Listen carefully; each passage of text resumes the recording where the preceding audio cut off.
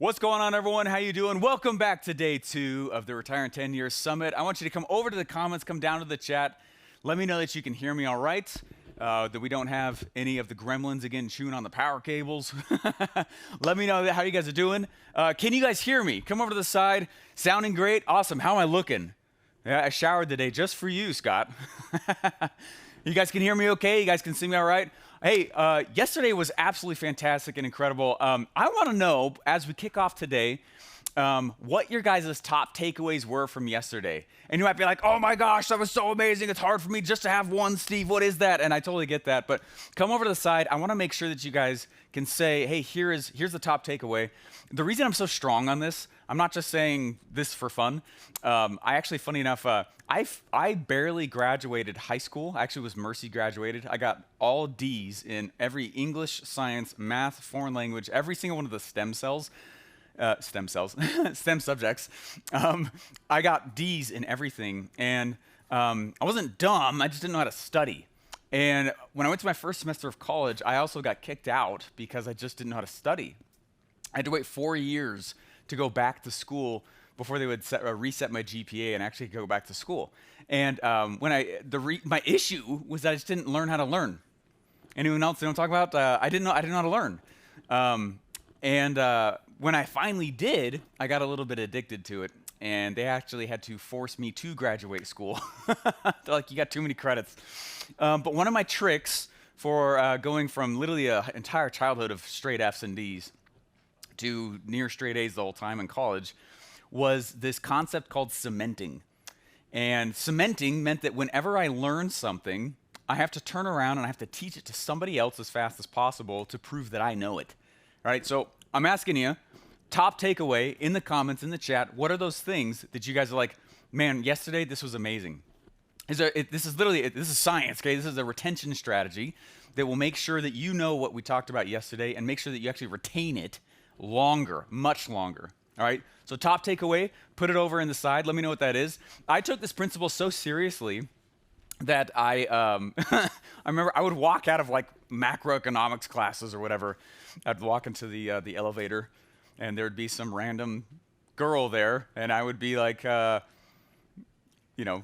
would close, and I'd be like, I got to teach someone something that I learned recently, otherwise I will forget it. Right? Sometimes I call the principle learn for two. I'm learning for me and for someone else. Learn for two. I got to cement this. So I was standing in the elevator, and I would literally just turn to the girl and be like, do you know the formula for GDP? I would just teach whoever I needed to, whatever I needed to, just to get it out so I knew that I knew it. And it was how I would cement. So let me know top takeaways. So we've got loud and clear. My takeaway was disobey average by being extraordinary. Absolutely. Some of the mindset things yesterday were just like world class. I mean, I was taking notes myself. I was like, that is incredible.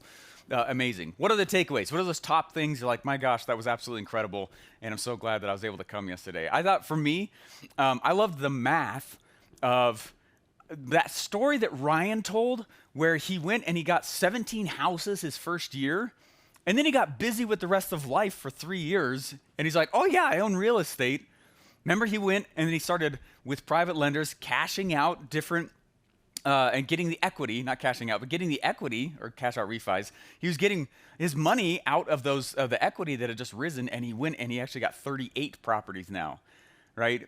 I was like, I literally went back last night home to my wife, and I was like, let's go. This is exciting. I was like, we can do that. Isn't it interesting that most of us, it's not that we want to be a millionaire, we want the lifestyles that a millionaire has, which means we need cash flow, not big bundles of money sitting in our bank accounts, right? So right over here, the economics history was really interesting too. Isn't that fascinating, Christine, to see how things are rising? And then he comes in, he's like, I'm going to switch the whole thing, I'm going to flip this. Now we're just going to use inflation to our advantage and get all this phantom money coming inside of our life. That's incredible. I love that. That was so amazing. Someone asked about recordings. Yeah, I think we got 500 gigs of stuff yesterday, so we're just compressing it and we're making it pretty for you guys. We'll get the replays out as fast as we possibly can. Cool. What other? Give me one more. What was your top takeaway from yesterday? You're like, man, that one concept, that one thing that'd be really, really helpful for me as I start my real estate and investing and really my passive income journey. I want to just say really cool how exciting it is as well. We hit number 1 in 3 different categories as bestsellers yesterday. How cool is that? That's up to you guys. Thank you so much. Give yourselves a round of applause for that. We had a huge, we all just cheered like crazy in the studio when we saw that. Number 1 in 3 different categories. So thank you so much for your trust. I know how much time, effort, and energy and literal experience has been poured into this book. So thank you so much. When it shows up, what I want to do is I want to encourage you to set aside just 20 minutes a day to sit down and just study the book and then spend the next 40 applying what you read. Don't just read it, do it, right?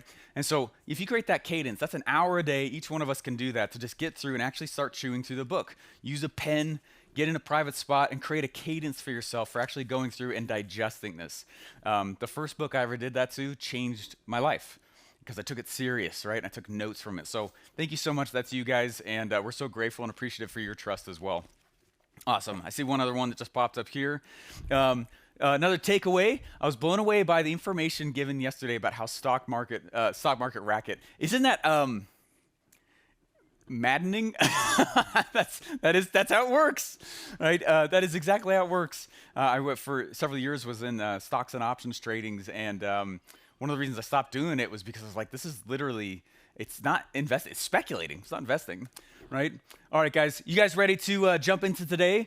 We're super excited for today. Before we actually jump into what we're going to, we actually have Robert Allen, who has an announcement he wants to come up and bring forward to you guys. So, guys, if you could, go ahead over to the comments. Tell me, give me Robert in the comments right there. We'll bring Robert up here, and we'll see what he's got for us as well. Ready for this?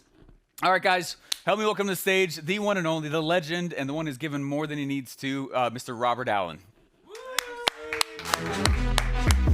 Thank you, Steve. Thank you so much. Thank you. Hey, everybody.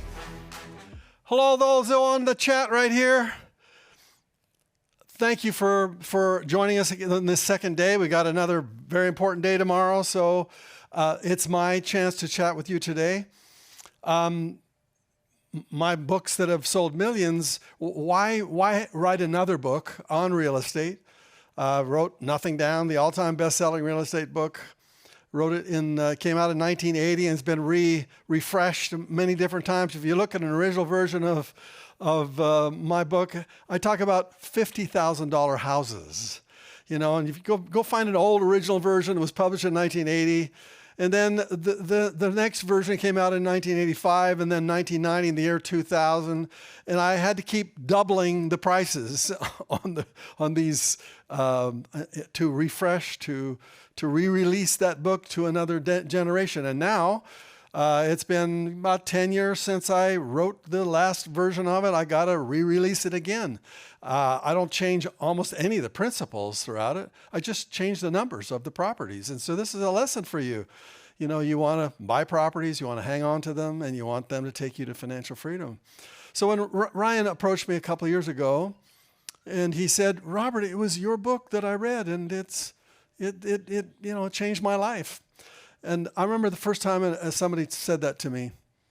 I had just published my book, Nothing Down, and I would go to a seminar and they would come up to me, and I was younger. I didn't really understand the influence that a book can have.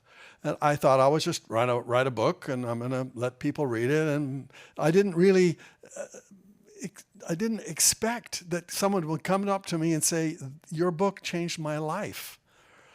I wasn't wise enough to really look that far in the future. And this was, almost 50 years ago now. And I've had tens of thousands of people say those words to me. And it's very profound. It's very, very profound. Now this book, the Retire in 10 Years book, the content about real estate is going to be different in here than you would read in Creating Wealth or in Nothing Down. Because back then we didn't have a lot of the things that we do today. So back then I'm thinking like an entrepreneur. Remember, I told you yesterday that 85% of the people are employee-minded and 15% are well, what are they minded? They're freedom oriented. That's what they really want. If you are an employee, you want security. You want that stream of income coming into you until you retire. You want to have your money put into a 401k. Hopefully it'll grow to $1 million or $2 million, by the time you get ready to retire. But entrepreneurs are very different. They want freedom, and they want to control. They want to do their own thing. They want to be the boss. They don't want to work for a boss. They want to be the boss. And so when I wrote those books, I was thinking in that way, because when I graduated from BYU with my master's in business administration, I was ready to go out in the corporate world and become an employee. Like my dad was an employee until he retired. He got his gold watch when he was 65. And that's the only experience I had seen. I had never seen anybody besides my father. My grandfather had died. He was an entrepreneur. He started the store in my little town of Raymond, Alberta, Canada, the Mercantile Store. And he was very wealthy and very, very entrepreneurial. But I'd never seen it because he died before I was born.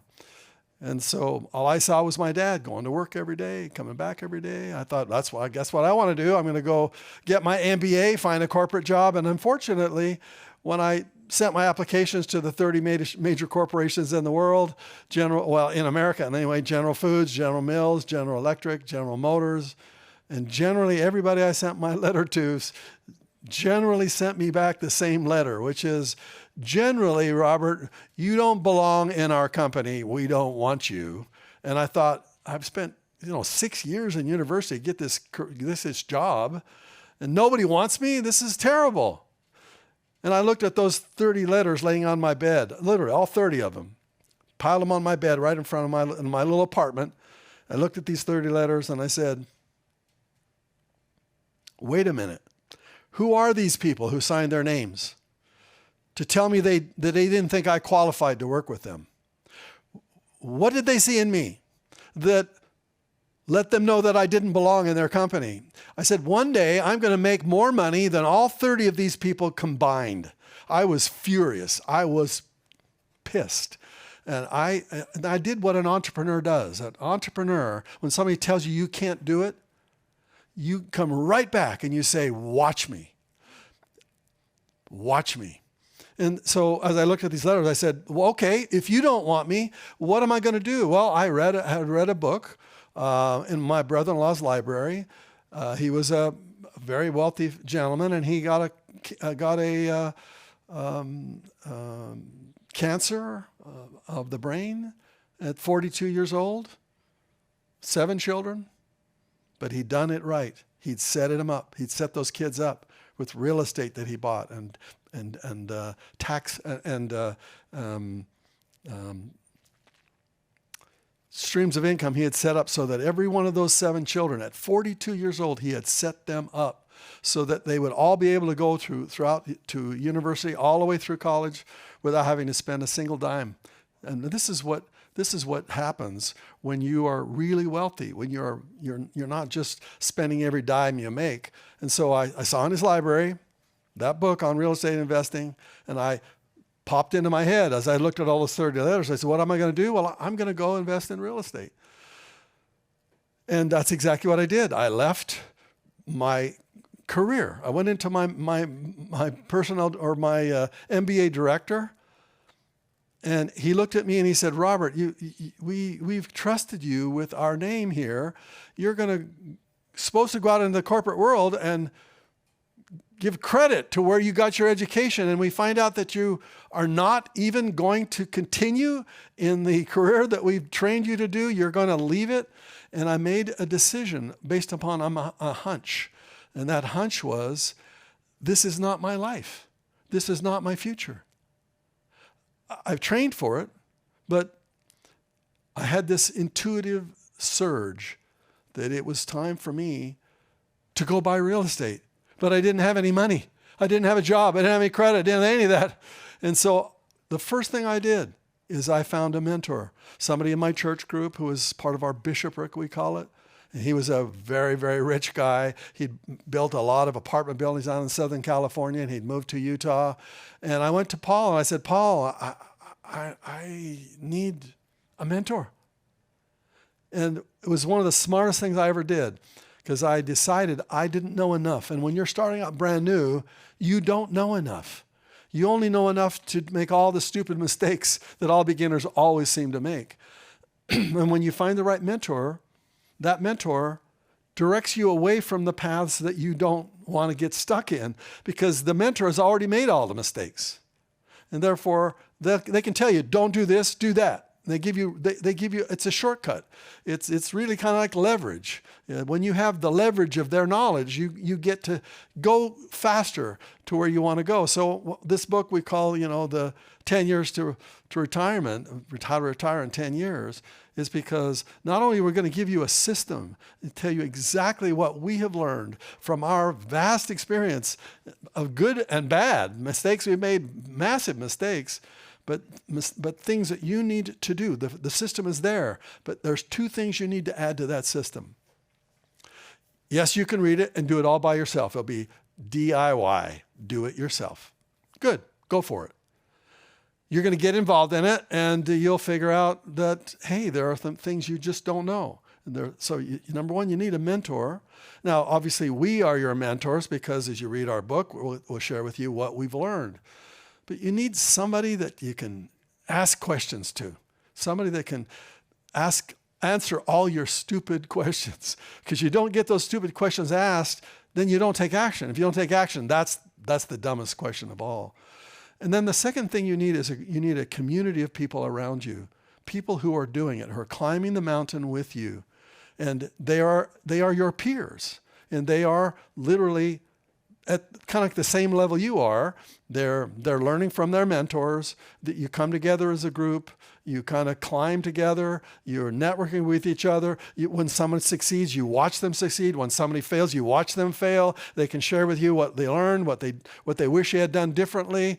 And therefore, you need a community where you can kind of climb that mountain together. Now, when I started and bought my first piece of real estate, the only person I had was my mentor. And I went to him and I said, should I buy this property I just found?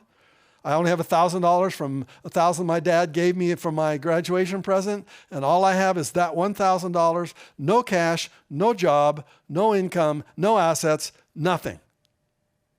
What should I do, Paul? And I showed him the property. And he advised me. He said, yeah, this is a good one. This one right here. Well, he could see, but I couldn't see it. I really didn't know if it was a good one or a bad one. He just said, the thing he said to me was, I'd rather see a crooked furrow than a field unplowed. How was that for great advice? In other words, all right, kid, go out there and get in, just get involved in it. And I turned around and flipped it. I sold it immediately and I turned my $1,000 into $6,000 in about 6 weeks. Yesterday I was saying on the stage that house cost me like $28,000. Today it's worth $500,000. I flipped it to get the cash because I didn't have any cash to live on. But I took that cash and I went and bought a 7-unit apartment building. And then I took the money from the selling of that to buy a 12-unit apartment building. And I parlayed that $1,000 into one property, 2, 3, 4, 5, eventually dozens of properties all around Provo, Utah, till I became a millionaire. It took me about 3 years to do that. Now, I was just 100% aggressive at this. And remember, I am an entrepreneur, making money in every possible way I can. And many of you are employees. You have a job. You are working at a job maybe you enjoy. And so what we're teaching you here is on the side, without you having to go and manage and fix up and take care of a property. You set it up so that it's passive investing. And Ryan's going to go real deep on that here with you today. So for me, when I made my first $1 million, it was because I took a huge risk. And my risk was based on my intuition. My intuition said, it's time to do real estate now. It's time for you to buy property now. Don't go to the corporate world. Don't do that. You have done that. Most of you, 85% of you, are employees. Some of you are entrepreneurs, and therefore you want to do this full time and go at it. But most people are going to do what we teach here in this book part time. You're going to do it on the side. It's going to be your side hustle. But if you're finding and fixing up these properties by yourself, managing them by yourself, you get into trouble. And so when Ryan shared with me his story of taking the book that I wrote, Creating Wealth, following this simple plan I put in there, buy 2 houses a year for 10 years, he said, this is my plan. This is what I'm going to do. And as he shared with you yesterday, bought his first 3 properties, and they almost killed him because he was doing it the way I recommended for entrepreneurs. Most of my books are written for that 15% of the world who really wants to make serious money. You know, my book, 1 Minute Millionaire, my book, Creating Wealth, my book, Multiple Streams of Income, Cash in a Flash. All these books are generally primarily focused towards the entrepreneur who is willing to take a lot of risks, willing to go all in most of the time. But this book is kind of shifted. It's basically, this is a book for everybody, for anybody, whether you're an entrepreneur or whether you're an employee-minded person. And we wrote it basically for a person who has a pretty stable career, a corporate career. They're making good money. They maybe enjoy their career. They enjoy doing it. But they know, they've kind of had this sense that the stock market, all the 401k money is not going to take them where they want to go. They kind of sense the same intuitive surge I had when I realized I wasn't going to work at a corporate job, that I needed to go into the real estate world. Their intuitive sense is they're not going to achieve financial retirement successfully if they continue to do it the way they've been doing it. And as Ryan shared his story with you yesterday, he had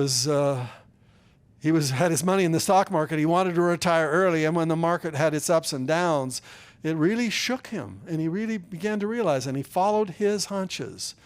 And what he did was really gutsy.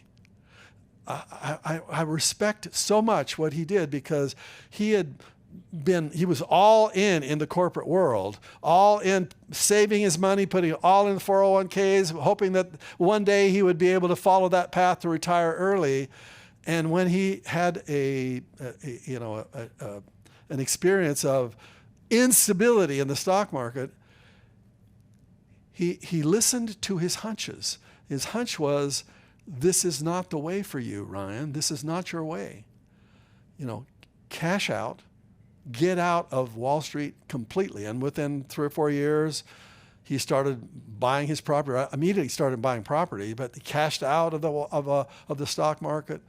And that, can you imagine the guts that took to pay the penalties, like he was saying yesterday, to pay the ransom to get his money back, the penalties he had to pay, and to be able to take that cash out, a limited amount of cash because the amount he had lost, plus the penalties, the ransom he had to pay to get his money back in his hands, and now to take that and go put it into real estate, and then to have put it into real estate and have those 2 or 3 properties at first, wasn't done very well. So as he was explaining to me when we met a couple years ago, he says, this is my system. This is the way I have tweaked what you wrote in Creating Wealth and all the other books I've read of yours. He says, I've created my own way of doing real estate. And so this book you're going to get, and today we're going to go into depth into 3 gears of what we call a passive income machine. Gear number 1 is mindset. It's for you to become the owner of your wealth, for you never to delegate it to anybody else, ever. You're responsible for it. Number 2, the vault. Now, when Ryan explained the vault to me, I bought into all the lies that are all there in the world about wealth in all kinds of ways. What's a vault? A vault is, as he explained yesterday to you, and he's going to go deeper in that today. When he first explained it to me, first of all, I thought, that's crazy. Not going to do that. Not smart. Don't want to talk about that, because obviously the best insurance you can get is term insurance. Why? Because it's cheaper. Because guess who has promulgated the lie about put it into term and then invest the difference? Where do they want you to invest the difference? They want you to put it in the stock market. So yeah, the lie is out there for everyone buys into it, and I bought into it. I didn't get any whole life insurance in my life. Of course, there wasn't a vault back when I started, but I didn't get any whole life insurance. Why? Because that's stupid. Today, it's going to be the exact opposite of what I believed. Like I said, a lot of things we're teaching here in this book are the exact opposite of what I've taught for many, many, many years. And when it comes to insurance, getting a vault, getting a whole life insurance policy, buying one that gives you the maximum amount of cash value and the minimum amount of death benefit, is that just seems like ridiculous, like it's upside down. And the entire insurance industry, they don't even know about these kind of vaults. It's very secret.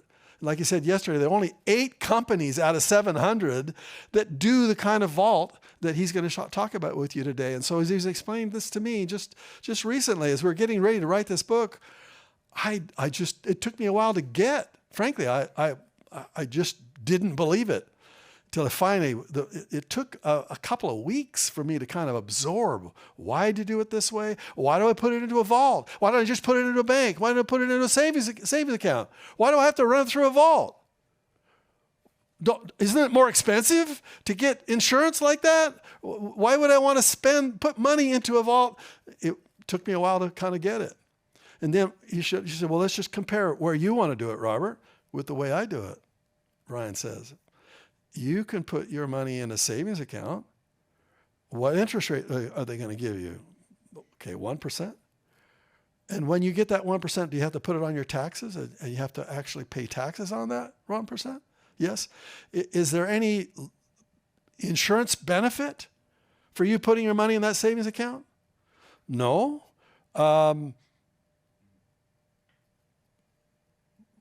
Let's compare it to the vault. I put that money into the vault.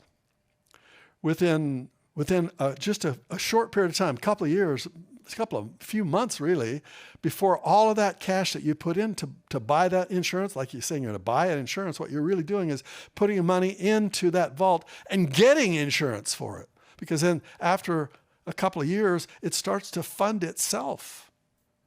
So it becomes self-funding insurance. It's crazy. So you get the insurance, but then you get the interest rate. You get 4 or 5% interest. It's like 4 or 5 times more than a savings account. You get all the tax-free benefits from it, and you get to borrow it out to use it in anything else you want to borrow it out for. Now, I've got a home. We bought the home, 5 years ago, just before COVID, launched into it. Home has almost tripled in value since then. I wanted to get a little line of credit just for fun to finish up the house. It was paid for, except we put a little line of credit on. It was free and clear. And we put a line of credit to be able to just finish up a few things that we're fixing on the house around it. Do you know how many hoops we had to jump through to get a line of credit on a free and clear house with my income and my reputation? I had to have somebody sitting across from me, some banker who earns 1/10 of what I earn, telling me whether I qualify to get some stupid. I was so frustrated by that. And now, if I had just done it slightly differently and put it into the vault, does the insurance company even ask you about your credit rating? It's when you want your money, you just get it. And so having a place where I can have higher rate of return, total protection, and insurance benefit in addition to that, and immediate access to that cash without having to ask permission from anybody. Hey, the vault is it. And you need, and that's just, I'm teaching you right there, just the little tiny few pieces of how powerful the vault is. So that's the middle piece. As Ryan was telling me that, well, it's time to buy your 2 houses now, 2 houses a year. He's saying, this is what I'm teaching my people. My 1,000 people are doing this right now. And Ryan himself has been responsible for thousands of single family homes have been purchased as a result of that one guy, this one guy. Now, he says to his clients, and his main clientele usually has pretty good income, maybe some money that's saved up. He says to them, we want cash flow. And therefore, you're going to put 20% down. You're going to go do just the exact opposite of what Robert teaches. I don't want anybody to put 20% down. I want nothing down. Why nothing down? Well, because it's little less risky, because you're not risking a lot of your own money. I just like to buy properties with nothing down, and I've done that my entire life. And Ryan comes along and says, no, we don't do it your way, Robert. Just the exact opposite of what I've been teaching. And he says, we need cash flow. And therefore, you are going to put a down payment. You're going to make that payment, at least an 80% loan. And we're going to buy that property outside. We're going to buy it wherever the numbers work, which is the exact opposite of what I've been teaching. I said, never buy a property outside of your own 50-mile radius of your own house. Never. Why? Because you need to be able to go look at those properties. If something goes wrong, you got to go fix the toilet, which is exactly the opposite. What Ryan says, never fix a toilet, never rent a property, never do any of that stuff. It's got to be totally passive. And so as he's trying to tell me to write this book with him, and we're literally writing it together, he shows me a chapter, I share a chapter with him, and I have to literally twist the thing I've been teaching for 50 years and twist it into a new way of seeing the way real estate needs to work. Because I was always an equity guy, not a cash flow guy. I was always saying, let's go get lots of equity. Let's build our equity. The first time when I wanted to become a millionaire, you know what I did? I tracked my equity. Like all these stock market people track their equity. I said, I bought one house, I have $30,000 in equity. I bought two houses, I have $60,000. I bought a 12-unit apartment building, I have $100,000 in equity. I tracked my equity until I became a millionaire.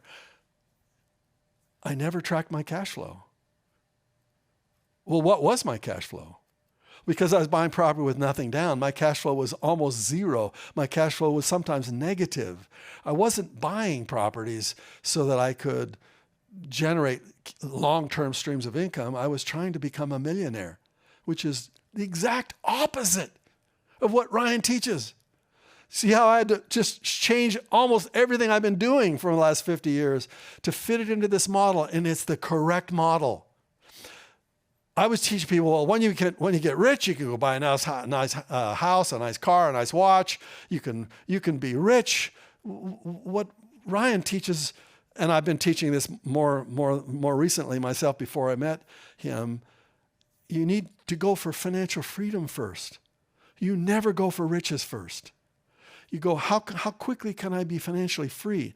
So when I wake up in the morning, all my bills are paid. House is paid, free and clear. No loan, no debt, zero. How quickly can you get there? You know what I would tell people? I would tell them that you want to get a nice car, go get it. Is that what I did when I started making money from my royalties from Simon & Schuster? I bought a big house. I bought a big car. I did just the exact opposite. And if I could rewind my life to the beginning of my career in 1980, I would do everything that Ryan teaches here today, everything. And if I had done what he taught, what he teaches here today, by the way, I did very well financially. I'm not saying that I didn't get to my millions, but what I'm trying to say is if I had done what Ryan teaches, and now what he and I are now teaching in this book, I would have made so many less mistakes. I would be 100 times richer. 100 times. Because I made a lot of stupid mistakes along the way as well. Buying properties I shouldn't have bought. I won't go into those details except to tell you, this is what I want my grandchildren to read. My great-great-great-grandchildren. Do I have any grandchildren yet? No, and if my sons are watching and my daughter's watching, that might be a hint for you. But this is what I want to teach my family. And you are now my family. And so I want to share with you that this book contains the entire system, exactly what you need to do to get tax-free money. How is it? How can it be tax-free? Is there something illegal about that? Yesterday we were talking about a story of Donald Trump debating with Hillary Clinton, and she accused him of not paying any taxes. It wasn't anything he'd done that was illegal. It was all in the tax code. He says, that's because I'm smart. That was his response back to her. Yeah, that's why I'm so smart. And what we're teaching you in this book is how can you actually live on money that isn't taxed? Well, so one of the secrets of that, and there are many secrets to it, but how does Jeff Bezos live tax-free? Well, he just borrows against his stock. And when you borrow money against your stock, is it taxable? Well, if you have a credit card and you get a new credit card with $10,000 on it and you spend the $10,000, do you have to report it to the IRS? You got debt on your credit card. Is it taxable? Of course not. It's not income. It's debt. So what if you had an asset that increased in value and you could harvest that equity, live on that equity for 5 years, and then harvest it again, pay off the other loan, harvest it again. Harvest meaning the crop is money that doesn't have a tax consequence. Let me take your life right now. What if you didn't have to pay taxes at all? What if you took your job income in, you lived on it, but there was no 10%, 15%, 20%, 30%? If you're really rich, 39%? What if that number was zero? Would your lifestyle be better?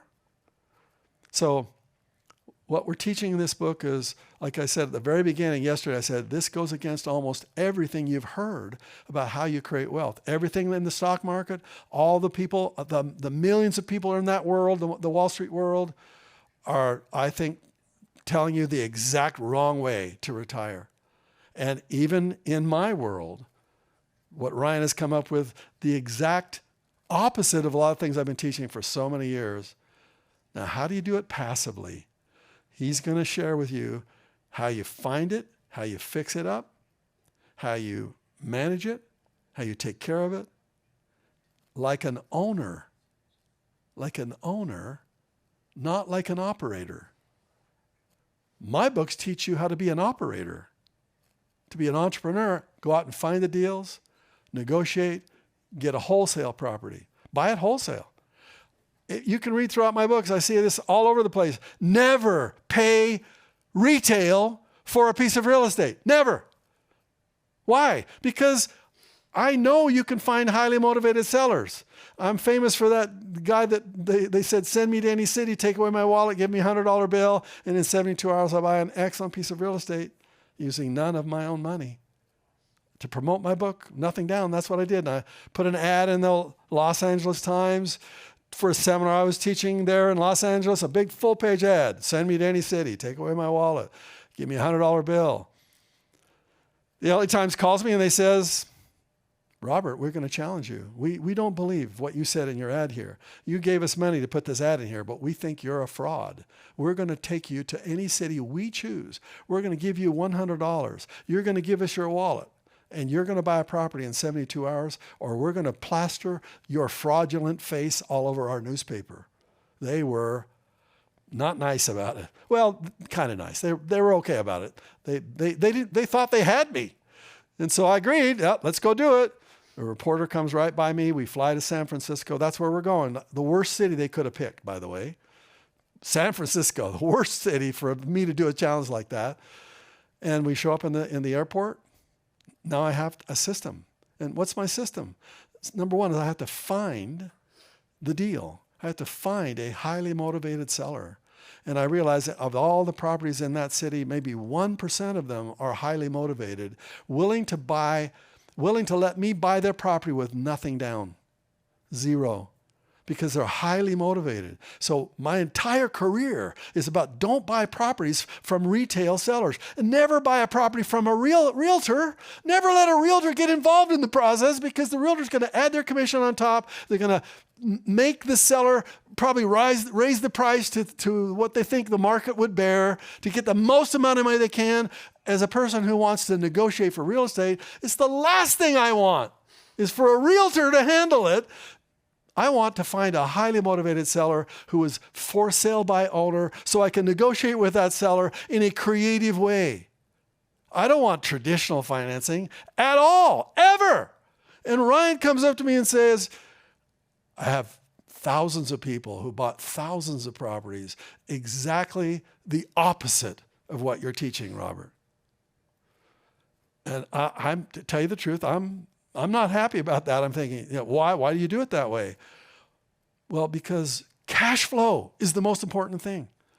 And if you're buying property with nothing down, the cash flows are almost zero. Even no matter where you buy them, anywhere in the United States, it's hard to get cash flow when you're buying it creatively where the seller's carrying all the financing and it's 100% mortgage, right?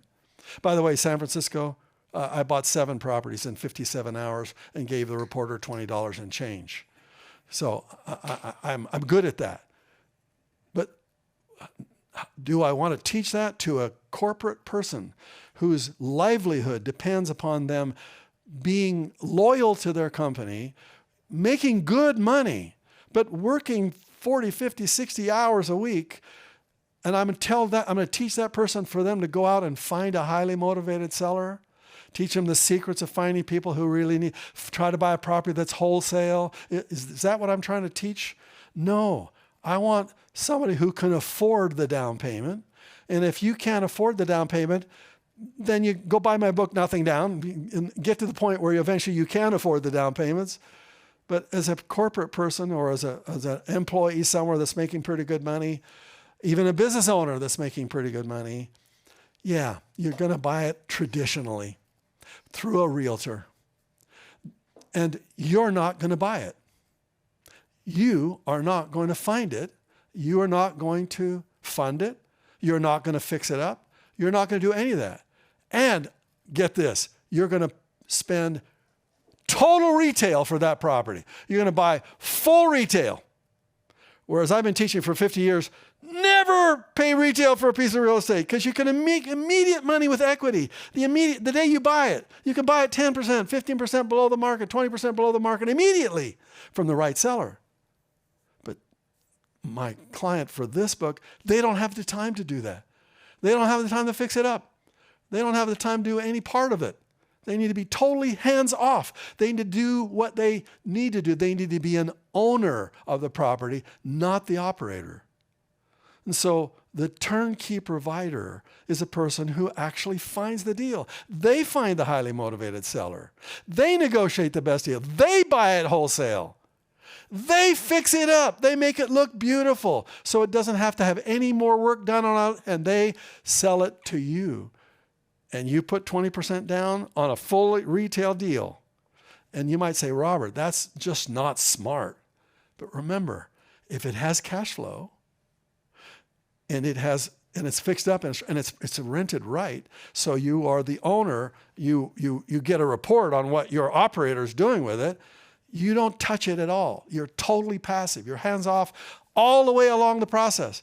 And as that property increases in value, because inflation, you might say, well, will property values ever go down again like they did in 2008? Is all supply and demand, and so that was the point when people were flooding into the market in 2008 and the demand was enormous and the supply was limited. And so, yeah, prices are going to go up until demand is stopped, because when the interest rates go up, demand stops. It was a horror show for most people in 2008. But that, is that going to happen again? If your property is cash flowing, why do you care? Why do you care what the equity is? For 10 years, if it goes up in value, great. And of course, we expect it will because of inflation. But then 5 years from now, you get to harvest it. You harvest that equity. You get brand new loans. You pay off the old loans. You start all over again in the equity buildup, which might seem kind of crazy because don't you want to pay your loan off?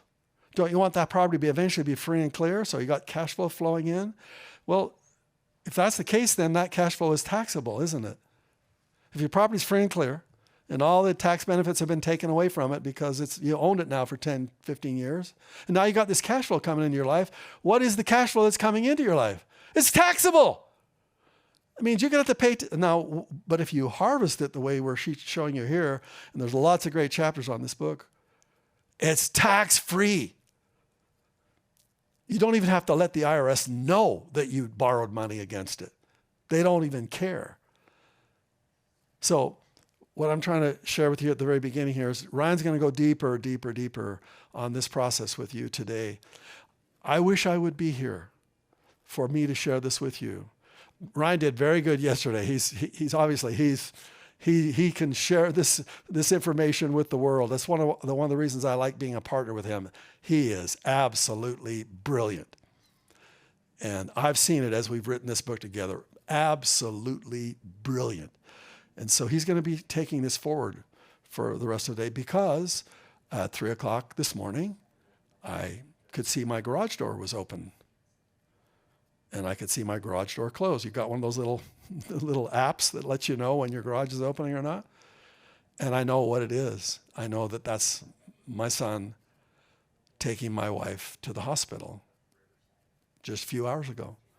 She'd had a very serious kidney operation just a couple of weeks ago, and she thought she was going to be okay. But yesterday she had chills, she had hot flashes, she had massive pain. She was in serious problem. We talked last night. We thought she could make it through the night if the antibiotics worked. But at 3 o'clock this morning, we found out that, nope, it wasn't good enough. So she's in an ambulance on the way to the hospital just an hour ago. I made arrangements to catch my plane, so I had an hour here where I could talk to you. And I want to just share with you what financial freedom means when when emergencies happen in your life. It's not just the life insurance that you get in the vault that's so powerful, because one day you will not survive. One day you move to the next world, and I do believe there is the next world. But this world, well, I don't want the life insurance. I want to live as long as I possibly can. What I want is real life insurance. That means the life insurance so I can live my life. Is what life insurance really is death insurance. It's not life insurance. You're going to buy the insurance for when you die. Well, I want to live, right? And so the other part, the flip side of the insurance thing is I want to be free so I have the insurance. When something goes wrong, my cash flow flows in so that I can decide what I want to do that day. And at 3 o'clock this morning, I decided I could not continue to teach you today and tomorrow. I needed to go to my wife. Now, the reason that we've been married for 48 years is not because she's beautiful, and she is. It's not because she's brilliant. She's so much smarter than I am. It's crazy. It's not because it's a person I committed to for 48 years ago.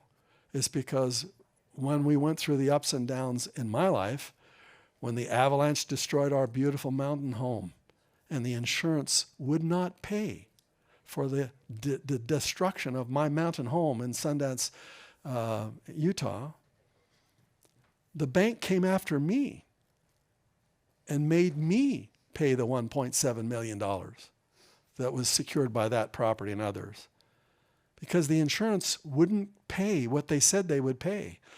And therefore, this we had to finally sue. We got a little bit of it, but by that time, it drove me to bankruptcy. You know, you have an avalanche that destroys your mountain home.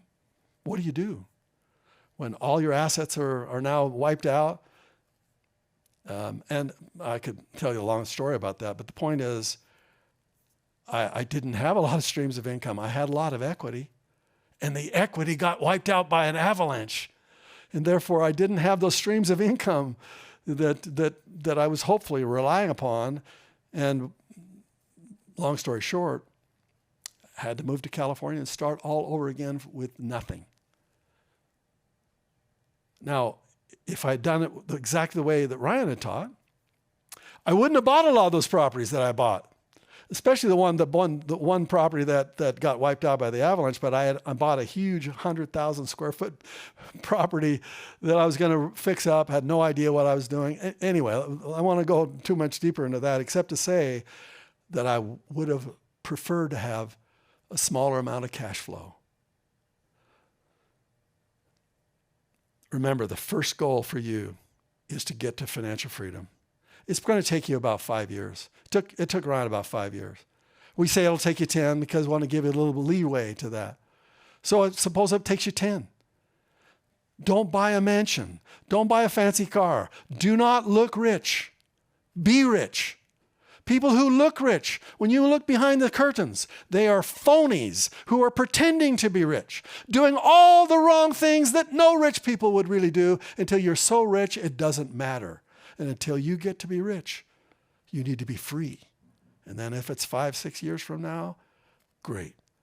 Then you can harvest your properties and get another 17 properties. And then another 5 years later, you can get some more. Eventually, you can create cash flows that will take your breath away, but it'll be cash flow, not equity. And your first goal we're trying to teach you here is let's retire so you can do what you want to do. And today, right now, I'm retiring from this seminar. And I'm going to go. In a few hours, I'll be at the hospital bed with this woman who has been with me for 48 years and been through all the ups and all the downs. And all the downs, most of them were my stupid business mistakes. And even in the downs, she was still with me. She still said, "Go for it, Bob. I'm on your side."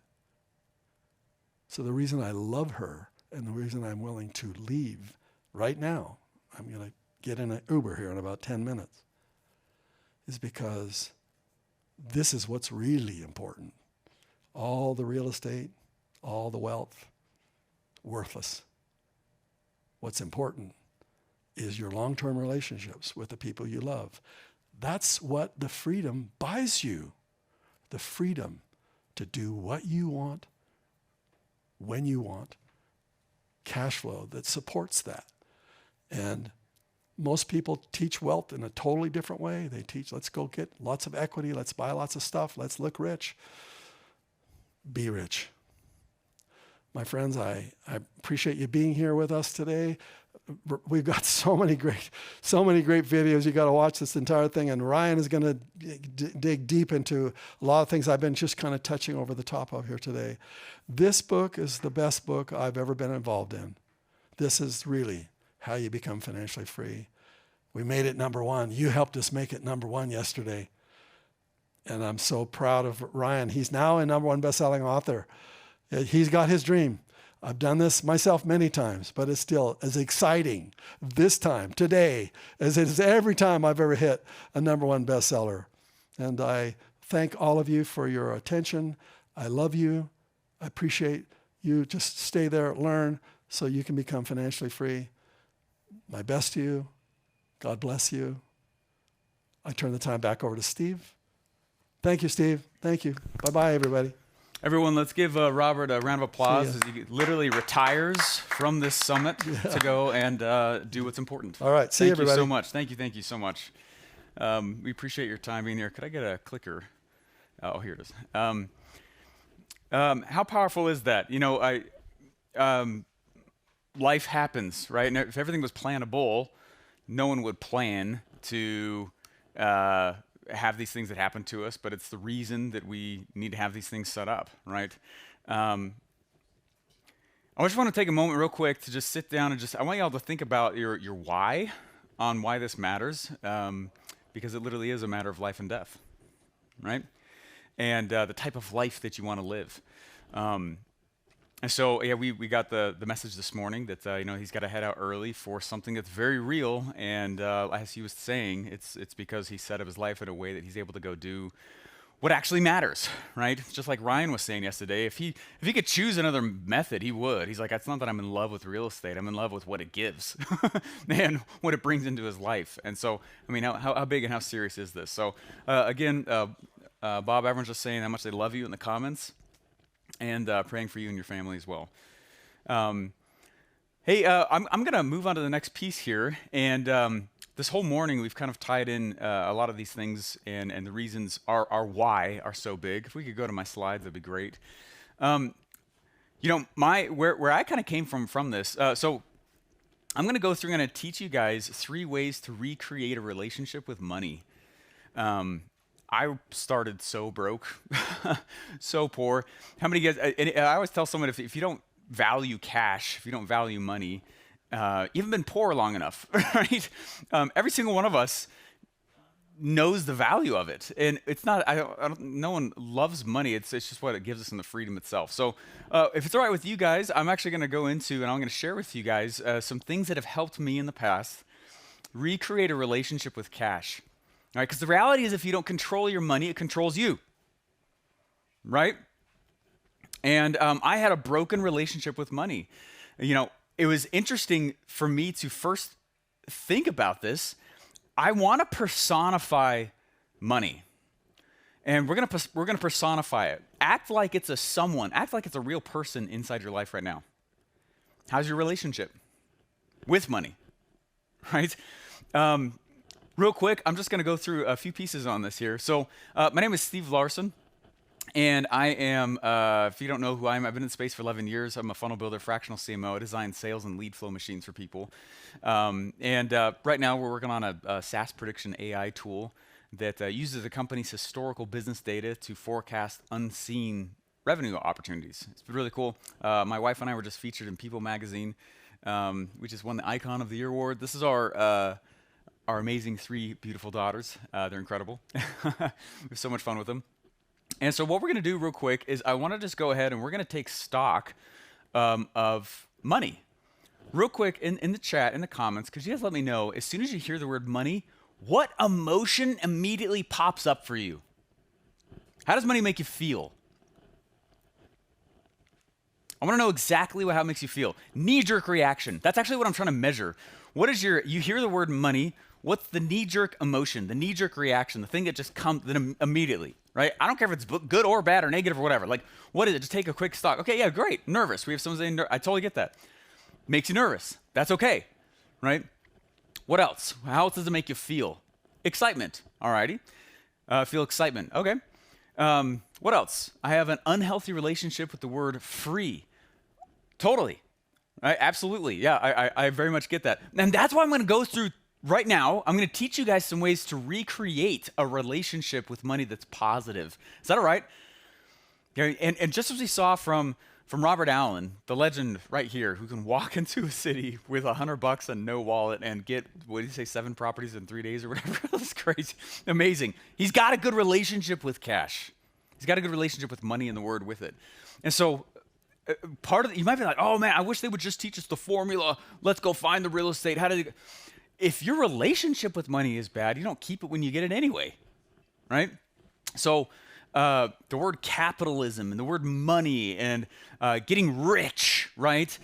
Freedom, right? Those can be things that are very triggering. And we have found after years of doing this that even if you do get the property and even if you do start getting your vault and everything that we're talking about, what's the chance that your relationship with it is good and you start to kind of, neglect it as if it was like an actual human being? So we need to create a positive relationship with cash or we just won't get it and it won't stick when you get it, right? I can't achieve my dreams without having enough money, and I don't have enough of it. Yeah, interesting, right? So that's what we're going to do. That's what we're going to do when we go through right now, if that's all right with you guys. I'm going to go through and share with you guys. We need to get just honest about this. And it's funny, man, you don't really learn much about money in school, and then a lot of us just are running off the default setting of whatever money was for us as a kid, right? We take that patterning. Do you know that when you're born, you have like 4 billion neurons and none of them are connected? That's why a baby can't move, right? And they're just like, wah, right? Everyone touch your head right now. You can do that because your neurons connected. By the age of 3, 80% of your neurons have been connected and wired. And so you literally wired your head. And it's funny, we don't really have conscious memory before the age of 2 or 3, right? And so there is actual, literal, science-backed, non-woo-woo programming about money that most of us have to go back and literally rewire so that it doesn't be controlling us. All right, why is it that some people have seemingly all the money in the world while others are consistently broke? Right? Why is that? Isn't that not an important question? Isn't that one we should have studied in school? So my entire goal here is to give you guys something new to believe about money, right? And the reason is because thoughts are tangible, and how you think about money eventually becomes your reality. How you think about money becomes your reality. All right, and you might be like, oh my gosh, I see the proof of that in my life right now. And that's part of what I'm trying to do with you guys right here during this session. Okay, so is that all right? I'm gonna walk through 3 ways to recreate a 7-figure relationship with cash. Is that all right? Mind if we zoom out just a little bit? That'd be great. Oh, hey, there we go. Cutting me off with the legs. Very cool. All right, hey, so here's what I'm gonna do is I'm gonna go through and I'm gonna share with you guys, because there's stuff that just shows up in life. And my guess is that we've all been through those, we've all experienced those. And I wanna bust some of these money myths. Otherwise, it's kind of impossible to go after what we were talking about and why it matters so much. So number 1, all right, take notes as we go through this as well. Let me tell you a quick story though. I actually started super broke, super broke. I was actually negative cash flow. I was literally living on loans when I was in school. I was married to my ex-wife only 3 weeks in, and I could not feed us. Right? The college that I went to, the jobs were literally $3.50 an hour. That's what they paid. Because there's so many students, they just got whatever student was willing to do it, right? I couldn't work 4 of those jobs full-time and be in school and make it. And so I'm the oldest of 6 kids. I worked a lot of labor jobs, like I said. My dad grew up on a farm. He was the first in his family to go off to college and try to go be professional, all that. And as I got into school, like living bare bones, man, my rent and everything, I had $1,100 in my, I had $1,100 total in my pocket.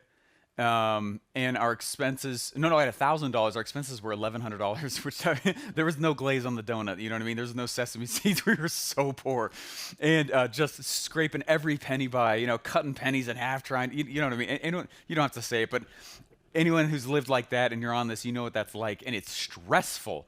Holy smokes!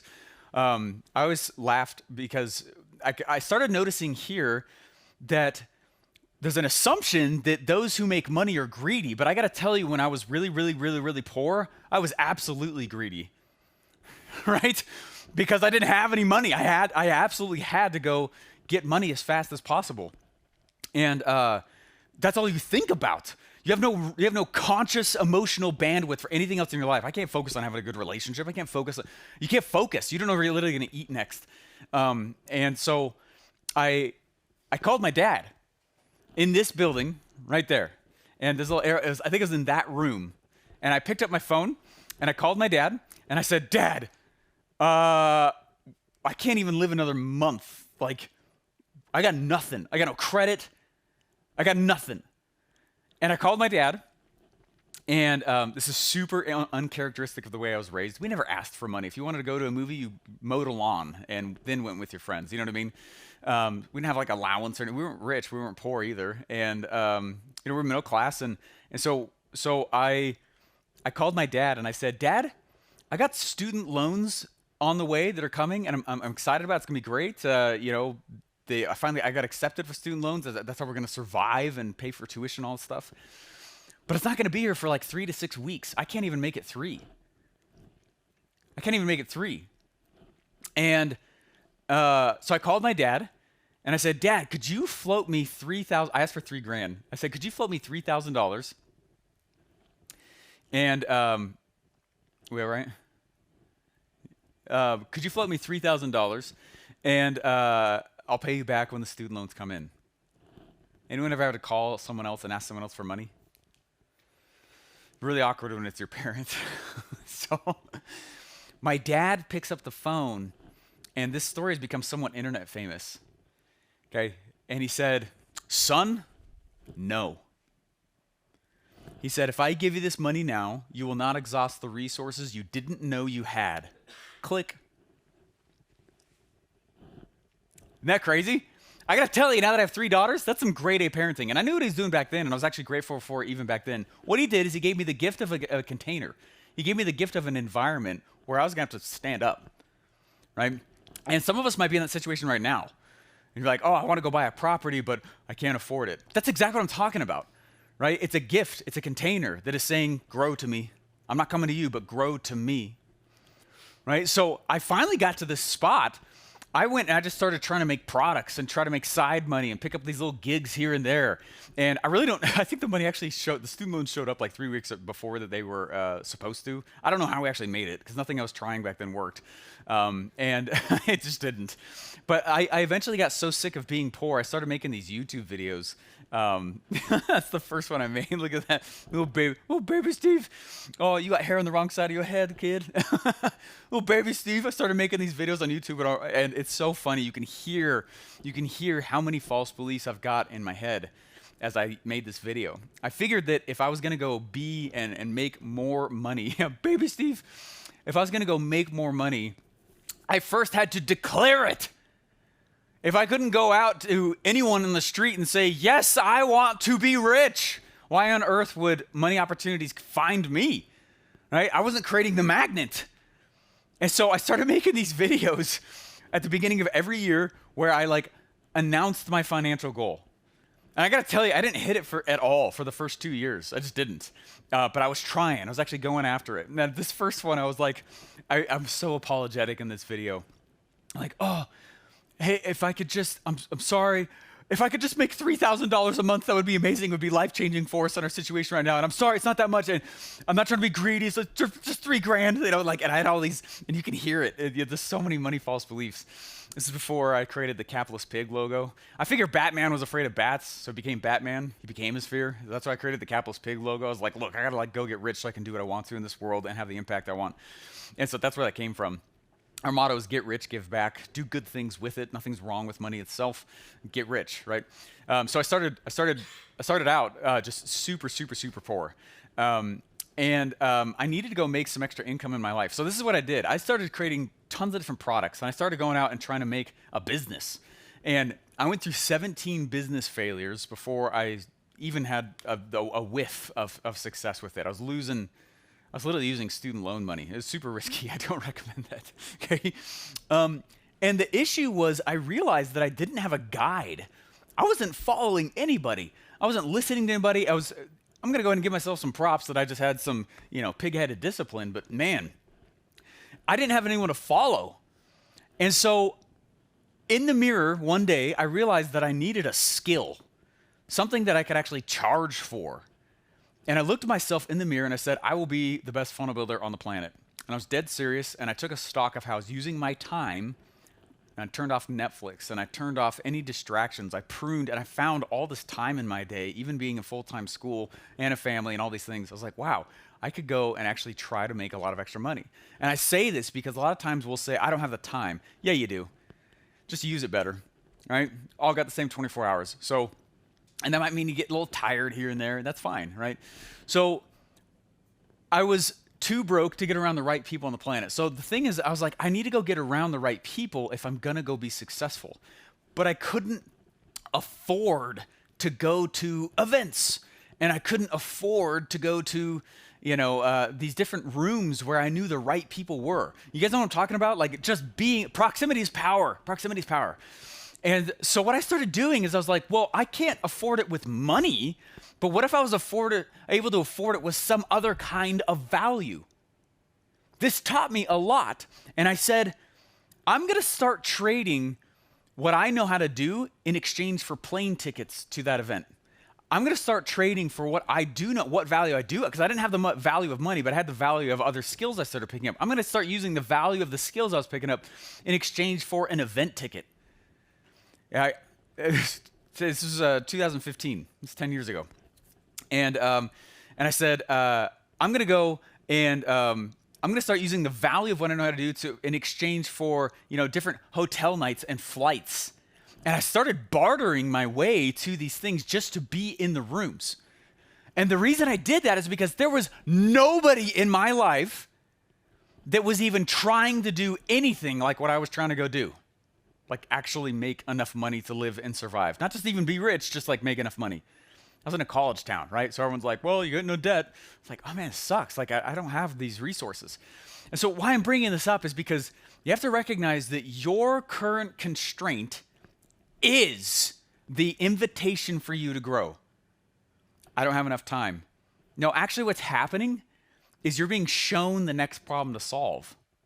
How could I make more time? I don't have the resources.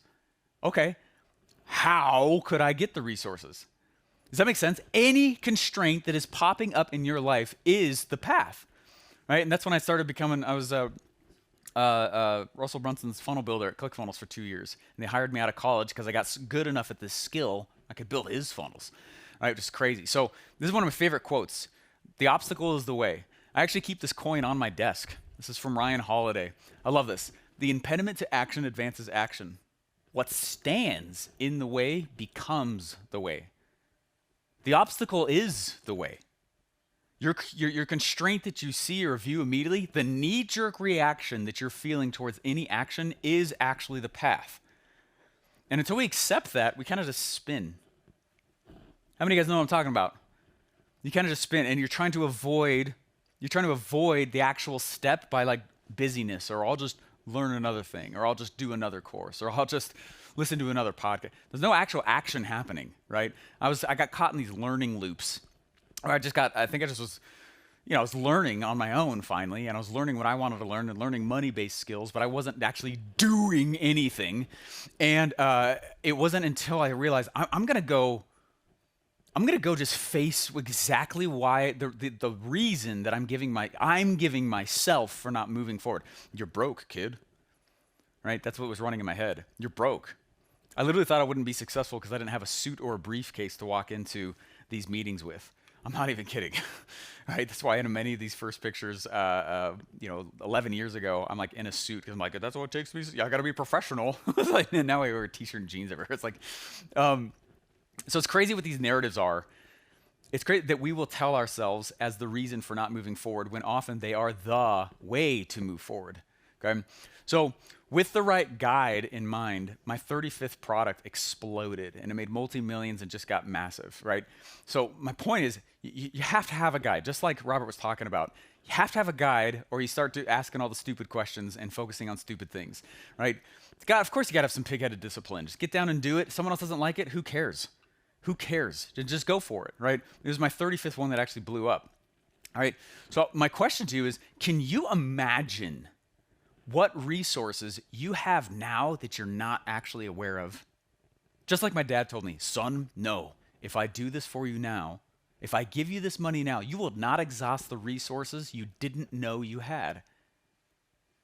You're in that same spot, right?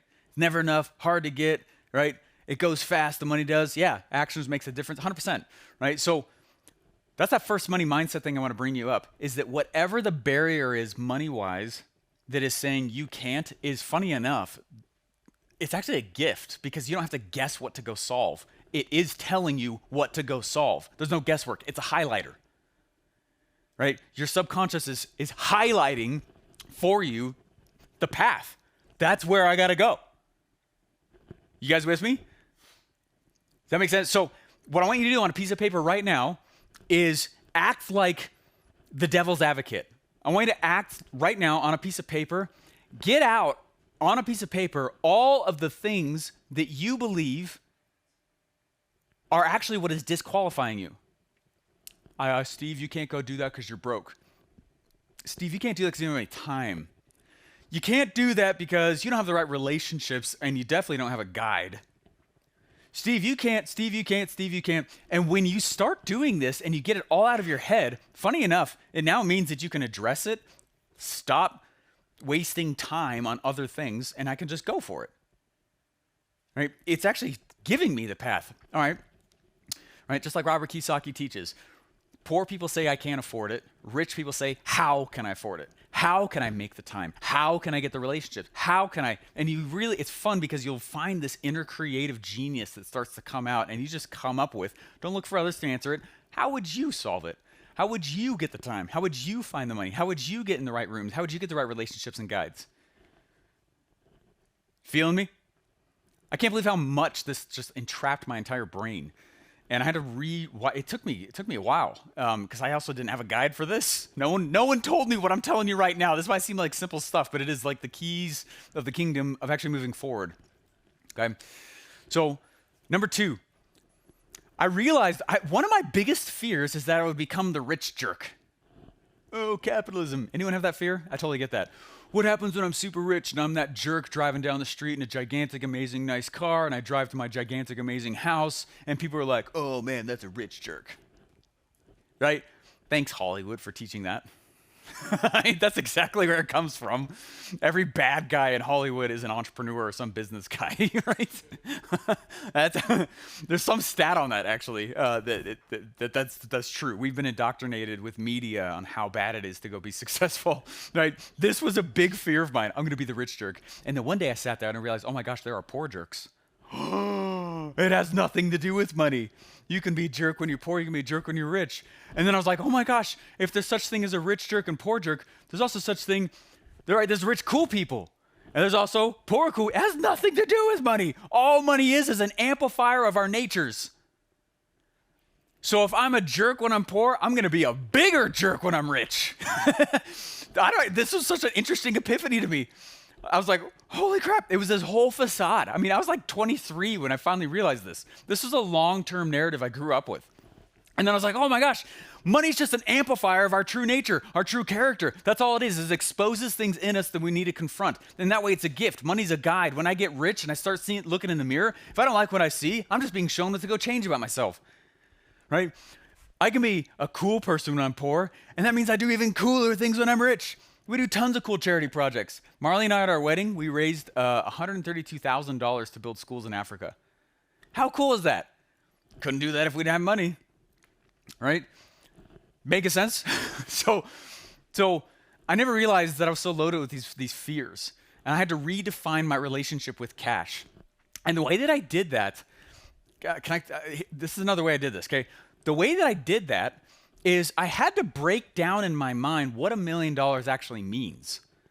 Because I was building it up to be this huge thing in my mind. $1 million, right? That's really how I thought about it. It was this insurmountable, unattainable, huge number. And because it was that big, how on earth, I'm pushing it away from me, right? So I literally broke it down and I was like, wait a second.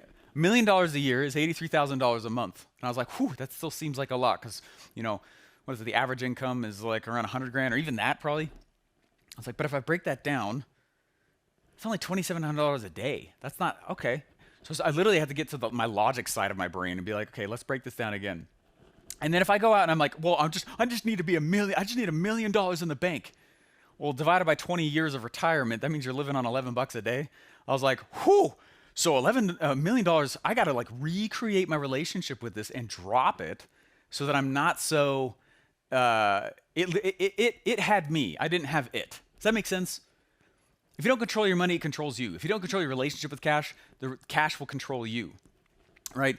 And so I sat down, I was like, wow, $1 million is really not that much money. And I know that some people are like, wow, he just said $1 million is not a lot of money. And I get that. There was a guide that I had, though, that luckily popped up in my life, and this is what he said. Okay, he said, Steve, if you keep making $1 million this massive number in your head, you're never actually going to earn it because you're silently pushing it away. It's so big, it's unattainable. That's what my subconscious was out there saying, right? He said, you need to make $1 million smaller in your head. Not that it's not a lot of money, but don't make it this thing that's like, wow, incredibly elusive task. Like, if I just had $1 million in the bank, I could do what I want. That's not true. Ryan just showed you that yesterday. We don't want $1 million. We want the lifestyle that $1 million of cash flow can bring in our lives. That's way more easy to attain, by the way, than $1 million sitting in a bank. And so some things that we will have people do is literally write down this phrase. And this is past students of mine that we do this with to help break it, which is that I have them write down and they keep on a piece of paper near them the phrase that says, money comes easily, frequently, and abundantly when I learn to ask for it. So myth, let's rewire the noggin. Money is evil, but necessary in this life. That's a myth. The truth is that money is a resource for speed and options. Myth, money is hard to make. No, money comes from the value you create. It's pretty valuable to give someone a place to live. Spending money is bad. I remember I had to really get over this one personally. I'm like, no, that's not true at all. It's good to spend money to collapse time. That's all money is stored energy. And when I can have the money to go spend, I can collapse time. Okay? Anything that costs money is bad. Oh my gosh, someone wants to go in and charge me for that? Can you believe they want to charge me? Actually, if you think about it, opportunity cost is the greatest cost of all. That's the largest cost. You literally don't have the same opportunities when you're broke. Myth, money takes from people. That's not true. Money creates leverage for the buyer, not just the seller. Why would I go buy something that doesn't give me leverage? Thank you, grocery stores. Now I don't have to go learn how to be on a farm. It creates leverage for the buyer, whatever product. Does that make sense? So we were in an Uber, and someone was pulling us up to our studio here, and it says pursuit of profit across the top, and the guy scoffed. He was like, those guys are probably rich and snobby. And it's our studio. And so my wife leaned forward and she goes, do you not want to get paid for driving us here? Right? Like, no. You want to get paid? If money's so evil, turn down your next paycheck. Okay. So this is why we created the capitalist pig mentality, which is that we are unapologetically getting rich for the sake of enriching our lives and actively giving back. Nothing wrong with money, right? It's up to the user. Money is power. I was teaching this to my daughters while we were driving down. I said, look, capitalism and money is like a car. I can be an idiot and not follow any rules on the road and be very destructive. And there are people that do that. But that doesn't mean I'm going to just not use a car, right?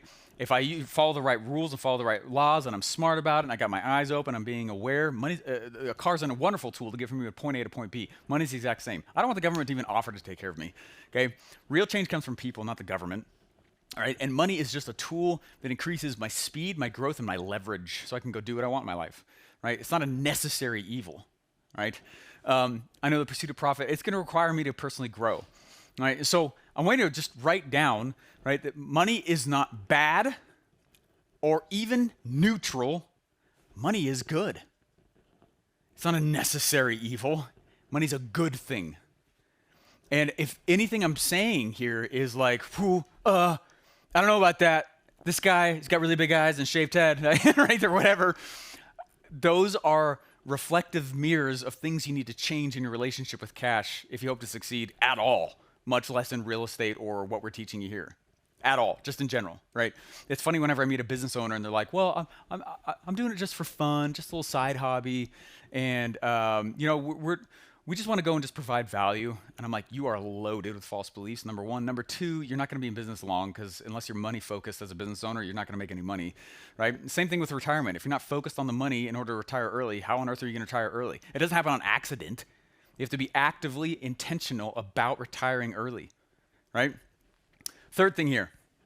Is this helpful? Is this helpful? Come let me know if this is helpful. Money's a tool. A gun is a tool. A prenup is a tool. Chainsaws is a tool. A loan is a tool. It's how you use it that makes it good or bad. Yeah, it's up to the user. It has nothing to do. Money's an inanimate object. It literally is cotton. Okay?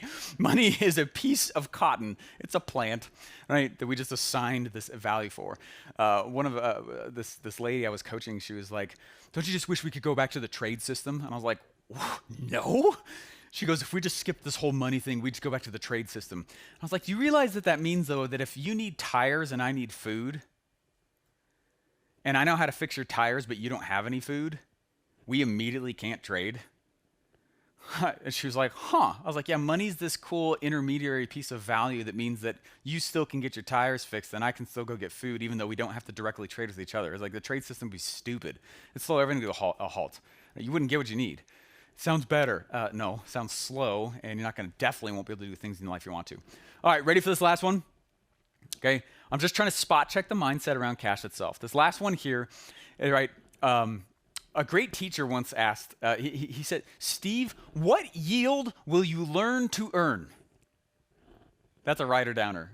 What yield will you learn to earn? So check out this formula. And this is just for I know, I spent a lot of time researching these numbers, and I know that there's, I made them very general, okay? They're kind of umbrella numbers here, okay? Check this out, though. Figure out how much money you want to put into an account every month. How long are you going to leave it there? What yield will it earn? And What total do you want? So let's just say, for the sake of an example here, let's say that you're like, I'm going to save and put $400 a month into an account for 10 years, right? We'll figure out whatever yield we want to be able to have $1 million. $1 million, right? Okay.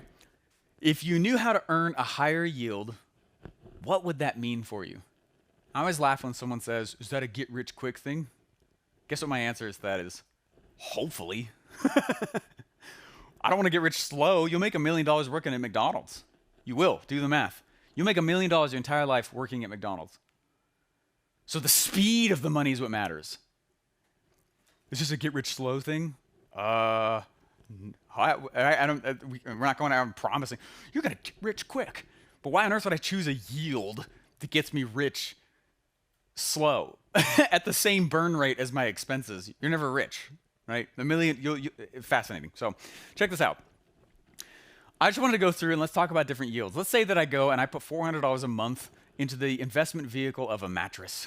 And I'm putting it under my mattress, man. No yield. We're not even talking inflation and how much that's chewing into the money here, right? And at the end, I'm gonna have $48,000. Woo! In 10 years, I'm gonna have $48,000 saved up. All right.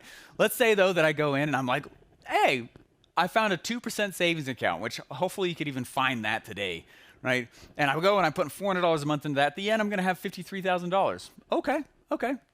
Sounds good. $400 into a certificate of deposit, assuming there's around a 4% yield, right? Which might be a little high as well. I'm gonna have $58,900. Right, average 401k. I saw the average 401k is around anywhere from 8 to 10%, depending on, right? But that tends to be about what it is, right? But then you got fees to take it out, and then there's taxes, and it ends up being closer to, we studied this a lot in some of my finance classes in college, it ends up being actually closer to just 3%. It barely keeps up with inflation, average 401ks usually, right? Same with mutual funds, same thing. All right, mutual funds, 8%, I'm gonna have $74,000. I'm not gonna retire off that, right? Then I go in, I'm like, you know what? 10% tax lien properties. Let's say that I'm bundling it up. I'm putting $400, and then when it gets big enough, I go and I start doing tax liens, right? And I'm paying someone else's taxes, and the government gives me some money back for that. And I do that once a year or whatever. All right, 77. I mean, it's almost double, getting closer to double. Now, I was talking to ChatGPT about this as well last night. I was going, hey, if I was to bundle $400 a month and go and do a fix and flip every single year, so I did 10 of them, what's the average fix and flips that, all right, a $250,000, all right, now we're actually starting to get somewhere. And ChatGPT was like, you realize that you're now actually no longer in an investment category, that's entrepreneurship. And I was like, I know, right? It's not a retirement thing, that's an active income thing if you chose to go do that. All right, then 500%. 500% yield? Oh, single family homes. Why? Because every dollar turns into 5. I'm putting a down payment down. I'm loaning out at 20%, right? That dollar is turning into the power of $5, doing the work of $5. Plus, I'm getting paid in 4 different ways, right? With real estate, you get the cash flow, but you also get all these tax advantages, but also the value of the property appreciates while you also pay off the loan. So you got all this, they call it phantom equity. You're making money in 4 different ways. It's not just the cash flow. And I get to skip some of the largest stealers of our wealth. That's amazing. Right? So what does all this mean? It means that not all yields make you rich. They just don't. Not all cash flow is created equally. It just isn't. Right? It's not the same vehicles. This is a very specific vehicle that we're teaching how to use here, right? So that's the question I want you to write down. What yield will I learn to earn? What yield do I learn to earn? I always love this one. Steve, I'm just going to go work hard in my life. I'm just going to go work hard in my life, and I'm going to go, it's going to be great. I'm not going to worry about some of the stuff. I'm just going to work hard. Could you guys, I know we can't see each other right now, but just raise your hand wherever you are if you work hard. All right? Now, keep your hand up if you're filthy rich. Ooh. So working hard is not what makes you rich. You work hard at McDonald's. Everyone works hard. You're just going to work hard. It's part of life. You work, right? It has nothing to do with hard work. What we're doing here is we're going to show you, right, and this whole summit, and especially Ryan's going to come up in a second. He's going to start teaching more of how this stuff actually works, right? It's the missing piece of a formula that works hard for you. So you're working hard and it's working hard, and it starts to outwork you. Ooh, oh baby. Your income flows in direct proportion to the yield you learn to earn. If the yield you learn to earn is just by working at McDonald's, that's the yield you'll earn.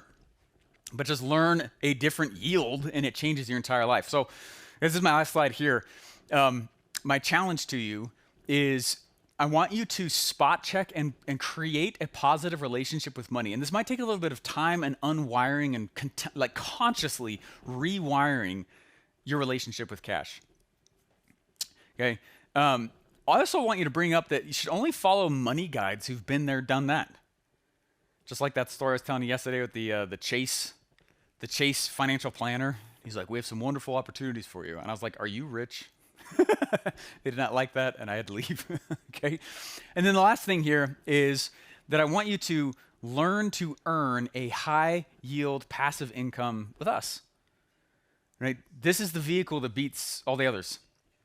All right. Remember that the reason you do it is also what matters. Money is an inanimate object. It has no conscious thought. Being rich is not evil at all either, right?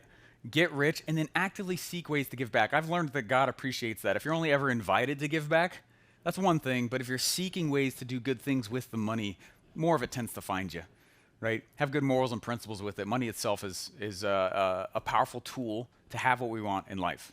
Is that helpful? Helpful things? Awesome, guys. Thank you so much. Appreciate it.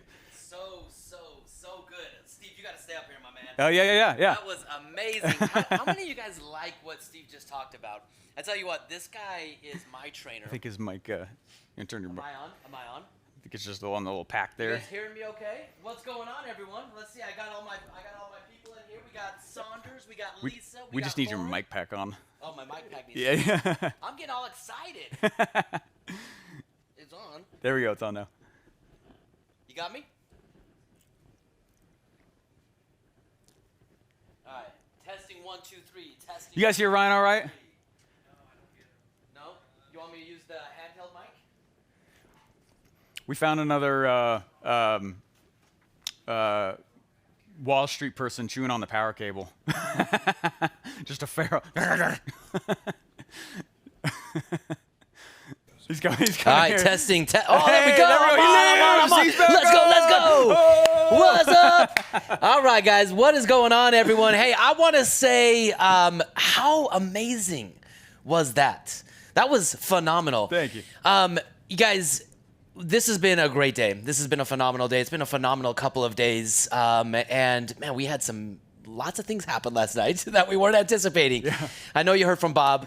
We want to just give him our love, our prayers, our support. We were up with him beginning at 3 a.m. all the way from the rest of the morning, trying to work on getting him back home. So we'll be giving you updates as he's giving us updates.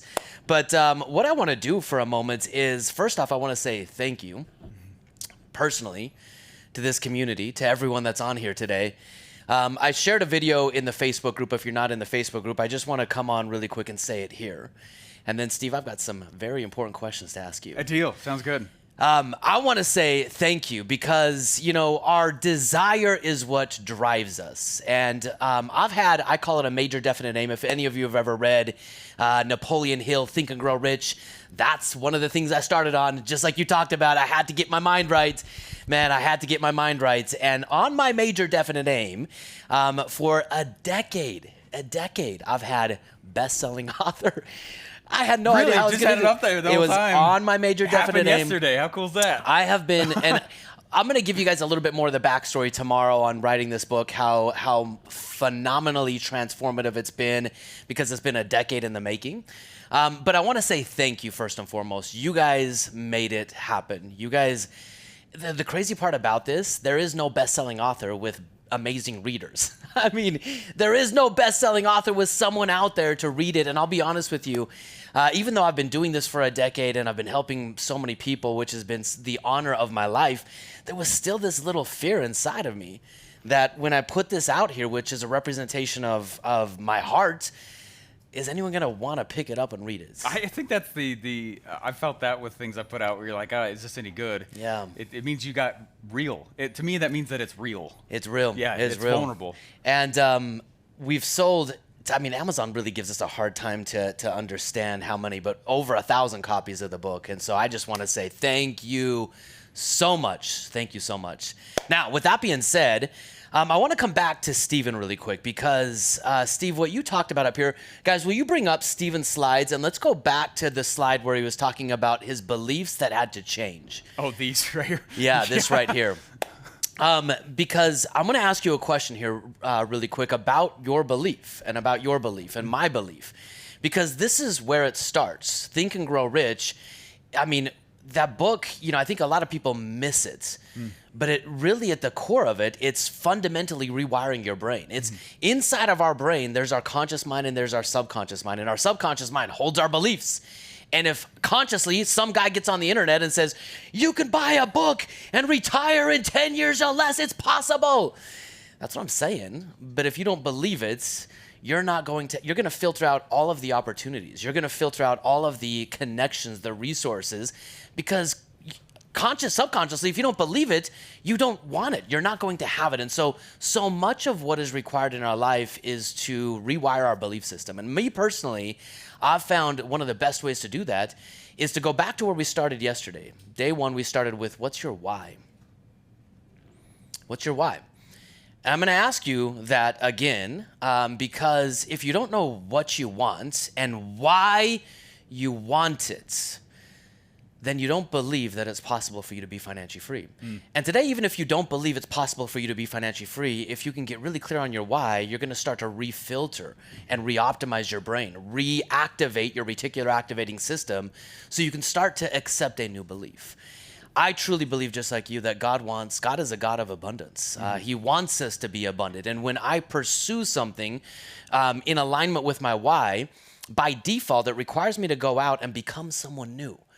And that's really what life is all about. It's about, what do I want? Why does it matter? And who do I have to become? Because the only difference between where I stand today and where I want to stand tomorrow to capture what I want is I haven't become that person yet. Otherwise, I'd have the things I want. It's true. Right? The life, the experiences, the connections. So, Steve, I want to ask you a very powerful question. I've been interviewing people for this summit, and we're about to hear from Robert Kiyosaki's personal real estate, like the guy who's done billions of dollars on behalf of Kiyosaki. This guy blew my mind. And you're going to hear he's actually been paying me for years. You're going to love this. This is going to be a great interview, okay? But here we go. The question that I've asked everyone is, Steve, if you had to start over tomorrow, believing what you now believe about money, okay? On this side. You've worked so hard to update your beliefs around money. And you've kind of been a little bit vulnerable with where you've started and the ups and downs. The thing I love about you is you're real. I mean, you stand up here. Like the first time I met Steve, I'm like, dude, that shirt, man. The Campbell's Pig shirt. Like, how many tomatoes get thrown at you? I mean, we've gotten stuff like that, yeah. Yeah, I mean, I think it's pretty. Like, sometimes I get people mad at me for saying "rise up, live free," but man, capitalist pig, like that's a statement, man. It's a fun shirt to wear while you walk down New York City. Yeah, that's a statement that you're making right there. But here's what I wanna kind of say. For you, you've driven your game plan with the number one gear in the passive income machine. Right? If you look at those three gears, and we're not going to put them up right now, they're in the book, but gear number one is being an empire builder. Gear number two is the vault, and it's protecting what you make. And gear number three is optimizing what you make and turning it into cash flow. It's real estate.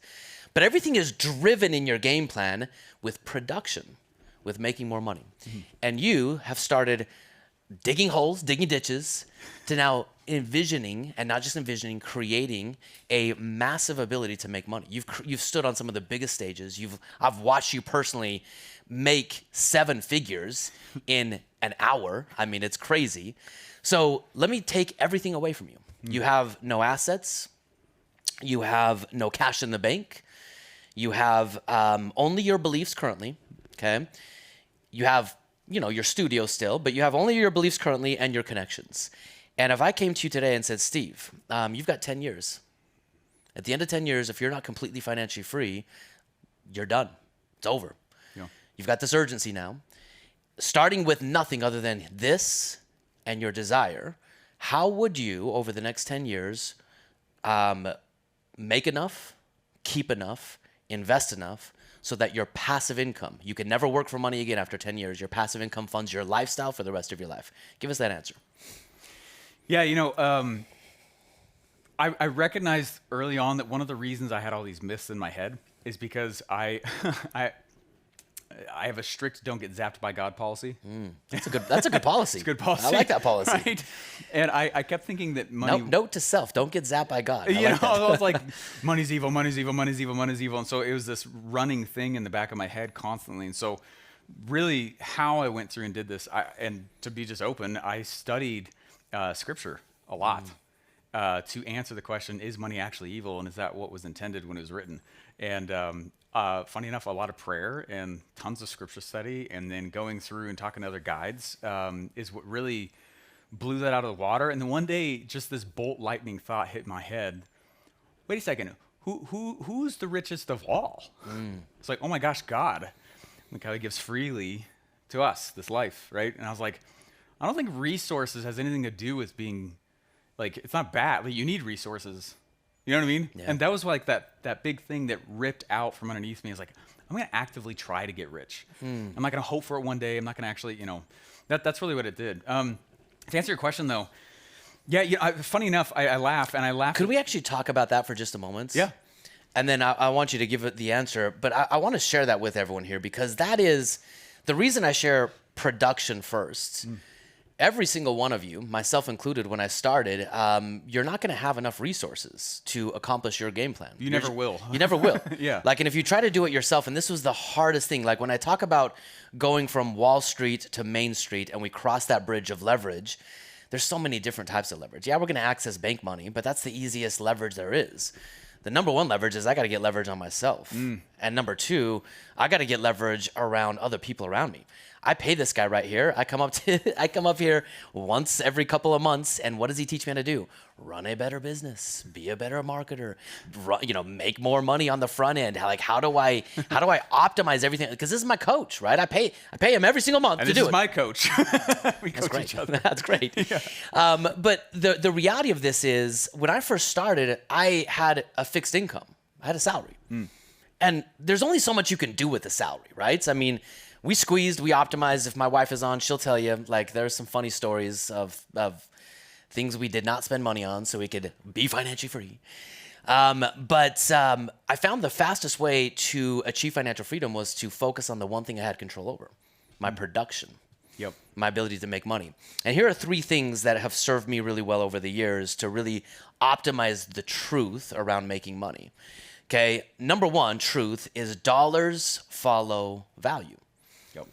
Now, if that's true, consider this for just a moment. If dollars follow value, what value can you create? Is it an opportunity for you to create value? Since we're kind of talking about God in this a little bit, let's go biblical for just a moment. Yeah. And let's talk about the parable of the talents. What's said in the parable of the talents? What is the concept there? The concept is that the this I guess a master or whatever gives out money to these different servants, and they do different things with it. And one of them just goes, I'm gonna bury it in the ground so I can just keep it safe.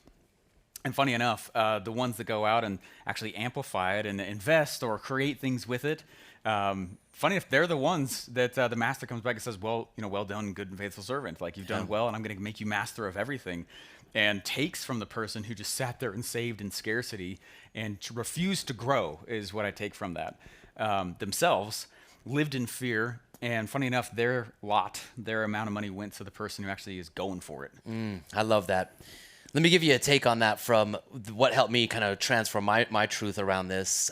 Your talent, we can look at that as money because that's how it was optimized in the scripture. We can also look at it as your intrinsic ability, your God-given gift. This man has some tremendous talents. You've seen them on display. I've been so grateful for Steve. He stepped in last minute to help us host this event, and phenomenal. Bob Allen, who just left the stage, has tremendous talents. I have a few talents that I've optimized really well, but I want you to consider this. God gave you talents, and God gave me talents. But he didn't give them to me to have. He didn't give you your talents to have. He gave us our talents to use in the service of other people. I want you to consider that for just a moment. Your talent is a solution to a problem that exists in the world. right? Whether your talent is you're really good at healthcare, whether your talent is you're an extremely good writer. I'm so grateful for Bob. Whether your talent is you're a good business developer, whether your talent is you're a phenomenal mother or father, whether your talent is whatever that is, your talent is meant to solve a problem in the world. And if you don't use your talents, what happens to that problem? It goes unsolved. And if it goes unsolved, that causes suffering in humanity. And the reason the master comes and takes the talent from the one who buried the talent is the problem still needs to be solved. Yeah. And if you're not going to do it, I'm just going to give the talent the opportunity to rise to the occasion to someone else. Opportunities don't stick around. That's the other thing I learned doing this is that there's certain opportunities when I was younger, I said no to or that I waited on. And it's not that they leave, they literally do to go to somebody else. Yeah. And I think that's part of what that story teaches is that there's windows and opportunities in these key environments in our life that when we say yes, carry us up. And if not, yeah, that problem, it just goes to someone else. The opportunity does. The opportunity goes to someone else. And here's the synergistic principle. If dollars follow value, we live in a world where economic is how we transact and share our solutions, our talents with other people. So let's imagine really quick that Steve and I are crossing in the middle of a desert, okay? Because exchange creates wealth is principle number 2. Now, here's fascinating, okay? If Steve and I are crossing in the desert, and let's say Steve has a cooler. I don't know why he's pulling a cooler, but it's a cooler full of water. Oh, there it is. You got the water. Look at you I love this analogy. I know you're going for it. I know you're going for it. You're the man. I got the water. I don't have any cash on me, though. It's all good. I've got some cash. Does anyone have cash? Logan, do you have cash? I don't have cash. Anyway. Just a buck or something. All right, so yeah. There's a wallet right there. Steve's got water. I've got cash. We're walking along in the desert. I'm really thirsty. Steve's got a bunch of water. And if we walk along and we exchange and I say, oh, Steve, I've got $100. You've got a bottle of water. If you know you've got a lot more water back at home and you can just walk to your house and get the rest of the water and we exchange, you actually get the $100. Mm-hmm. I get the water. Now, if I do this, if we exchange and there was no coercion, there was no manipulation, he didn't trick me, this is actually water, right? When I drink it, I actually walk away wealthier.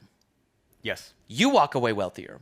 We got exactly what we wanted in this transaction, right? The world is a wealthier place because we transacted. Exchange created wealth on both sides. I don't really want the money. You don't actually want the money.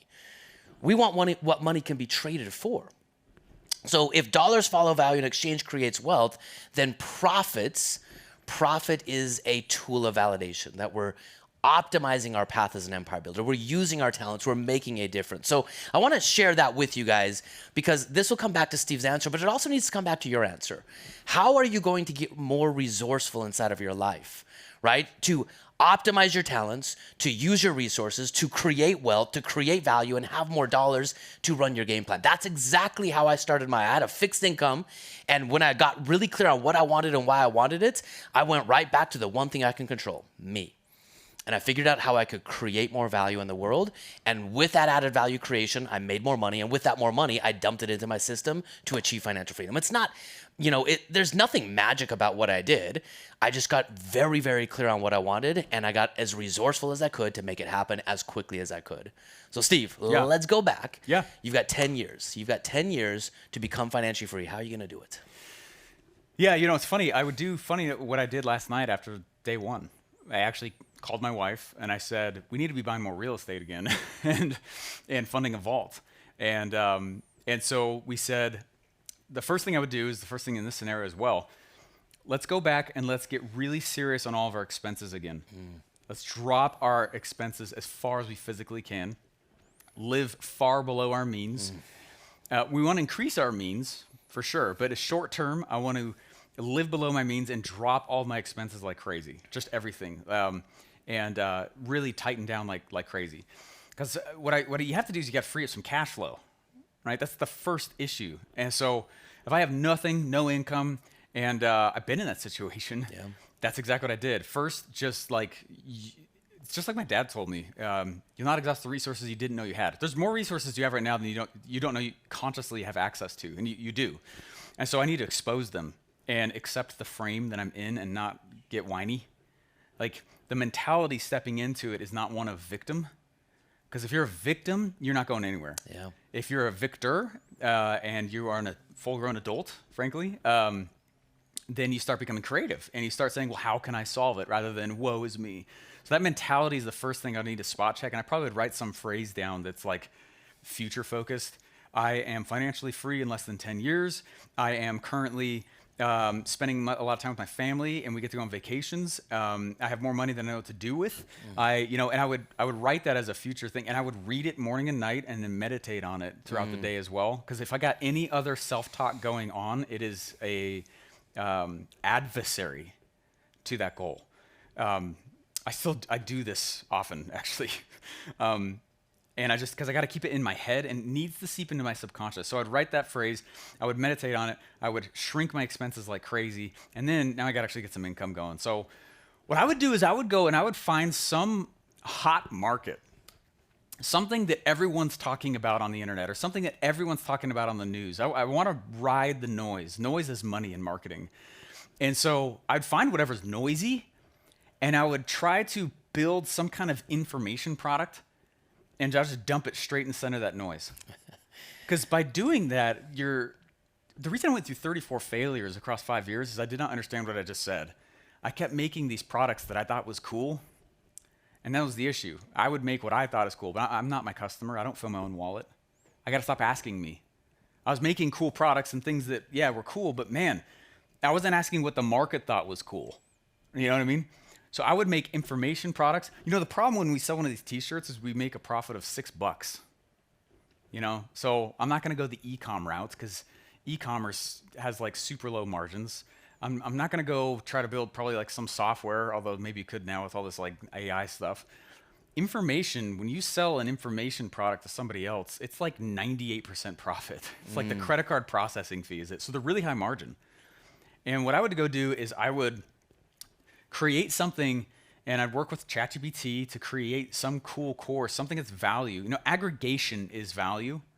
So someone could just look that up on the internet. Yeah, but they didn't. You did. And I would go and I would aggregate, and I would start interviewing anyone that I could who are experts on that topic, and I would pull together a cool information product, and I'd probably sell it for anywhere from $50 to $1,000. And then I know that now that I've got low expenses, I've got the right mindset, I've got value because I aggregated stuff that's powerful for people that they don't have to go search out. It's really funny. I think I've made 800 podcast episodes, and anything that's in my courses is probably in there as well, but it's not it's not clean, right? And that's they could just look that up. Yeah, but they didn't. Aggregation is value. And I'm going to go aggregate and create something that's value. I have a product now. And then the number one KPI, the number one thing that I can focus on to actually start that active income is my pitch volume. How often am I pitching? There's a direct correlation to how often you pitched with how much you make. And so I would probably start doing like a webinar each week and sell every single week as many people as possible as soon as my base expenses are covered. And as soon as I do that, I would probably start turning on some ads and try to start scaling the thing with the intention that I need to open up a overfunded vault as fast as possible so I can take advantage of the time window needed. And I was so impressed by your answer yesterday that you need $35,000 for average for a down payment on one of these properties.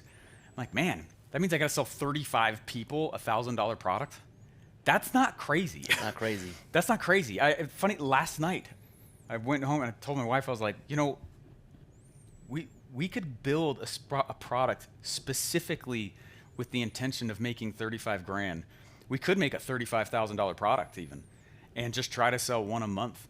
And it's our real estate, it's our our vault funder, and let's do that for 2 or 3 years and kick this machine off. That's probably what I'd go do. And as soon as I would do what you did too, is wait 3 years for these things to gain, to appreciate, to amortize, and get that phantom. And then I'd refinance and just start doubling the real estate I own. Do you hear this? The power of clarity. Yeah. Can you see it in your mind? Oh, 100%. I think I dreamt about it last night. Guys, can you see it in your mind? Anyone in the VIP section, anyone on YouTube, drop your comments. Can you see it in your mind? That's the reason I'm asking this question to everyone. If they can see it, they're going to do it. If you can see it, it's inevitable, right? We gave you yesterday the pathway. What if inflation made you wealthy automatically? I mean, that's really what this comes down to. So I want you to tell me, can you see it in your mind? Melanie, can you see it? Jody, can you see it? Adila, is that how I say it? Adila Curry, thank you for being here. Leah, can you see it? Let me know if you can see it in your mind's eye, because that's where we're going to be going next. Steven, yeah, Steven can see it, man. Steven's my man. I like Steven. What fun names do you have for me today, Steven? Steven always, dude, he's the best. Can you guys see it? All right, this is me. Let's go. Let's go. Christian, all right, let's go. Steven, right. I can only swear once, and my wife already took it from me. Oh, Ryan Damonly. Okay, that's it. That's even better. Oh, Ryan Deman. My man. All right, I like you. Well, Steve, I want to thank you for giving that answer. I want to thank you for walking us through the myths and the truths. I'm going to now take a moment, and I'm going to introduce our next speaker. Does that work for you? Thank you so much, everyone. Thank you so much, Ryan. Thank you. I appreciate you, my man. Thank you, guys. So, guys, I had an opportunity to meet someone who's been paying me for 10 years. I've never actually met this man until about a month ago. And this is Robert Kiyosaki's personal real estate. I don't know if concierge is the right person, but he's behind every deal, every opportunity, every piece of property that Robert Kiyosaki's done for the last, 30 years now. And he's one of the most successful, influential, powerful, and amazingly down-to-earth people you'll ever meet. I'm going to introduce you to Ken McElroy. Ken McElroy, I've been involved in one of his deals. You're going to hear me talk about it. I invested in it almost a decade ago, and Ken's been paying me every quarter. It's been phenomenal. So what we're going to do is we're going to talk to Ken. I'm going to ask him the question I just asked Steve, plus other questions, so you can kind of start to get a feel for the real estate. Then what I'm going to do is I'm going to come back on and I'm going to talk to you about putting the entire framework together.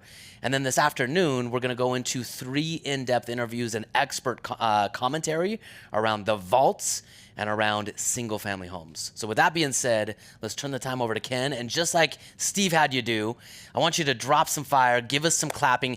Steve, what do you tell him to do? Like, rub your head against the keyboard. I don't know. Do what you're going to do. Let's give it up for Ken. Show me that you're here. Show me that you want to hear Ken. And let's go to Ken right now. Let's go.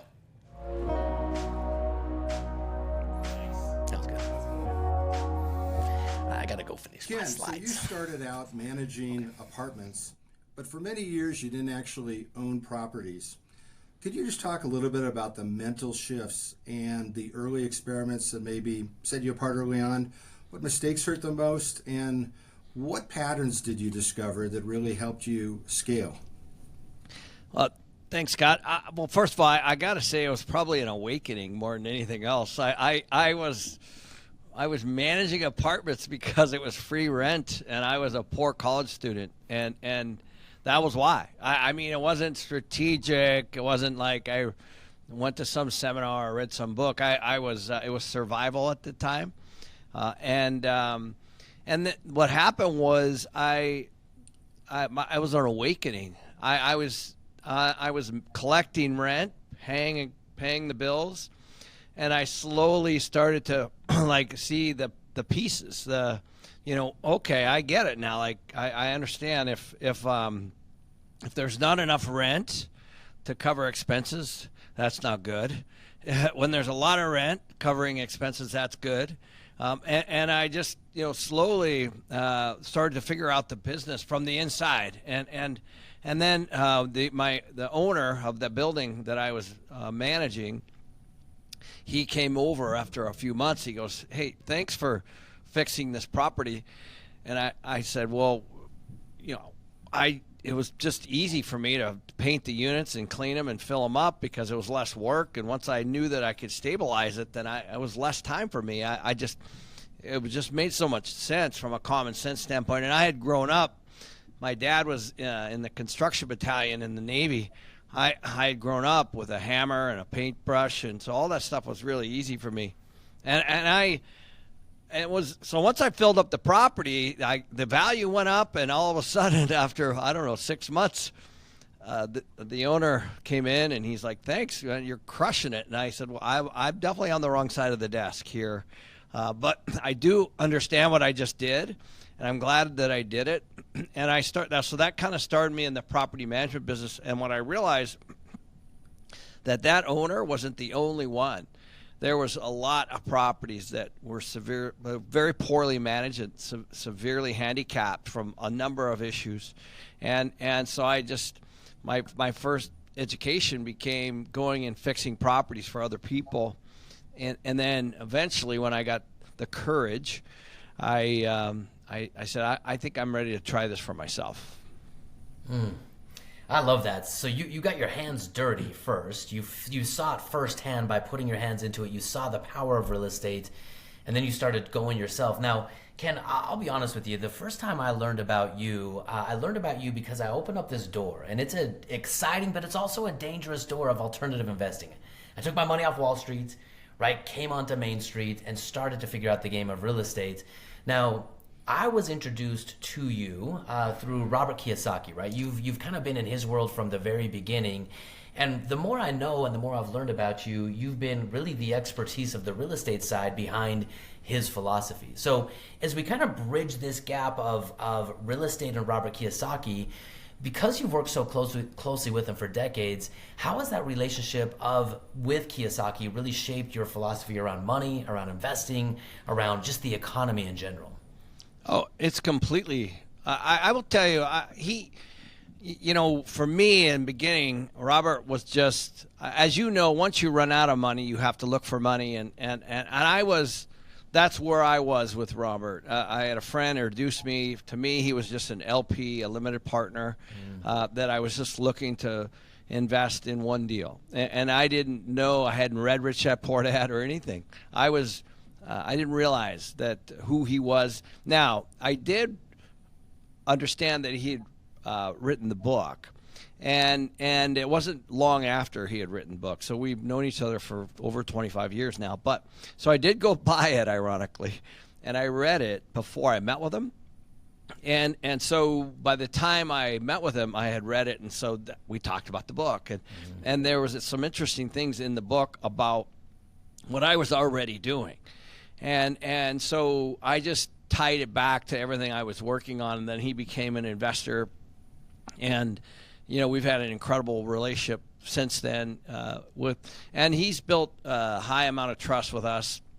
And as you know, I've scaled my business since then. But I will tell you, going on the road with him and internationally, globally, and I'm talking about Russia, Japan, Asia, Europe, all over Germany, Australia, New Zealand, New Mexico, or Mexico, Canada. It didn't really matter. Everybody, every country had the same excuses as the U.S. So sometimes we're sitting in the U.S. and we're thinking, we're different, and it's not different. Everybody has tax, everybody pays rent, not everyone, and the laws are different, the tax laws are different, and things are different for sure. But it's always the same excuses, and it's always the same system. The government is trying to take money away from Main Street, always, and that's what they use to pay tax for all their stuff. And the I guess the aware or the educated, and by the way, I'm not talking about college educated. I'm just saying the educated. They realize that there are ways to be in the system and not part of it. So I think that that's what I learned. That you don't have to have money to start. Everybody has tax, and you have depreciation, and everybody has real estate, and there's renters and there's homeowners in every market. There's interest rates, and there's banks. Like the systems. Yes, a lot of things are different. Interest rates are different. The tax laws are different. The lending rates are different. The central banks are different. The economies are different. But at the end of the day, the economies are very similar. And so that's what I learned. And Robert's there. I struggled with going all over the world and writing all the books and all that stuff because it took time away from my family and my business. But then it's been a remarkable journey as well to realize that we really are extremely connected. And the philosophy, the financial education philosophy that Robert wrote about in that book, that's why it's in over 40 languages. It's spiritual. That book is spiritual. It is, and I think you hit the nail right on the head when you say it. it really comes down to financial education is the key to financial freedom, right? I mean, it's not as easy as just put your money in a 401k anymore. That game has changed. And Robert Kiyosaki pointed that out. I love that you saw that and helped people experience that through real estate. Yeah, and you know, like there's nothing called a 401k and outside of the U.S. Yeah. But to your point, every government has created some kind of retirement plan, and so there's a vehicle somewhere, you know, and across some border somewhere that is trying to get money to invest in the stock market through wealth managers and financial planners and insurance companies, and it's really the same. Once I started to realize that the system is set up to take money from Main Street and use it, but just totally fine. I mean, I have no issue with it. It just is what it is. But I didn't understand the rules of the game. It's like I just didn't understand it, and it gave me a macro view that every economy is set up the same. It needs the citizens to pay tax, and it needs their money in a bank, and it needs their money in insurance policies, and it needs their money into these different financial products for the financial services business to operate. And once you realize that you could actually tap into those, like I borrow from insurance companies, I borrow from retirement plans. You know, I went to Canada and we raised $300 million from what they call the RSP, which is our 401k, which is the retirement savings plan. You know, back in 2007, 8, 9, 10, something like that. And you know, so once you see it's all connected, that the world really is your oyster. Yeah. Hey, so Ken, taking like investments and looking at things in different markets, let's look at kind of real estate. Why is real estate a powerful strategy for financial freedom? What makes it unique and special? What makes it a great tool for people to achieve financial freedom? Well, I always try to say, look at every single economy and where do most people hold their wealth? Number one, right? And if you take a look at just like the U.S., for example, or most others, it sits in the home that they own, right? They pay it off or whatever it is. That is, like, my mom's a great example. She was a hairdresser her whole life. My sister was a bookkeeper her whole life. But they pay off their houses, and the overwhelming majority of what they have at that point is in that house. And so I start there, and I say, well, if that's true, then why not just replicate that? So the cool part about real estate, from my standpoint, is I haven't found anything else. There are other things, but I haven't found many things that somebody else will pay off for you. And you don't need your own money to buy it. So you get, like, the government does their thing. They have inflation. They don't have inflation or whatever. And then you get this inflationary effect, call it, from holding hard assets, or real estate in this case. You get to finance it using OPM or other people's money. So that's a blessing. And real quickly on that, so if a bank is sitting on, you know, $1 billion of savings, that's a problem for them. You know, that's an expense.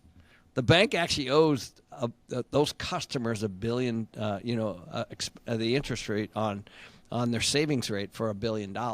So they lend it, and that's OPM. So the money that people ironically put into the bank becomes a liability for the bank until they lend it out. And so once you understand that system, so you can actually literally get all the money from someone else. So getting all the money from someone else, having somebody else pay it off, and just having a long-term goal, I think I can't think of anything else. And let's don't forget the incredible tax benefits that you get from owning it. And, of course, like a stock market, I don't know about you, Scott. I've had deals burn. I've had hurricanes. I've had hailstorms. All this stuff. But then my insurance company comes in and fixes it for me. I don't have that, and the other stuff either. So when there is an issue, we tap into that insurance, and all of a sudden that gets fixed too. So I haven't found anything else that has, for me, been so controllable. I love that. So you're talking about using OPM, and I think that's the key, right? It's knowing that you're never further away from a deal than if you think you have to bring everything to the table yourself. But once you understand that there's unlimited money, there's unlimited opportunity. And Ken, before we press record on this, I was telling you about an asset that I bought from you. I'm looking back in my folder right now. It's 2015. So it's Tucson 8. That's where it is. It's the Tucson 8 project. And you've been paying me on that for a decade now, a decade straight, right? And I invested in that because I used your expertise. But here's the thing I want to bring up. It's been a decade of consistent payments. And when we fast forward all the way to today, 2025, I think a lot of people are worried the market's overhyped, it's over leveraged, there's no good deals, interest rates are too high. I mean, name the excuse. How do you look at there's always access to money, but there's always access to opportunity, even when markets on the surface may not indicate that there are? So how do you go below the surface to still find opportunities in the game of real estate? Well, that is definitely the hard part. This is not one of those situations where, okay, I have the money or now I'm ready. Like, that still might not be the time, because there's a time to hit the brakes and there's a time to hit the gas.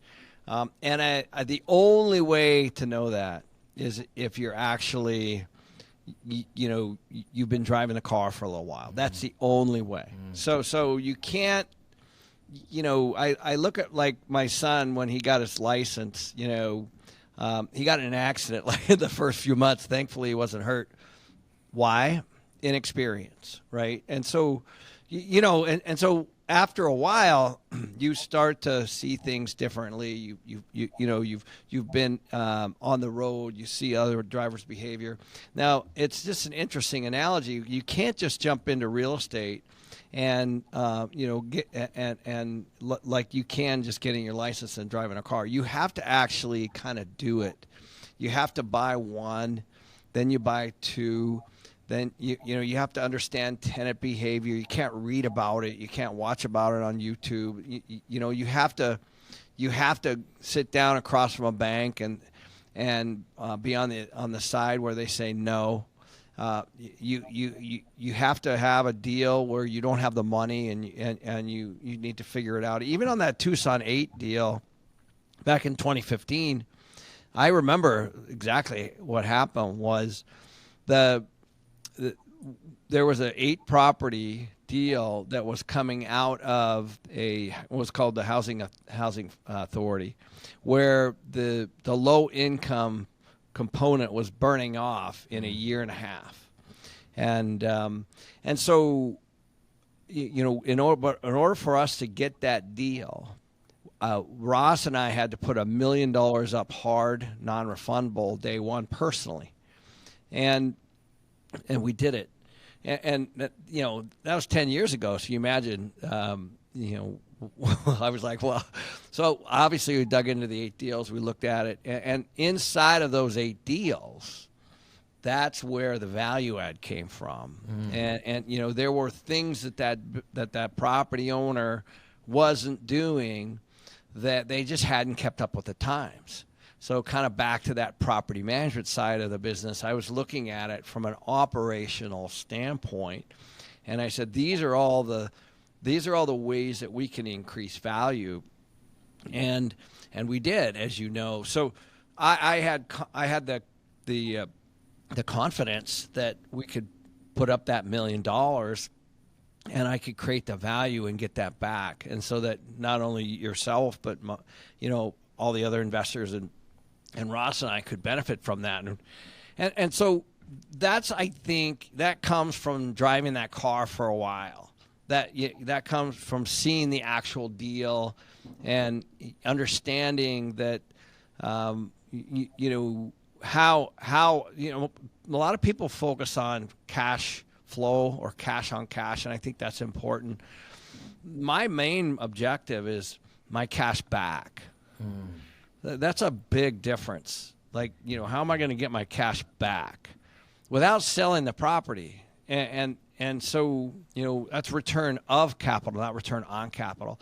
And I think it's a big difference with a lot of these, folks that come into the market late where they're looking to, and by the way, I think you have to do that. You have to check that box. How much, if I invest in this, how much am I going to get back? And what's my, am I going to be better off in a T-bill, or am I better off in this deal? I get that. But for me, it's a bigger view. And so with that, the answer to your question is it's extremely hard to find those deals. But when you do, then you know. You know what? I want to piggyback on that. And Scott, I'm going to ask one more question, and then let's take it into the type of assets that we want to talk about. But Ken, you're so good at what you do. And when you talk about time under tension, right? I mean, I'm sure you've learned through the school of hard knocks, through losses. I mean, I don't know if you guys caught what Ken just said. He had to put up $1 million inflation adjusted a decade ago. That's close to $2.5 million today of his own money, just to be able to look at doing due diligence. And the number one question that he's asking is, how do I get my money back? Now, Ken, this summit is specifically focused on helping people own real estate, not necessarily do real estate. So for context on this, I want you to kind of open up the playbook a little bit and talk about what it means to be a professional real estate investor. And you've given me the opportunity to step into your world and own a part of real estate, but leverage, not just OPM, but leverage OPE, other people's experience, right? Your experience as a deal maker, that's paid me, and it's allowed me to have what I want, which is profit and time. And it's allowed you to get profit by me bringing money into your deal. But how does someone, if they want to get into it professionally, because we're advocating do it passively, right? Own an asset, but don't do the work to flip it and manage it like you do. Talk us through a little bit what it takes to be a professional real estate investor like you are.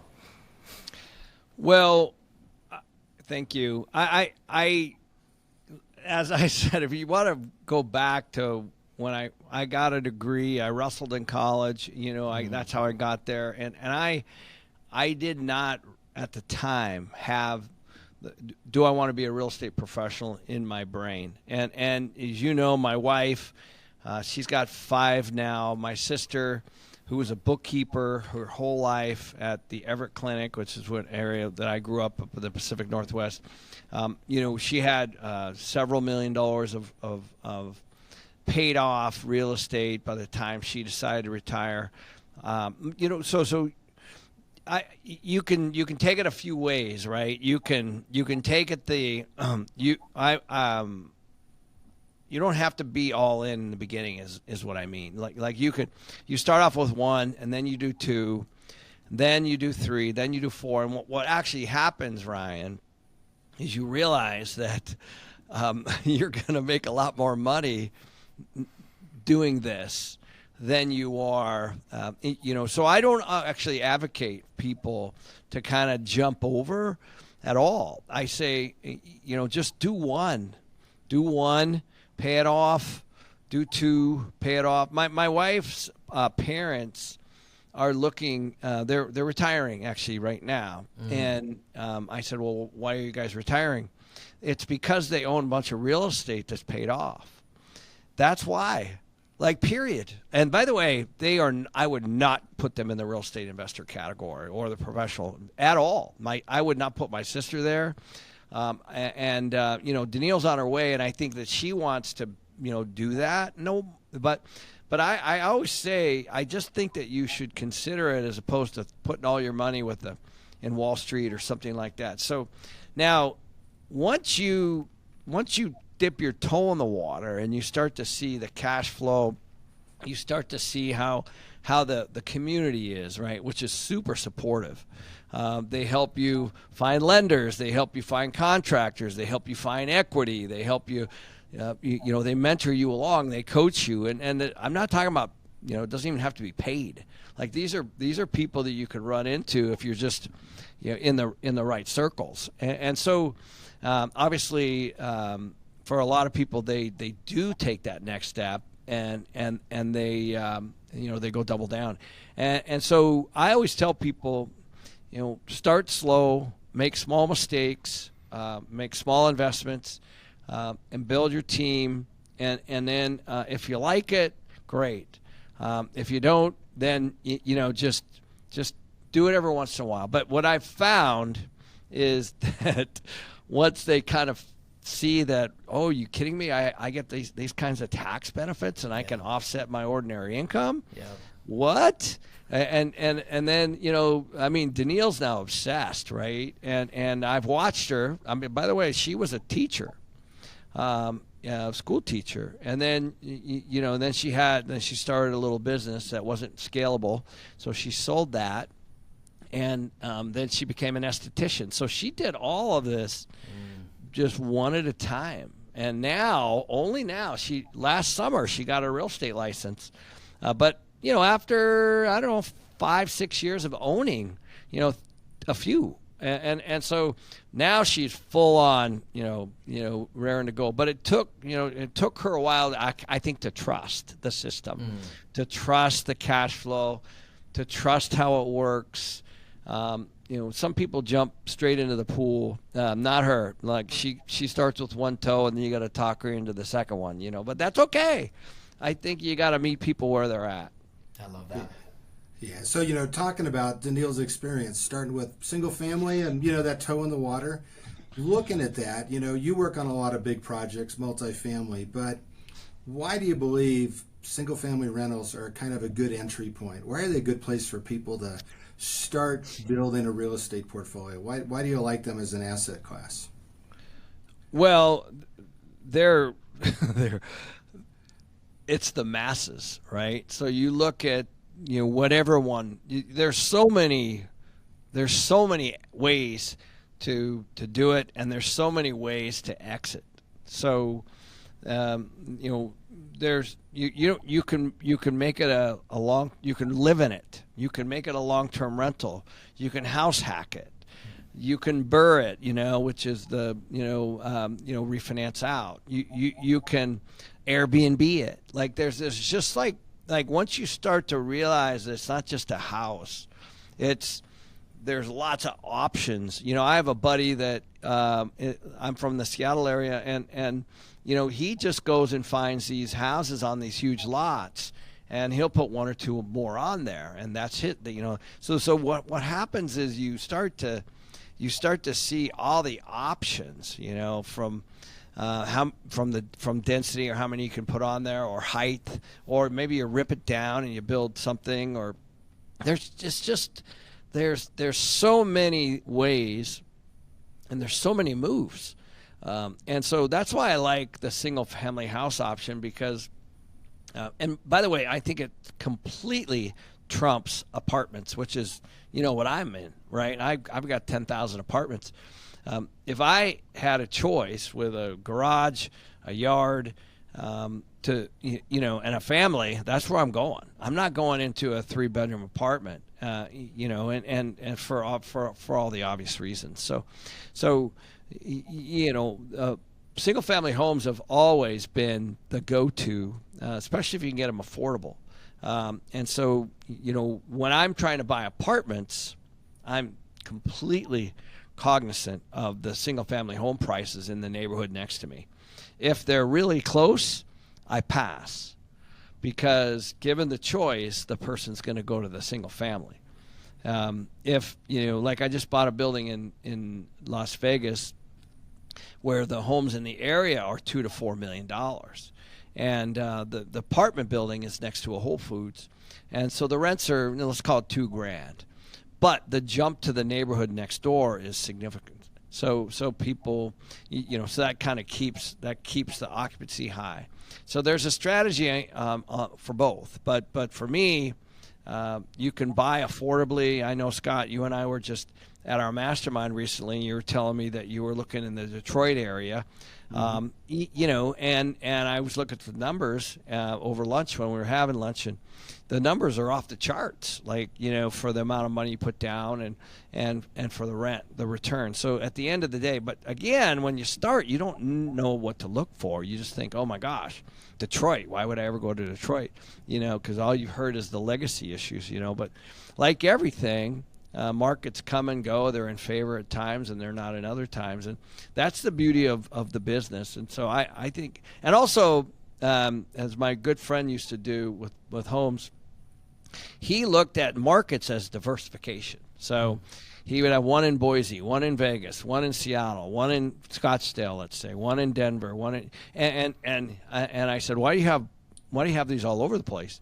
He said, well, for me, it's like my stock market.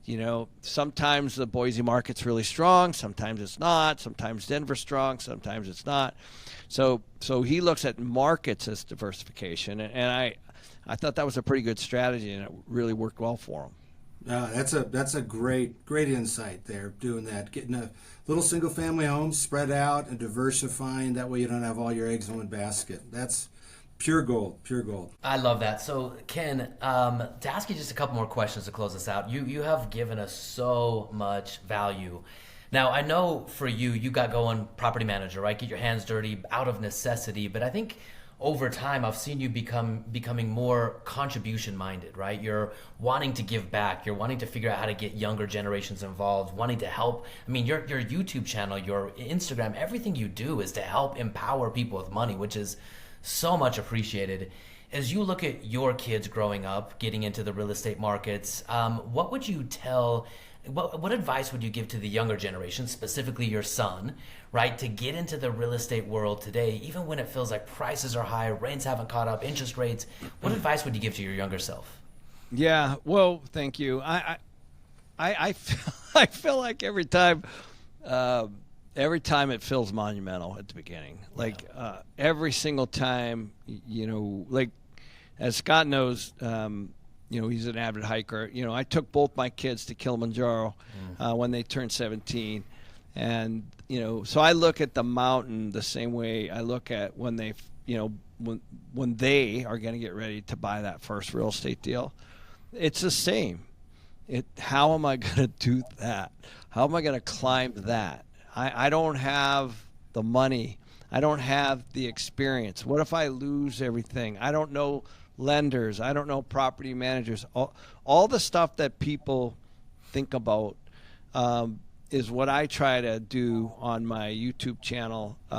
As you know, it's a blessing for me to have to be able to communicate that out and help people shortcut some of the things that I've learned over this period of time. And then, now we do that live event called Limitless, which has been just incredible, where we bring in 50 some speakers. And I just think that the traditional education doesn't teach us about money. And we all know, you guys included, that you have to figure that out, and we figure that out on the street.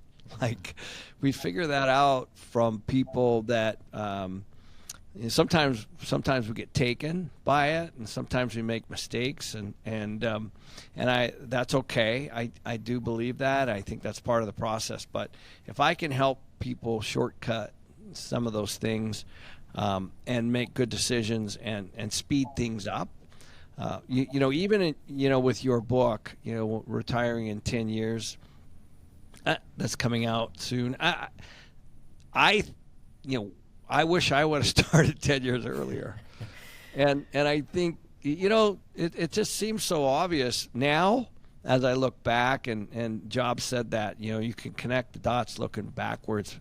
It's very hard to connect them looking forward, and you got to have a little bit of faith. And you got to have a little bit of trust, and you got to kind of know, who to follow and who not to follow it. And I think that so for me, that's been what's driving me. Well, Ken, I've got to just say thank you as an investor, as someone who's learned so much from you over the years. How do people get connected with you? We're going to drop all the links, but if you wanted someone to come follow you, how do people get connected with you directly? Yeah, it's just kenmcelroy.com. So KenMcelroy.com. And that leads you to everything. And I think, you can find all the different things we're doing.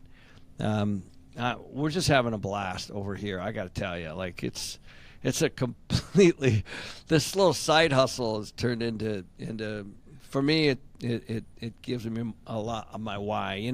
I'm at the age now where I'm kind of on a rinse and repeat flywheel with my business. Sometimes we get like that. I know for some of you starting, it's hard for you to imagine, but trust me, it's like after you've been doing something a long time. I wish it gave me the joy each and every time like it did when I first started. And so the YouTube channel, the education and all that stuff kind of gives me my why. So it's really, really a blessing. Well, it comes through. It really does, Ken. I mean, I can feel your fire, your passion, and with Danielle, I can feel her excitement and expertise growing with every single episode. It's really, really cool what you guys are doing. So let me ask you the pinnacle question. I'm gonna kind of build you up for just a minute because we've had several people that I've interviewed, me and Scott, on this summit. And we've asked every single person one common question. And, these are people that, we all look up to, we aspire to, they're smart, they're capable in their own right. But very few people could actually give a definitive answer. And I already have a feeling of what your answer is going to be to this.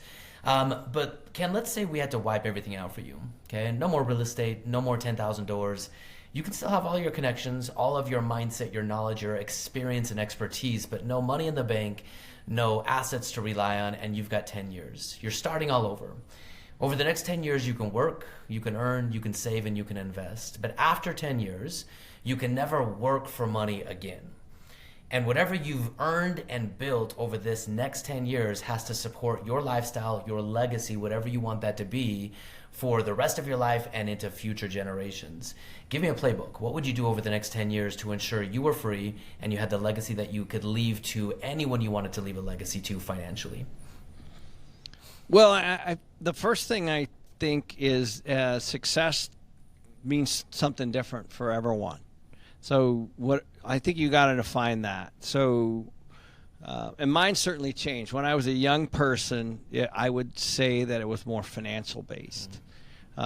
Today, it's not, right? It's relationship, health, and relationship with my wife, my kids, and my friends, and things like that. Now, again, that doesn't pay the bills, so I do understand that. But I do think that. So you got to kind of define what that means to you. So I'll just break it down financially. So if let's just say that your financial goal today is $10,000 a month, okay? You have to start with some kind of a goal, and maybe that's a 10-year goal. Maybe it needs to be more, but let's just say we'll start there. So what does that mean? That means that then you reverse engineer. So. But you have to start with a goal. Otherwise, you're not going to, all roads lead to nowhere. You have to, even if the goal changes. So in my personal life and my business life, I have a 1 year, 3 year, 5 year, and 10 year goal, and I revisit it every year, every single year. So, and I actually meet quarterly as well. So I meet quarterly in between, but I have a 1, 3, 5, and 10. So let's say your goal in 10 years is 10,000. Just to pick a number. That means that you need to buy 10 properties at $1,000 a month cash flow, or 20 properties at $500,000 of cash flow, whatever. Like, you just reverse engineer it. Okay, now you at least have a target, an end road, whatever that is. Now, the interesting thing is you're going to start. And then you're going to figure out how to do that. Okay, I need to buy one property at $1,000. Well, that's when, everything starts to be a little more clear. So I would say for the first 1 to 3 years, the only thing you should be doing is trying to hit that goal. And my guess is that you will probably do that in the first 3 years. That would be my guess, based on my personal experience of mentoring and coaching enough people, that you're going to set a 10-year goal, and you're going to, if you're intentional, you're going to probably do it in the first 3. Now, you may or may not, but the point is, at least you're on your way. And then each year you're revisiting. And then during years, let's say 3 to about 7, you can figure out how to scale it, flywheel it, whatever you want to call it, whatever buzzwords you want to use. But that's when you start to build out your team, like Scott's doing now, right? Expand to new markets, things work locally.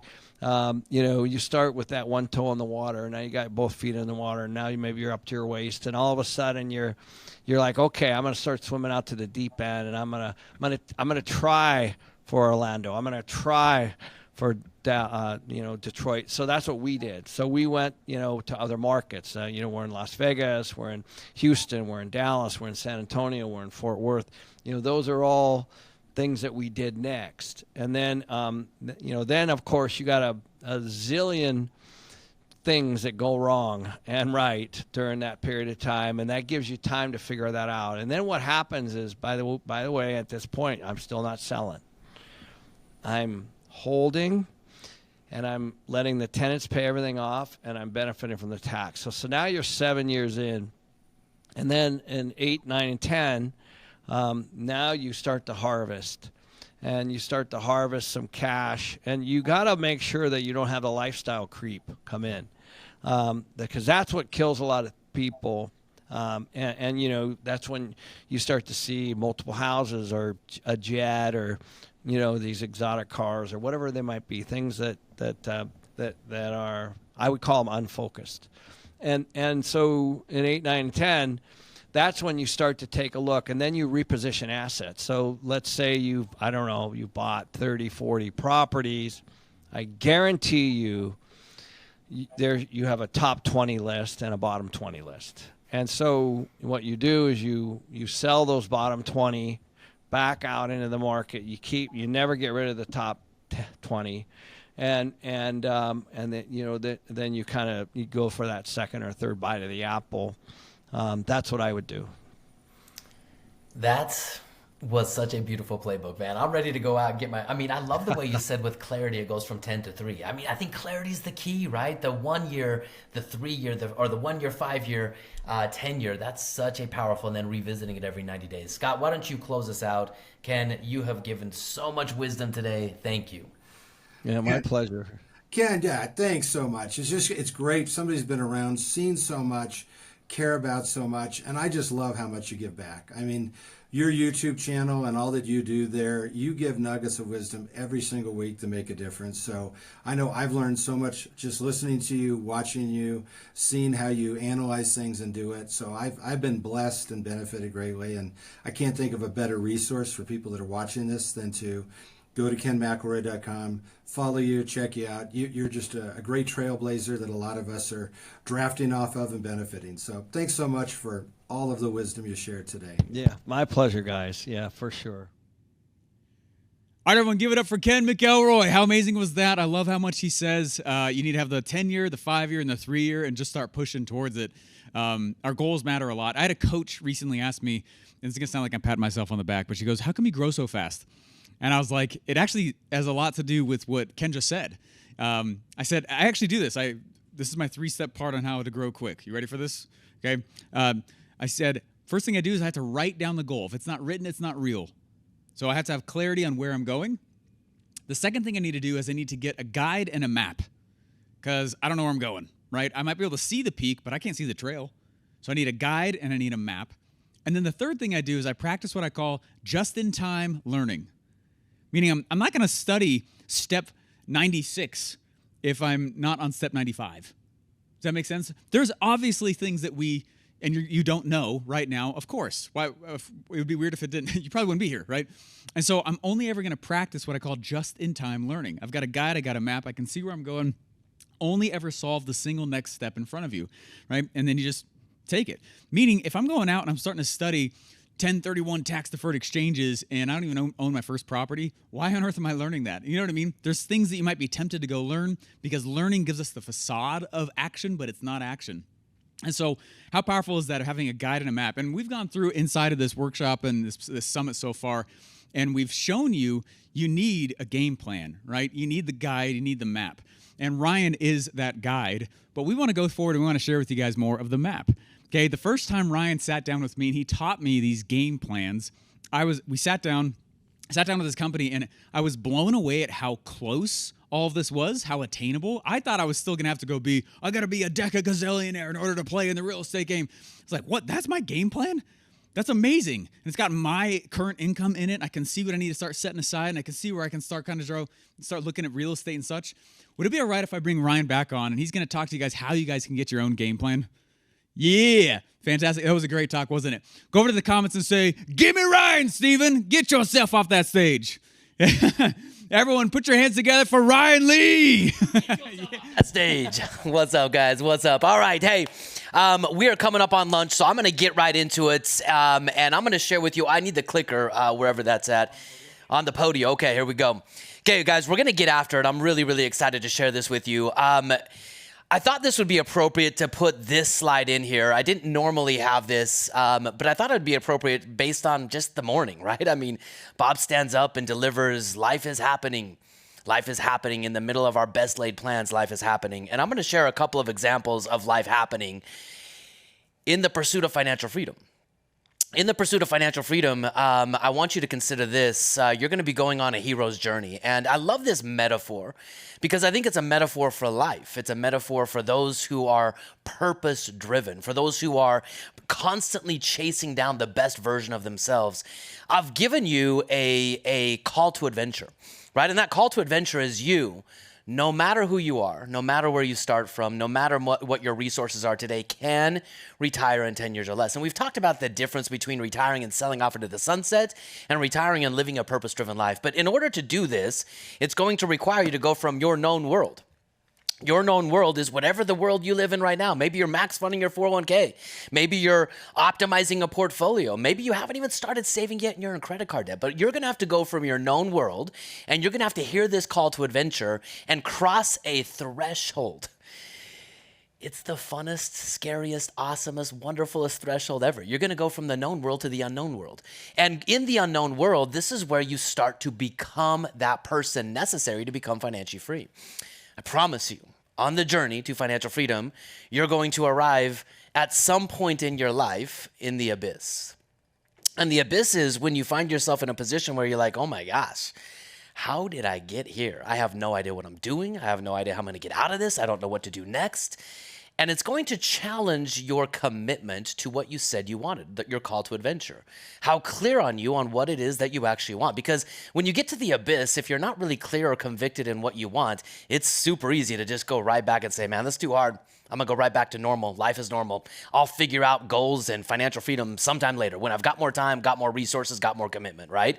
And this is where most people find themselves. Their life doesn't advance because they're unwilling to face the abyss. Inside of our world, inside of my community, inside of the events that we do, my team that works with me, we talk about this concept all the time. Everything you want, everything I want, is on the other side of our fear. Now, fear is not a bad thing. Fear drives you, right? And once you get here and you're clear on what you want, the abyss is the metamorphosis. It's the transformation that creates the hero. You're going to be the hero of your own journey. Let me walk you through how I became the hero of my own journey. Now, I didn't do it on my own, right? I already gave you this framework. I read these books. I bought 3 houses. I found myself in a very difficult position. I kind of told you a little bit about this yesterday. I bought my very first house and walked around with my chest all puffed out. I'm a real estate investor. Bought my second house. I'm like, oh my gosh, what am I doing? Bought my third house, hyperventilate, right? I didn't know what to do. I had a part-time job. I now manage properties, and man, I'm the worst. And on this particular property, I put a tenant in the property. I was doing lease options at the time. And I put a tenant in the property that was willing to give me a higher down payment on the property, even though that tenant had a bunch of red flags. I mean, red flags everywhere. But they were willing to give me more money up front, so I'm like, that's got to be good. For the next 6 months, I paid the price of that lease option payment where these tenants just wreaked havoc on my life. I developed a healthy aversion to my cell phone because every time it rang, I knew there was a problem that I was ill-equipped to deal with as a property manager. And I was still working my corporate job. I sold hospital beds. I was still traveling and doing things. And I found myself one time up in Rapid City, South Dakota, in front of a boardroom of hospital administrators trying to sell hospital equipment, right? There I am making my pitch, doing my thing, and my phone, you know, the little buzz. And I'm like, oh my gosh, okay, another one, another one, another one. Finally, I pick it up and I look at it, and it just blew up. My phone was just blowing up from all kinds of different numbers. So I excuse myself from the boardroom. I listen to my phone. I pick up my voicemails, and the tenant, the spouse, the wife of the tenants, was the first one on the voicemail saying she was so sorry that she would make sure it would never happen again. Please don't evict him. The second voicemail was from the tenant himself. This is the guy who just gave me all kinds of fits and problems. And he said he would do it again. That cat had no business on his lawn, and he wasn't sorry. And then I had voicemails from all the neighbors of this house right here saying they were going to sue me. And then my final voicemail was from a police officer saying, son, you better call me. You got a problem. The tenant in this house shot a neighbor's cat. Boom. Didn't want that cat on his lawn apparently anymore, and shot the neighbor's cats. And I'll never forget when this happened. It's easy for me to talk about it now, but this is just a couple of months after I shifted gears from the 401k world into the real estate world. And I wanted to melt into a corner of the Rapid City, South Dakota hospital. Good thing I was in a hospital, because I'm like, just take me to the ER, right? I'm having a panic attack. I didn't know what to do. And I found myself in a position where I was absolutely stuck, right? I'm on the verge of getting sued for real estate, and I wanted to be financially free. This is when I realized I had a major problem on my hands. I was doing everything that Bob talked about. So I'm grateful for Bob. He got me going on the path. But man, that was not for me. I did not get into real estate wanting to do real estate. I am the world's worst property manager. Now, there's a benefit to this. Every problem has a solution to it, right? And every challenge is an opportunity. I found myself in the abyss, but I wanted what I wanted. I wanted to be financially free. I wanted to own and control my time. And so for me, I really desired to do something different. And I questioned my desire, and this questioning my desire sought me to looking for answers. And oftentimes when we're looking for answers, we find them in the most unlikely places. I was reading a book, Think and Grow Rich, again, right? I talked about this morning. But in Think and Grow Rich, there's a story about Henry Ford. And I love this story because Henry Ford, arguably one of the most transformational business owners of all time, right? Ford Motor Company. I drive a Ford F-150. I love it. But when Henry Ford started making trucks or cars, actually, everyone was kind of fighting against him. Like, people aren't going to drive cars; they use horses. But Henry Ford continued to do what he was going to do until he actually had a newspaper company that started slandering him. Right? They started accusing in the newspaper that Henry Ford was the most ignorant businessman of all time. He had no business running Ford Motor Company. He had no business acting as a businessman. So Henry Ford decided to sue him, right? Took him to court. And I can't imagine this, but he's sitting in court, and the New York Times, they started just asking him all kinds of questions. But they were random questions, like who won, where was the Battle of the Bulge in World War II or World War I or whatever that, I don't even know. But they were asking all kinds of questions, like historical questions, what's the square root of XYZ, just all kinds of crazy questions that had nothing to do with Henry Ford being the CEO of Ford Motor Company.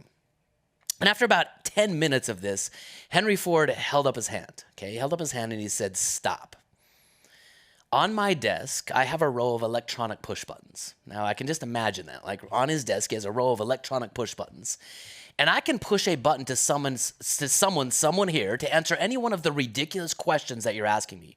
This has nothing to do with me running a company, and my objective of running a company is to get the who solution, to get the right people around me to answer these asinine questions that you're asking me, and to run a company. That was his solution. Now, that might not seem like a solution to you, but that was a solution to me. I wanted a row of electronic push buttons. I wanted to be in real estate. I knew real estate was the key. You just heard from Ken McElroy. Real estate is the key. But I kind of wanted to be in real estate kind of like Robert Kiyosaki. Do you think Robert Kiyosaki has ever called or ever had to talk to one of his tenants? No. Robert Kiyosaki writes books about real estate, and then Ken McElroy and his entire team manage the real estate. Do you see the power in that?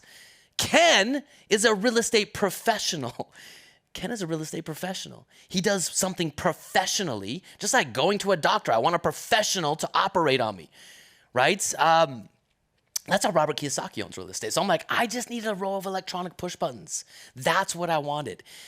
This led me to do something I had never, ever, ever, ever even considered, right? In my life, I hired a coach. Now, I'll never forget how this happened for me, okay? When I was in college, I was running through college as fast as I could, right? I got my 4-year degree in college in 2 years.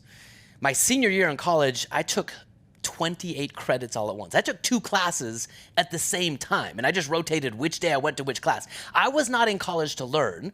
I was in college to check a box, to get done, so I could get out, right? And I remember in college, there was this guy named Chris, and Chris was the only guy in my program that didn't graduate with a position upon graduating. Everyone in my program, except Chris, had a job. I didn't really think much about it, but Chris, during college, was buying real estate. That seemed weird and very risky to me. I was on the pursuit of getting a safe job, having a safe paycheck, retiring early, right? That was my path. And so we graduated. I went on my way. Chris went on his way. I didn't even think anything about it. In fact, I didn't even really know Chris that well. I mean, we were in a small advertising program. And so I knew of him, but we weren't buds or anything like that. I just thought, that guy's crazy. I'm going to see that guy on the breadline. 4 years after losing everything, right, in the stock market, I was back home kind of licking my wounds, trying to figure out what was going on. I had my 3 properties now. I am trying to figure out how to make all of this work. And I'm back home for the holidays. And I run into Chris. Now, I ran into Chris at a restaurant. We exchanged some pleasantries. But it was one of those moments, you know, when you're looking for something, and this is what I was talking to Steve about earlier, your reticular activating system, it identifies opportunities when you're attuned to those opportunities.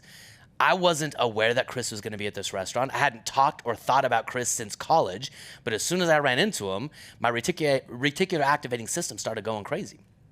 Because we exchanged, shook hands, exchanged pleasantries, but he had this air of confidence about him. He wasn't braggadocious. He wasn't trying to rub it in, but here I am literally in financial scarcity. I don't know what the heck I'm doing. And Chris had this air of confidence. And I knew whatever he was doing, I wanted. I said, Chris, will you show me what you're doing in real estate? So he invited me and my wife to his office the next day. Now, this was crazy, okay?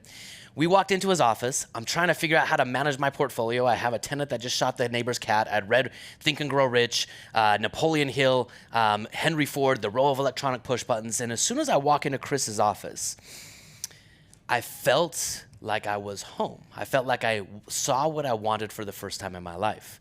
I was used to a corporate environment where everything was plain, posters of like cats being lions, that kind of garbage, But I walked into Chris's office and it was full of pictures of adventures, of a life lived. He was in a t-shirt and I'm in like a suit, And like everything in his office I wanted. And so I sat down with Chris and Chris proceeded to show me a future for myself based on what he had been doing in his own life since college 4 years ago. And I'll never forget when I sat down with him, he kind of confirmed, yeah, he's like, cool, Ryan, I'm glad you're in real estate. You got the first lesson right, savers or losers. But man, did you even read that book? Because you are totally blowing it. He said the next lesson in Rich Dad Poor Dad is the rich don't work for money. I don't know if you've ever read that. That made zero sense to me. How do you not work for money? So he went on to proceed to tell me, and sorry, these slides are a little bit messed up there, but he went on to tell me that passive income is not a side hustle. Passive income is not actively investing. Passive income is not trading time for money. You think you're going to be financially free, but yet you're doing all of these things. He said passive income is actually building a system where you do the work one time, and then you get paid over and over again without generating or without more time invested. Okay, that makes sense on paper, but how the heck do I make that my reality? I didn't understand. Smart guys actually understand this. Wealthy guys, rich guys understand this. Warren Buffett says if you don't learn how to make money while you sleep, you're going to work until you die. I was working until I had a full-time job, and now I have a part-time job managing real estate. I was further away from financial freedom than ever before. Now, this is where my commitment to my future got tested. Okay, I was willing to invest in some books. I bought Robert Allen's book. I don't know, it cost me whatever, $15. Bought Rich Dad Poor Dad, cost me whatever. I was buying CDs at the time. You remember back in the day, CDs and Walkmans and stuff? I think it wasn't like there was no iPhones, right? So I was listening to all that stuff on my tapes and all that. I was willing to do that. But I said, Chris, can you show me how to do this? And I'll never forget what he said. He's like, yeah, I could show you how to do this, but I don't think you're ready for it. I was like, what does that mean, Chris? I don't understand. He's like, look, Ryan, in order for you to do this, I need to make sure I don't coach people.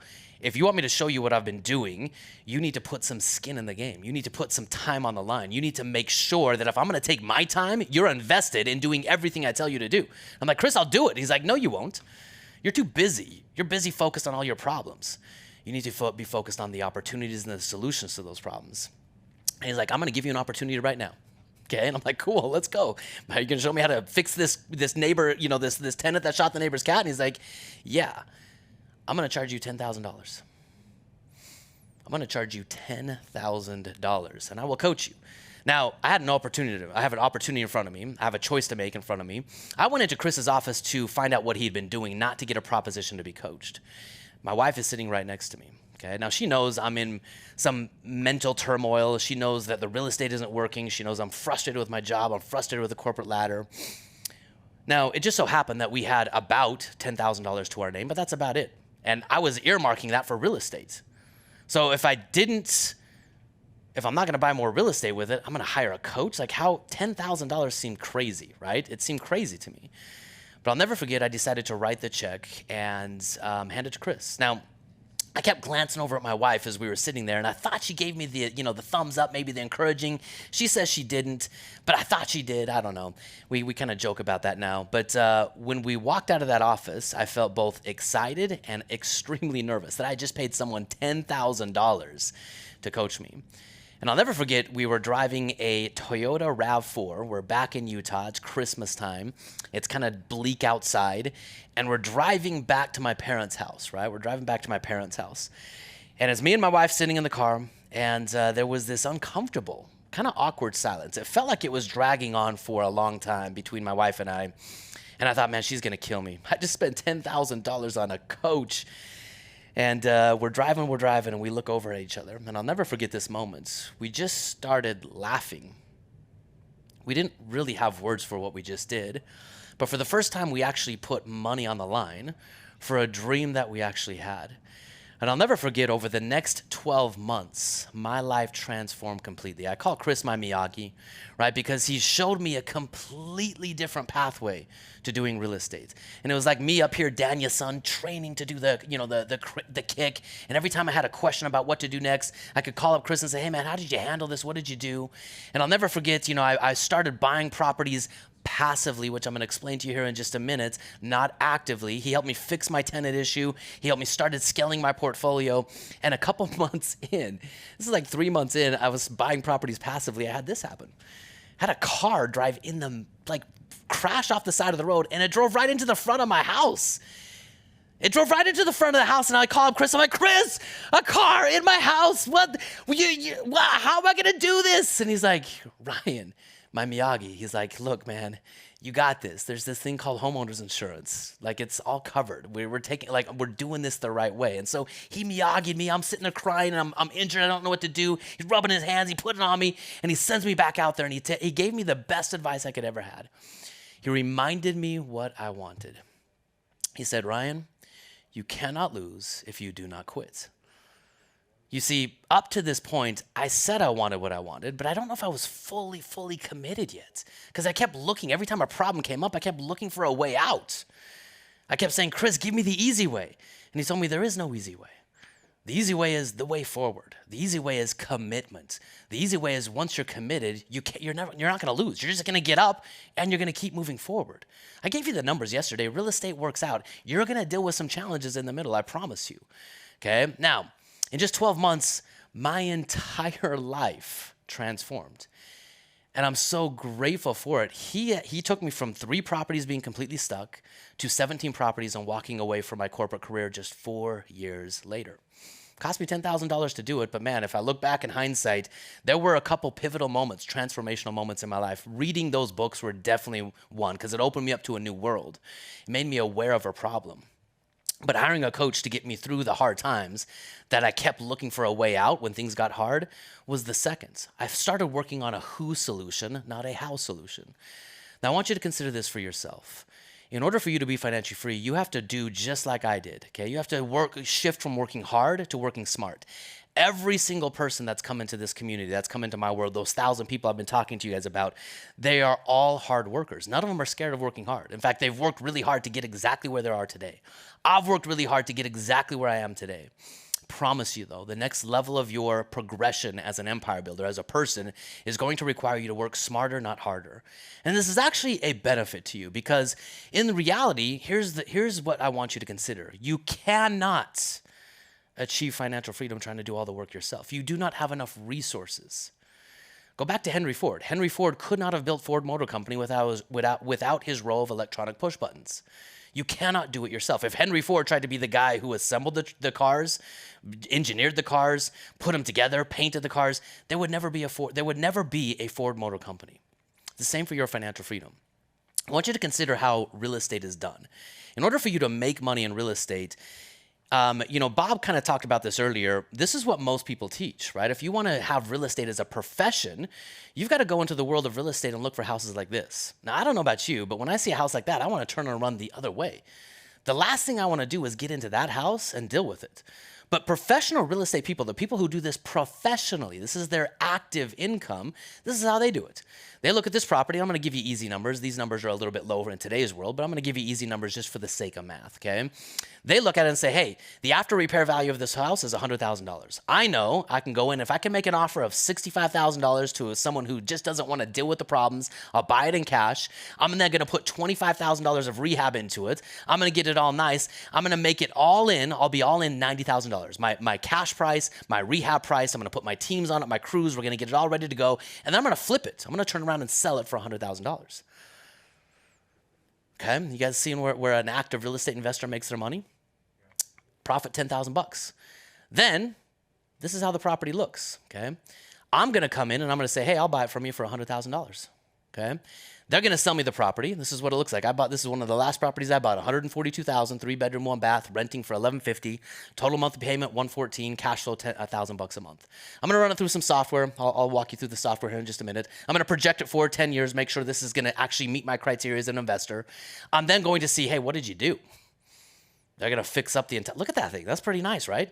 Put in new furnace, new paints, new everything, new walls, new cabinets, all of it. Then they're gonna give me a property management agreement and say, hey, in addition to flipping it, I'm gonna manage it for you. I'm gonna say, okay, cool. And then they're gonna put some money in my bank account. Here's my first $1,000 rent check. Okay? That's not bad, right? Now, I'm gonna go and I'm gonna buy this right at markets. And this is what Bob gets, when I first told him what I was doing, he's like, you're crazy, Ryan, you're not making any money. And he's right. I don't want to make money. Now, that sounds weird.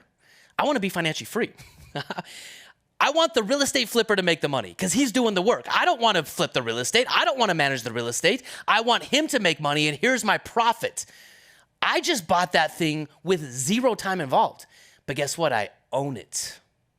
I get all the cash flow. I get all the tax deductions. I get all the amortization. I get all the market appreciation.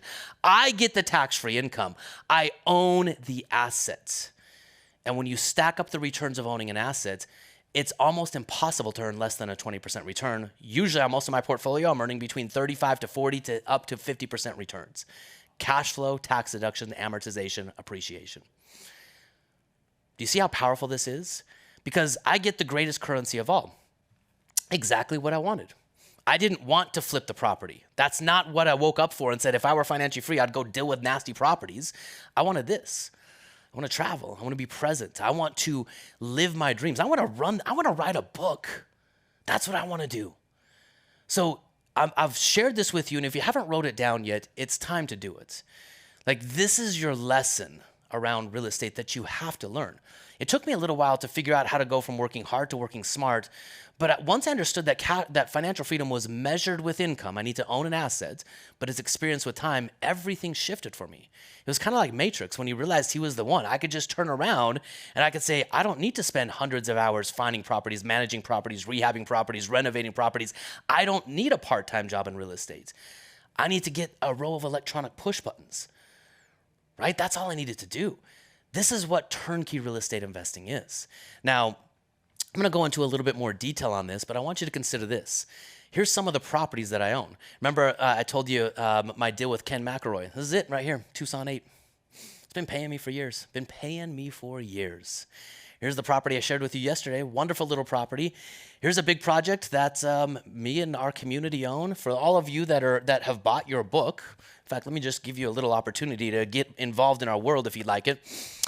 Inside of the book, there's a companion course. It's called the Launchpad. The Launchpad gives you training, videos, calculators. At the bottom of the Launchpad, we actually have tickets available right now. There's 72 left for our annual event. We're doing it right there in the resort that our community built at Black Desert. So you can get into your Launchpad. You can come check it out. Come see what this is all about. PGA tournament's being held there. But here's how this game works. I want to own the real estate. I don't want to do the real estate. So I need a team who can find the investment for me. I need a team who can negotiate the terms and buy it at a price that makes them profit. I want them to be profitable. I'm going to fund the acquisition. Me and the bank. I'm going to pull money from my vaults. I'm going to go access the bank, and I'm going to buy the property. I want to own it. They're going to take care of the rent, the make ready. They're going to secure the tenant. They're going to collect the rent. They're going to deal with, repairs and evictions and all that, garbage that I don't want to deal with. And I'm going to collect the rent checks. This is how I manage my portfolio right now. Here's Allison telling me, hey, we've renewed your lease through 2017. Here's Randall telling me, hey, a swamp cooler needed to be fixed. Don't worry about it. Fixed it. Pictures. Invoice right here. Cool. This is how I manage my system now. Now, I live in Utah. When I first started, I was living in Colorado when I started buying my real estate, but now I own properties in Utah, I own properties in Arizona, I own properties in Florida, I own properties in Tennessee, I own properties in Texas, I own properties in Michigan, I own properties all over the place, right? And the reason for this, and we'll get into a little bit more of this, I've got teams all over the place. I live where I want to live and I buy where the numbers make sense, okay? So inside of the game of turnkey real estate, it's super important that you understand you have to buy where the numbers make sense. It's going to give you access to bigger projects than you could ever do on your own. There's no way I could take down Tucson 8 without Ken. Ken took it down. I love being part of that. You do none of the work. You don't have to manage the property or manage the tenant, and you can invest from anywhere. We have people in all 50 states inside of our community. We have people outside of the country. We have people that buy from New Zealand, that buy from Canada. You can live wherever you want to live, and you can invest where the numbers make sense, as long as you have the right teams and the right locations, okay? This is what allowed me to go from 3 properties, and I'm going to quit, to 17 properties passively. Now, this is extremely important that you understand this. The day that I actually quit my job, I didn't know I was financially free. I didn't know it. I didn't walk into work that day with the intention of quitting my job. The reason I had to discover this is my boss was giving me an ultimatum, right? Remember I told you that? I walked into my office, and there Rob was. This is 4 years after 2008. And in 2012, companies, they were still kind of tightening their belts. I'm 5 years out of college now. And, no, actually I'm 8 years out of college now. And, people, like the companies they were letting go of people that were more tenured, people that were, 20 years ahead of me in their career. They were letting those people go and saying, hey, the young guy, he's just lucky to have a job. He can do their job, and we'll pay him a little bit more money, and we'll let go of these people. So Rob was going to force me back out on the road. And I'll never forget sitting down in front of Rob. This is the first time I did financial freedom math. I'd never done the math before. In my head, it was still, I just need a lot of properties. I don't know how many I need. I need a lot. Bob said get 20. I don't know what that means. I'm just going to start running, okay? But there Rob is telling me about my future, and I wanted to say no. I didn't know if I could say no, but I wanted to say no. He's telling me about what I'm going to have to do, the responsibility. Yeah, I'm going to make a little bit more money, but I didn't want that life. And so in the back of my head, I started adding up my cash flow, right? With these properties right here, I started thinking about, okay, I've got these properties over here. Those properties are bringing in enough income. Yeah, I could probably pay my mortgage with those properties. I've got these properties over here. I've got 1 car payment now. I've got 1 car free and clear. I can pay my car payment with that. Just like Steve talked about. Steve talked about reducing his expenses. I reduced my expenses down to bare minimum. And so it didn't take much, right? It didn't take much. And once I added up these 17 properties, I realized, man, I can't travel to Europe. I certainly can't live my dream life. But I could tell him no. I could tell Rob no. And I did this freedom math in my head over and over and over again just to verify it. And I had enough cash flow coming in that it wasn't like I couldn't sustain forever, but it was a doorway of opportunity. I had no idea what was on the other side of that doorway. I just knew I didn't want the door I was standing in front of. And quitting that day, it was the most rewarding thing for me possible because I realized financial freedom was so much closer than I actually thought possible. Do you want to actually see how close it is for you? I want you to consider this really quick. We live in a world where we kind of look at our income through what hits our bank account, right? Type in for me, I want to see who I'm talking to. How many of you are W-2s? If you're a W-2 employee and that's how you get paid, type in W-2. How many of you are business owners and you get paid as a business owner, right? Whether you're taking profits, paying yourself a salary, type in W-2 or type in business. Okay, I've got W-2, W-2, W-2, solopreneur and business owner. Got it. Keep going, 1099, okay, keep going. Business owner, okay. Got a decent mix, W-2 solopreneur. Love it, love it, love it, love it. Now, I don't know if this is your favorite time of the year, but most people get a little bit frustrated right around now. If you've delayed your taxes or extended your taxes, you got to officially file by October 15th. But most of us look at the lens of how much money we need through our income tax. And I want you to consider this. This is how most people handle their money, is they look at how much money they're making gross, right? And they think they need to replace how much money they're making gross. I had a $150,000 salary-ish, right, with my bonuses back in the corporate days. Now, most people just defer their taxes. Now, we've already kind of told you not to do that, but I want you to consider this really quick, okay? Consider this really quick. Deferring your taxes, I just want to give you a little bit of perspective on this. If you're going to take $20,000 and put it in your 401k, right, you get to take a $20,000 deduction off of your income for the year, right? That's why your CPA says, hey, max fund your IRA. Then you don't have to pay $20,000 on that contribution. Now, if you're in a tax bracket of 24% federal and 6% state, that equals about $6,000 of taxes you've technically deferred. You would have had to pay that in taxes if you just claimed the $20,000 as income. You guys following me on this? So now I've put the IRS in my back pocket. They're my BFF, right? I'm going to do all the work.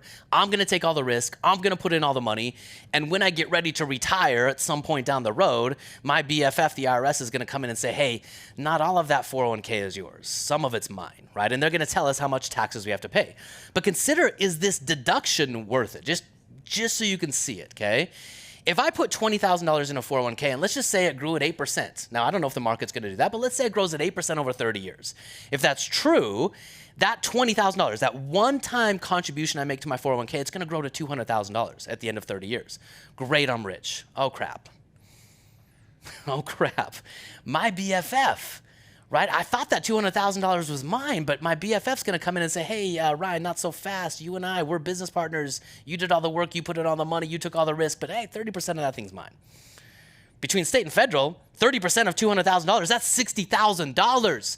My after-tax wealth in this scenario, only $140,000 is mine. I took a deduction. of $6,000 only to pay the government effectively $60,000 in the future.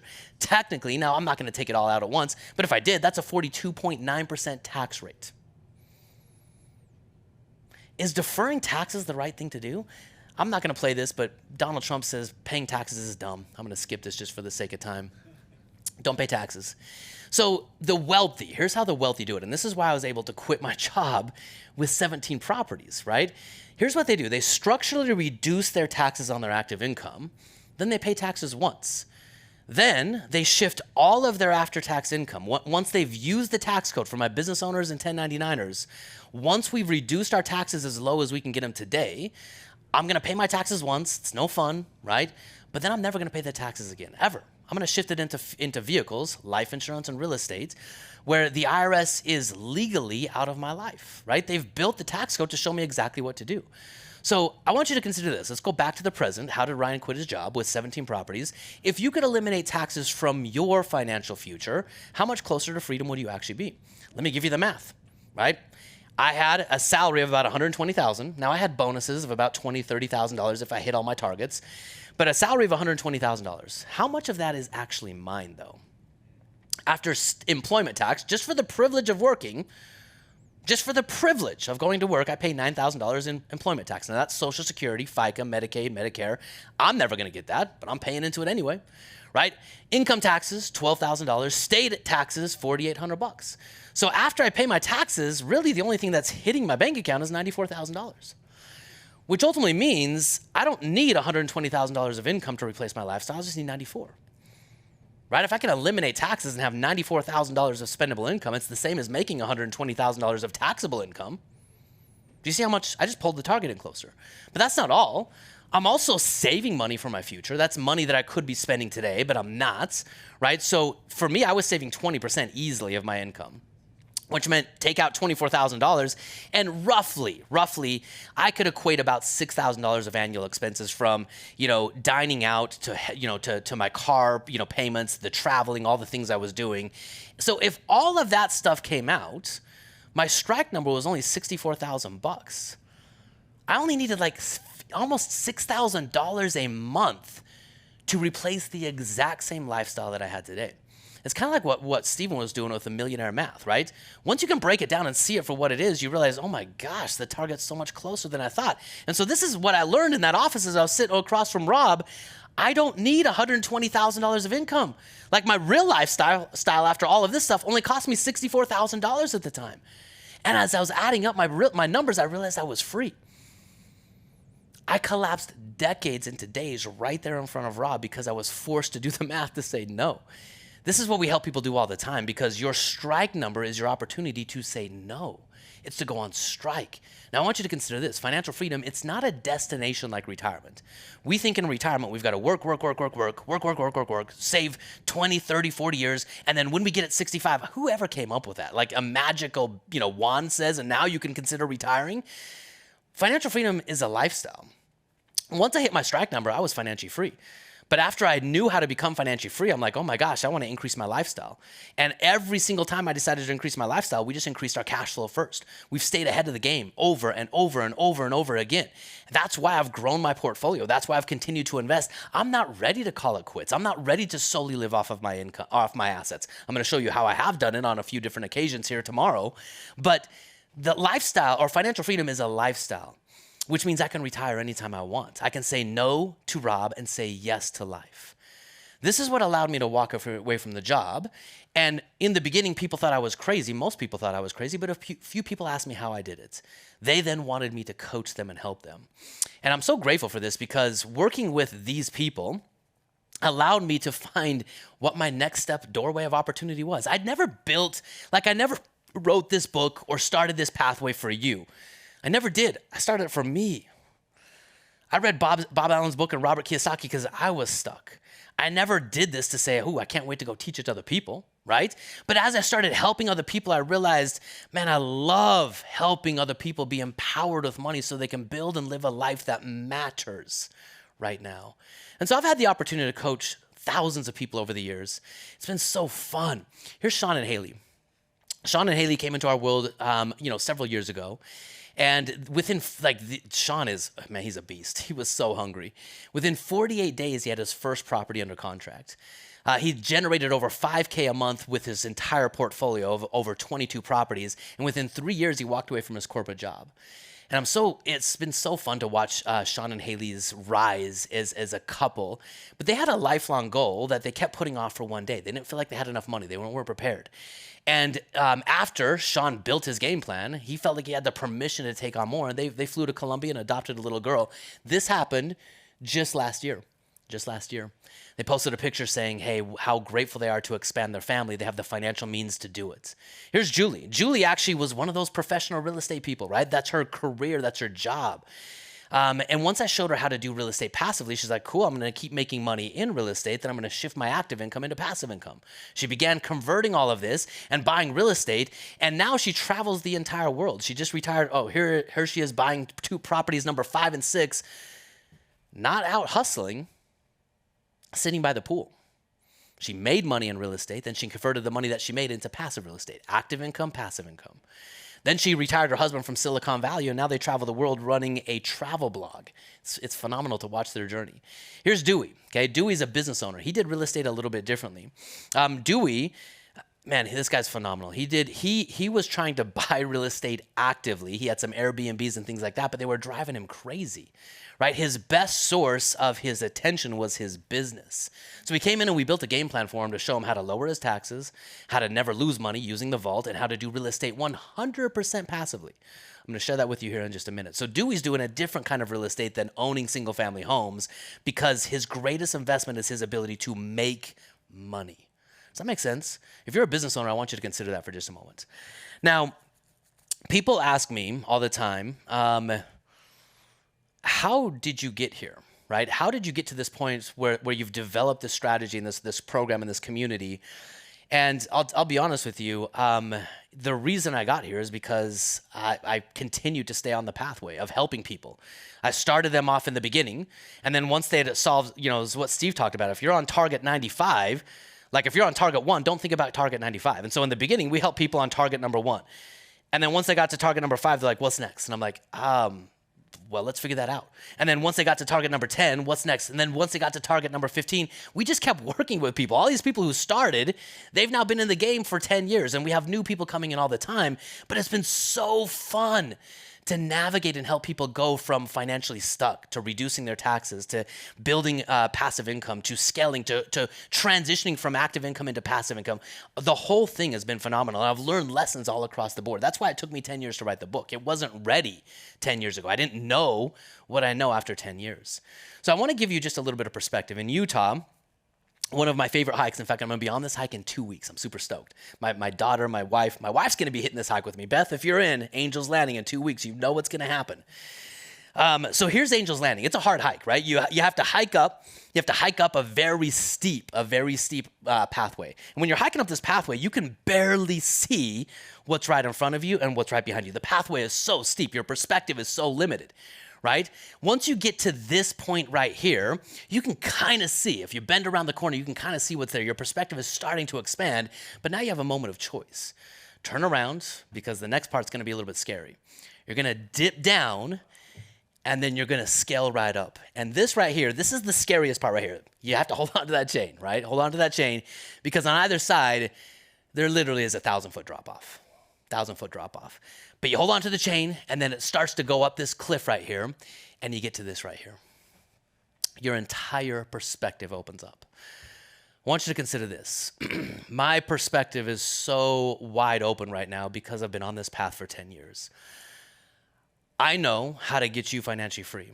And it's not just me. I have a whole team now that has pursued this. Every single person on my team, guess what? They have a game plan. They've operated their game plan. Scott, who you just saw on Ken's interview, he's one of the lead coaches in our community. He's one of the guys who just quit a 7-figure career. He's coaching full-time in the community because he built financial freedom, an option. He loves helping people do the thing that we talk about. I want to give you a perspective on this. I'm about to make you an offer that is a one-of-one offer. There is literally nothing else out there on the market like this. And this is both good and bad, okay? It's good in the sense that if you want what I'm going to now offer you, there is only one way to get it. There is not a single group out there that will coach you through financial freedom, that will coach you over 10 years from setting up a vault, implementing a tax strategy, scaling your vault, doing real estate passively, and generating tax-free income. There's not like everyone out there sells products. There's lots of people that will try to sell you insurance. There's lots of people that will try to sell you real estate. There's lots of people that will try to sell you tax strategy, but there's no system out there to make you financially free. Okay, so there is no other program like ours, and like I said, that's good and bad, right? It makes it really easy to say, if I want financial freedom, I know where to go, but it also makes it a little bit hard for you to have something to compare it to. So let me try to help you do that here in just a moment. Okay, so if you want financial freedom, and let's say you're going to use real estate, because I promise you real estate has to be part of your equation if you want financial freedom, tax-free income in 10 years or less.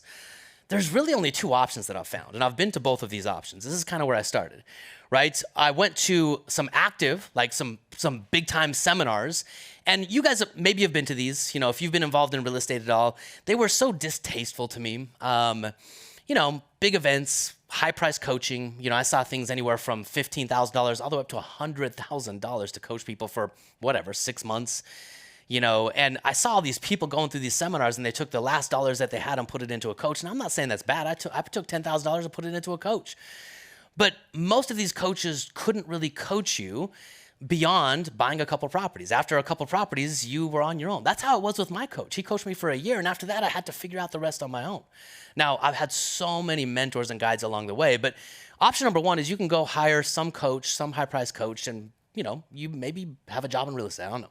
Option number two, I'm grateful for Bigger Pockets, but man, you go to Bigger Pockets and everyone has an opinion on everything in real estate.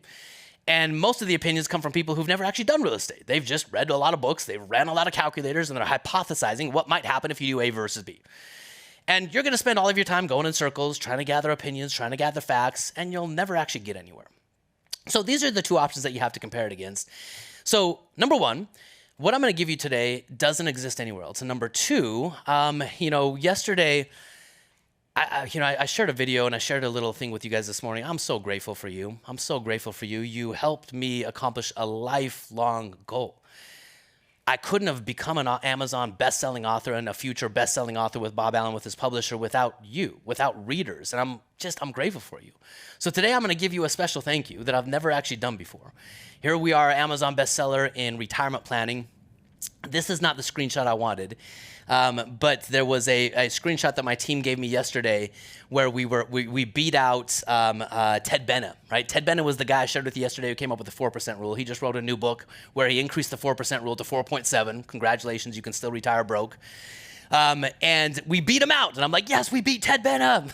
But now we're number one in retirement planning, which is awesome. We're number one in real estate investing, which is awesome. And again, that came from you. You helped me, and I want to help you. This book is to help you become aware of the problem. Everything you need in this book and the Launchpad course, you'll have absolute clarity on what the problem is. What I'm about to offer you right now is a solution to solve the problem, okay? The solution that we've created to solve the problem, we call it Money Mastery. The reason I call it Money Mastery is it's a system to help you master the tool of money, both as an empire builder, making, keeping money, how you think, how you optimize, in the vault and in turnkey real estate. It's a comprehensive solution. In fact, there is nothing else out there, like I said, that does what we do. It's a comprehensive solution that will give you everything you need to become financially free in 10 years or less. We're gonna start with what is your core desire. We will not move forward until you are clear on what you want and we are clear that you are clear on what you want. Once we know what you want, the game's super easy, right? Then we'll design a game plan for you, and then we'll help you deploy your capital, your resources to start building, scaling, and executing your financial freedom formula, your passive income machine. It's that simple. I'm sorry, guys. These slides, the formatting got all messed up. But here's what a game plan does, okay? A game plan is going to allow us to sit down with you one-on-one. Inside of this game plan, we are going to get very, very clear on exactly what you want, exactly what resources you have, your clear and actionable definition of financial freedom, how we measure success. We're going to design your vault. We're going to optimize your tax strategy, and we're going to put you in a position to start buying and securing real estate. We're going to do everything. We're going to give you absolute clarity. The most important attribute that every high performer has is clarity. It's the currency of wealth. We live in such a chaotic and a noisy world, and unless you're clear on the exact path forward, you will spend most of your time spinning your wheels. That's why Bigger Pockets isn't the place for you if you're clear on financial freedom. Okay, so I'm grateful for Bob Allen because his book gave me the vision plus the clarity, but I'm so grateful for Chris, right? He didn't have game plans back in the day. I remember he sat down and kind of drew it out, mapped it out, scribbled it for me, and I could see enough of what he was showing me to say, I'm gonna pay you $10,000. If I can just get a semblance of what you put on that paper, I'm in. So it was the vision plus the roadmap that gave me a direction forward. So inside of your game plan, we're gonna give you a clear analysis of your savings. We're gonna give you a personalized reorganization of your assets. We're gonna help give you the projections that you need to reveal any opportunity to improve and optimize your financial plan. And then we're gonna give you concrete, actionable targets. Not all the things, the one thing. You're gonna have a 10-year objective, 90-day, or 10-year objective, 1-year outcomes, and 90-day targets. 10-year objective, 1-year outcome, 90-day target. You're just gonna start knocking down target after target after target after target. We're gonna map the entire process out for you. We're gonna show you what to do in year 1. We're gonna show you what to do in year 2, year 3, year 4, year 5, year 6, and so on and so forth. You're gonna see clearly with your numbers how much more efficient your capital could be by moving it from where it is to where it could be. We're gonna go through every step from taxes to savers, everything you need to do. And then we're going to help you execute it across the board. It's all done one-on-one until it's right. People ask me all the time, how many meetings do I get? I don't know. Until it's right. How many times can I meet with my strategist? Until it's right. Financial freedom doesn't happen unless you're clear, and it also doesn't happen unless we're clear. If we're going to support you on a pathway, we better be dang clear on how to do it. Then not only that, we're going to give you dashboards every single time you take action. We're going to say, hey, cool guys, after 1 year, here's what you've done. You're 22% of the way to your goal. You're 46% of the way to your goal on your vault. You now need 11 more properties. Look how much progress you've made. After 5 years, we'll sit down and map it out with you again and say, hey, look, you only need 7 more properties. You're now 61% of the way to your real estate goal. You're almost there. We'll map it out for you the entire time. Right, here's Melinda. I love Melinda. She's so awesome. Here's what she says, okay? It's been 3 months since we joined. We're super excited about the game plan. Our vault is funded. We closed on property number 1 a few days ago, cash flowing from day number 1. Property number 2, tenant in place as well. Can't tell you how good it feels to go from a do-nothinger to a do-somethinger. That's pretty good, right? Do-nothinger to a do-somethinger. That's how financial freedom happens. It's not in a book. I'm so grateful for that book because that's going to make you aware of the problem. You can't solve a problem that you're not aware of. But we have to take that awareness and put it into action. We're then going to commemorate your game plan with this. Look, everyone in our community is here for a reason. Your pathway to financial freedom is you have to rise up. You have to care more about your financial future than they do, Wall Street, than anyone else. You're going to rise up and take control over your money, your time, your actions, and your results so that you can live free. So we're going to commemorate this. You're going to have, we send you all kinds of fun stuff to help you. Really what this shirt is, this shirt and the shirts that we wear, these are just outward representations of an inward commitment. We're just trying to reinforce constantly who we are, rewire our brains so we can have different outcomes. So I want you to be clear on this. Financial freedom in 10 years or less, it's never going to happen by an accident. It is going to happen with an actionable plan. That's what a game plan does for you. And a game plan gets you clear, what this guy needs to do to make this guy's reality come true. That's all a game plan is. It's just going to pull your world together and give you so much more context of what you should be doing today to be getting the outcomes that you want. So let me ask you this. If all we did in Money Mastery is give you a game plan, got you clear and said, hey, go do it, would it be worth it to you? Our program is $5,000. If all you got from our program was a game plan that gave you absolute clarity on the exact path forward, the vault, the taxes, the real estate, step-by-step formulas, exactly how to do it, would it be worth it for you? For me, I paid Chris $10,000 to get a game plan. His game plan was scribbled on a piece of paper, on a napkin. I'm so grateful for that game plan because it gave me the context of what I needed to do today. But we can't stop there. And again, guys, I'm so sorry about these slides. We use like this weird font and then it didn't transfer over. So anyway, next thing is tax strategy. Tax strategy, okay? Number 1, everything we do inside of our world, hold on guys, let me just get a quick drink.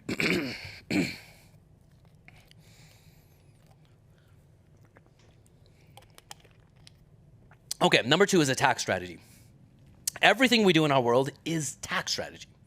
The only way to generate tax-free income is to look at dollars through the tax code. I mean, there's other ways to do it. We could go move to the Bahamas or try to go off-grid, but we're just going to live in the United States. We're going to comply with the U.S. tax code, and we're going to do everything we do using the U.S. tax code as a treasure map, as a map of how to not pay taxes. The IRS literally tells us what to do.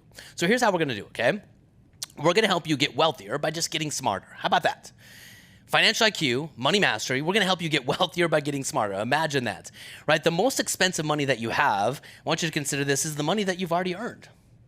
It's the money in your bank account. Consider this for just a moment, okay?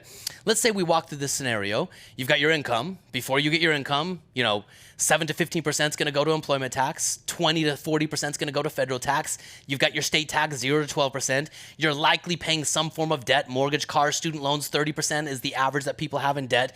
Lifestyle, this is putting food on the table, going on vacations, whatever you do, that's 40%. The average American today saves 5% of their income. Here it is with the savings rate. It spiked during COVID when no one could go outside. But the average American over the last 20 years saves about 5% of their income. Now, I'm going to encourage you, in fact, challenge you that you have to save at least 10 to preferably 20% of your income to be financially free. So where are you going to get the money to do it? Well, you're going to get the money to do it this way, okay? if this is your world, if these are your taxes and this is where your money's going, you're paying $11,000 of taxes to employment taxes, $25,000 to federal taxes, $8,000 to state taxes, $54,000 to debt, $71,000 to lifestyle, and $9,000 to savings. That's 5% of your $180,000 income. Okay, so how am I going to get more money to invest when all of my money's going out the door? Well, you could try to pay off debts, and Bob gave you some tactics on that. I love what Steve said. Reduce your income. Be very, very vigilant about that. You shouldn't have stupid consumer debt. You should be very, very focused on this. But it's hard to get rid of debts, and I'm not saying you shouldn't do it, but that's going to be a long pathway to do it. Okay, the average American, they can barely afford their groceries right now. They're already starting about considering 40-year mortgages to help more people get in and save home. So it's going to be hard to get rid of debt. Again, you should do that, but maybe you can save more by just spending less. Maybe we can take it out of your income, your lifestyle first, okay? Sacrifice date night maybe, sacrifice vacations. These are things that I did in the beginning for sure. I just started taking everything I could out of lifestyle. Every dollar that wasn't going into my vaults, I analyzed it of, is this necessary? I was a little bit unhealthy with this, but that's where a lot of money's going. Back in a couple of years ago, inflation was 9.1%. And, over these last couple of years, they're trying to convince us that inflation is back down to normal. But what they're not telling you is this. Look at this. From 2020 to 2022, look at that spike in cost of living. When they say it's coming back down to normal, they've reset normal. Like if they say it's 2.6 today, which is what the Federal Reserve says it is, they've just increased the cost of living by 25%. There's a 25% permanent cost of living increase, and now they're saying it's come down 2.5% since last time we measured it. Not since this, since that. So it's hard to cut it out of your lifestyle. Then you get Janet Yellen coming on saying everything's fine. Don't pay attention to inflation. Everything's fine. So it's going to be hard to cut it out of your lifestyle, right? The cost of living has gone up quite a bit. So maybe you could invest better, right? We could take your $9,000 that you're saving, and maybe we can find a way to invest better. Now, obviously, the passive income machine is going to help you invest better, but like if you're going back to the market, this is the roller coaster you're on. Even Warren Buffett lost money the last time the market went down. Warren Buffett's sitting on billions of dollars of cash right now because he believes the market's overvalued. 89% of fund managers can't beat the market, so it's going to be really hard to just invest better. Even in the passive income machine, optimizing your rate of return in the passive income machine, that's not your most powerful lever. You're going to optimize your rate of return, but you need more money that has to go into your system. So you can work harder and try to just earn your way through this. But if we go back to a 5% savings rate, to save just $1 more, you have to earn $20 more to pay the taxes on it, have 30% go to debt, have 40% go to lifestyle. To save $1 more, you have to earn $20 more. So to save $1,000 more, you have to earn $20,000 more per year. Consider that. That's how the math breaks out if we just reverse engineer it. So where is all the money going? Well, it's going to taxes, right? The average American today works until May to pay their comprehensive tax bill. Till May. That's not freedom, that's servitude. So this is where all the money's going. Employment tax, federal taxes, state income taxes. Total taxes, $45,000. And much of that is voluntary. Again, sorry about the slide, the stuff here. But in order to do this, I want you to consider this. All you have to do, you could reduce your taxes by $10,000. Which I can guarantee you every one of you can do right now. Or if you can only save 5% of your income, to save $10,000 more, you'd have to make $200,000 more. Which hard do you want to focus on? Making $200,000 more and saving 5% of your income so you can save $10,000, or reducing your taxes by $10,000 bucks? I want you to consider this. If you can save $10,000 one time and put it into the passive income machine over 10 years, this is what it'll turn into. So let me invite you to consider this. Part of your comprehensive tax strategy, or part of your comprehensive financial strategy, has to be a tax strategy. Even if you're a W-2 employee, much of the taxes that you're paying are voluntary. We just have to open the tax code and go past page 1. I mean, consider this. The first line in the tax code is everything you make is taxable. Why do they then need 3,000 pages behind that line? Well, they use the tax code as a way to incentivize behavior. We're just going to align your income with those incentives. Every person inside of our community has 4 things in common. They have a target tax rate. How do you know what winning looks like unless you have a target that you're shooting for on your tax rate? They have a tax strategy to make the target tax rate a reality. They have an income structure to be able to structure their income according to the strategy to hit their target tax rate. And then we do a quarterly cadence. Every quarter we say, hey, these are the things we need to do this next quarter to ensure that your money's flowing effectively, so when you get to the end of the year, you've structurally reduced your tax rate. That's all. Here's a couple of people. This guy right here is W-2, Hiroki. He was, I don't know if he's on today, he's W-2. He took his tax rate from 2021, 34%. That's federal and state. 2022, 32%. Then he got into our program, 11.2%. Pretty cool. Here's someone, let's see, right here. They went from owing approximately $4,300 in taxes to get a $17,000 refund. That's money they'd already sent to the IRS that they didn't have to. We just had to go back in and rework how their taxes were structured to get their money back. That's $17,000. Here's Chris and they're a combo, W-2 and 1099. Also took their their effective tax rate down to 11.9%. Okay, so we're gonna do this for you. The average year one savings on taxes is between $10,400 to $38,000 with using the tax strategies that we bring to the table. This is critically important. Once your structure's set up, you get this every single year. You're not gonna stop making income next year. You're gonna continue to make income, but now you have a structure to flow that income within. So now you're gonna get a tax strategy in addition to your game plan. And there's so many different groups out there. And there's lots of good ones out there.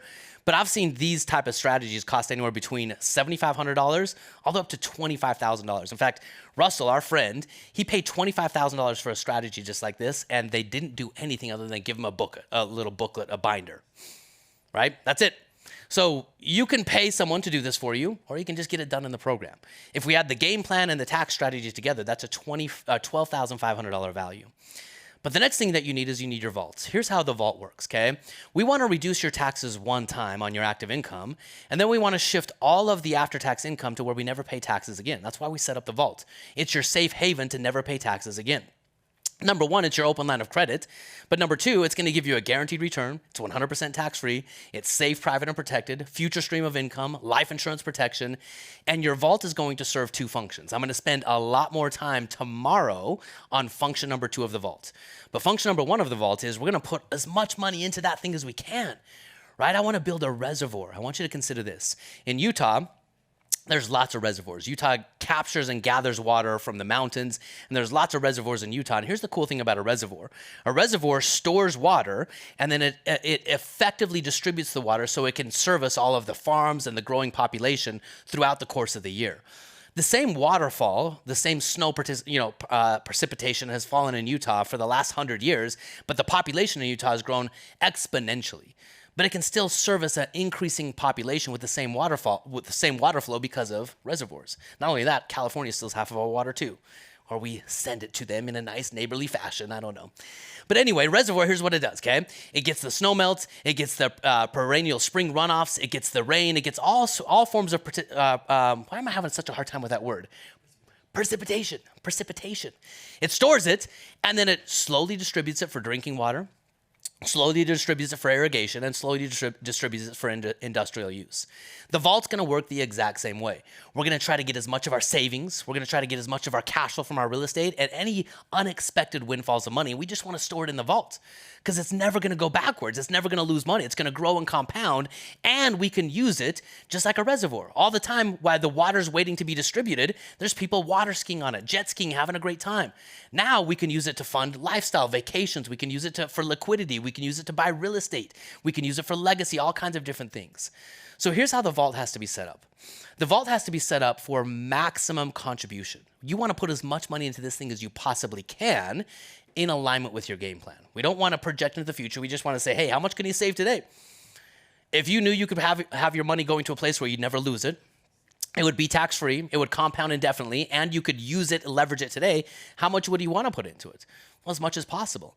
Well, in order to do this, to maximize cash value, we want to have the most money going in and buy the least amount of life insurance, but still have it qualify as life insurance.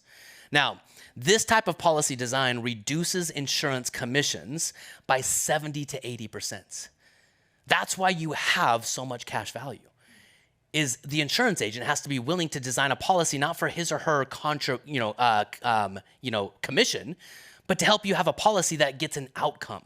That's why this is so critically important. I have seen so many people design these policies for maximum premium to where the insurance agent makes the most money. And then the cash value just takes forever to build, right? The way this works is that's how insurance, people do it, is you want to punch your insurance guy in the face when you find out what they're doing because they make a lot of money doing this stuff. The only reason this works is we're helping you set up a system designed to get an outcome, not selling insurance. Insurance has to be part of the system, but you have to have cash value. So you can look, if you have one of these type of policies, consider this. In whatever you put in year one, you should have 75 to 90% of whatever you put in immediately available in cash value. Anything below that amount means you had more money going to insurance, which is commission to the insurance agent than needed to be there. 75 to 90%. By year two, 90 to 95% of what you put in that year should go to cash value. By year three, 100% of what you put in should go to cash value. By year four, 105% of what you put in that year should go to cash value. And it just gets better every single year. That's how the vault has to be set up. So you're going to grow wealthier every single year for the rest of your life automatically with the vault in your foundation. Now, function number two, and I'm going to spend a lot more time on this so you can see how this works. The primary source of your tax-free income, the primary way that you are going to run your passive income machine in retirement is through the vault. You're taking income from the vault, not the real estate. That's counterintuitive, but you're taking income from the life insurance policy, not the real estate. Now, I'll show you how that works tomorrow, but it has to be set up to do this, to give you 6 figures or more of tax-free income for the rest of your life. So in order to have the right vault as part of a system to get the right outcome, it has to be done with the right strategy, the right design, the right insurance company, and the right team. This is why you can't just go get it set up anywhere. We've done thousands of these things. They're so fun. I love this. Now, the last thing I want to share with you on the vault is this. Even though we're trying to minimize the cost of insurance, you are the driver, you are the empire builder of your game plan. Steve knows this man. This man's Dave Woodward. Dave Woodward was someone who set up a vault with us about 6 years ago. And I remember when I met Dave, he was on a meteoric rise, right? On a meteoric rise as a CEO of one of the fastest growing software companies, ClickFunnels at the time. And he came and sat down with me. He's like, hey, my wife and I, we want to go on missions. We want to do all this stuff. I'm making good money. I got to find a way to keep it. And then I got to find a way to, have passive income coming in. Can you help me? And I'm like, I got you. But the first thing you have to do is you have to set up a vault. And he, kind of hemmed and hawed. He's like, can I just put it into real estate? No, you got to set up a vault first. So he finally set up his vault. And I'll never forget when we set up his vault, he started dumping all of his money into it. Every single year, dumping money into it. And every year I'd be like, hey, Dave, it's time to take a policy loan. Let's go buy some real estate. Time to take a policy loan. Go buy real estate. He was too busy. Never had a chance to do it. A couple years into his vault, I got a call from him. And on that call, he said, hey, Ryan, can you remind me what that vault is? Is there actually life insurance with it? You see, our objective was to lower the life insurance, maximize the cash value, but of course there was life insurance. Dave had been diagnosed with a terminal brain tumor. And in that moment, his entire perspective shifted. He fought it for about a year, but right before he passed away, this is literally days before he passed away, he texted me this message. I pray you feel and know the blessing that you are to me. I can't convey my gratitude for you and all that you do. Thank you so much for your friendship and support. Pray the Lord watches over you every single day and your family. His last wish for me was to make sure that his wife, Carrie, was taken care of. His vault made it inevitable that she would be taken care of for the rest of her life. We took the tax-free death benefit, we repositioned it into some cash-flowing assets, and Carrie replaced Dave's salary immediately. So the vault, on average, we save people about $10,000 in year one on commissions alone. So I could easily attribute that as a $10,000 price point, but I'm going to say the vault is priceless. For me, over the years, the vault has been such a tool of just certainty for me. And economic value of certainty is the number one thing I look at in a chaotic world. So the next thing to put all of this together is you now need real estate, right? So if all this program did was give you a game plan, give you a tax strategy that saved you $10,000 to $40,000 in year one, set up the vault for you to give you a place to put your money where you never lose it, would it be worth it to you? I mean, I hope you're saying, yeah, Ryan, can you make it better for me though? Like, I'm gonna make it better for you. Let's give you some real estate. That's what this is all about. Back when I went to my very first real estate conferences, and Bob kind of talks about this, there wasn't really turnkey real estate back in the day. And when I started going to real estate conferences, they're like, hey, you have to put in 100 offers to get one property. That's how I started. That's my 3 properties, right? I was doing it actively. 100 offers to get one property. That's crazy. But that's how it works. Now we do it completely turnkey, meaning they put in the 100 offers, they get the one property, then I come to the table and say, hey, you did all the work, let me pay you well, I want to own the asset. Here's a property that these two just bought in our community just a couple weeks ago, $142,000. Look at that home, beautiful. Nice little brick area, wonderfully appreciating area, super happy to do it. We buy some higher end homes. These are a little bit different type of asset where they're fully rented, they're fully furnished in addition to renting, and they're rented under contracts. They're not Airbnbs, they're midterm rentals, phenomenal little rental assets. And then here's some bigger projects that, lots of real estate, so lots of people buying first, second, third, fourth, fifth, 10th, fifth, blah, blah, all of it. Lots and lots and lots of real estate, okay? Over the last 10 years, we've done this. As a community, over 4,000 single-family homes. We're approaching, to the best of our ability with all the game plans that we measure and see how much real estate value, it might even be over this, but to the best of our ability, it's about $1 billion of single-family homes done inside of our community. Most of that's been done with bank money, okay? So your game plan is going to have 2 different kinds of real estate. It's going to have real estate that you own, single-family homes, and you need to have a base of these assets. Every single person in our community needs to have between 10 and maybe 20, depending on your game plan. But in addition to that, you need a private pension. Remember I told you pensions are dead? Not anymore. We brought them back. Pensions are alive and well, and we call these things private pensions, but these are syndications. So this is the big unit that our community built. We funded this entire project. We built it from the ground up. Now it's operating. It's a fully functional golf course. It's a 5-star resort, and the PGA tournament's there. Our community owns this, and they're getting cash flow on it every single month. Here's one in the only 5-star ski resort under construction in the last 20 years right now, being built in Park City, Utah. This is phase 1 of a 5-phase project. 5-phase projects, putting in, ski out resorts, phenomenal. Here's one that we just opened up 2 weeks ago. This is in Colorado, Cornerstone. We just bought this and another golf course, all sponsored by Tiger Woods. We're flying out next week with a bunch of our community members to check it out because we got money coming into it from investors. Look at this. This is 8,000 feet of elevation. It's Cornerstone up in Montrose, Colorado. Beautiful area. So all of our people own these kind of assets. Tony Robbins said these type of assets outperform the market by 2 to 3 times. This is how the wealthy are getting wealthier. They're just owning assets, and they're allowing these assets to be long-term cash flowing opportunities. And right now, these assets pay our community. That's a big number. Can someone say it out for me? $1.4 million a month of lifetime income. They own the assets. It pays monthly. And this is how we build a private pension. Now, I want you to consider this. If all this program did for you is build a tax strategy where your average tax savings is $10,400, we form your entities so you can be a real estate investor and reduce your taxes structurally. We give you the clarity to grow and scale your income without scaling your taxes. On average, if you save $11,000, $11,000 in year 1 from us setting up your entities and us building your tax strategy with the minimal tax savings of $10,000, would that be worth it for you? What if we add on the vault on top of that? Let's say you put in $60,000 in year 1 in your vault. That would give you a $3,000 dividend at the end of the year. Our average cost savings, because we reduce your life insurance, is $10,000. And now you have a place for the rest of your life to grow your money tax-free, completely liquid, and compounding for life. So if we did the tax strategy and the vault together, that's $24,000 of real value, from tax savings to life insurance cost savings.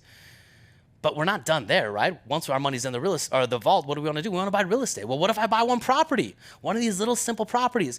Let's say it cash flows $250 a month after all expenses. That's $3,000 after year 1. It appreciates by 5%. That's $8,900 of real money in my pocket. A tax savings of $3,900 for owning the property that year. If I just ran one rotation of my system, tax savings, vault, and one investment property, that's $40,000 in your pockets.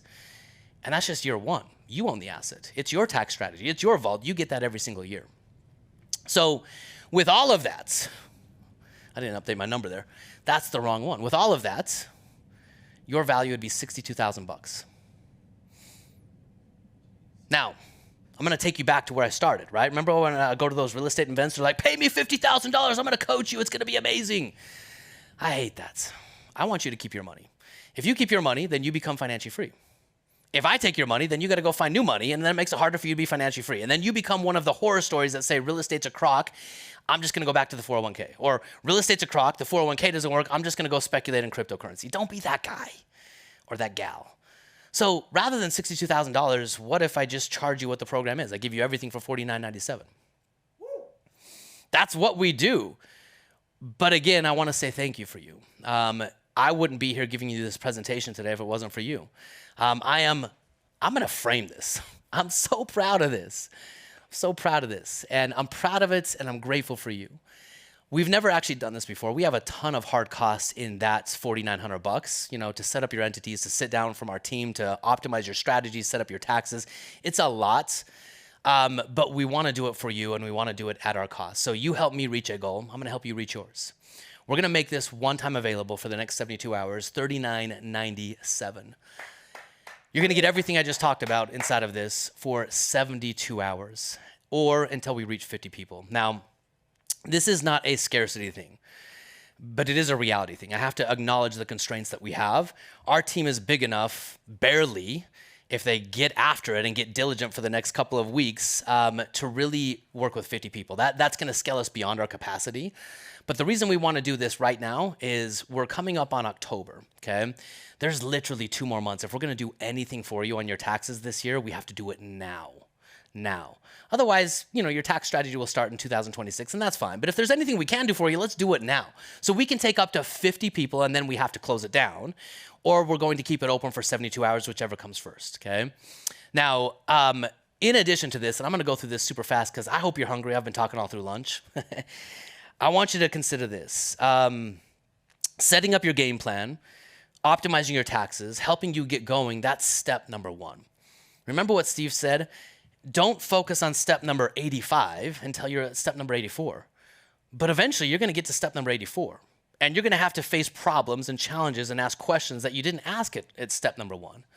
So in addition to us setting up your game plan and helping you launch it, this is why I can say we worked with people for 10 years. There is nothing else out there. We're going to coach you through every step of the process. Every successful person that you can imagine has a coach by them. I have a coach by him, but here's Michael Phelps. Look at all those gold, medals. He didn't do it on his own. He had a coach pushing him, challenging him, pointing out his blind spots the entire way. Michael Jordan, arguably the best athlete, or definitely the best basketball player, no argument there, of all time. 6 rings. That's MJ the GOAT, who was by his side every step of the way. Phil Jackson.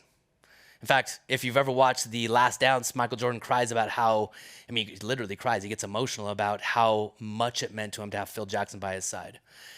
I owe my success to a coach. I continue to have coaches in my life today. I'm so grateful for Chris. He gave me a start, but today I have coaches in my life that guide me to the next level. So in addition to everything I've shared with you, you're going to get calculators, you're going to get templates, you're going to get a community, you're going to get people around you. And I hope more than anything is you get all of this, it increases the one thing that's necessary. It increases your sense of belief. I'll never forget, as I started getting around all of these investors, I love it. These guys, they answer their own questions. Like, if you're brand new, you're going to look at the person 2 years ahead of you and say, how did you do it? That person 2 years ahead of you is going to say, hey, when I was in your shoes, I did it this way. No one goes on the internet and says, I need a community. But as soon as you get in the game of real estate, you're going to realize you can't do it on your own. You need a community. And I love this. We get together. All of our events, we do Rise Up Live. We do an outdoor Rise Up experience. In fact, those of you that are going to come to Rise Up Live this year, we're going to hike Angels Landing together this year. That's the one I showed you with the perspective. So come to Rise Up Live. But we're going to give you calculators. We're going to give you everything you need to be successful with this. I'm just going to skip through this, and I'm going to get right to the end. Everything you need to be financially free. All of this is yours today for $39.97. I'm sure there's a link somewhere on the screen here.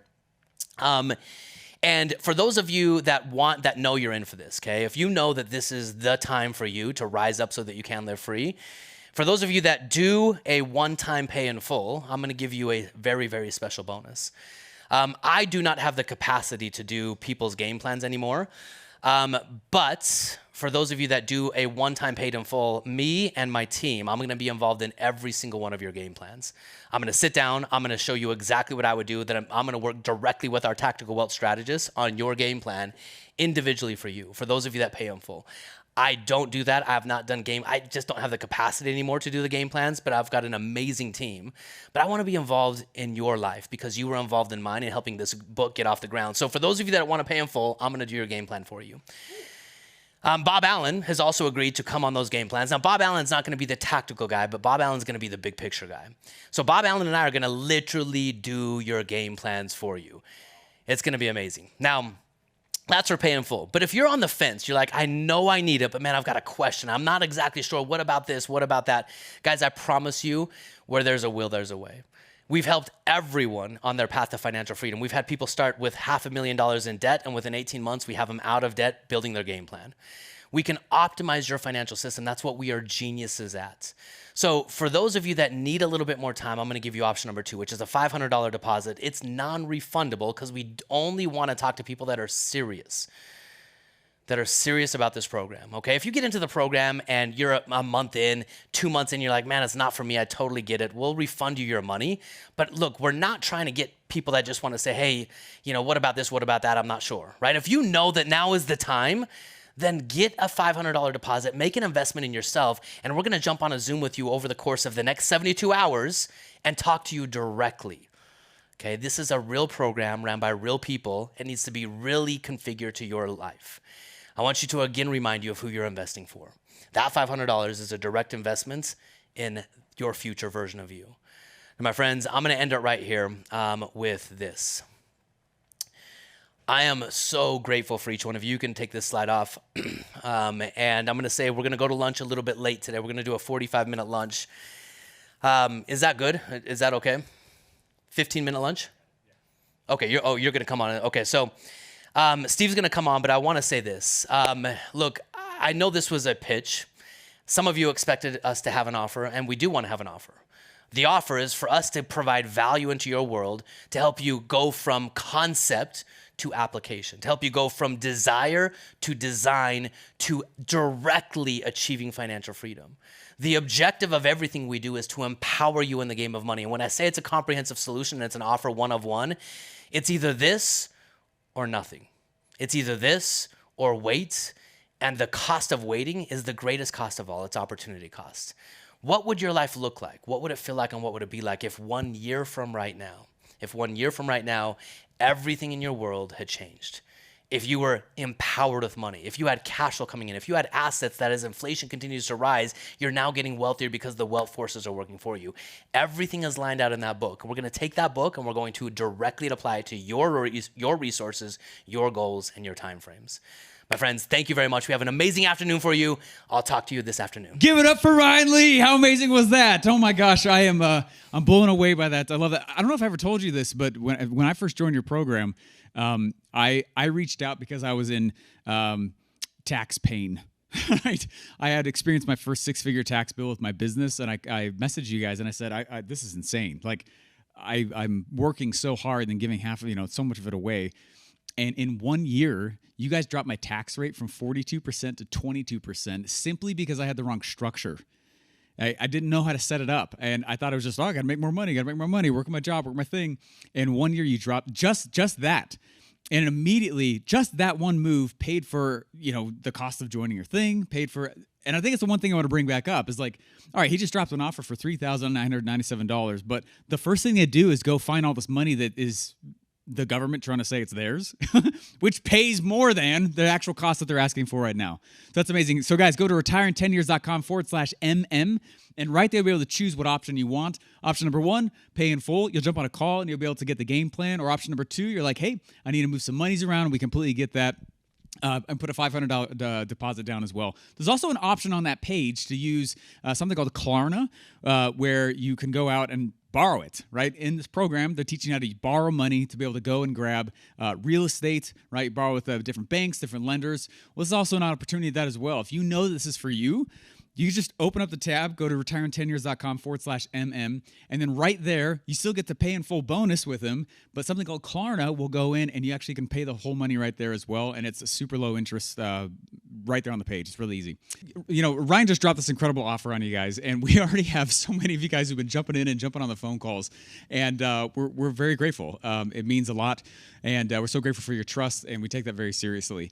And if you're like, what is this again? And you're just tuning in right now, go to retirein10years.com/MM to check it on out.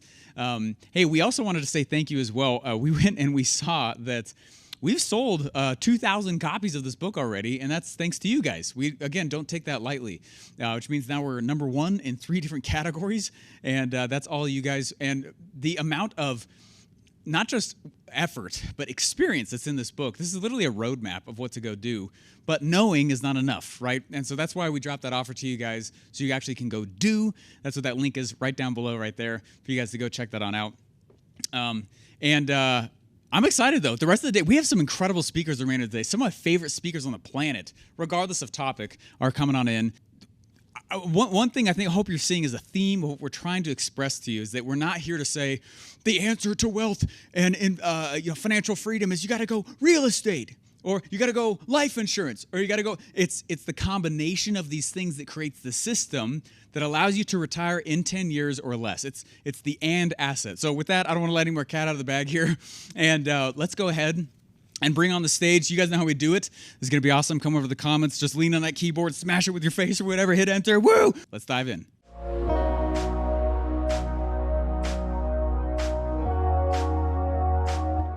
Greg from JWB, my man, it is so exciting to have you on this conversation with me today, because today we're going to be talking about, I think it's my favorite, and I'm pretty sure it's your favorite, way to build wealth. Guys, everything you've been learning up to this point is all about the system to achieve financial freedom in 10 years or less, and there is nobody better in the entire country than this man right here. So, Greg, you want to say what's up to everyone today?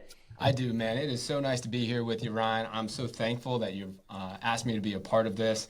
And, you just asked me to talk about the thing that I love the most. It's what you love the most. Man, this session might take like 18 years if you let me and you just keep talking about this. But we're going to make the most we can of the time we have and just share why we both love this asset class so much. And I love that. Let's actually talk about what this asset class is. Behind you, there's a sign, JWB Real Estate Capital. Tell us what you specialize in. And let's just kind of give a little bit of overview of how long you've been in this game of simple single-family homes. Well, they used to call me one of the young people in this game. But they don't call me that Now you're one anymore. of the old people. I got all this gray hair now, and they don't call me that anymore. But January 6th of 2026 will actually be my 20th year investing, my 20th year in business for JWB Real Estate Capital. It all started with the basic premise of falling in love with the idea of building an army of income-producing assets that could achieve a financial outcome for me. And we built a business around making it easy for everyday people to take advantage of this beautiful asset class. Because what we realized is most people understand that you can make a lot of money in rental property investing. If you ask people, going down the street, most people would say, yes, that's somewhere you can make a lot of money. But most people fail to do it, namely because of the experience. They found it to be hard or complicated. And so we built a business to make it simple, easy, enjoyable for people to create great financial outcomes through rental property investing. I love that, man. So you just said 20 years. I mean, I got to learn a little bit of your backstory when we were hanging out in Jacksonville not too long ago doing an event there at your headquarters. Tell us a little bit about how it started and where it's at today, because, man, when I walked into the JWB headquarters, I'll be honest with you, I was blown away. I was blown away at the level of expertise of your entire team. It wasn't just this old dude with gray hair. There was a whole team behind you doing thousands of transactions. So tell us a little bit about the journey and the growth. It's been an unbelievable journey. It started in 2006, and I picked up the book Rich Dad, Poor Dad, which I'm so honored to be a part of the group that, of course, is with Robert and this book that changed my life. I was working in corporate America. I thought that was the path for me. I had never grown up in a family that invested in real estate or was entrepreneurial at any point. And then I went into corporate America, and I found out that it's not what I wanted to do for many reasons. It just wasn't the right fit for me. And when I was frustrated, I picked up that book. A friend of mine told me to read that book, and I remember that night picking up that book around 9 o'clock. I started to read it. I read it until 2 o'clock the next morning. I remember the minute I put that book down, I looked at myself in the mirror and I said, I'm going to quit my job and I'm going to start a real estate investment company. And if you happen to know me, I am like super conservative. And none of my friends or my family would have ever expected that. But this book moved me so much.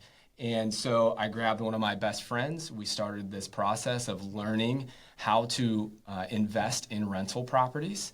We surrounded ourselves with as much education as we could. We invested in our relationships and our education. We gained mentors who showed us how to do this the right way. And then we had to go out there and actually do it ourselves. And we picked about the best time to do it in 2006, right, Ryan? Pretty good time, man. Pretty good time. So it was easy to buy properties in 2006. That was, of course, before the Great Recession. So we went out to the only people who would lend us money at that time, our family, and we do not come from wealthy families. So we asked our parents to allow us to borrow a lot of their life savings in their retirement accounts to fund this dream for us, to build a portfolio of rental properties.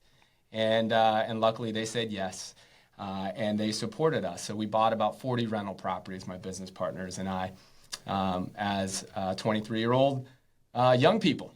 And we had these wonderful plans. And the best thing about rental property investing for me is that it's simple. You can operate on a plan. And you follow that plan. If you hold on to that plan, you follow that plan, you'll reach your financial outcome. But, we were dealt the greatest curveball to the plan that we'll probably ever see, which was the Great Recession. So I owned those properties. I had a lot of debt, not just from the banks, but I also had my family's retirement account. And that's sacred money, man. That's a stewardship. That's a responsibility. Absolutely. So when this was all happening, I remember everybody looking at me and saying, oh my gosh, I can't believe that this has happened to you. I feel so bad for you. And I remember, you ever know sometimes you get told that you're in a bad situation, but you don't feel like you're in a bad situation? Yeah. Well, that's kind of like what it was for me. And I was like, maybe I should be, why are people telling me I'm in a bad situation? Because for me, my mentors and my education had taught me that whatever the market value was of those properties at that moment only mattered if I needed to sell the property at that moment. But my plan that I built with the help of my mentors was a 20-year plan. I was young, and in 20 years, I wanted to control my time. So while I didn't like the fact that the Great Recession had seen property values drop, it didn't affect me at all. You just sat back and collected rent checks. Exactly, because the rent continued to come in. My positive cash flow from rental properties continued to come in. So while everybody would say how sorry they were for me, I would just look at them and say, well, yeah, I guess, yes, I'll accept that. I'll take your pity, I guess. But when I would look at the finances for my rental property portfolio, it was steady. Positive cash flow is what I needed at that moment. Positive cash flow was there. It was continuing to grow. And so it reinforced what I learned from my mentors, was that the consistency and the reliability of this asset class is unprecedented. And what we did from that point was we said, well, you know what? We started our own rental property portfolio. How can we help others follow a similar path? We were roughly 20-somethings when we started. We had a portfolio of rental properties. Friends and family and those who were following us started to ask the questions, how are you doing this? And we said, you know what, we really have a business here that we feel like we could help people. So from that point forward, we dedicated ourselves to improving the experience of owning rental properties. And over the course of the last 20 years, we have refined that model over and over and over again. We now serve over 1,700 investors who invest with us here in Jacksonville, Florida, because we believe this to be the best market for rental property investing. Those investors have invested over $1.3 billion in real estate assets with us. We are the property management arm, of course, as well. So everything is under one roof. So we manage over 5,600 single-family rental properties here in Jacksonville. And the best thing is that we have this wonderful team of over 130 people here in office here in Jacksonville. It's our full-time team here. And we get to help people create financial outcomes. They get to reach these amazing financial outcomes like retirement or sending their kids or their grandkids to college. And it is just the realization of a dream, not just from a financial perspective, but from making an impact. Greg, there's so much value there, so much good stuff there. I want to unpack a lot of that. But before we go into the team, the market, all of that, you have a concept that I think is really, it simplifies everything down. Because you said you went out, you raised some money from your family, you bought 40 single family homes. And I think for a lot of people, that's like, oh man, Greg's awesome. He read Rich Dad Poor Dad, and he did it. But for the average person, not even the average person, for most people, right, they're probably not going to go out and buy 40 properties all at once and quit their job. So why don't you talk us through the power of one house over time? I love the perspective that you have. In the game of real estate, if as long as you get time in the market and you let time work for you and you buy the right property in the right location with the right team, time almost inevitably makes you wealthy. So Greg, talk us through the power of one property and the multiple profit centers compounding over a 10 or a 20-year time frame. Absolutely. It all starts with those 5 profit centers. Again, this beautiful asset class pays you 5 ways, and the average investor or the everyday person really has no clue about that, and that's why they look past this asset class and try to find things that are more complicated. But this asset class has 5 ways that pay you. Most asset classes have maybe 1 or 2. So in rental property investing, there's 5 ways. The first one is your positive cash flow, otherwise known as your net rental income. At the end of the day, we receive rent from this asset class. And then there's some expenses along the way, and what's left over is this beautiful positive cash flow. So there's positive cash flow. You put money in your pocket every single month. There's also tax savings. So this asset class, for everyone who owns a single-family rental property, no matter if you're an accredited investor or not, or whatever your occupation is, you get special tax advantages that allow you to receive income today from your rent, but not pay taxes on it today, to defer it to the future. That's just standard. Everybody gets that. And if we invest a little bit more time in education and find the right mentors and the team to support you, and Ryan, you have an incredible system for helping people maximize this as well. You can maximize those tax savings about more than any other asset class that I've seen. So tax savings is incredible. You then have principal paydown as your 3rd profit center.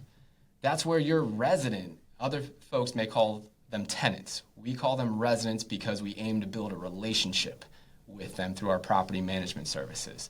But your resident actually is paying your loan off for you. They're paying the principal down of the loan that you have with the bank. It's not you. So you have this beautiful profit center there. We also have home price appreciation. And many people think of home price appreciation, but they don't really understand 2 things.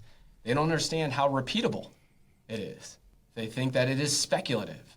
And if you are in this for a buy and hold strategy, a buy and hold timeline, then you can count on home price appreciation. And the other thing that they don't understand is how powerful it is. Home price appreciation accounts for between 60 to 80% of the total returns on investment that our clients see at JWB. And I look at all of their reports every month for over $1.3 billion of rental properties portfolios. And they all look very similar. Their profit pie looks like a Pac-Man, with the bigger part of the Pac-Man is the home price appreciation. It's the Pac-Man principle. So home price appreciation is very, very important to your long-term wealth creation. And then the 5th profit center is inflation hedging and inflation profiting. This asset class goes up when inflation happens. And that's a great thing to protect yourself against inflation eroding your returns on investment, and you're able to actually profit from it. So if we can spend enough time, if I am a brand new investor, if I can spend enough time just truly exposing myself to those 5 profit centers, understanding them at a deep level, well, then I don't have to go to super complicated assets to try to get these incredible rates of return. I can get it with something that I truly understand that can be simple, but you have to unlock it by understanding those 5.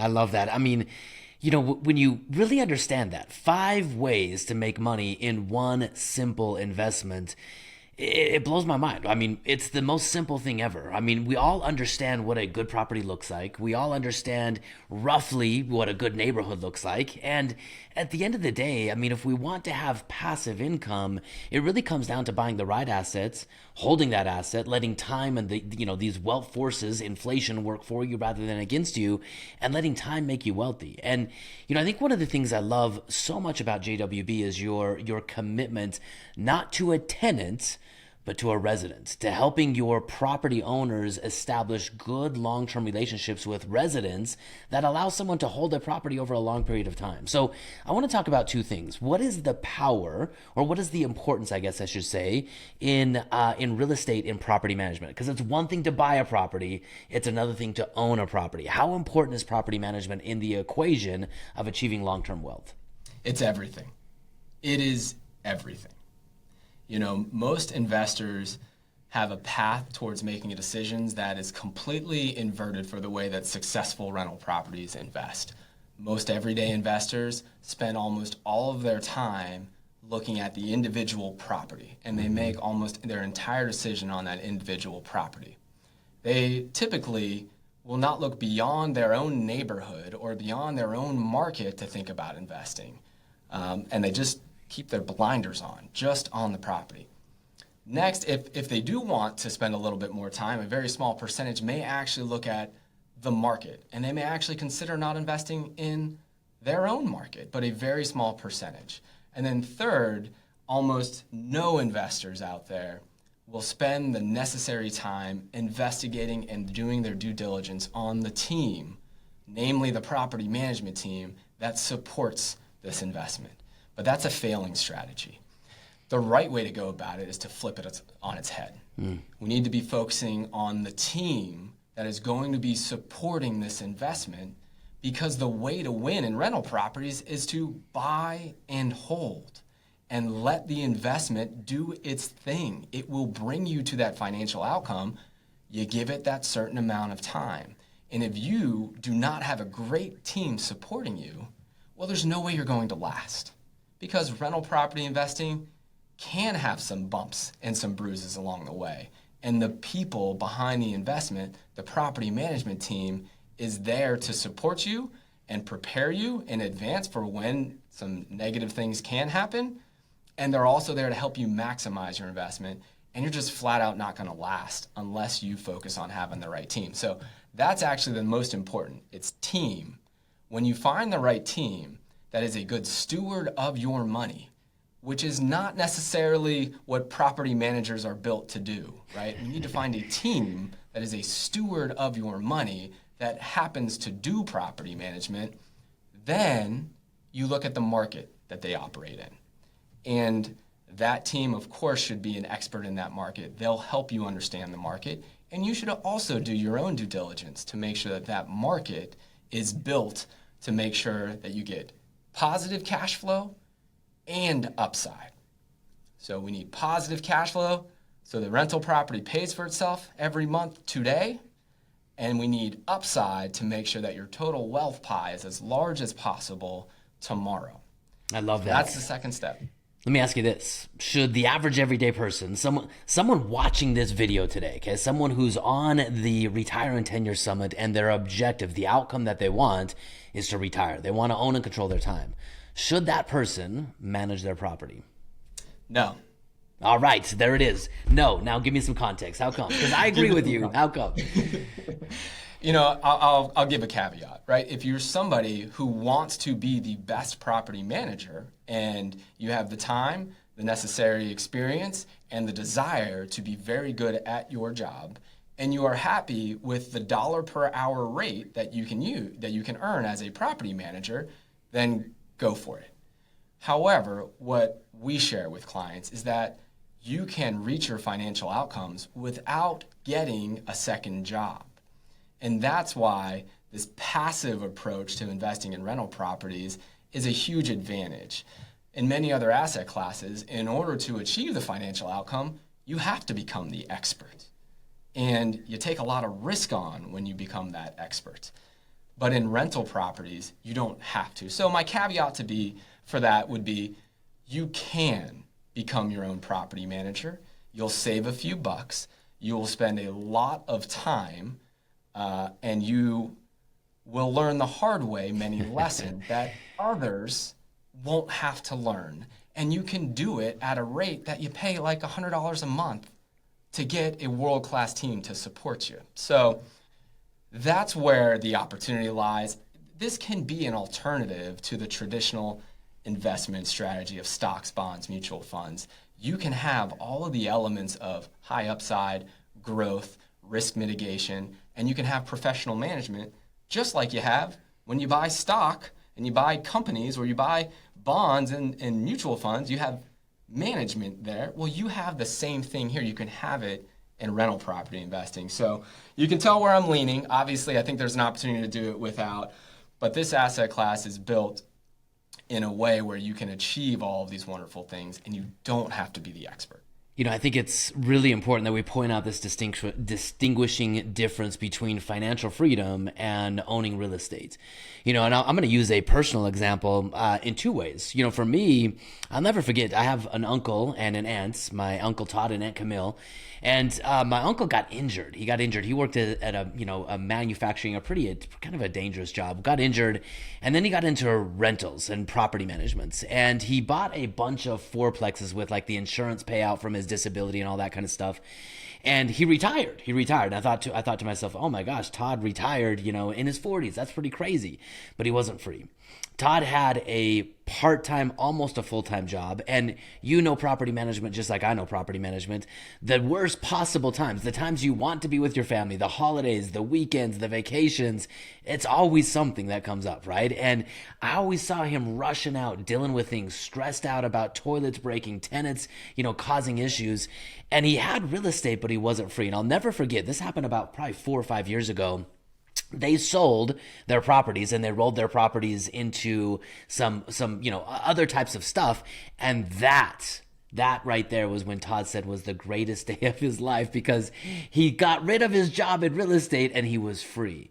And I read the book Rich Dad Poor Dad, just like you read the book Rich Dad Poor Dad. I went out and bought 3 properties, and I realized very, very quickly I had a part-time job. And I'll be honest with you, my friends, I sucked at it. I'm not a good property management, at all. Every time my tenant would call, I'd cry with them just as much as they'd cry. And at the end of the day, I ended up paying the mortgage, and they ended up living in my house for free. And it wasn't until I understood the difference between financial freedom and owning real estate. Owning real estate's super powerful. Obviously, this is what we're talking about, but financial freedom is a function of time. And I think this is what JWB, this is what you give your people back is, man, I've never seen the quality and the attention, the focus on detail to property management that you guys bring to the table.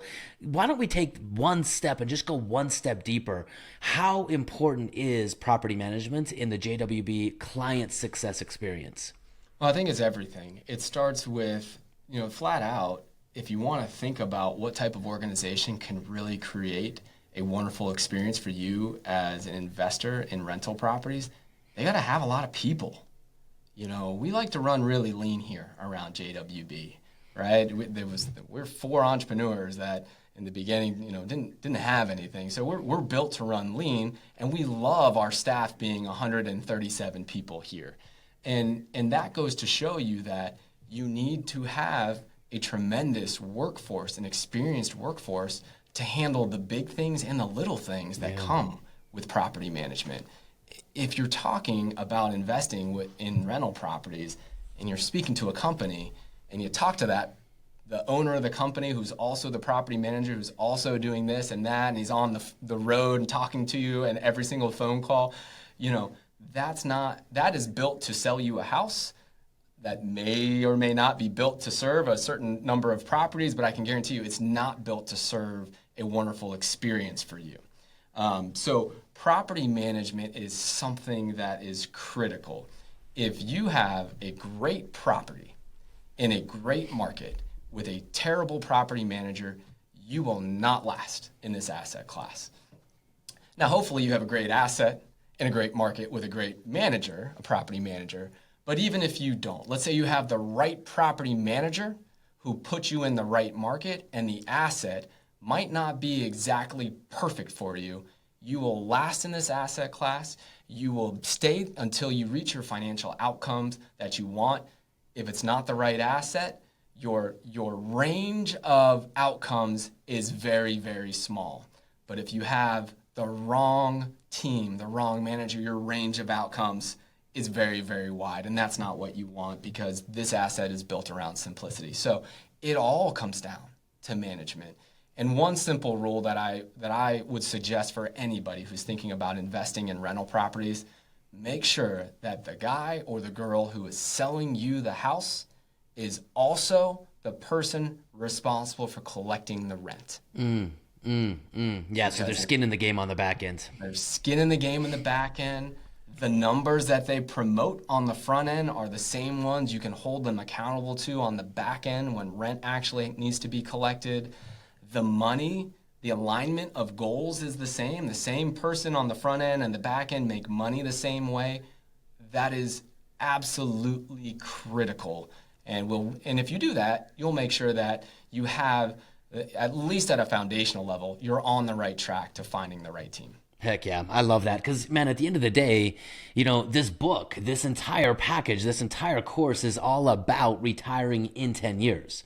It's not about buying the most wonderful single-family home today, because if I buy the home today and I don't last 10 years, it's all for naught, right? It's all for naught. And you probably shouldn't have started if you can't last for 10 years, because that's where the wealth is created. That's where the wealth happens, is with that appreciation, that mortgage pay down, and time working for you. Now, here's something I get a lot, okay? I get this a lot, Greg, and I'm sure you do as well. You know, let's say I come in and I buy a couple single-family homes, and then I want to upgrade into multi-unit properties or condominiums or, you know, whatever, apartment complexes. Why would I want to just stick with single-family homes? What's the difference between developing wealth in single-family homes and trying to diversify my portfolio with a bunch of different types of real estate? Yeah, you hear this kind of like stepping stone effect in rental properties. It's like, you know, the general public, I would say, doesn't get excited about rental property investing, even though Ryan and I love it. We see it. The general public probably doesn't. If you get the general public on board where they want to buy rental property, you know, you talk to them a few months later and they're like, oh yeah, well, I really like these 3 rental properties that I got. It's going quite well, but you know, I'm really going to get into commercial, or I'm really going to get into apartments. Yeah. And, you know, I've heard that for 20 years, and here I am. I own 400 rental properties now, and I continue to buy them. And I have never fully understood why there is this desire to take something that's worked so perfectly for so many people, and though to get to something that has more doors. Now, I understand it at a really deep level, but what I would say is, many people rush to the idea that, listen, if you have an apartment complex, you will mitigate some risk, right? You're not just dependent on one resident paying rent that month in order for you to collect your rent and to make sure you can pay the mortgage. Now you've got a number of residents in a multifamily property. And so your risk of being able to cover the mortgage is decreased that way. They'll also say that the maintenance cost would be mitigated, because they would say, well, you have more doors under one roof. You only have one roof. If you need to fix it, the cost per door would be less. And that, I understand that. You know, but at the end of the day, what we really need to understand is that let's understand how single-family rental properties win, and then let's understand that multifamily can also win, but it is not the same. It does not have the same risks. Commercial does not have the same risks as single-family rental. It also doesn't have the same barriers to entry that single-family has. So on the single-family side, everyday Americans can invest. You don't need to be an accredited investor. We have significant upside. since COVID, this asset class has done better than multifamily or commercial by a long shot, and better than many other asset classes. So you've got this huge upside. You've also seen rents grow over the years. And so on a monthly basis, this provides consistent income. So it's got all these great things. If we're talking about mitigating risk, well, if you happen to buy a portfolio of rental properties, and you have 10 or 15 or 20 rental properties in your portfolio, that's the same place that you're getting to as far as decreasing the vacancy risk, right? If you have 18 of your 20 single-family rental properties paying rent, you're really good to cover all 20 mortgages, right? Just like if it's a 20-unit apartment complex and 18 of the residents are paying, you're good. And then from a maintenance perspective, you can work with a team to make sure your maintenance costs are mitigated in single-family homes.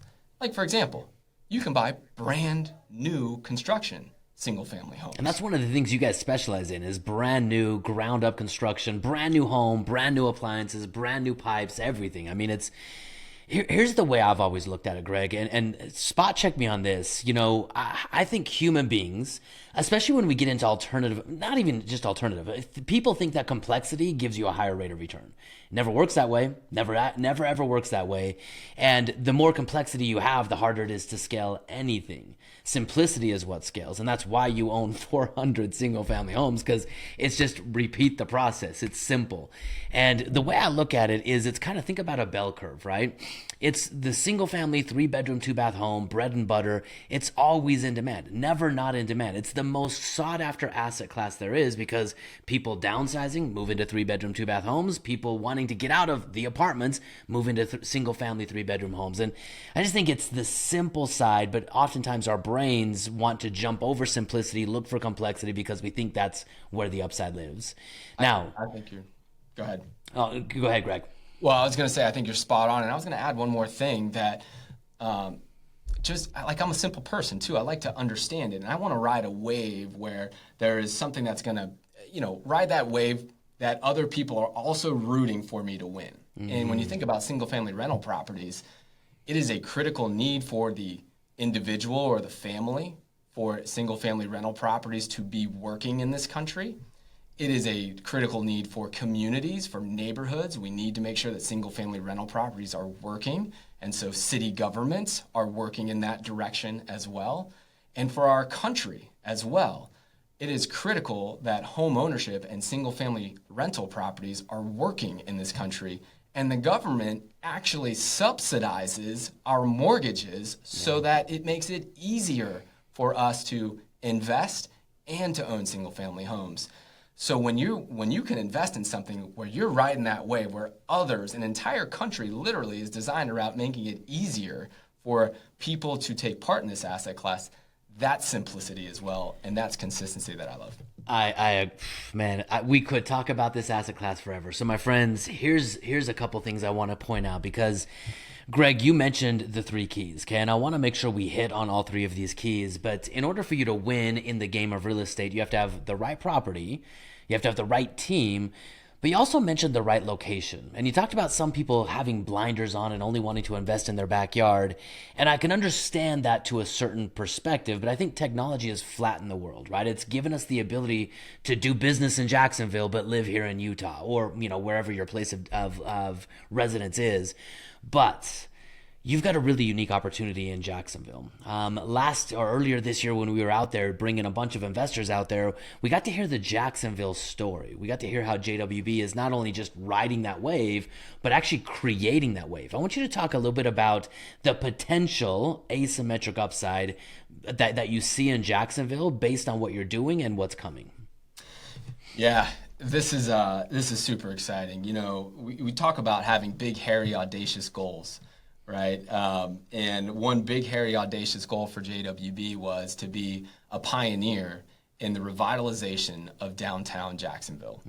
And so starting in 2020, my business partners and I started to buy a large amount of land in downtown Jacksonville. We acquired over 20 city blocks, which is equivalent to about 12% of the North Bank of downtown Jacksonville.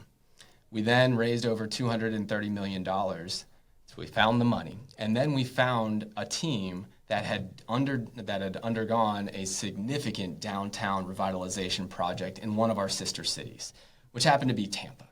And we said, you know what? What type of impact could we have on our community here in Jacksonville? What type of impact could we have on our investors and help them accomplish their financial goals? And what type of impact could we have on our residents, our renters here in Jacksonville, if we moved that needle of downtown revitalization and growth? And it's become something that we're incredibly proud of. And what I spent a lot of time helping people see is, the team is critical, the market is critical, and the property is important for you to nail, right? We've talked about those three things. But the investment strategy that we see that has the greatest risk-adjusted rate of return in investing in rental properties is to buy those single-family rental properties supported by the great team in the right market, the right property, but do it next to the next great American downtown. Because if you look at success stories like Nashville, Tampa, Austin, Denver, you look at these very successful downtowns, over the last 20 years, those markets had the most home price appreciation of any city in America. Nashville, for example, has had the very most home price appreciation. If you look 20 years ago and you wanted to be the smartest rental property investor you could, you should have gone to Nashville. Because home prices in Nashville 20 years ago were under $150,000. So you could have found positive cash flowing properties in great workforce housing neighborhoods managed by the best team that you could find, and you would have had positive cash flow at that moment. And over the next 20 years, you would have had the most growth out of any rental property investor that you could find because that market grew the most. So going back to our premise, we said, you know what? We think Jacksonville is going to be the next great American downtown. There's a lot of stats that go to support it. But what we know is that revitalized downtown cities appreciate 89% more than the average U.S. city since 2005. And in downtown Jacksonville, we have over $5 billion of projects that are happening today. Our project, which is called Gateway Jacks, and I would encourage you to Google it. There's 1,000 articles written about JWB Real Estate Capital and Gateway Jacks in downtown Jacksonville. You'll see that it's a $2 billion development. It's going to span those 20 city blocks, which are now 25 city blocks as we've continued to add there. It's going to bring over 1,250 units, so apartment units. It's going to bring over 200,000 square feet of retail, and we're creating a neighborhood in downtown Jacksonville. And what you can do is you can ride that wave, because when that happens, more people move to downtown Jacksonville and more jobs create in downtown Jacksonville. And the income of those jobs get higher and higher in downtown Jacksonville. And it becomes this flywheel. And what happens to those neighborhoods that surround the next great American downtown, those incomes go up. Those rents go up. Those home prices go up, just like we saw in Nashville. So it's truly an opportunity for you to be able to invest just like you could have in Nashville 20 years ago, and you can do it here in Jacksonville. You don't have to take outside risk, because JWB did 5 years ago in order to set this thing up. And now you can ride this wave, and this can be that lever that no other market and no other provider can provide here in 2025. I thought that was fascinating, really, really fascinating by you and your business partners to see into the future that way and to help create and push that future forward for the net benefit of the investors that already own single-family homes. So I have nothing to do with the downtown revitalization, but we'll have a benefit because of it. So I love that mission that you guys are on. And man, being in downtown Jacksonville with you guys, seeing the properties that you guys own and what you're doing, the revitalization, it's coming, and that's exciting. Okay, so Greg, we could talk all day long about real estate. I'm going to ask you two more questions. The next question I want you to answer in 60 seconds or less, because in owning real estate, it's so important. It's so critical. It's a key function of building your passive income machine and of achieving financial freedom in 10 years or less. I don't think without owning a business, you can do it in 10 years or less without real estate. But Real estate's not a straight line. We both know that. We all know that. Property management's going to play a part in weathering the storms. But for someone to buy a property and weather any of the short-term cycles or storms that come up, what's the success hack or secret for that person? Well, what I would say is if you want to invest and you want to build a retirement that's going to last you many, many years in the future, you should start building that rental property portfolio now, and you should do your due diligence on the team. So all of the hacks that we can talk about pale in comparison to doing the work, to investing the time, and finding that team that, again, is a great steward of your money, not just a property manager, not just a real estate agent, not just a contractor. How did I do in 60 seconds or less? That was awesome, team. I mean, you just doubled down on it. That really is what it comes down to. No one achieves financial freedom alone. You have to have a team because it's all about time. So now I'm going to ask you the pivotal question, okay, Greg? And I have a feeling I know your answer because you've already alluded to it. But let's say starting tomorrow, okay, Greg, we take away everything from you. You don't have a business anymore. You still have your relationships. Maybe it's still you and your 4 college friends that have started this business and ran it together. You still have your relationships. You still have your knowledge, but you're starting from scratch, just like you were when you were 23. And you know you've got 10 years to work, to earn, to save, and to invest. After 10 years, you can never work for money again. And whatever you build during that 10-year time frame has to support your lifestyle for the rest of your life. Give me a playbook. What are you going to do? It's the playbook that I follow. It's the playbook that's in Rich Dad, Poor Dad. It's what I have lived through my investing career. It's what I've seen literally thousands of others clients follow and achieve. And that's building a rental property portfolio that's based on a plan. This beautiful asset class allows you to plan and to say, you know what, this is the amount of income that I need to earn in 10 years. You can then model that back and say, well, if that's the case, we need to buy this many houses by this timeline. And once you get there, you simply just stick to the plan and you work on effective debt pay down or maybe growing other assets if that's important to you.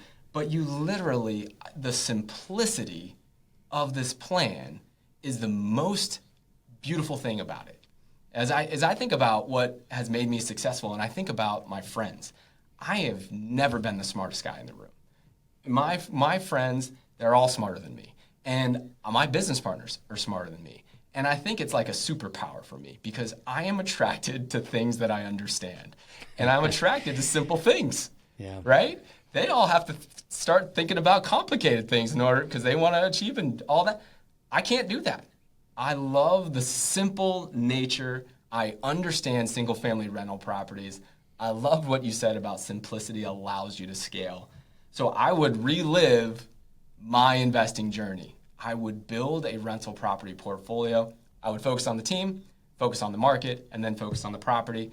And I would work with that team to build my plan day one. I would execute it. And then I'd have an asset that not just provides income for me day one, it would provide income when I need it the most, which is my retirement years. This asset class gets better and better and better with time. So you already knew my answer, but at least I lived it out. At least you are living proof of that answer. I love that. Well, Greg, you bring so much value to our community. I'm so grateful for you. Why don't you give people a way that they can get in touch with you? Anyone that's ready to get in the game of real estate, obviously, your team matters. And as Greg talked about today, JWB, they're not here for the short run. They've already been in the game for 20 years. They're building a legacy business. If you want to be part of that, Greg, how do they do that? Absolutely. Ryan, thank you so much for having me be a part of this. Everything with Wealth Outside Wall Street is so natural to what we believe here at JWB. So it's an incredible partnership that we have. If anybody would like to learn more about our company, JWB Real Estate Capital, you can go to jwbrealestatecapital.com/wow for Wealth Outside Wall Street. So just go to jwbrealestatecapital.com/wow. You can also give our office a call at 904-677-6777. And I just love being a part of this. So thank you again. Heck yeah. And we'll have all of that contact information down below as well. So my friends, the way you convert knowledge into wisdom is by doing something with it. Take action and build your future today. Thank you, Greg. My pleasure.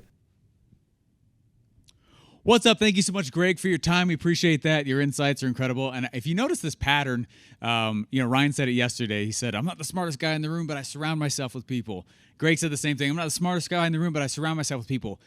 Business is a team sport. It's not all up to you anyway, right? So I don't know how to do these things. That's totally fine. And who says you even need to learn how?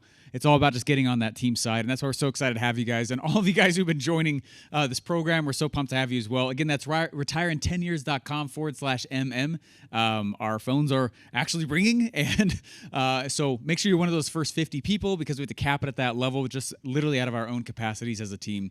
Hey, guys, next what we're going to do is we're going to bring on an incredible special guest. He's the man. Caleb has his bio is very interesting. At age 17, when he's younger than that, he literally had a job. His first job was processing chickens.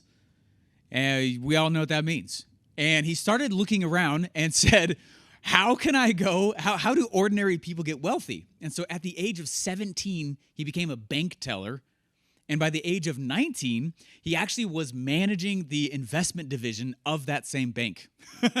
He's the founder and creator of Better Wealth. Huge podcast, huge show. Go check that out. But he's here today to share with you guys something that he calls the and asset, right? The and, meaning it's not just about, it's real estate. No. That's an and asset. It's life insurance. No. It's how you stitch them all together. And he's going to come on here and share with you that.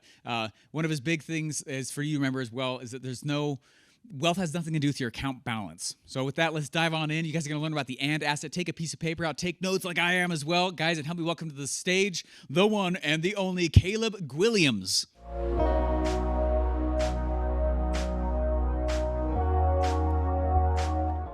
All right, my friends. Welcome back to the Retire in 10 Years Summit. You are in the best place that you can possibly be, which is learning how to take control of your money and ultimately your life. And today I have a treat for you. I'm going to be interviewing someone who I admire greatly in the space of wealth, personal finance, and really I hate to say it, but I'm going to say it, a non-biased approach to wealth building. Caleb, you want to say what's up to everyone? Ryan, it is such an honor to be here. I just want to give you your flowers. When I first got into this space, I feel old now. I've been doing this for over 9 years. When I first got into this space, you were one of the people that I looked up to, watched your videos, studied, and thanks to you, I'm where I am. So I'm so grateful to be here, and it's pumped. I'm pumped to be part of the summit. Heck yeah, man. Heck yeah. Well, let's start off with the name that you have right behind your microphone there. So your company is called Better Wealth. Give me an idea. Give the audience an idea of what does better wealth mean to you, and for me, better than what? Like, what's the standard that you're trying to set?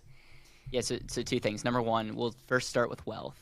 What is wealth? How you define wealth means everything. And when I was starting to think about wealth, you look at people like Warren Buffett. Warren Buffett's worth a lot of money, but he's also 94 years old and counting. And you and I and majority of people watching this would not think twice about trading places with one of the world's wealthiest men. And so if that's the case, we now have to define wealth on something different than just money in a bank account. Wealth has a lot to do with the people in your life, your health, what you're working towards, your relationships. And so these are some of the things that I started thinking we need to be a finance company that challenges the way that people think. And maybe it's if you're unwilling to trade places with a billionaire, what does that tell you? You are valuing your time on this earth more than $1 billion. I need that to sink in because a lot of people don't see themselves as a billionaire. But if you're unwilling to trade places with a billionaire, you value what you have more than $1 billion. So that number one is interesting. And so then how do you define wealth? Our definition of wealth is very simple. You're not wealthy if you're not living intentionally. So wealth for us is intentional living. The beautiful thing is your intentional life looks different than my intentional life. But if you can identify what intentional living looks like, that becomes the metric. So that's number one when it comes to wealth. And the reason I start with wealth is if that's what we're trying to shoot for, there's so many books on how to become wealthy. But if you don't define it, then you're already set up to fail. So that's number one. Number two is this idea of better.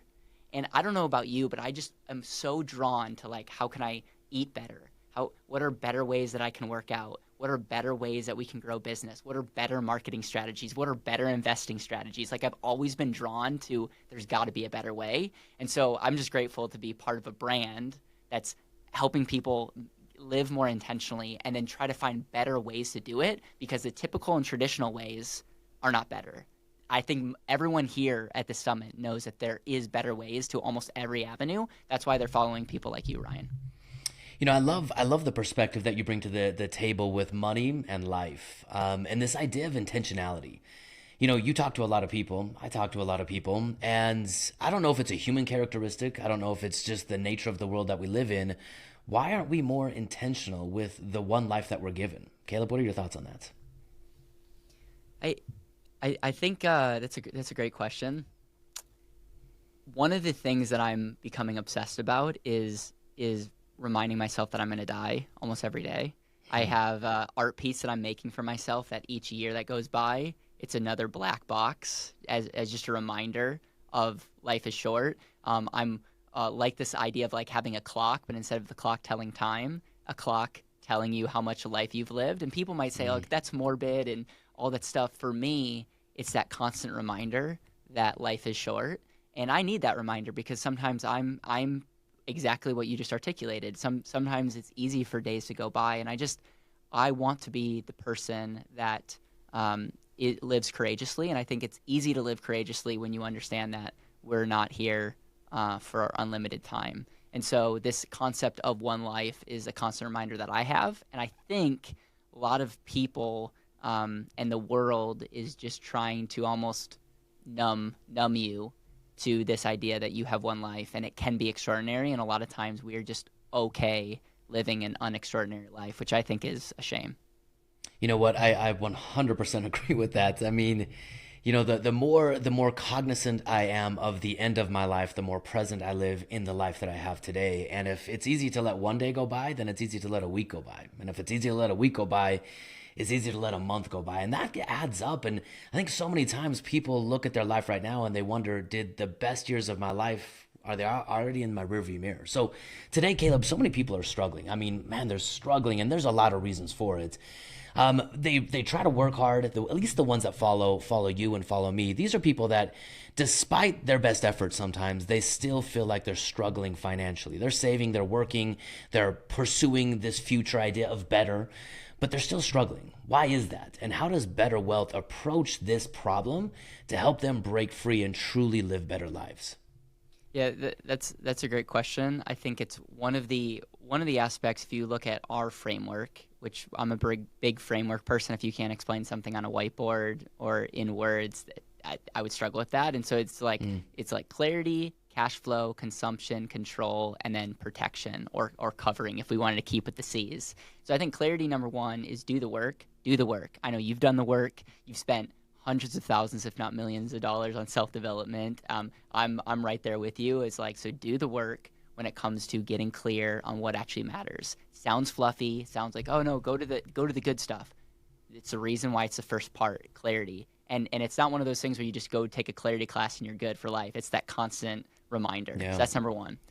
The second thing is understanding cash flow. Cash flow is the most important metric, period. Like net worth, all these other things are important, but cash flow is what makes the world go round. I think of cash flow as like the financial blood in your system. If cash flow is not existent, your financial life is not doing that well. It's like a body that's not pumping blood. So cash flow and understanding how is cash flow created, value creation, is we could have a whole conversation around that. But then once you have cash flow, it's only capable of doing two things. It can either be consumed, which is not necessarily bad. Consumption is just a cost of living your life. When you have gas in a car and it's consumed, hopefully it's consumed because you're going somewhere. So consumption is not all bad, but looking at areas of where, like, the cost of living your life, spending, taxes, debt, all these areas, and just asking the question, am I spending? Am I giving? Are my taxes, do they all line up intentional? Like, am I happy with the consumption that I have? And consumption's on the bottom because it's always easy to consume.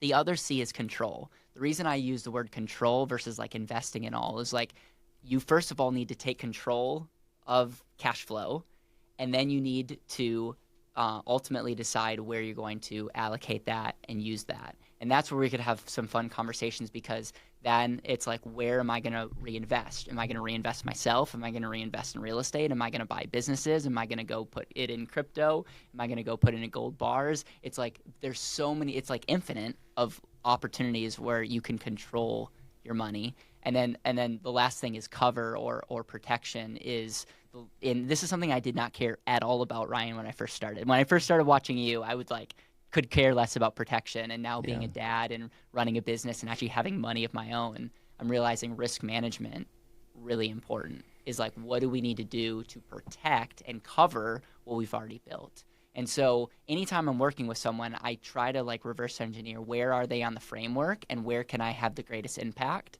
And if someone doesn't have clarity, that's where we begin. Someone has clarity, but their cash flow is something they're not proud of, we go there. And then if they're crushing on and creating cash flow, but then we look at, okay, where's your money going? And then I'm making sure that not one decision, not one helicopter ride could wipe everything out. So that's the framework of how we go about this idea, and that's how I think, and we could talk endlessly ultimately around any of those categories depending on where conversations go.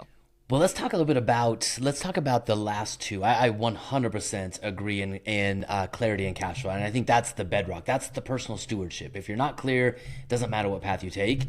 And if you don't manage your personal spending plan, then you're always going to be behind the eight ball. You and I've talked to people that should radically be wealthy on paper, but they have nothing to show for because all the money that comes in goes right back out the door.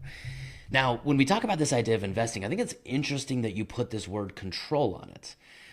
Is that a key responsibility with investing, or in your mindset, when you're trying to determine the best place for someone to direct their money, they're going to push it out of their personal economy. How do you give them a framework of where that money should go? Yeah, it's this idea of taking extreme ownership. I've found that the mistakes that I've made is when I've taken less ownership of my decisions. And so control not only is around taking control of cash flow and actually saving it, but it's ultimately taking control of, I'm going to do the research, or I am going to determine the moves that I'm going to make for my family, and not just give it to some money manager or read some article and give up control. I find that a lot of people, they are very successful at making money, Ryan, and then they turn off the same brain that helped them make the money and how to grow it, because that's what you've been told. It's like, well, and it's like, well, I think that there's a problem there. And so I'll stop there. There is a framework that I think about when it comes to investing and creating that we can talk about. It's called value leveraging. And the same way that we make money is the same way I think of investing. Find the value equation, and then find all the levers that you can put on that, and the person that can create value or invest in value, and then find those levers, will make more money and have better investments if you follow that framework.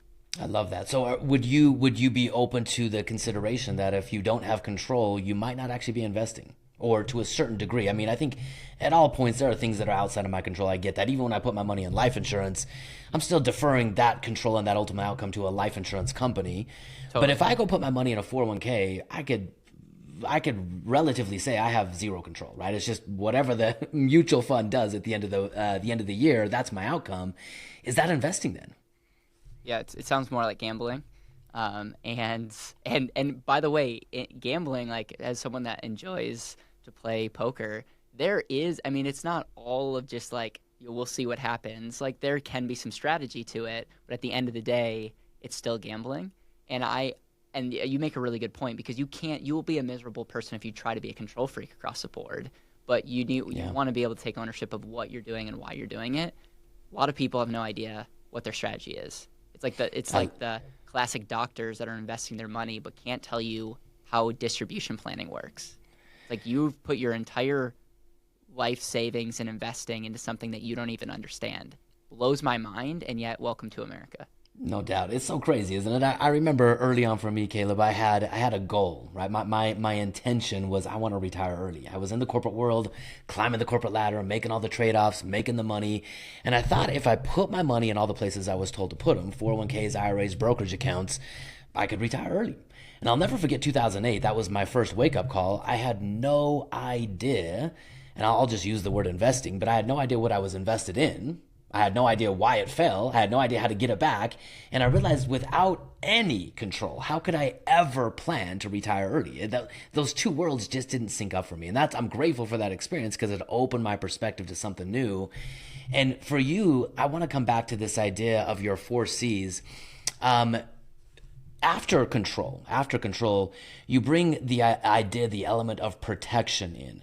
Kind of help me understand the idea of protection. Is that something we do last? Is it something we do in the beginning? Is it a foundation? From the Better Wealth standpoint, what does protection mean in the game of money? I love this. So think of a picture. I'm not able to draw here, but you have a stick figure, then you have a dollar, cash flow, and then you have these 2 lines, one's consumption and one's control, and then you have a whole umbrella. Okay, so protection might be the 5th thing that I talked about, but what I like about frameworks, unlike baby steps kind of deal, because you just can't be so elementary in some of these aspects, is the number one thing is getting clear and understanding that you are your greatest asset. If that's not properly protected, you could be one bad decision away from wiping everything out. And so the protection aspect continues to get bigger and stronger as you have more to protect. But the thing that most people have is, everyone watching this has a brain and has the ability to create value. You have to, number one, not devalue that. Most people do. But number 2, you got to protect that. And we don't think twice about protecting our cars that are depreciating in value, and protecting our homes that we live, and protecting other things. But we're like money printing machines, Ryan. We're money printing machines, and most of the time we're not ensuring that function, that we're going to be continuing to print money throughout our life. So let's talk a little bit more about that, because I think the topic of life insurance, it does have a negative reputation when it comes to traditional financial planning. And if we go back to your idea of wealth, what the real definition of wealth is, really life insurance is a manifestation of wealth, right? It's recognizing the source of wealth, the creator of wealth. It's recognizing that you are the asset that's driving everything that produces wealth in terms of relationships, money, experiences, opportunities. You're the one driving it. But you also take this one step further with the idea of cash value life insurance and putting it together. Open that bucket up for us, because that's a key component that you and I agree massively on. What's your view of overfunded, properly designed, high cash value life insurance? Yeah, I think of life insurance as an and I believe and is a lot more profound than or. It's really easy to have you're doing this or that. But if we can lean into and, it opens up a lot of different things, and it's not a choose this or that, and you can start.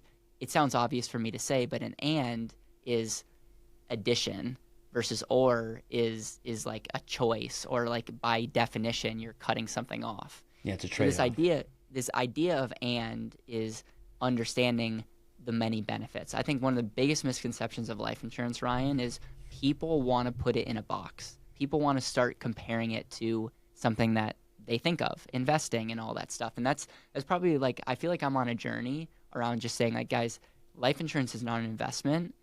It would be a pretty lame life if we were peddling life insurance as the investment. It just would.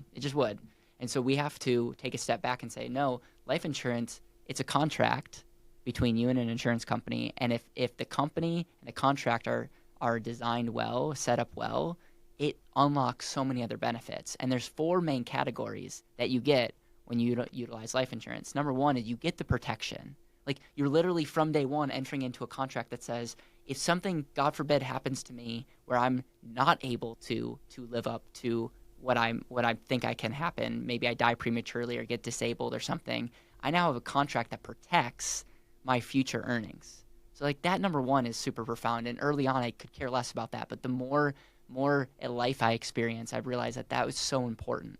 The second aspect is compounding.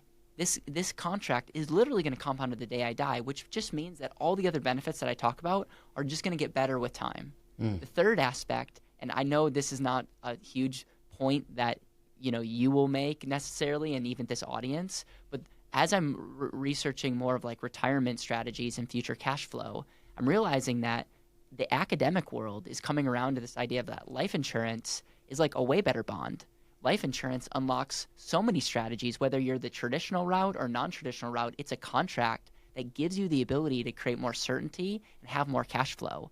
That for me is huge, because I'm like, even if you're not, doing the 10 years or less path, having life insurance as a part of your portfolio could just be one of the best things you do from like versus like a target date fund. Like that for me, like gave me a lot of conviction. And then the fourth area, which is fun for our audience, is the cash value buildup, where now you can utilize that capital to invest and use on whatever you want, while you continue to get the protection, while you get the compounding and the future cash flow benefits. So you get all those, and you get the ability to use capital to do whatever you want. That for me was like, man, we should almost call this the multi-asset. Like this is the multi-asset. I like that, man. Let's get that trademark going now. It's in the works. Let's it's in go. the works, brother. Stay tuned for book number 2. Love that. You know what, Caleb, you're a trustworthy person. I've known you for a long time, and I'd feel completely comfortable saying, hey, would you watch my kids for a little while, right? I mean, you're a trustworthy guy, and I think that plays out in the way you interact with people, especially your clients, and the company culture that you've built. Life insurance has the potential to be a phenomenal, a multifaceted, a multiverse type of asset. But I find, and you find, I think oftentimes it's not designed that way. And one of the worst parts about a life insurance contract is it's a contract. Now, that can be one of the best parts when you've designed it properly. Why do so many people get the brunt of the negative side of life insurance through an improperly designed life insurance contract? Is it ignorance on the consumer's part? Ignorance on the agent's part? Is it greed? Like, give me your idea on why so many policies don't meet the cut that you determined to be a properly designed life insurance policy. So we're coming up on 50,000 subscribers on our YouTube channel. Heck and yeah, it's interesting congrats. to me because I feel like I'm hated on both sides. Okay. Yeah. The traditional world hates life insurance, and so the fact that I talk about life insurance, I must be a scam artist. But then a lot of people in the life insurance industry don't love me because I'm exposing a lot of different ways of doing life insurance, and they feel threatened because if they're like, if my clients watch your videos, it's going to expose me. And so I think to answer your question, it's hard for me to even I am very empathetic for the people that say life insurance is bad, because majority of life insurance is something that I wouldn't necessarily want to endorse. I don't want to be the life insurance apologetics guy.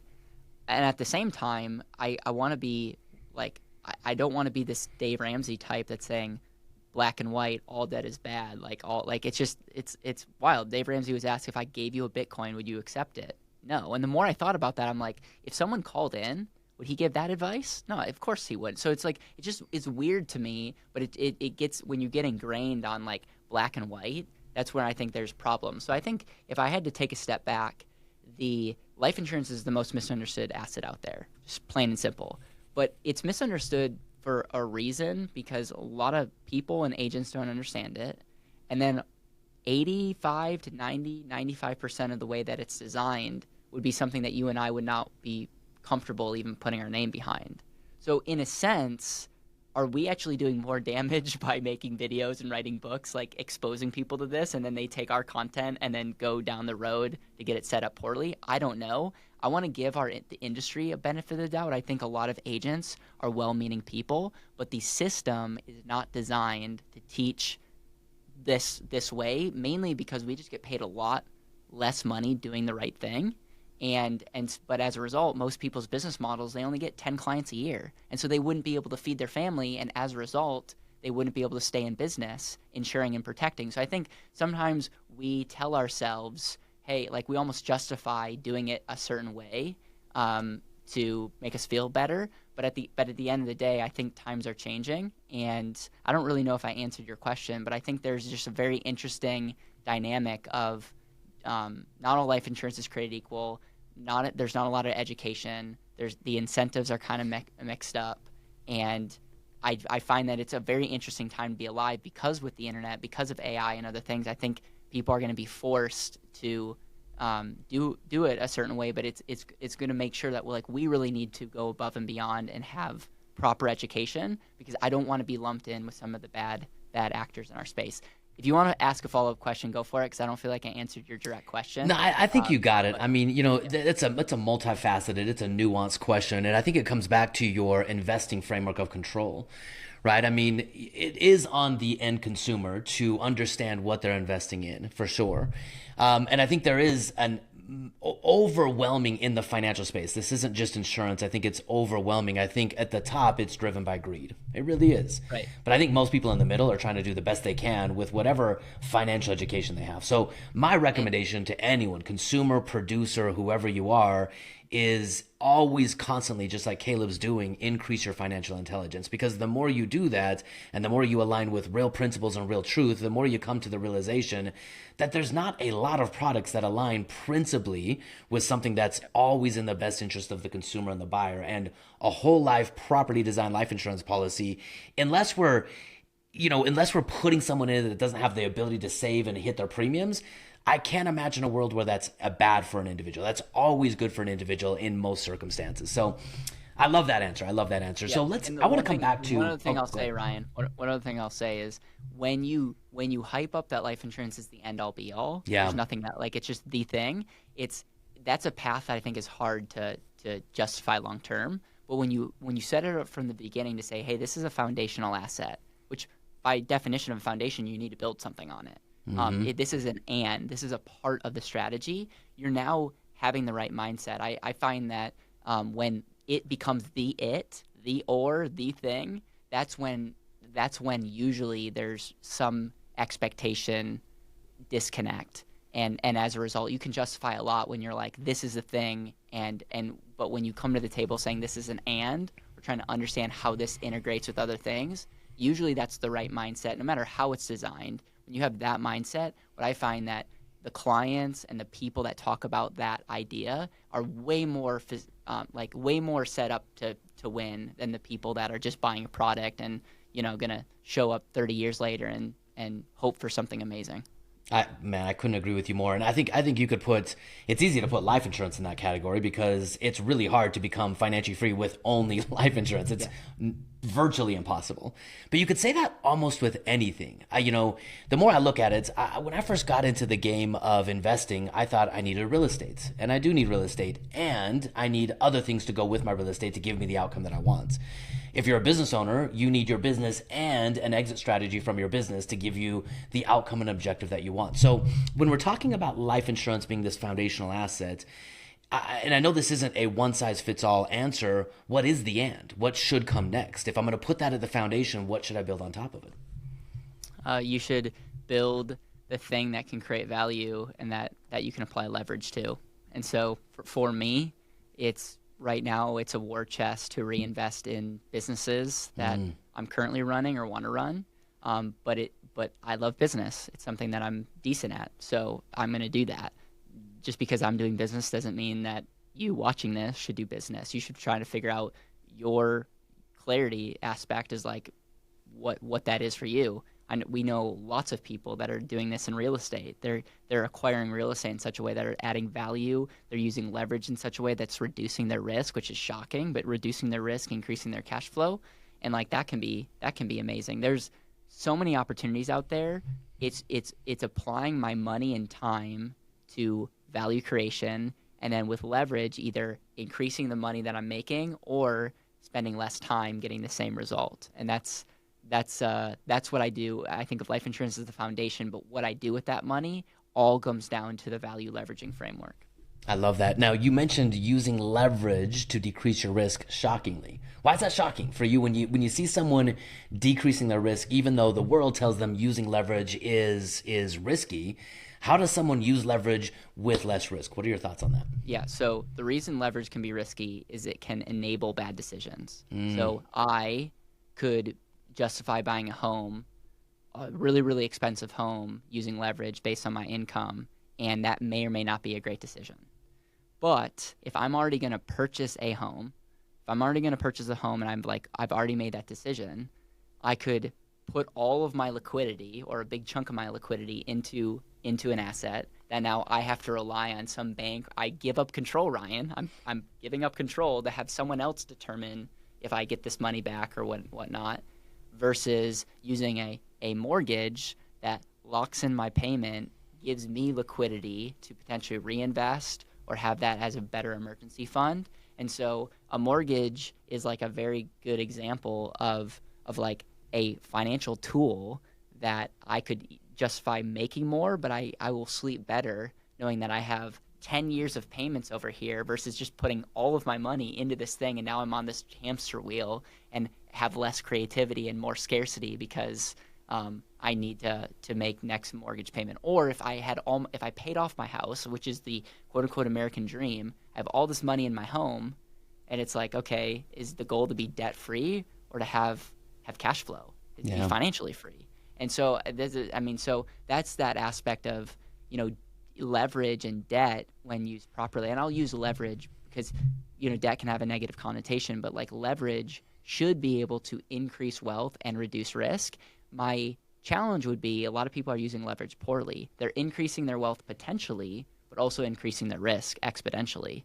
And that's where you got to be careful, because it might look good on paper, but the tides can turn and then you could wipe out. And so use it with caution. And that's where there's a different forms of leverage. And we have friends that have wiped out their wealth because leverage and lack of due diligence.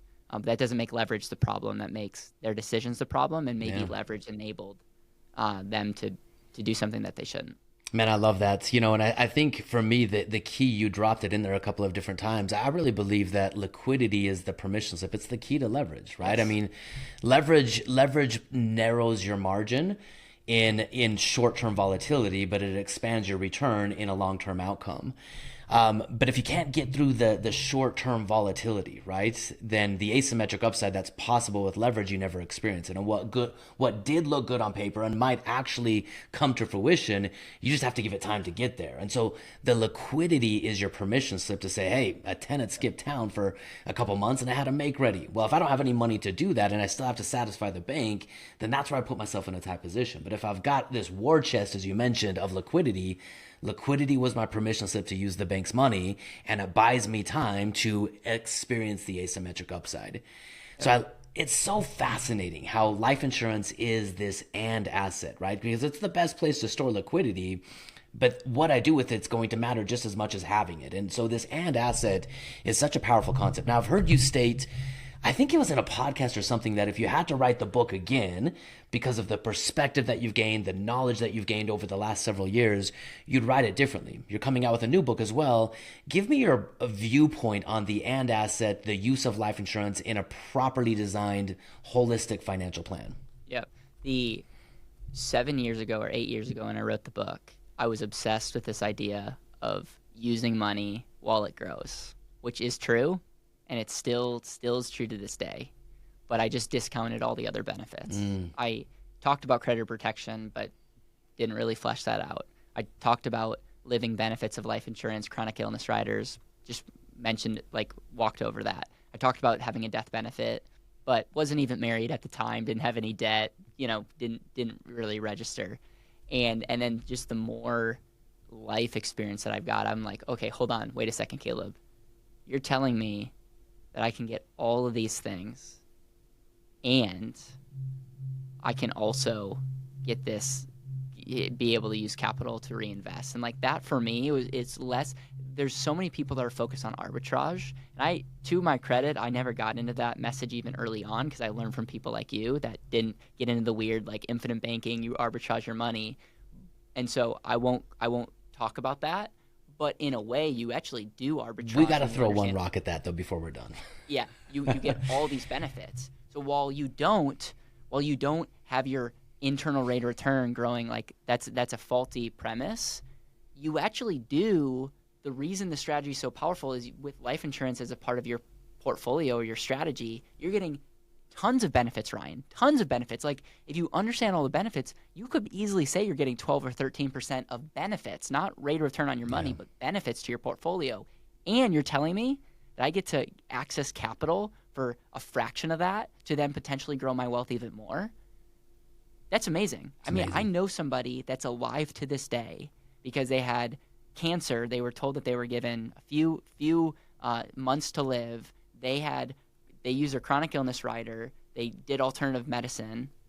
They're alive to this day.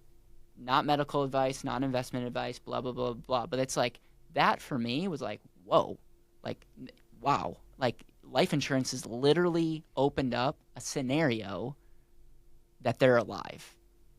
That's crazy to me. How do you put that into an internal calculator? You can't. Yeah. But like, that for me is like, build your house on a solid foundation. And one of my brother-in-laws is working on a huge building that he's like charge of building, and they're spending over a year on just building the foundation. I was like, man, this is such a great example. Like, you're building, like, and just how deep they're going and all that. And it's like, why? Well, the bigger the building, the deeper the foundation. And I find that we are just so obsessed with like we just don't care at all. Like, I just see all these cool talking points are essentially building a triangle. Like, it doesn't feel like you're a solid foundation because that's not sexy. It's not fun to like rally behind. But I'm telling you, one of the best things that we can do is build a solid foundation to build off of. And so that would be the thing that I'm going to focus more on my next book. And just like, it's not that it's the and is not important, but I just wish I would have done a better job articulating some of the other benefits and getting someone to think about this. Your phone is not an investment, and yet everyone has a smartphone. Why? Because it gives it so many jobs. But you're not looking at a statement every month and saying, what did my iPhone get me rate of return wise? No, that's ridiculous. And yet we're running our business, potentially making hundreds of thousands, if not millions of dollars over our lifetime because of technology, because of this phone. And so I want people to start thinking of life insurance in the same way. It's not the thing that I'm going to be super critical, but it's the thing that it unlocks by having it. Man, Caleb, I love that viewpoint. And, if we take that viewpoint and we apply it right back to better wealth, I think one of the misunderstandings around life insurance and really money to if we really want to put it plainly, nobody actually wants money.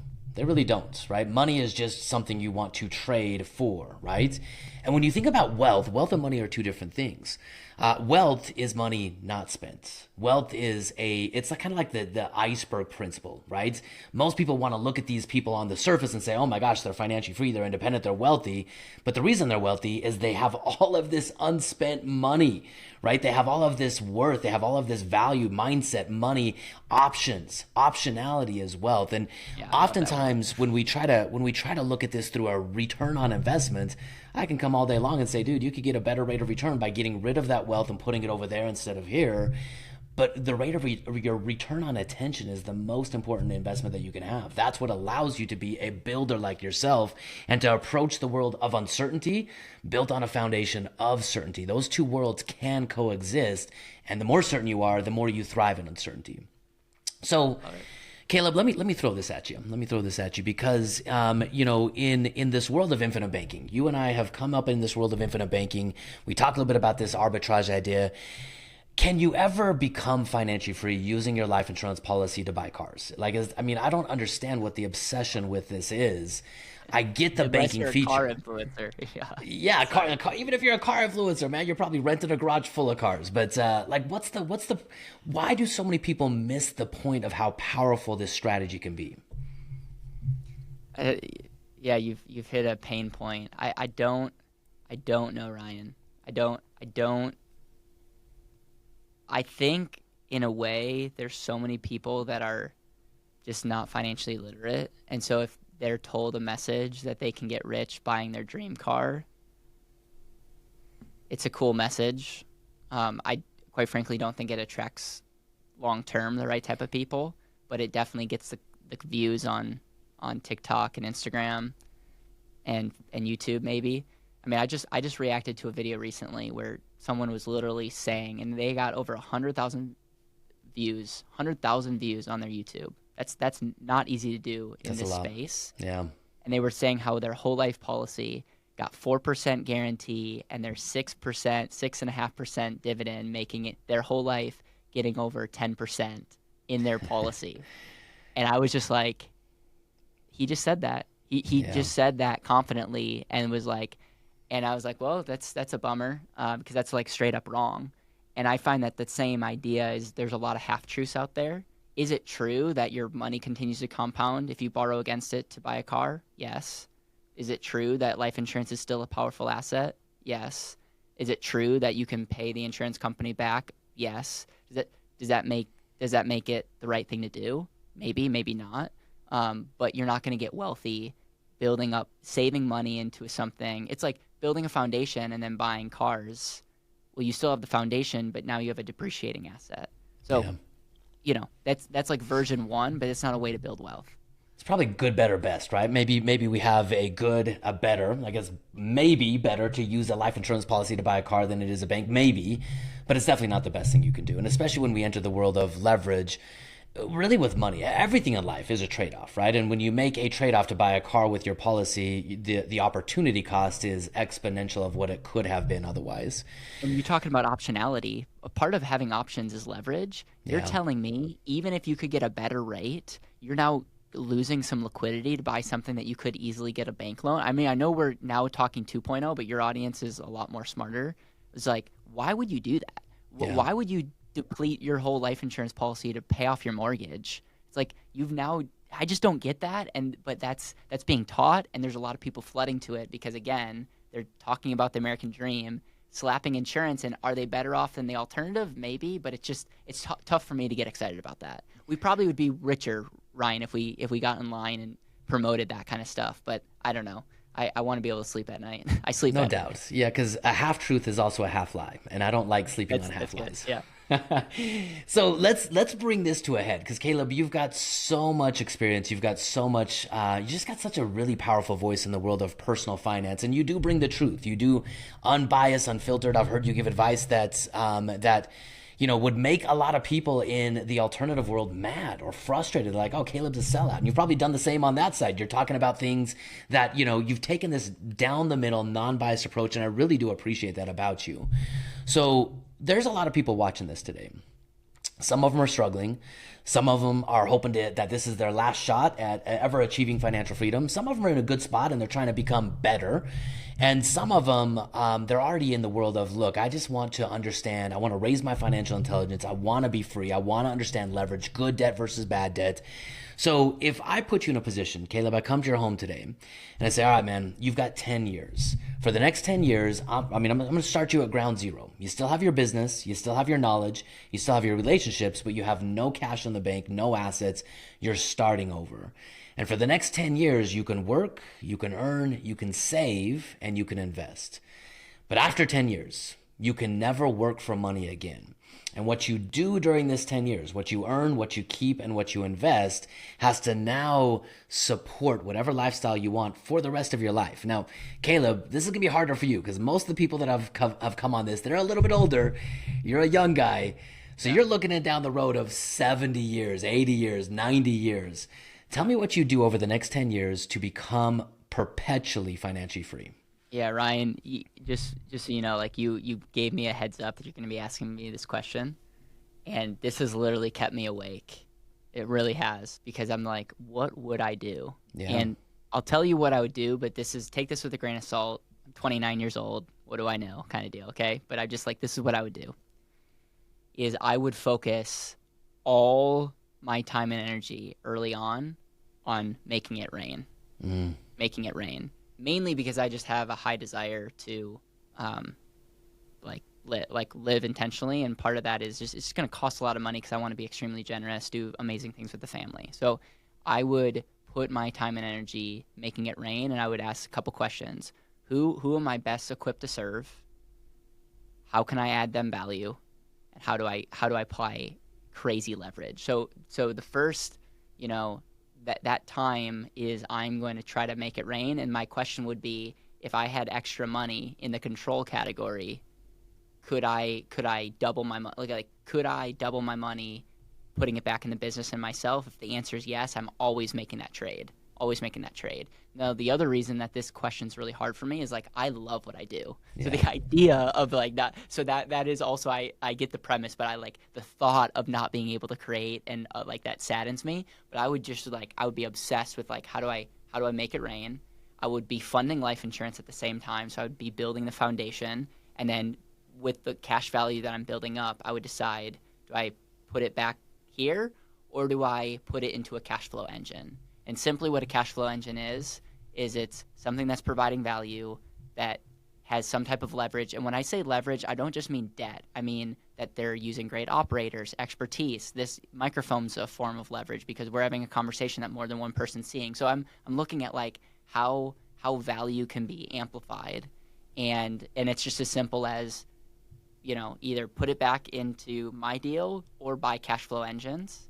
And at the end of 10 years, I would have to transfer this and allocate them in cash flow engines. And this is not just because you're interviewing me, but I would find people like yourself to help me with the cash flow engines, because I love business and I'm better than average at business. But when it comes to investing, I'm not someone that's like a super nerd when it comes to investing. And so I would find operators that I know, like, and trust, that have a track record. And it would be that exchange of like, hey, I'm going to give you money, and I'm seeing this as a cash flow engine, and with the whole idea that I need to have enough cash flow coming in from these cash flow engines to be able to live my life. Now, also in a business, whatever I build over here, if this might be cheating, so tell me if this is cheating, I would then try to find an operator to run the business. And like that would actually be my go-to strategy. If I could build something up and then be like, in 10 years, I cannot be involved at all. I need to build this to either sell or have an operator.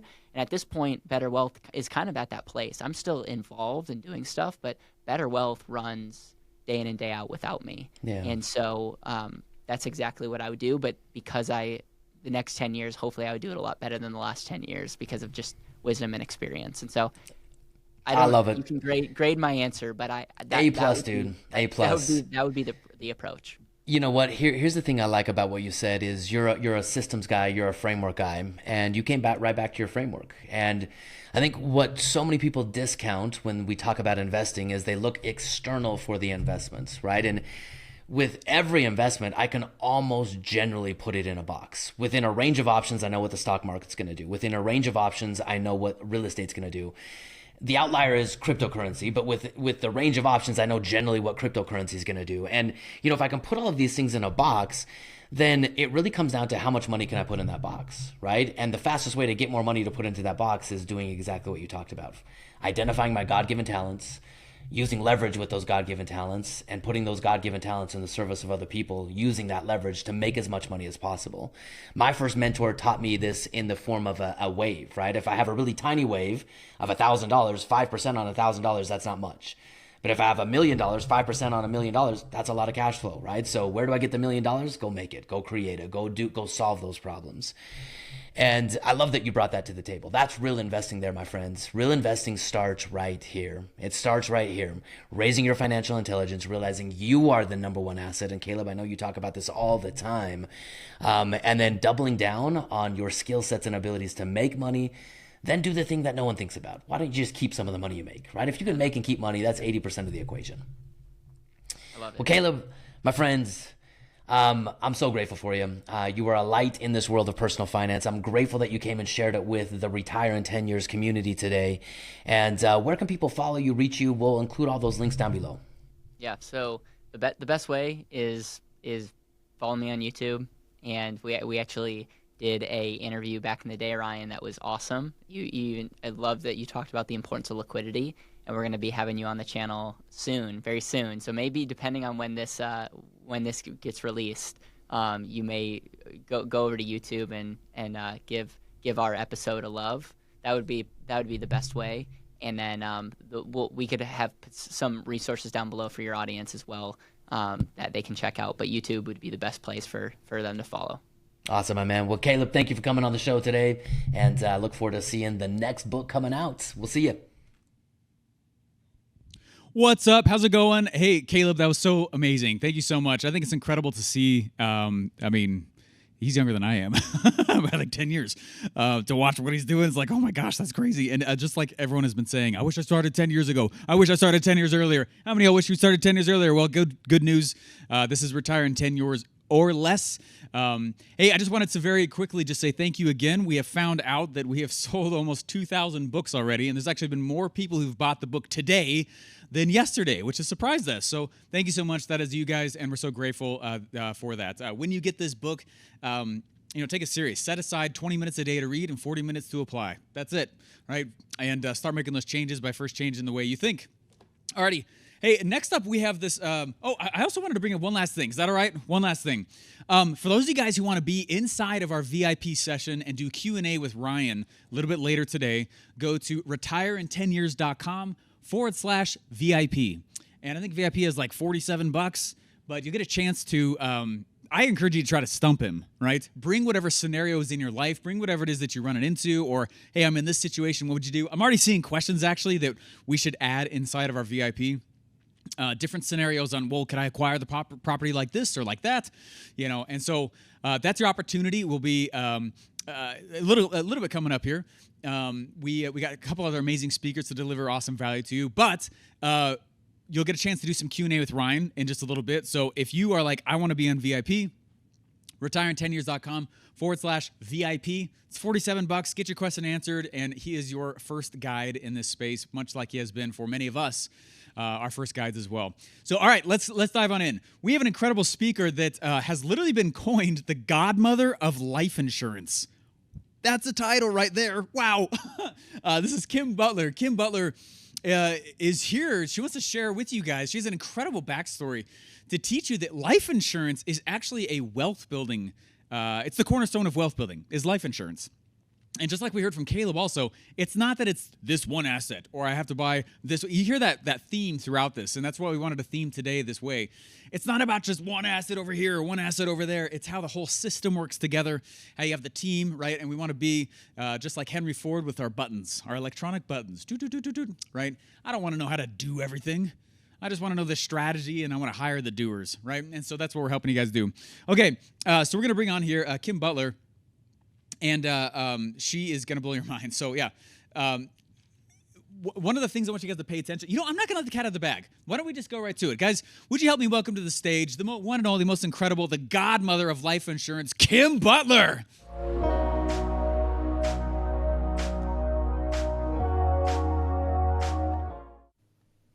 All right, my friends. Welcome back to the Retire in 10 Years Summit. Today I have the privilege, the opportunity, and ultimately I'm going to say the honor to interview a mentor of mine for probably one of the longest periods of time. I mean, for well over a decade. I lovingly refer to the woman I'm about to introduce as the godmother of insurance because I think you've been in the game for just about longer than anyone I know. So it's my privilege and opportunity to welcome Kim Butler to the conversation today.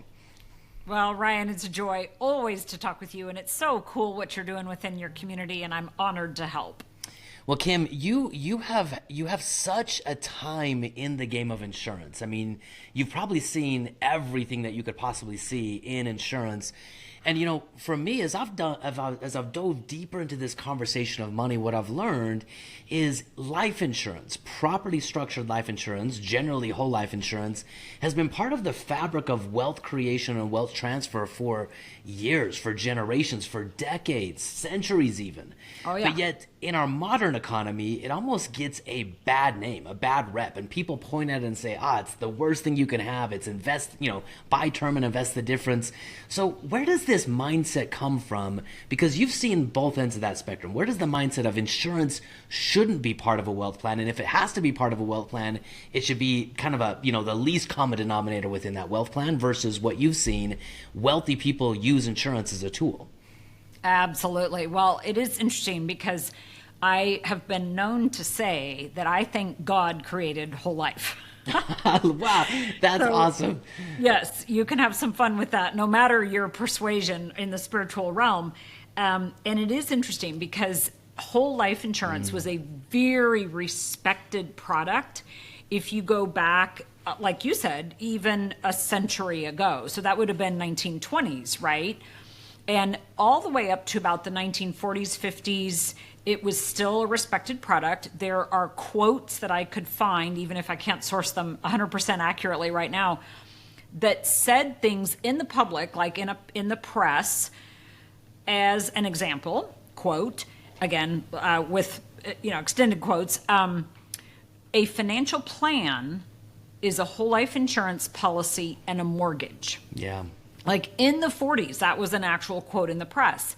That's in the book called Pound Foolish. And so that's where we left off, if you will. In the 60s, the Certified Financial Planner designation and the College of Financial Planning in Denver was created. In the 70s, the 401k space was created, and the whole realm of Wall Street and mutual funds and Wall Street coming onto Main Street is in that space.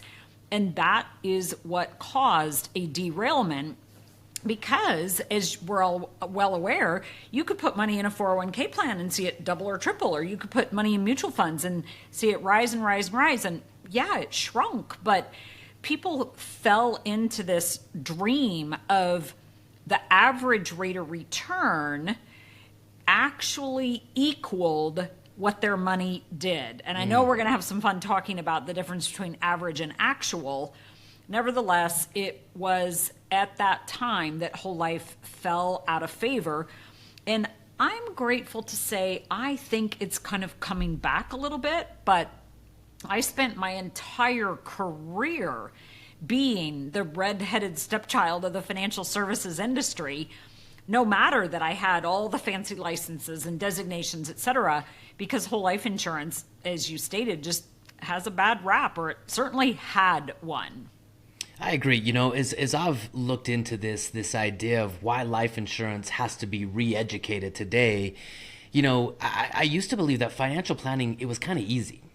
My father was probably one of the last people in a generation that retired with a pension. But even in his generation, that was very few and far between. He worked for a very specific company that now no longer offers pensions, even though they're still in business. But back in the day, didn't it used to be, hey, go get a job, right? Whether you have vocation, ability, or you go to school and get a degree, but go get a job, work there for pretty much your career, and retire with a pension.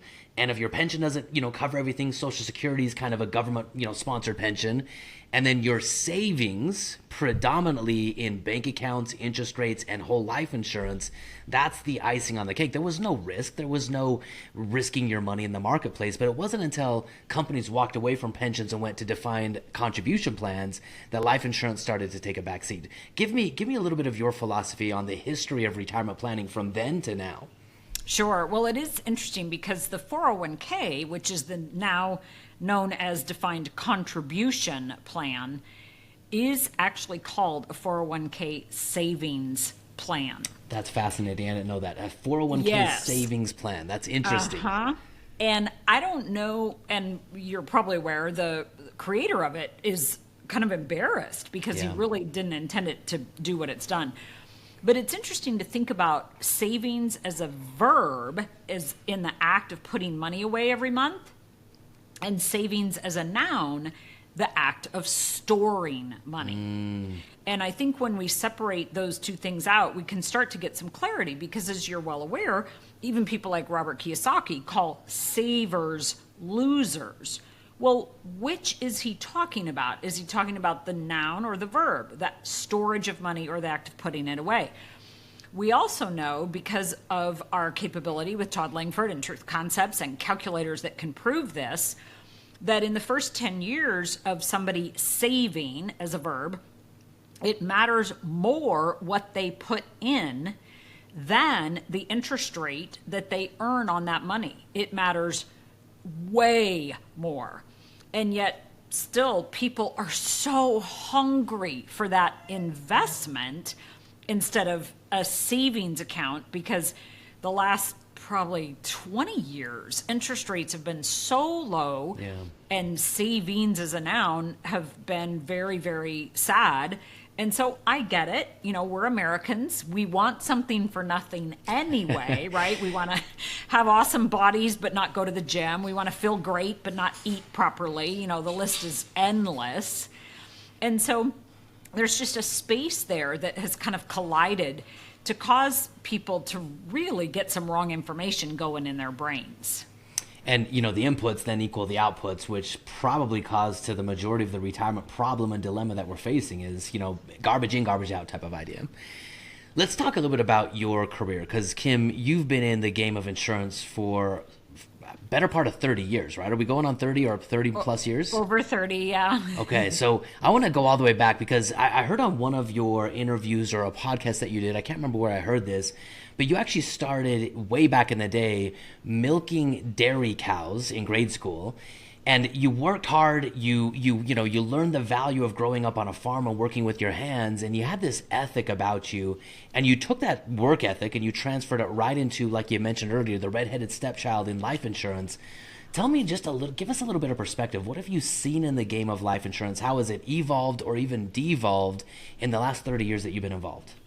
Well, it is fun because right out of college, I actually worked for a bank for a couple years. And so as I was looking at the life insurance industry, and truly it was called even then the financial planning industry or maybe financial services, but this was the early 1990s, so banks did not have this capability. So in order to help people holistically, I had to get out of the banking environment and go to either a stock brokerage house or a life insurance agency that also sold mutual funds, etc. I did not know a thing about life insurance, absolutely nothing about it.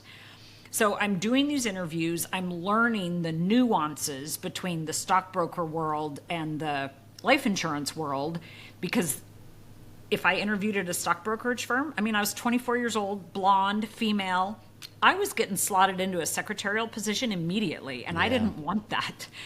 Whereas if I went to the life insurance world, it was evident that I could become an agent and actually start to help clients right away. So I called a friend's mom who I knew was an estate planner, right? So if you're not looking at this, I put that in quotes because estate planning, we know, could mean an attorney, but in often cases, it meant somebody in the financial side of things as well. This lady was not an attorney. I don't remember technically whether she was a broker, agent, whatever, it doesn't really matter. But I asked her because I will admit that I also had a little bit of a spiritual hang up around life insurance. And that's because I grew up in a very spiritual household. We have a very specific perspective on life. And I mean life as a human life, but also as a spiritual or eternal, if you will, or even immortal life. And so I was conflicted in this space around utilizing life insurance. And so this friend's mom was of my spiritual background, so I knew that she would understand. I called her and I said, what is this life insurance thing? Should I be concerned about it? Like, is it morally, literally, I was concerned about being morally okay. It's kind of funny now because you and I get that question sometimes, right? Absolutely. Like, I've heard it's a Ponzi scheme or, fill in the blank. And she said, Kim, it's just a financial product. You utilize it in the right cases like you'd use any other financial product. Like, get over it. It's fine. So I fell into it, absolutely stumbled into it, and started early on working with universal life and variable universal life, and didn't understand the difference between those products and whole life, and fast forward. But I'm sure we'll come back to that if necessary. It is interesting because I started to see what it could do. And whether there are nuances on the product, it wasn't relevant at that early stage in my career, because I was able, because of my banking background, to really help a lot of people in this space early on. So unlike someone that might kind of start early and small because they didn't have maybe a good network or whatever, I had 300 people to call. There were bank clients that would see me immediately without question. And so I was able to very quickly figure out this life insurance game and what worked and what didn't work. I love that. I love that entry into it. And I love how you kind of stumbled into it. But I want to come back to it, the morality side of things, what you were concerned about, because I think you've done a really good job weaving in a much bigger picture into the concept of life insurance. And I want to come back to that. So don't let me forget that. But what I want to ask you right now, because you've alluded to this a couple times, is most people, they think life insurance is kind of a safety net, right? But I've heard you say so many times that life insurance is, if it's done right, a wealth engine. So kind of give us, from what you've seen all the way in your time in Universal Life to Whole Life to working with agents, what have you seen? What's the difference between a life insurance policy that works for a client, an individual, or one that maybe doesn't help them produce as much wealth as they possibly could? Well, it is very interesting to see, and obviously with history we can see it, but we can also see it with math. The absolute impact, either positively or negatively, that the presence of life insurance can have on somebody's wealth. And this is why we talk about it as a wealth engine, because it doesn't matter what the rest of your wealth is in. It could be 401k plans, it could be real estate, it could be a business, it could be crypto, it could be myriad, other different variety or singular things. The addition of a whole life insurance product that is guaranteed to grow and guaranteed to pay out is an astronomical addition. It's an exponential addition. And what I mean by that is there are so many things that can be done when life insurance is present that could be done without it, but won't be done because of the freedom and the flexibility that the presence of the life insurance does. And just last sentence on this, it's the presence of the death benefit that does all this doing 90% of the time. Now, you and I spend a lot of time talking about cash value. And in the early years, cash value is the name of the game. Cash value is your account for today, if you will. I call it your emergency opportunity fund. It is absolutely a wealth building engine, the cash value part. But when it comes to the other side of life and people that are in their 70s and 80s and 90s and hundreds, which is going to become so common soon, it's more about cash flow from a distribution standpoint. Now, your community talks about cash flow from day one, as we should. Nevertheless, from a distribution standpoint, so many people get so caught up in this big pile of assets that they have, whatever they are made up of, and they just lose track of what the death benefit can do is a wealth distribution engine. So we've got the wealth building engine, and then we've got the wealth distribution engine. And then we can tie that guaranteed payout, because death is a guaranteed event. If we have a guaranteed payout, we can tie those two things together. That's where we get the exponential increase. I love that. For our viewers, because you've got so much expertise in this, what does that mean? How do I, for lack of a better word, how do I monetize my death benefit while I'm still alive? How does that help me with my wealth plan? Absolutely. Well, there's probably about 7 ways, but there's 4 or 5 that are really easy. So I can give specific examples. And the very first one is a reverse mortgage. So you've got a largely real estate oriented community. Reverse mortgage, again, is just a financial product. And holy cow, it has the same emotional baggage that a life insurance policy has. You have people that will literally say to you, I hate reverse mortgages. And my response is, what did they do to you? What did they do to you? That's a fair question. So, no different than people say, I hate life insurance. Same question, right? So here's the deal. As I was saying, anybody can do a reverse mortgage. But typically, people that don't have life insurance are not going to do a reverse mortgage because they are removing that asset from their beneficiaries. Because, assuming that they still live a long time and the reverse mortgage actually grows, there's a chance that the family would have to sell the home in order to pay the reverse mortgage off. And, frankly, the younger generation doesn't want your home anyway, but never mind that. The older generation thinks they want the home, and so they want to keep it. And so people typically will not do a reverse mortgage if they don't have a death benefit in place. But if they do have a death benefit in place, it is tax-free income. Yeah, reverse wow. mortgages are tax-free income. Amazing. So that's one. And now a second one that is a little more difficult to explain, I'll do the best I can verbally, is what you would call a pay down. So if you think about $1 million account, and this is typically going to be a taxable account, not a 401k or pension or anything like that. If think of $1 million account, your typical retirement planner is going to say, let's take 3% or 4% or whatever interest rate they want to use, skim the cream off the crop for the person that put the money there. Well, the entire $1 million sits in the financial institution, earning money for that financial institution and just paying a little bit to the person that actually put the money there. Well, instead of doing that, again, with the presence of life insurance, because you have to have a backup plan, you're going to take that $1 million account and you're going to pay it down, meaning purposely reduce the principal over time. This is going to reduce taxes. So similar to the reverse mortgage that helps with taxes, a pay down helps with taxes. It's also going to reduce market volatility problems because you're literally paying it down. You're taking that $1 million account and shrinking it 900, 800, 700, 600 on purpose, usually over 10 to 15 to 20 years. Well, again, you're not going to do that if you don't have life insurance. And in this case, maybe the cash value backs us up also. But again, it's that death benefit because you're going to do this in your later years. That is a permission slip. If you're kind of struggling with this concept, that's a good way to think about it, is the death benefit is a permission slip for creating a pay down. The death benefit is a permission slip for creating a reverse mortgage. If that term doesn't work for you, you could think about it like a reliever. Like in the game of baseball, you have a pitcher and he goes out and throws as hard as he can because he knows he has a reliever. This is what the death benefit is doing. So again, remember, reverse mortgage 1, pay down 2. I can rattle on 2 or 3 others, but that's the idea.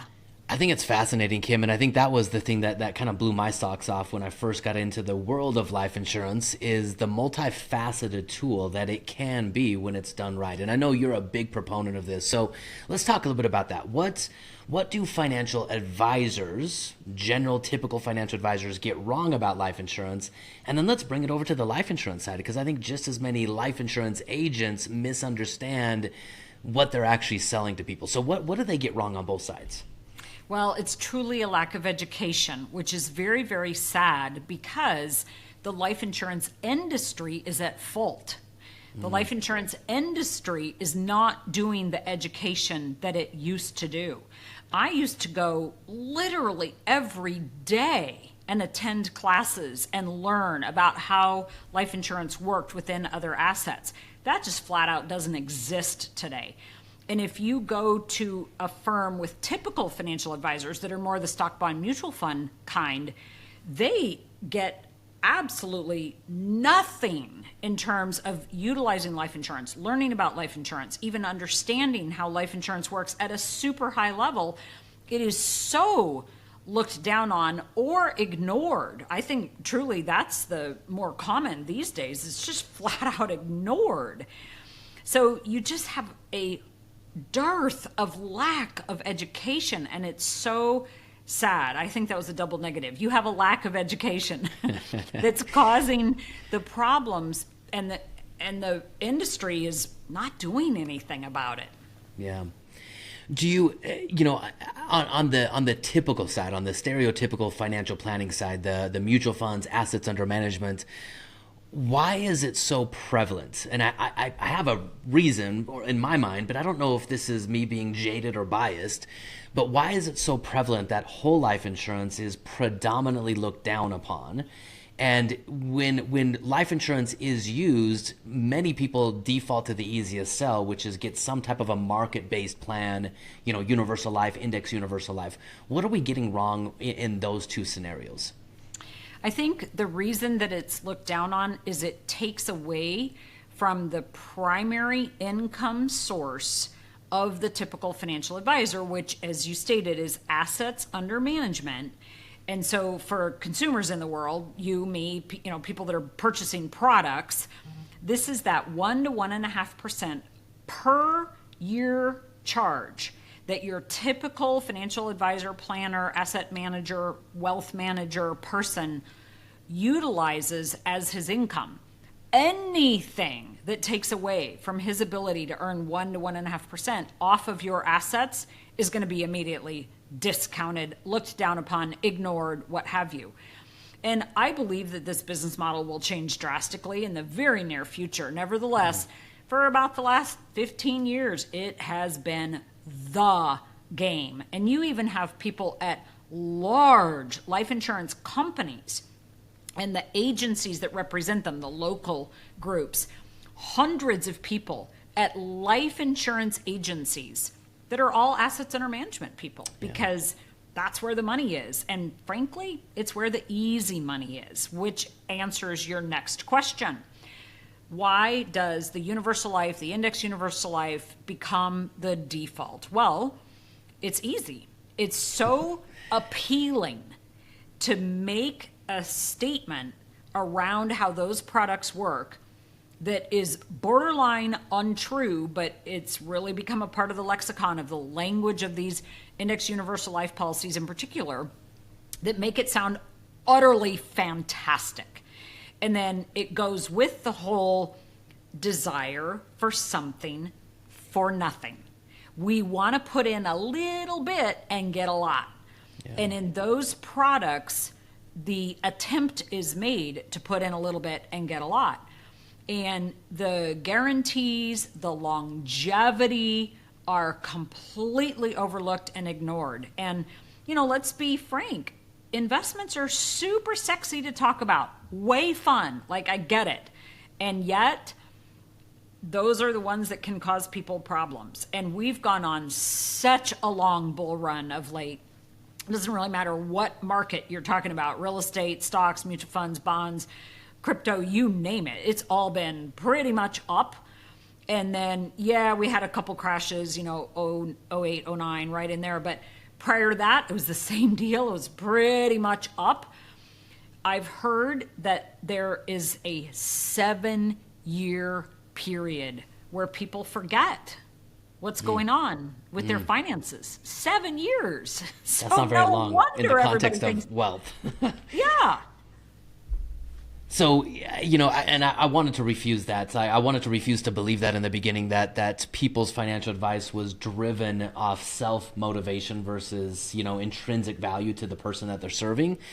But the more I've seen, the more I agree with you on that most financial advice is given based on what do I get first and what's left over for you to make it just good enough that you'll keep giving me your money. And that's sad. It's really sad to see that. And I think this is where you and Todd, and for those of you that don't know, Kim Butler, and we should get Todd on this summit as well, but Kim is married to a human calculator. I didn't know that these people existed until I met Kim's husband, but Todd and Kim developed a software, and I think this kind of brings back in some of the morality that you kind of entered the industry with. But your software is called Truth Concepts, and it's a series of calculators unmatched, unrivaled, unlike anything on the market. And the whole vision behind these calculators are to help people make truthful, factual, principle-based financial decisions and see the truth behind financial products, insurance included. So tell me a little bit about the vision behind Truth Concepts, and how does this empower people, everyday people, to make more informed, real, truth-based financial decisions?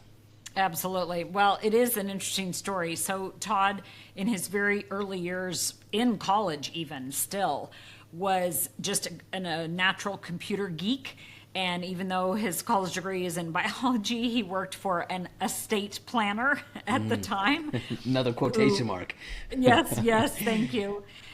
Who was on the life insurance side. And so Todd, PCs were brand new. Laptops were $5,000 and weighed a ton, but they were a thing then. And so Todd just really took to that.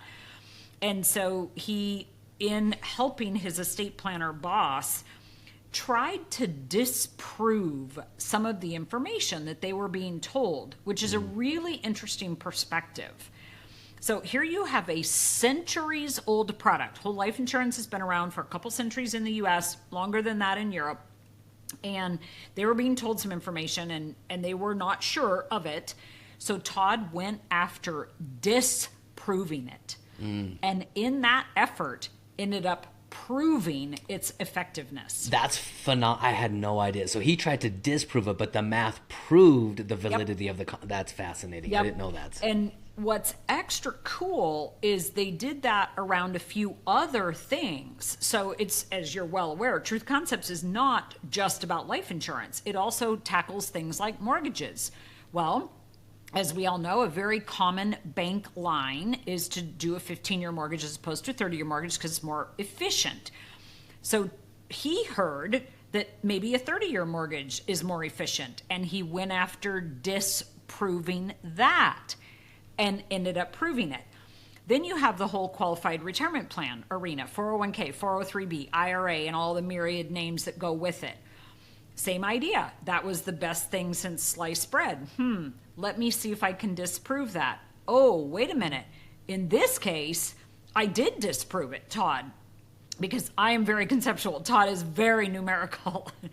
And so what's been so interesting for him, and his mentors now long passed on, and so now for me, I play the conceptual role kind of like his mentor did in the past, is to see all of these areas, both proven and disproven, and to be able to, without a shadow of a doubt, know, K-N-O-W, what we are sharing is correct, and that we can prove it literally a whole bunch of different ways. Like if you want to come at it from the left side, we gotcha. If you want to come at it from the right side, the top, the bottom, combined with something else, it really doesn't matter.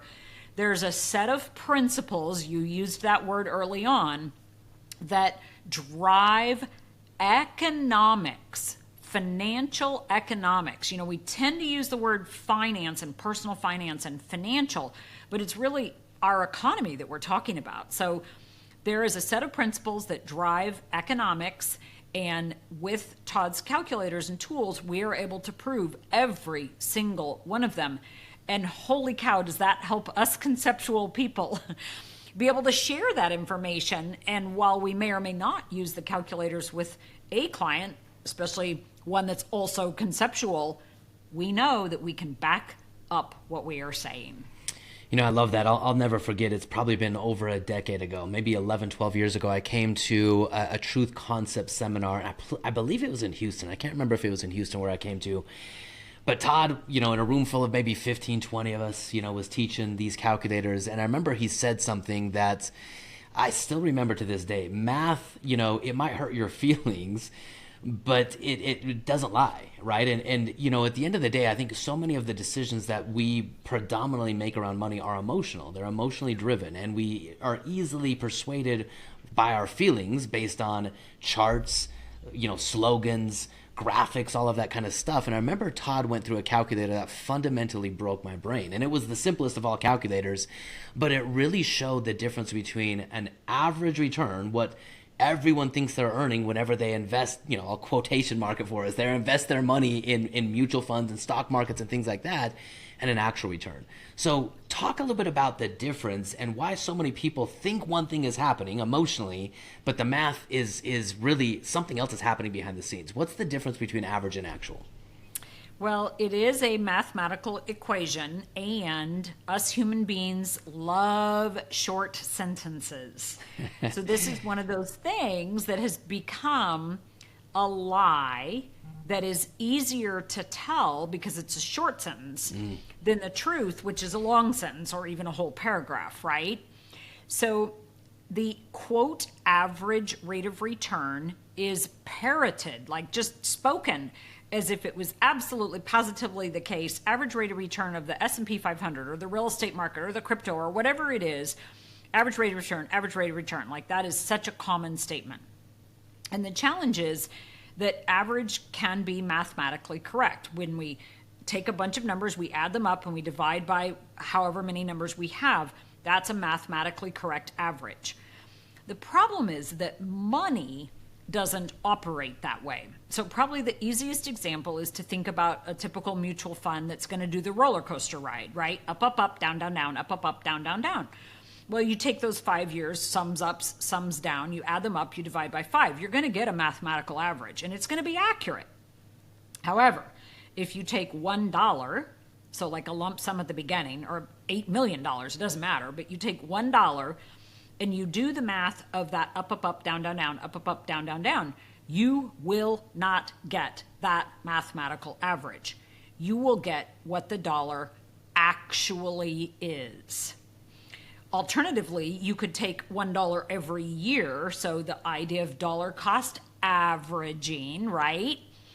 And put that in, and again, you will not get, even though you have averaged it out over time, you are not going to get that mathematical average, because a dollar, when it goes up, up, up, you're okay. But when it gets into that down the mountain slide of down, down, down, or even down 1 year, that dollar loses value, and it takes usually twice the rate of return to get back to level. And then, of course, you've got to go up again. So just remember this: average is not actual. Average is not actual. And when you hear things like the average rate of return is X, you must understand that that's not actual.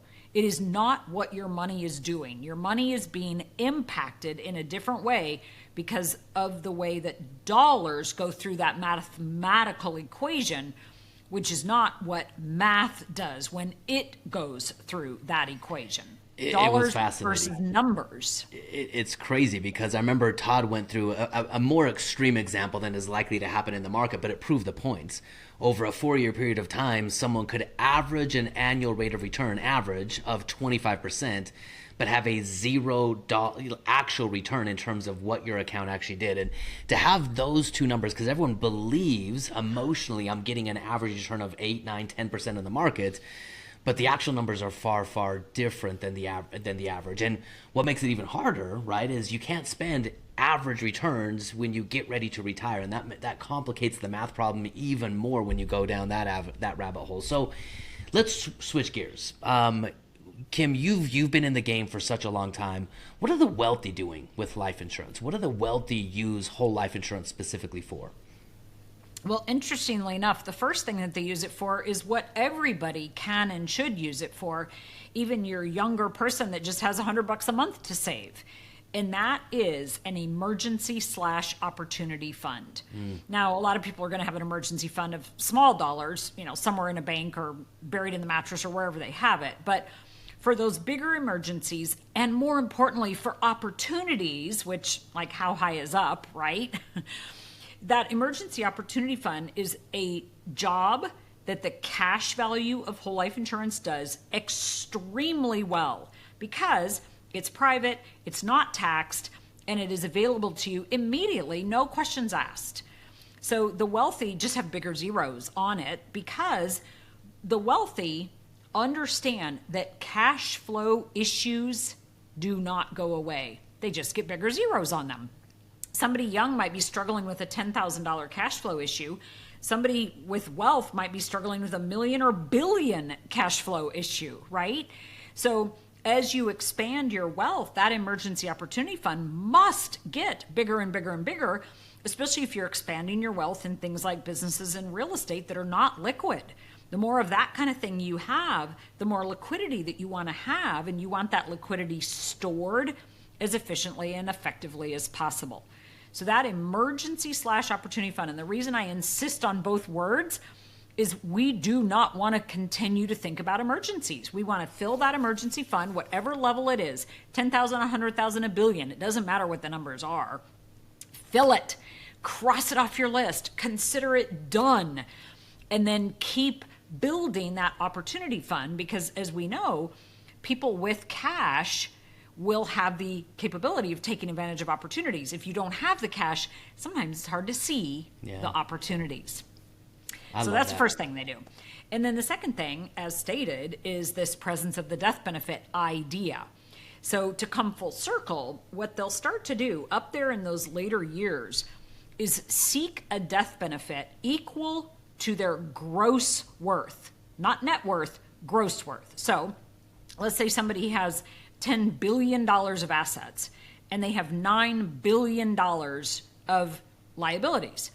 They would say that their net worth was $1 billion. Take out zeros if you need to. Well, their gross worth is $10 billion. And I know, not at quite those levels, but I know of people that have absolutely gotten approved for their gross worth when they had massive, massive debt, because that is the human life value of a family. And so the wealthy families understand this. And then there's one additional thing that they do, and that is they purchase life insurance on all generations. So I just came back from a very special trip with our family, 4 generations, my dad, who owns life insurance, and my grandchildren, who are 6 months old and a year and a half old, rough numbers. And there is life insurance owned on all 4 of those generations. And that's what the wealthy do. They just keep rolling in the game, and they build a portfolio of policies, just like people build a portfolio of real estate or crypto or stocks or whatever their thing is. I love that, Kim. I love that. Oh, portfolio of policies. I love that. And then that barbell approach of opportunity, but as well as protection and what did you call it? Security, like reserves, that type of thing. Putting those two together. Yeah, emergencies and opportunities. Emergencies and opportunities. Because, man, I totally agree with you, especially if you're going to hold illiquid assets, which, my friends, we're talking about real estate a lot in this seminar. The permission slip, to use Kim's word, of you taking on leverage and buying an illiquid asset that has asymmetric upside is liquidity. It is reserves. And wealth is a function, what I've learned, it's a function of time. Right, and the only way you get what's available with time is by staying in the game long enough to experience the asymmetric upside. So I love that balancing act. So Kim, to kind of wrap this up, you've coined a term, and I think this was what first drew me to you, because I just love the way you think. And I think this kind of brings in a little bit more of that morality that we talked about in the beginning. But the term that you've coined to talk about economics in general is prosperity economics. And it's an alternative to more traditional thinking where it's a limited sum. It's, accumulate a little bit of money, then distribute a little bit of money and hope you don't run out. Prosperity economics flips everything on its head. So talk a little bit about the philosophy of prosperity economics, and then specifically with life insurance, how does that fit into expanding the pie versus limiting the pie? Well, I am truly grateful for the coinage of the term. I don't remember when or how it popped into my head, but I too love it. So that's a neat thing that I hope is helpful for people. I think we like to name things, and it's helpful to have a name to apply to what we do, because as you've stated, it is much more than just the life insurance. Now, the life insurance is pretty foundational, has a pretty big impact on everything, and I believe that absolutely everybody can benefit from it, yet not everybody can qualify to get it. And so we have to have other elements of that prosperity economics environment. And as I was saying earlier, when we look at our money as an economy, our family economy, if you will, money coming in, money coming out, that's the cash flow part, money growing, money distributing, that's more cash flow part. It's so important to understand that we need to have those dollars act like an economy. And one of the things that economically must happen is that money must move. We all remember what happened in 2020 when money did not move in our worldwide economy. Well, in our personal economy, it's no different. I remember a time when I've shared this story publicly before, I was really, really stuck. I don't remember actually what was going on at the time. This is probably 15 years ago, but I just felt so stuck economically. I got on kiva.org, which was a brand new thing at the time, and donated $25. I just wanted to get money moving again, right? And we forget that when we put money in 529 plans, it stops moving. When we put money in 401k plans, it stops moving. When we prepay mortgages, it stops the money moving. Whereas with life insurance, the money can keep moving. Because as we know, we can borrow against it and get it to go do other things. And this is why that engine term is so applicable. It's a wealth building engine. It's a wealth creation engine. It keeps the dollars flowing, just like blood in our bodies needs to flow, water in the oceans needs to flow. It's all the exact same concept. Now, the word prosperity, which I will admit I adore, and everything associated with it. In fact, if you look at my branding, I have lots and lots of words that start with the P for prosperity, indicates that it's also our mindset. So we want prosperous dollars, but we want prosperous lives. And so that starts in our thinking, then it goes into our actions, in our relationships, how we're dealing with the people, et cetera, et cetera. And so to put those two terms together helps people understand that there is a thinking that can occur that develops prosperity well beyond money. It develops it in our legal obligations, in our relationships with our family members, in our conversations, in our thoughts, and in our actions. And if you want to add the spiritual element too, it's in that space as well. And so to me, prosperity economics says it all. It covers absolutely every element of life in a very foundational way with very specific principles. And if anybody's curious, at prosperityeconomics.org, you can see 12 principles that are applicable to anybody's financial realm, whether they're 20 years old and can save $100 a month, or add on the zeros, however many years old and many, many millions or billions of dollars. Prosperity economics principles apply, and they are applicable. Yeah, and Kim, I just want to say thank you from the bottom of my heart for that, because I think before I met you, I compartmentalized a lot of my life, my financial life, my physical life, my spiritual life. It was, I do that on this day at this time, I do that on this, at this hour of this day.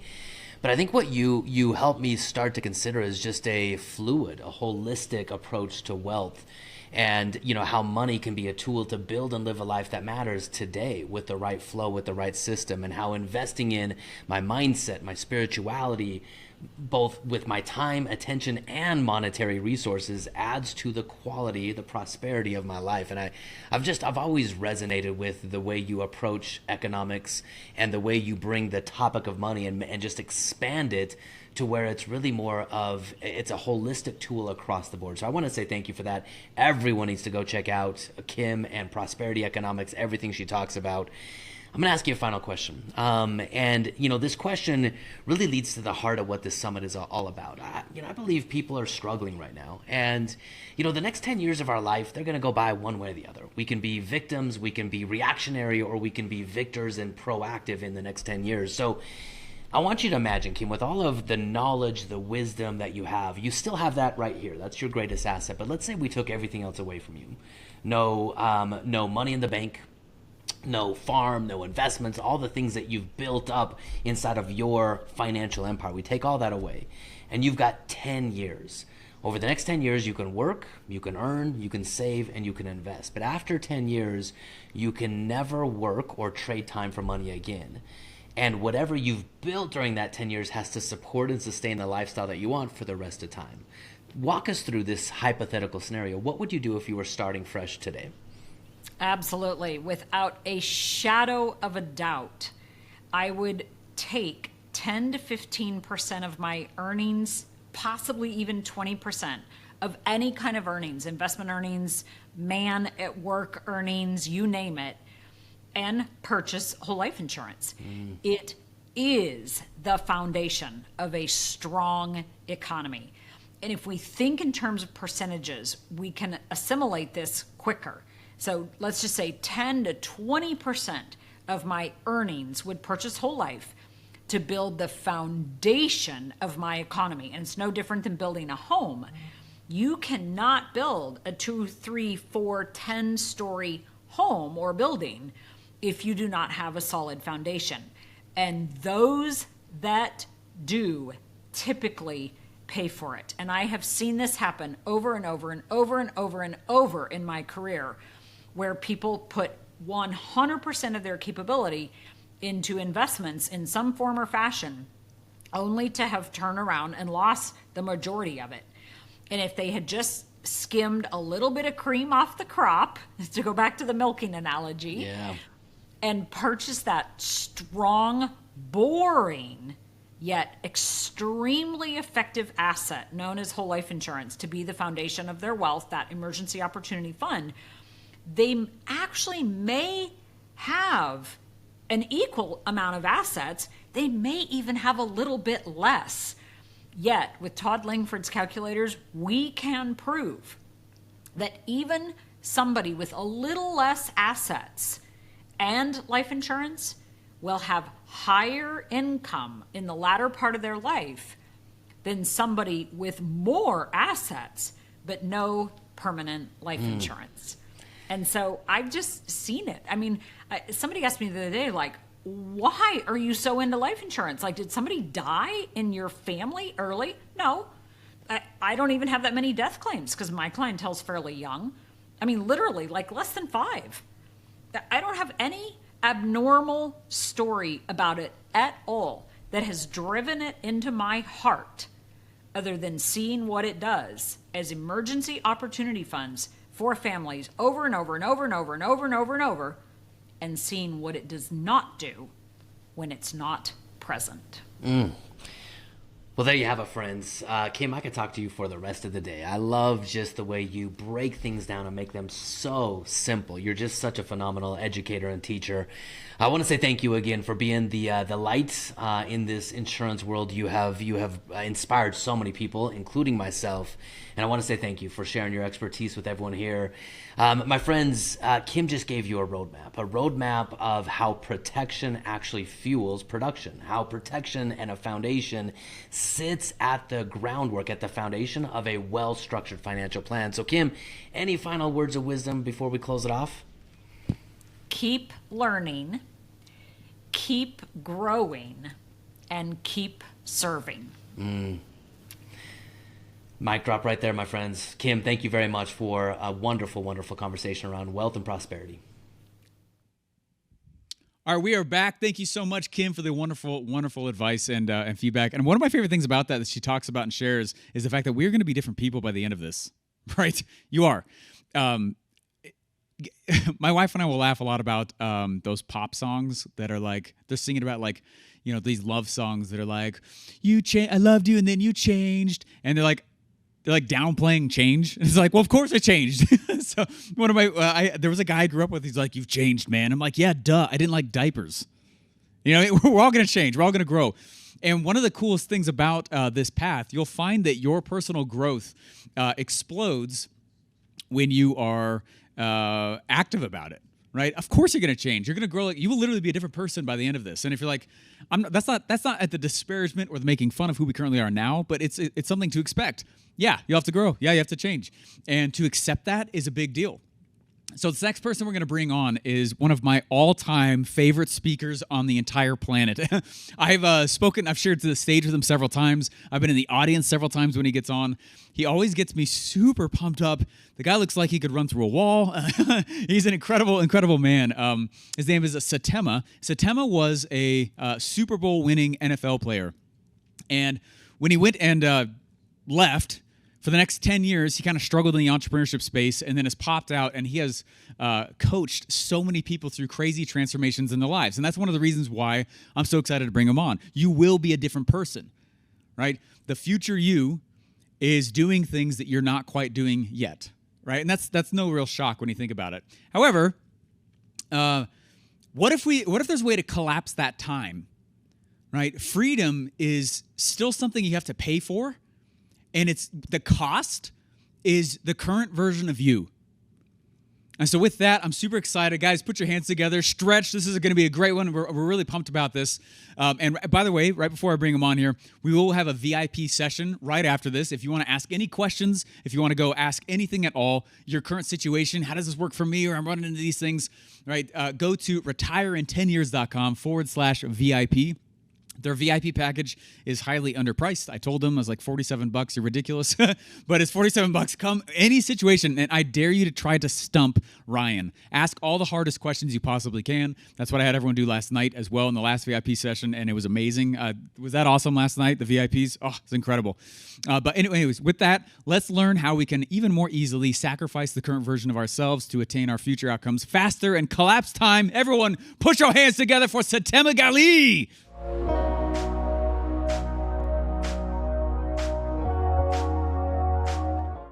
Okay, most people want freedom, but here's the thing. Few are willing to pay the price to create it. In this episode, in this video today, I'm going to be sitting down with really a mentor of mine, someone who I've followed it very closely, his life, Setema Gali. He's a former NFL champion turned elite coach and speaker whose life journey from Super Bowl glory to bankruptcy to spiritual and financial rebirth is proof that anything is possible when you commit fully. In this interview, we're going to dive into the real cost of freedom, the price of discipline, desire, delayed gratification, and the intentional building of wealth over time. Setema's going to break down the consequences of choosing comfort today and the pain that it creates tomorrow, and how to reverse it with purpose, with power, and with a financial IQ. And ultimately, what we're going to be going into is a concept that Setema has revolutionized, has breathed life into over the last 10 years, the game changer. So with all of that being said, Setema, my friend, welcome to the interview with me today. Man, Ryan, it's so good to be here. Thank you for having me. A blessing and an honor. Thank you. I'm looking forward to this. Setema, you've got a powerful story. When people think about the highs of the highs, you've been on those high peaks. You've felt what it's like to be a champion, to be a winner.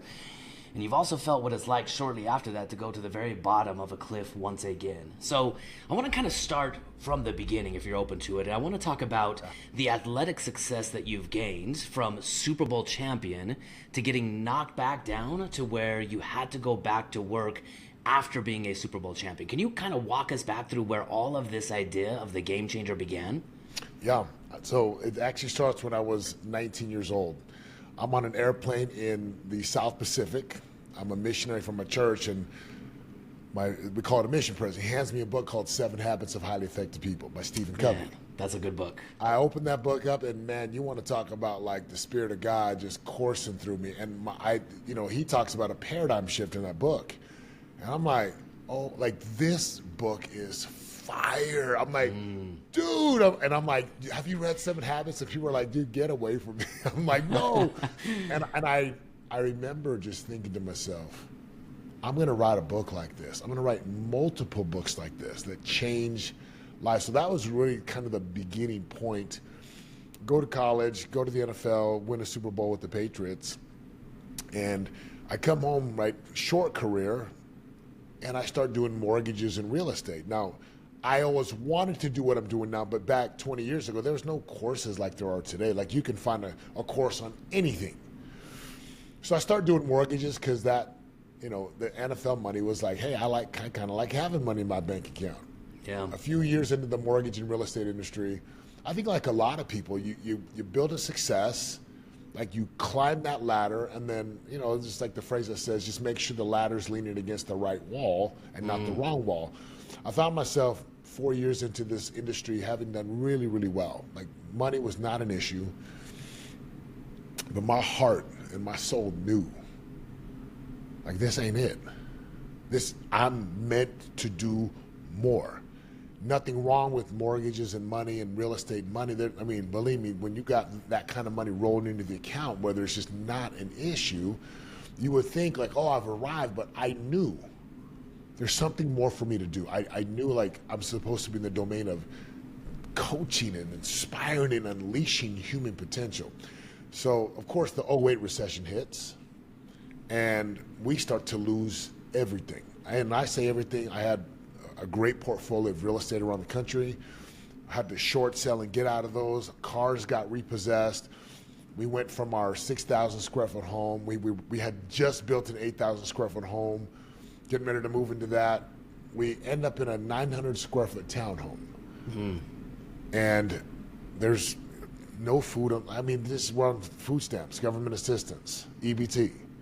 I'm like, just a couple years ago, we had all this money, and when you get beat down, right? And when you get beat down, after a while, you start to doubt yourself. Well, it just came to a point where we couldn't even pay the rent. The rent was like nothing. And I grab my Super Bowl ring. I jump on a flight. I'm crying the whole way because if anyone's ever, to get to a Super Bowl, to get to the NFL is hard, but to get to the playoffs is more difficult. To win the big game, right? It's a handful of guys every year that get a Super Bowl ring, get a championship ring. I give my ring up, I sell it, he gives me cash, nothing like I couldn't get out of the hole that I was in. So by 2010, file a bankruptcy, big bankruptcy. Like we're scraping by. I'm borrowing money from my parents. I'm in my mid to late 30s, and I'm like, are my best days behind me? And I always share this because there's people who would listen to, whether it's your story or my story or someone's story, that you're probably there, right? You're like, you're getting beat down, you're losing, you can't figure out how to win, nothing's working, and you might be questioning yourself. And my words are always like, you're just at the beginning now. Like you're just beginning. It's the beginning, because now you get to see what you're really made of, and you get to see how much grit and how much power and like how serious you are about building the thing and living your calling. Man, that is such a powerful story. I mean, that statement that gave me chills as you said it, are my best days behind me. I mean, how many people listening to this right now, watching this right now, probably feel a version of that sentiment? Are the best days, are the best years, are the best memories of my life, are they behind me? And you talk about having to hit the bottom. I mean, man, you went to the top, Super Bowl ring, handful of guys in the history of the world have got that, and you had to sell that thing for cash. And then to come all the way back down to the bottom to declare bankruptcy and feel like you were really losing everything. But you found something at the bottom. You found something in the hero's journey at the abyss. Tell me a little bit about what you found, because I think this is what's inspired your calling today. It's a calling you've always had, but maybe you just found the courage to tap into it. Tell me a little bit about what you found in the darkest moments of your life. There was a decision. There was this moment of decision where I had to decide, because I wasn't working out as much. I didn't look the way I looked. I wasn't in shape anymore. I was just kind of letting things go, and I'd show up to church with a smile on my face. I'd show up to, and the decision in the moment was, you either stay on your trajectory, and you can say you played football and made great money in the mortgage days. Okay, so you made a few $1 million in the mortgage and you lost it all. You could say that down the road, and your kids will talk about how football was your thing. Or you can pick yourself up, you can dust yourself off, roll your sleeves up, and you go to work, and you fight, and you claw, and you do everything that is necessary and required. And I was like, I remember it was like 2011, spring of 11. I'm like, and I was praying to God. I'm like, God, I'll do anything. Like, I just know I'm supposed to do something great with my life. I know that. That's why I say this, because I know people feel that, those desires that never turn off. And I always say the desires are divine. They really are. When you have these desires to just really help and make a difference, they're divine. That's the God's way of whispering, like, don't give up. Don't give up. So that's what I found, was like, I found the piece of me that just said, I'd rather like go to my grave fighting and clawing and being committed and like in this battle for greatness and for excellence, rather than sit on my couch reminiscing about the good old days. Yeah. And once I made that decision, and once I said, God, I promise you, if you tell me where to go, I will do whatever. And then it's funny, like a week later, I get a call from someone over at Vivint. He'd been trying to recruit me for like two years earlier. He recruited me every year. This was going to be the third shot at it. And he's like, I just think you'd really do great at this door-to-door thing. And I'm like, really, God? Like door-to-door? Really? Yeah. And so, yeah, that's what I found at the bottom, was just that fight again. Like, I'm not going to go. And it was all the fight of, I don't want my sons to see their dad as the guy who peaked in college in his 20s. I didn't want my parents to be like, well, we sacrificed to come to this country. Cool that our son did football, but then he did nothing with the rest of his life. I did not want to go before God and have him say, I told you, I gave you the desires. What happened? So I just knew there was a very sacred duty and a moral obligation to keep going, to keep fighting. And to anyone out there who has those same feelings and sentiments, I'm telling you, man, like the desires are divine. They're very divine. So don't stop. Don't quit. Man, I love that. You know, I don't think I've heard too many people say what you just said right there, that our desires are divine. And I truly believe that, Satema. You know, when I can truly tap into the thing that lights me up, that drives me, that excites me, that motivates me more than anything, that desire is driving me to become the person that I can become to fulfill that desire. And I think a lot of times we feel like our desires might be somewhat selfish, right? But at the end of the day, if our desires are divine, they're going to put us on the door, knocking doors, or wherever the path leads us, right? To magnify those desires and become the person we're capable of. Now, I want to highlight something that you did, because this might come secondary to you because you've made a lot of powerful decisions in your life.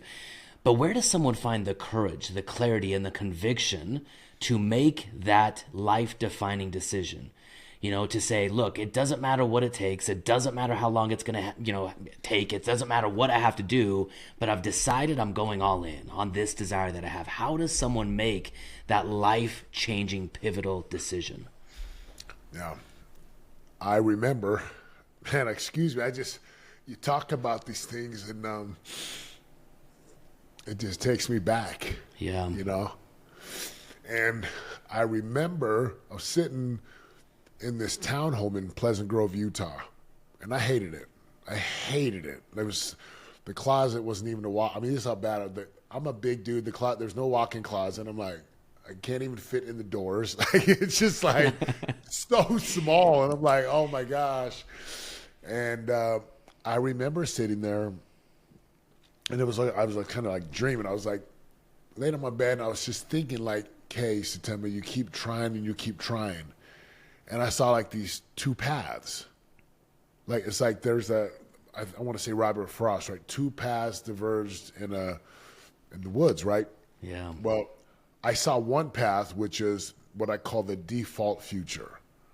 And most people, this is what I do as a coach. I'm like, I help people to see the truth.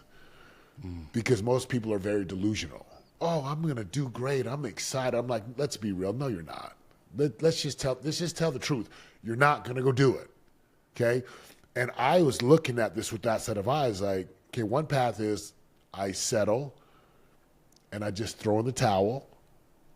And I look at that future and I saw an overweight, unhappy, miserable man whose boys, I'm the leader of my family, so the speed of the team is the speed of the leader. So I'm like, so I'm going to be this guy who peaked in his 20s, whose boys might hate me and might shine because they're like, I don't want to be like my dad. I saw my parents, just like disappointed, like sad that their son had so much talent. And I saw this future down there. I just fast forwarded like 20 to 30 years. And I was like, oh, heck no. Like, I don't like that. I don't want that. Like, there was a piece of me that's like, I will rather go through the pain of transformation and the pain of change than to take that pain, that default future. And once I said that, I thought back again, I remembered. I love like the Christian scriptures, like remember, retain in remembrance.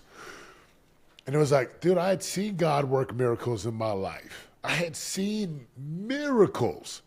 And I'd seen myself overcome major adversities. And I'd seen like the power of belief and the power of declaration and goal setting and mindset. And so I'm like at this crossroad. I'm like, settle, be good with the comfort.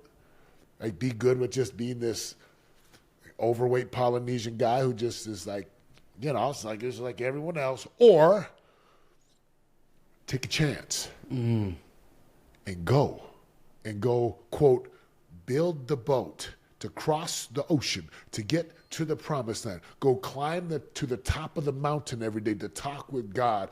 And just like, what do you have to lose? You can fail going after excellence and greatness, or you're going to fail doing nothing. I'm like, well, I'm going to take my chances fighting the battle. I'm going to take my chances crossing the ocean. And that's what it was. I did not want to face my future mediocre self. I was like, no, nah. And so I took it. I took the chance. I took a leap of faith, and here we are, man. Man, I love that. Satem, I think you're tapping into so much powerful psychology. You know, humans have this unique ability to look into the future, right? And when you look into the future, anything is possible. No one gets to write your future except you. And I think a lot of people, they're afraid to look into the future. They're afraid of what they might see. It's uncomfortable to really honor that desire and project it out to the future. What would your life look like, feel like, and be like if you just chased your dreams, right? That's uncomfortable for people to do. And you know, when I talk to people about money specifically, I always talk to them about you get to choose your hard, right? And I think you're talking a little bit about this. You can choose easy today, right? Don't save, don't be disciplined, don't try to prepare for the future, and then you're hard by default. You're gonna have to face the consequences when you're in your 40s, 50s, and 60s. Or you can choose to have a little bit of discipline today, let that discipline compound over a long enough period of time, and then you get to live the life that you want on passive income coming in. So why do so many people, right, as you coach all of these coaches and people that want to level up inside of their life, why do so many people say they want something, but few are actually willing to pay the price to get it? Such a great question. It's like the $1 billion question, because it's tough. Like we talk about easy, hard, easy in my home all the time too. Like I keep telling my sons, do the hard, necessary, required first things first now. Your life won't be easier later. But if you go easy, hard, easy video games, eat whatever, don't train your body, don't do the spiritual disciplines, avoid church. And I promise you, in a decade or two, you'll look back and say, oh, I see where I went off track. And I say, not to say you couldn't change your life down the road, but the reason why people, in my perspective and from what I've seen, it requires like so much, it requires a dog in you, like a sports metaphor, like you got to have that dog. It requires something that most people are not willing to give or to do or to overcome. It's tough. If I'll be so real with you, I'll go meet with people. And there's a part of me that's very kind, and I'm like, hey, you can do that. And if they say, hey, will you be honest with me? I'm like, yeah. And like, do you think and I was like, I'll cut them off mid-sentence. No, hell no. You ain't doing it. And they're like, what? I'm like, you can't even get up early. You can't even save your money. You can't even go to the gym. You think you're going to go build a 7-8 figure empire? Who are you kidding? It's hard. And it's like, you know this, if people would just say, okay, I know it's hard. Again, this is on the internet all the time. Choose your hard, choose your hard. I'm like, it is. Choose the transformation and the hard and the discipline. And like, I'm doing a bodybuilding competition right now. So it feels amazing to be lean. I'm down like almost 40 pounds from the top of my bulk. And I'm like, there's days, Ryan, where I'm like, I see why most people will never do this. I want to eat ice cream, and I want to eat some cheese and a quesadilla and some sour cream. I want to eat an In-N-Out burger right now wash it down with like a Dr. Pepper. In the small moment, if I deviate, all of a sudden it sets me back. And most people are not willing to cut off and to be disciplined and to say, I will embrace the hard stuff. So if people just get really honest and say, hey, again, these are all these cliches we see online today because of social media.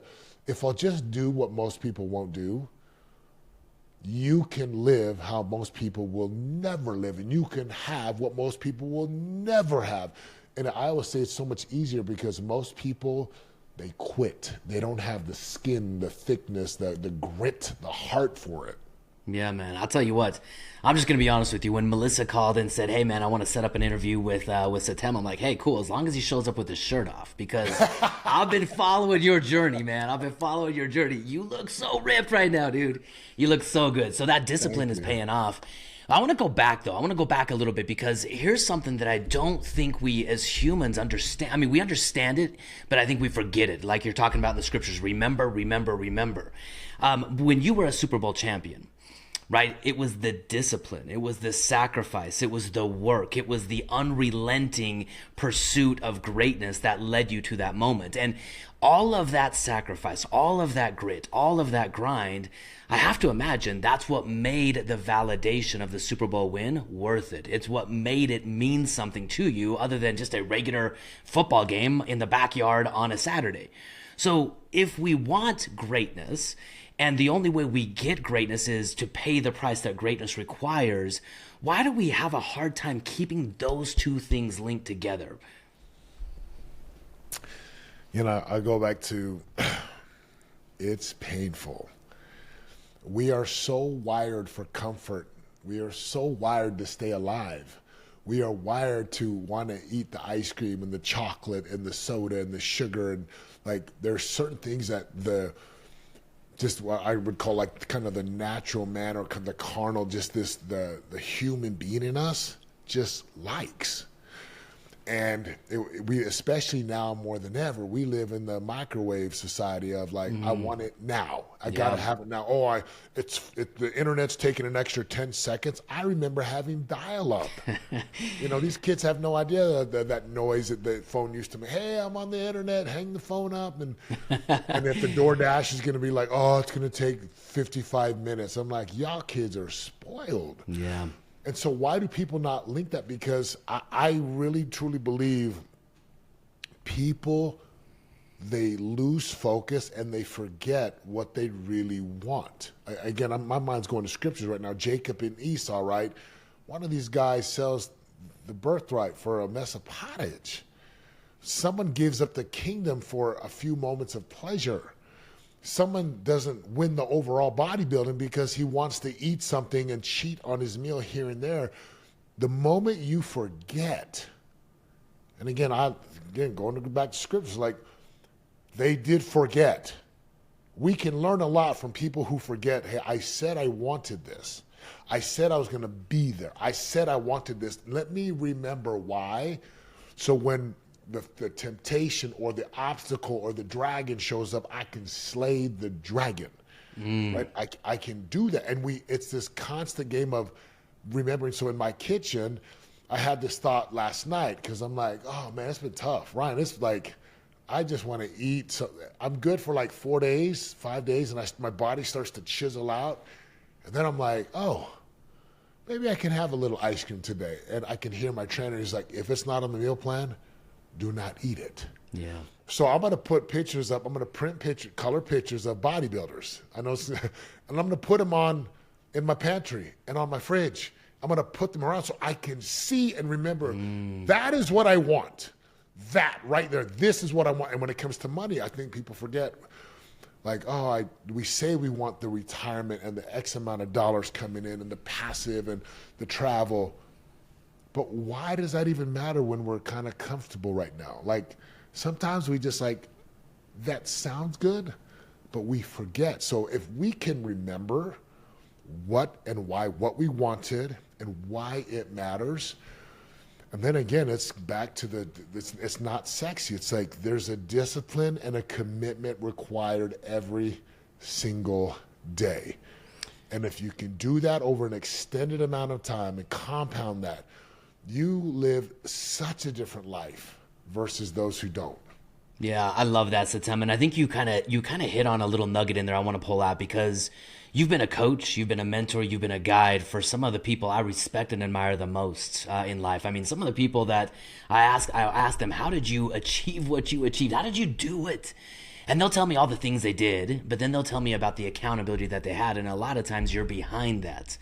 And you've been coaching people to greatness for so long that I don't know if I'm sure you take it for granted sometimes, but you're here because you have a vision and a calling inside of you. That vision pulled you out of the deepest, darkest moments and led you on a journey that has been transformational for you and now transformational for so many people.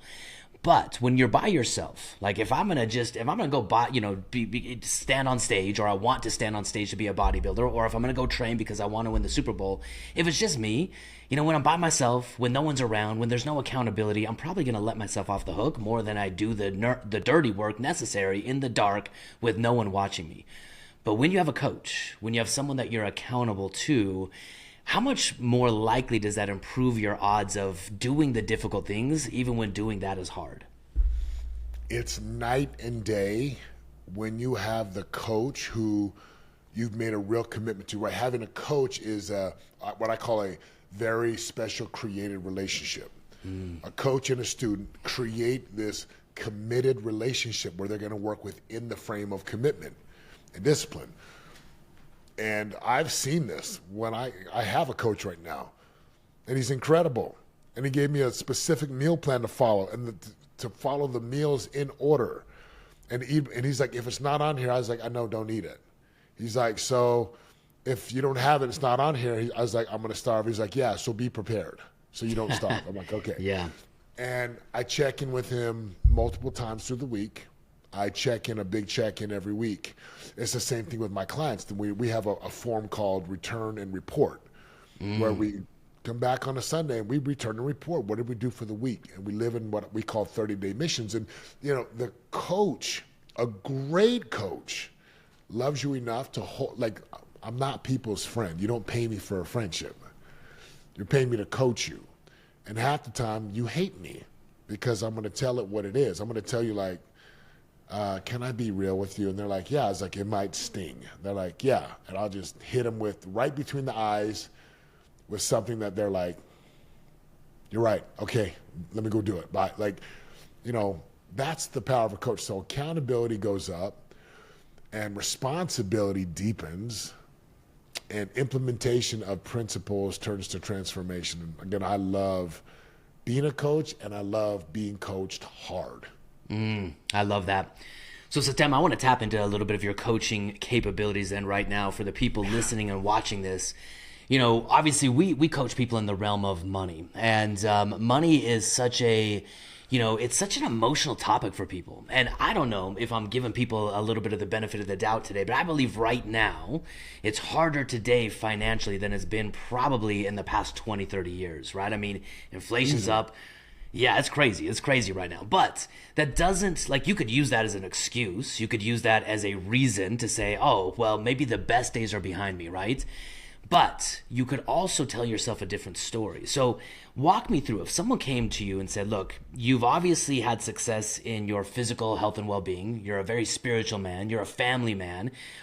You've been successful across the board. If someone wanted to get coaching from you to apply this level of discipline to their finances, what would you do? How would you coach someone? Yeah. Well, I would just ask him straight up, as simple as possible. Number one, I just want you to be honest, transparent, so open, no lies, no half-hiding truths. And I spend time framing up telling the truth and being real and honest. I don't just say, can you be honest? Yeah, no, I'll take a little bit to get this, hey, we're about to do a very special work. And this work is going to produce fruit and miracles like you've never seen before. But the only way that can happen is you're going to have to be completely open and transparent, brutally honest and truthful. And I will give some examples. So there's no confusion. And then I will say, if you commit this piece to me, we'll move on. If you can't, we're done. If you commit to me and then you lie to me, lie to me once, cool. Second time, we're done. And then I just keep your money and you get kicked out. When you set that kind of frame, people are like, ooh. I was like, and if you don't like to tell the truth, I'm not your coach. So they'll say yes. And then I'm like, okay, great. And what I always do, Ron, I just ask real simple, what exactly are you wanting to create or accomplish in your life? And I have to ask about 50 questions because most people will give a superficial church type, seminar type answer. I want to be closer to my spouse. I want to be financially free. And then, well, what's the number that has to come in every month? And what's the number that has to be in the bank account? And what's the passive amount of income that has to be produced so that you can feel like you're financially free? And they're like, what? Huh? They have no idea. So in the power of asking real questions inside of a frame of transparency and truth, If they can get to that point, I will then ask them again, why does that matter? Why is it so important that we go get you this 7-figure income? Why is it so important? Why does it matter that you and your spouse are closer and connected and like, you know, revitalizing the marriage? Why is it so important that you lose 100 pounds and that you reconnect with your children? And inside of the why, if someone is being honest, 99, almost 100% of the time, there are emotions, there are tears, there are sadness, because they are already living a default future. They're already behind. They're already not living up to the potential. They are already letting fear be their God, and they worship fear, and they worship what other people think. Ryan, that's the start of a great relationship and a coaching relationship. And I've had clients from all walks. I've had clients say, hey, Satem, I'm losing everything. Like, well, what does that mean? Oh, I'm losing $250,000 a month right now. Like, he's like, I'm getting ready, I'm selling everything. I can't fix this. To 2 years later, netting in the multiple 8 figures and buying the new jet and just like being a better husband and father. He's most fit he's ever been. Those are the types of changes that take place when people just commit to a coaching relationship. Man, I tell you what, that is so powerful, so powerful. I believe in the world that we live in today, it's so easy to lie to others and probably worse off to ourselves about our financial situation, our well-being. You know, so many people I see, they prioritize looking rich over being rich. They go into debt. They have the trappings of wealth, but behind it it's built on a house of cards. And I think that's really where it starts. When you're willing to tell yourself the truth, the facts about your actual financial situation. How much money are you actually making? How much money are you actually spending? And do you even know what you're spending it on? It's crazy. And then what you went to take that truth, that facts, that clarity of where you're at today and to link it to a vision that is meaningful, that is emotional, that is relevant. The details are in the middle, but man, without those two endpoints, those two anchors, it's almost impossible to change financially. I love that that's what you bring out is a desire and clarity and truth in the present moment. That is transformational, my friend. All right, I have 2 more questions for you. 2 more questions. Yeah. And I want to really go deep on this idea. You're getting ready to take over a decade's worth of transformational coaching, and you're getting ready to bring it to the marketplace.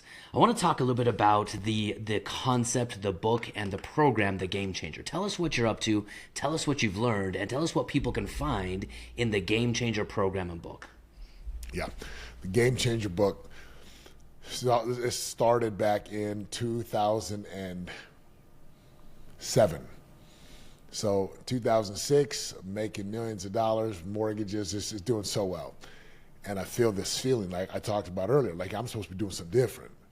So in April of 2007, I do this 1-day seminar. I have no idea what I'm doing. This is what they do. So I charge some money, 30 people show up. I have no idea. I just teach for a whole day and everyone's like, dude, that was the best thing ever. And I didn't know you make an offer. I didn't know there's coaching. I just had no idea. Of course, the recession hits.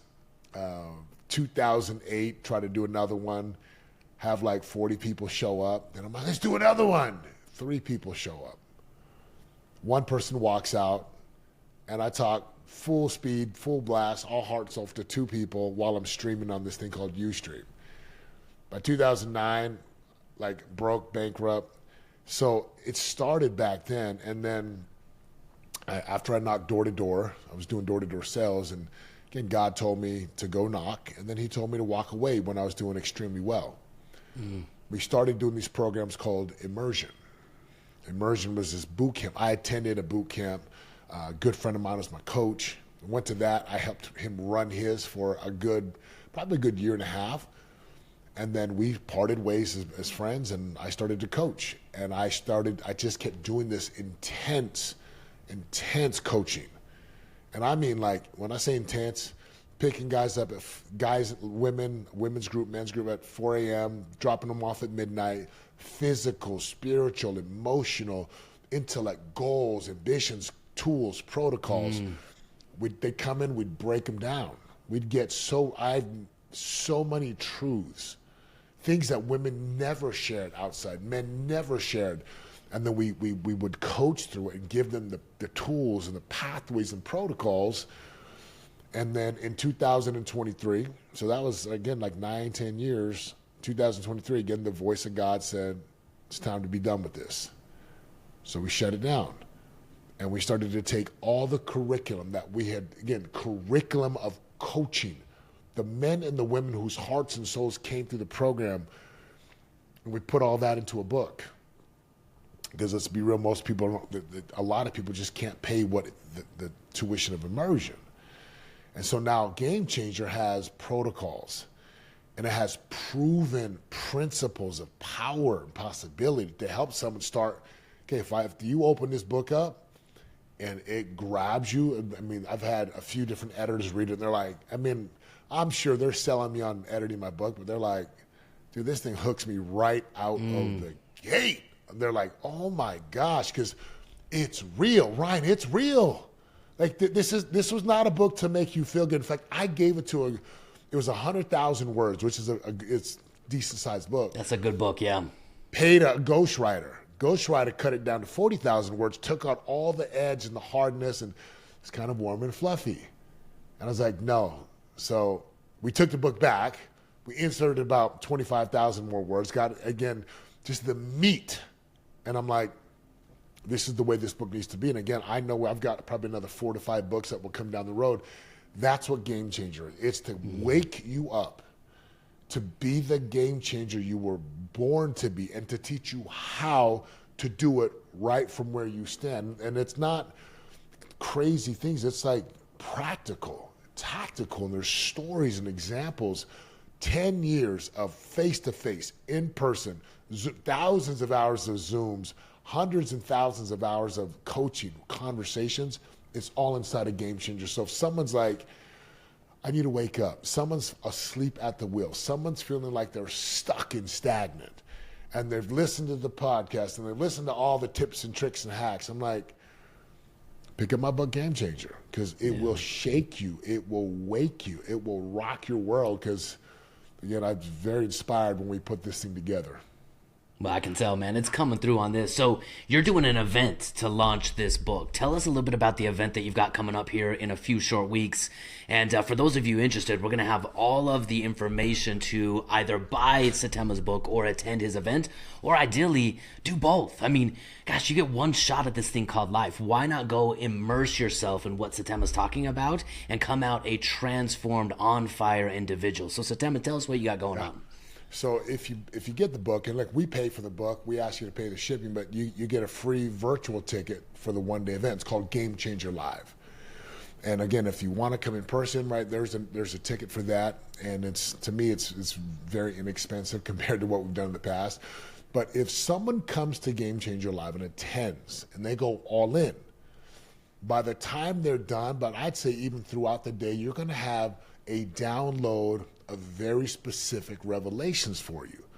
I was talking to a gal who came to my program called Shield Maiden, it's the 4-day women's boot camp, 2 years ago.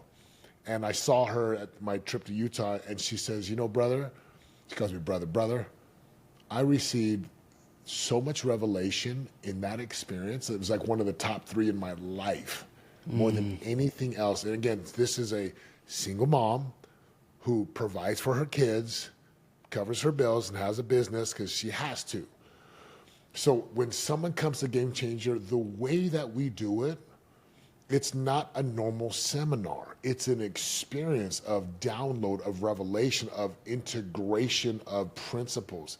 There's so much deep engagement. And I've told people literally, if you cannot go all in and be fully present, even virtually, just email my office, get a refund, and I'm good with it.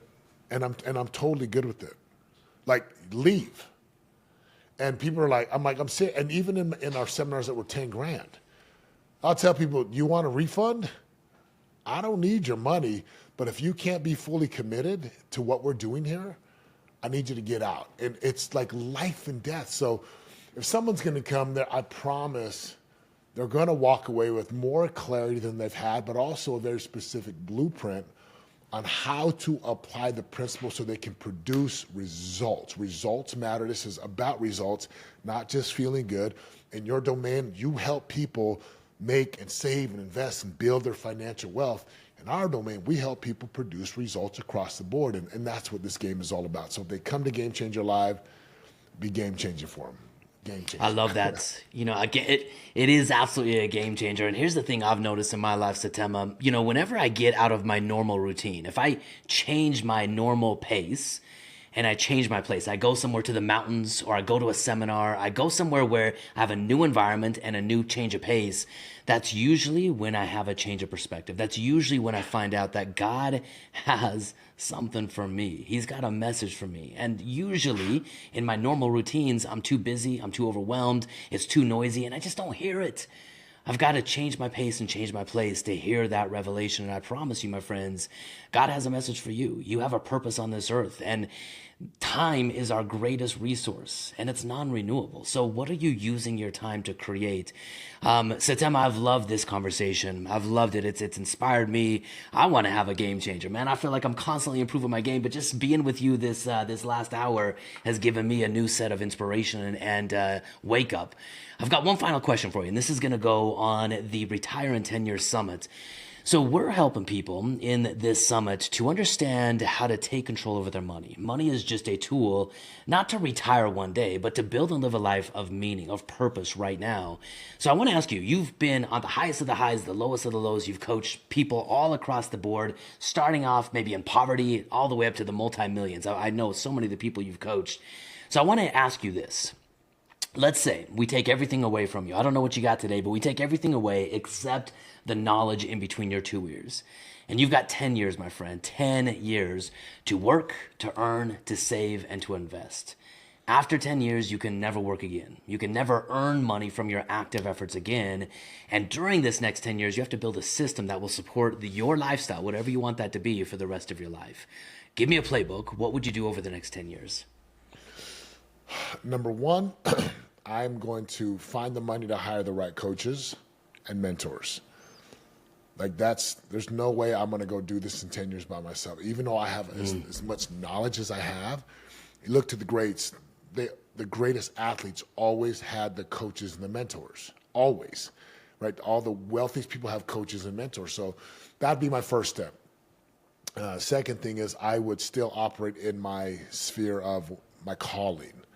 I just know this is what I'm supposed to do. So there's people who dominate real estate, people who dominate trades. If that's your thing, go dominate it. Go get the coach.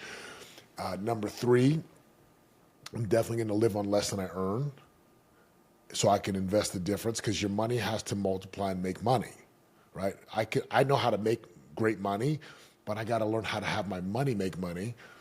And then number four, I'm going to make sure I continue to get into the right rooms. Who you know and who knows you, those connections and networks are so critical. I always tell people, you come to my room, there's someone in this room who's going to help you to make your next 6-7 figures. You go to another room, there's someone who's going to connect you to someone who's going to connect you to who's going to help you hit your 8 figures.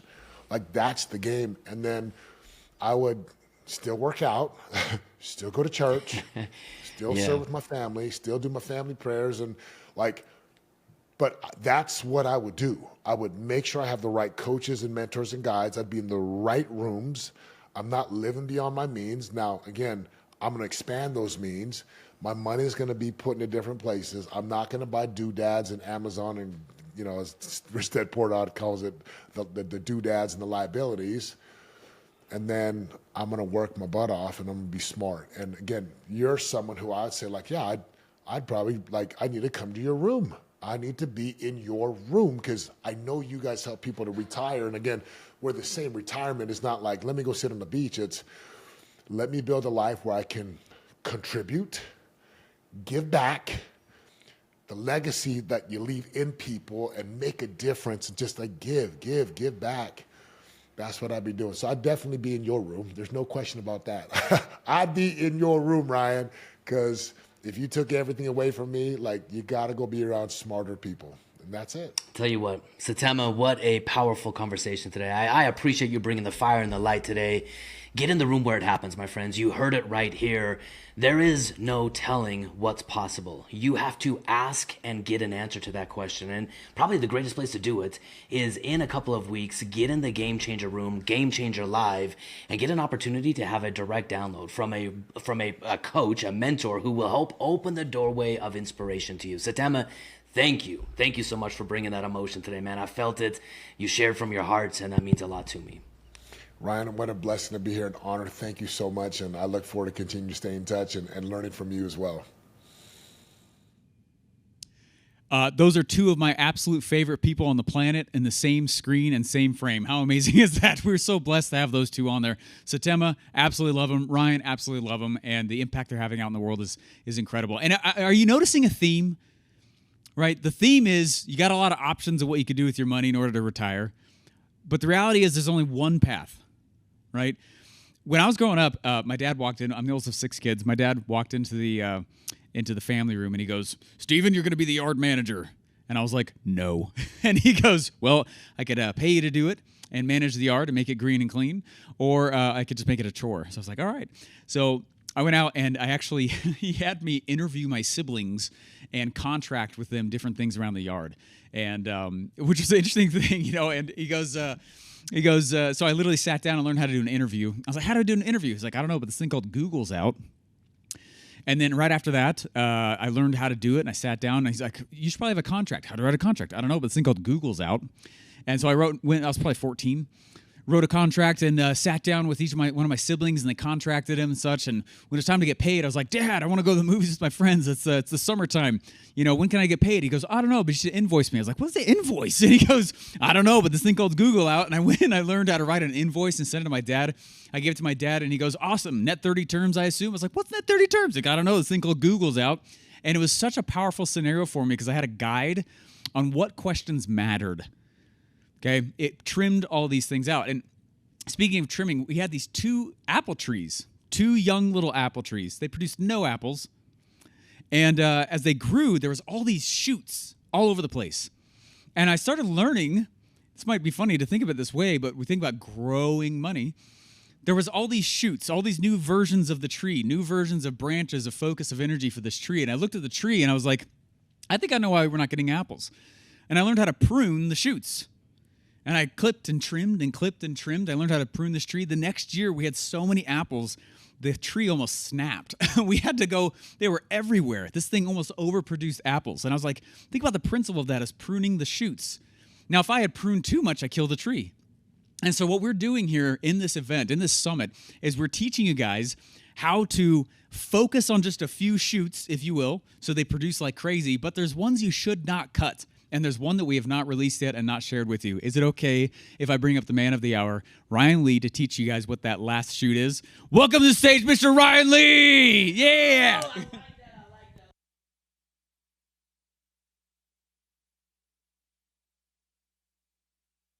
And Satema brought it, didn't he? He brought it. I'll tell you what, we had an opportunity to talk for quite a bit of time after that interview, and I'm really excited. Satema is actually coming into our community, and he's going to be coaching people inside of our community. How would you like to get coaching directly from that dude? I'm telling you, when he was talking about the warrior camp that he used to take people through, I went through that warrior camp a decade ago. Man, that guy, he can flip a switch. He can flip a switch, and he gets in your face, and you're like, "Yes, coach. I will do what I say I'm going to do." So, guys, I want to close down today. I want to give you a ton of gratitude, and just say thank you for being here with me these last 2 days. It's been the privilege and the honor of my life to be able to stand in front of you and deliver this message, to empower so many people. Right before I came in, we just crossed 2,000 books sold. Thank you so much. I want to say thank you from the bottom of my heart. For me, I look at that as 2,000 lives transformed, 2,000 opportunities for people to take control over their money so they can take control over their time. And when they take control over their time, they can take control over their life. That's really what this is all about. And to close this down, For today. We're going to be on all day tomorrow, and tomorrow we got Robert Kiyosaki coming. We've got my original mentor, my very first mentor when I came out of the corporate world, who took me under his wing. So you got some amazing people that we're going to be sharing with you tomorrow. But I closed my presentation before lunch, and I gave you an opportunity to join me inside of Money Mastery, to join me, my team, and the movement that is achieving financial freedom, retiring in 10 years or less, not retiring from life, but retiring to the life that you want. I talked about all of the things that come with the offer. These are the features of the offer, right? The game plan. I talked about your tax strategy. I talked about your vault. I talked about the boardroom, the real estate, the coaching, the tools, all of that. All of that is critically important to your success. But I want you to consider that everything I shared with you, that you get an opportunity to partake of at a massively discounted rates, right? I talked about the value of doing all of this stuff. And, we normally do our onboarding for $5,000. But because you helped me achieve a lifelong goal of becoming a bestseller, and man, the book's just like every time I refresh the number, I'm gonna have to get off the computer because it's like a little bit addicting. I'm loving seeing all of this come in, and just crossing 2,000 right before I came in was just, man, I'm just so excited. So anyway, because you helped me achieve my goal, I'm trying to help you achieve your goal. And I knocked down the price of this onboarding to basically our cost to help build out your game plan of $39.97. And we've had a lot of you take me up on the offer, and I'm so grateful for that. But what I want to do is I want to kind of give you a trick up my sleeve, because I haven't actually revealed to you the most powerful part of this offer. And what I want you to understand is what comes inside of Money Mastery is something that no one knows they need, but it's the most important thing to your success. It's the most important thing to my success, quite honestly. So let me kind of walk you through the progression of you as an individual inside of the game of money, right? This is what we talked about yesterday, the game of money. The game of money is something that we're all in. We can't opt out of it. Money's part of our life no matter how we live. I mean, right now I'm standing in a room and there's money going out the door. Right now, there's lights on everywhere, right? The air conditioner's blowing. It's impossible today to not have money in your economy and going out of your economy. So I want to walk you through most people's progression to get to where you are likely right now. And I want to help you see the bridge inherent and necessary inside of your life. Most of us start off as a consumer, right? We get a taste of money. How many of you got your first paycheck, my very first dollar that I earned was a paper route. Remember those dudes riding around on their Huffies, listening to Paul Abdul on their Walkman? That was me. And throwing my papers and getting my, $30 at the end of the month and going to the arcades and like playing video games and getting Swedish fish and eating them. That's what I did with my money. I was a consumer. This is where most of us start. The consumer quadrant, this is kind of the cycle that people live in for a while, right? They live in a cycle of earning money, spending money, consuming the money that they spent, and then just repeating. They get stuck. They work hard for money because they don't really understand money.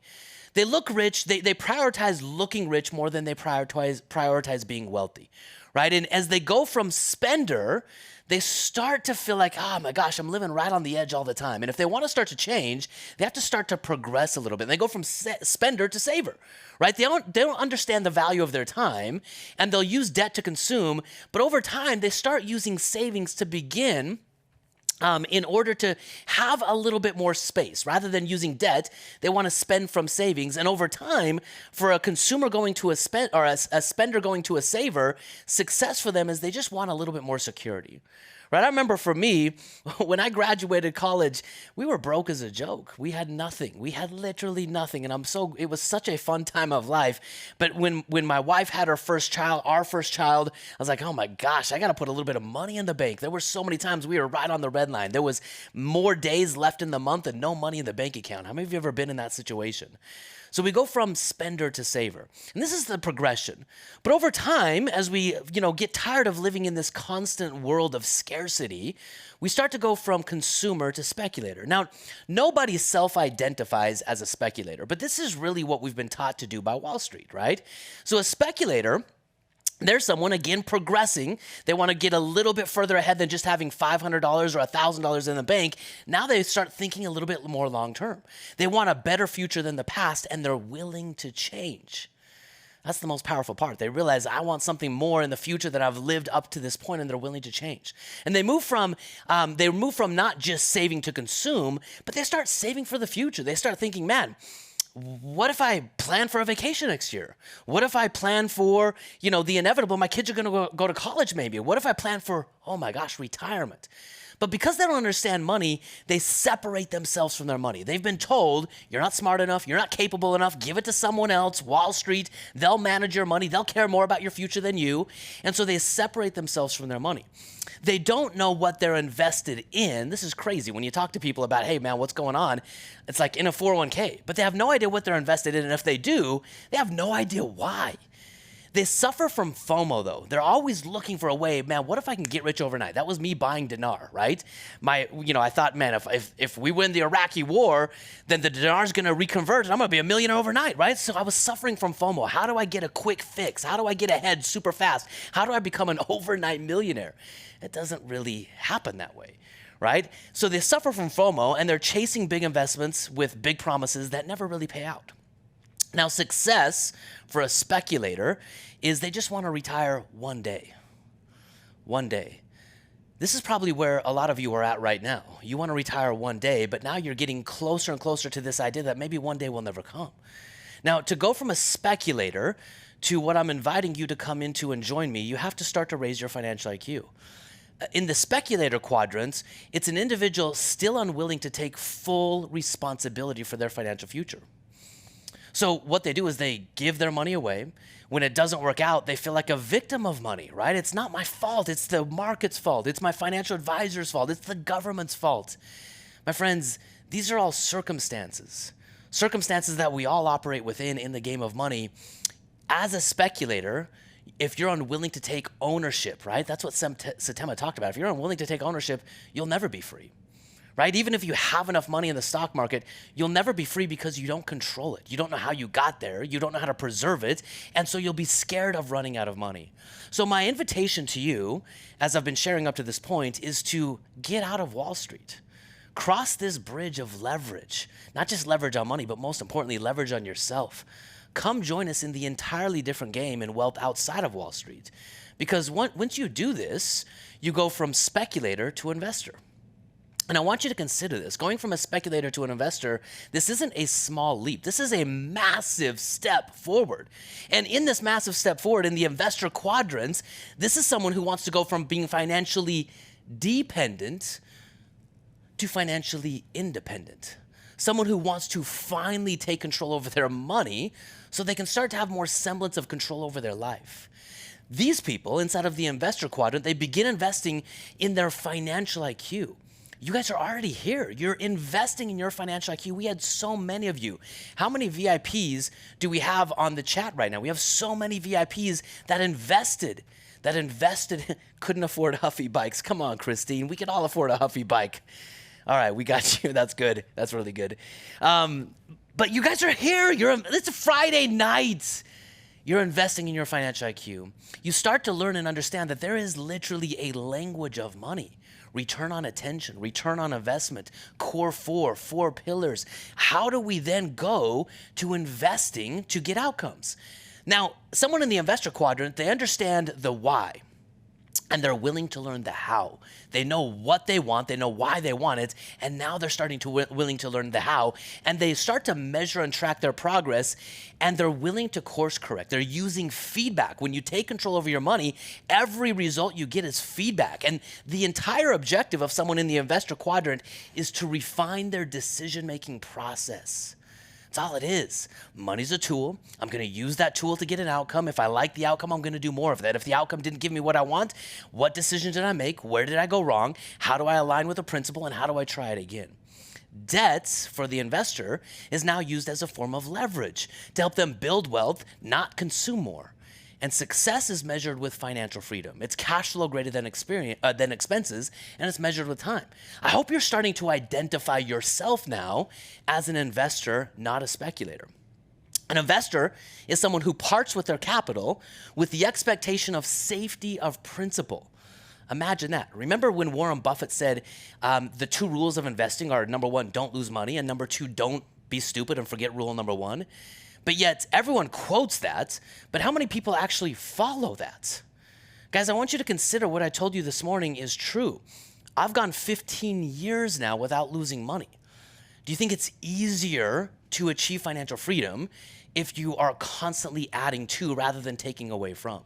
So an investor is someone who parts with their capital with the expectation of safety of principal and an adequate return in the form of interest, dividends, or rent.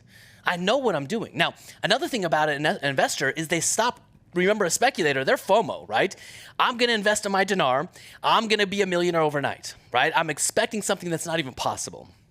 An investor can start to measure their expectations to say, hey, if I invest in real estate, there's a range of expectations. If I invest in the stock market, which isn't really investing, there's a range of expectations. And my goal as an investor is to put my money in and expect and push the expectation to ensure that I get what's possible, but not expect more. Like if I'm going to put money in dinar, of course, I know that that's nothing. I have no control over that. So they manage their expectations. Now, an investor aligns with real financial principles. Everything I've been giving you. Yesterday, I ended the day with the financial economic forces. These are principles, guys. They exist for me. They exist for you. Once I understand what a principle is, it's independent of my acknowledgement of it. It's independent of my acceptance of it. But if I will accept it, I can stand on a principle. I can strategically apply the principle in my life, and then I can tactically take action. And then as I get the outcome of my tactics, I go back to my strategy, I readjust, and I do it again. But all because I'm based on a foundation of principles, I start to get consistent and over a long enough period of time, predictable outcomes. This is the game. Now, I introduced to you a little bit earlier the hero's journey. Let me walk you through what happens to an investor as they start taking control over their money. You go from this world of the known, right? I know I'm never going to retire. I know that the stock market's out of my control, to the unknown.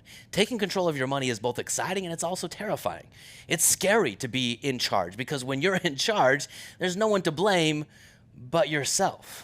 Now, when you're in charge and you blame yourself, that's okay, right? It's learning, it's feedback. But you're going to go from the known to the unknown. You're going to find yourself on the road of trials, right? I shared with you some of my real estate trials.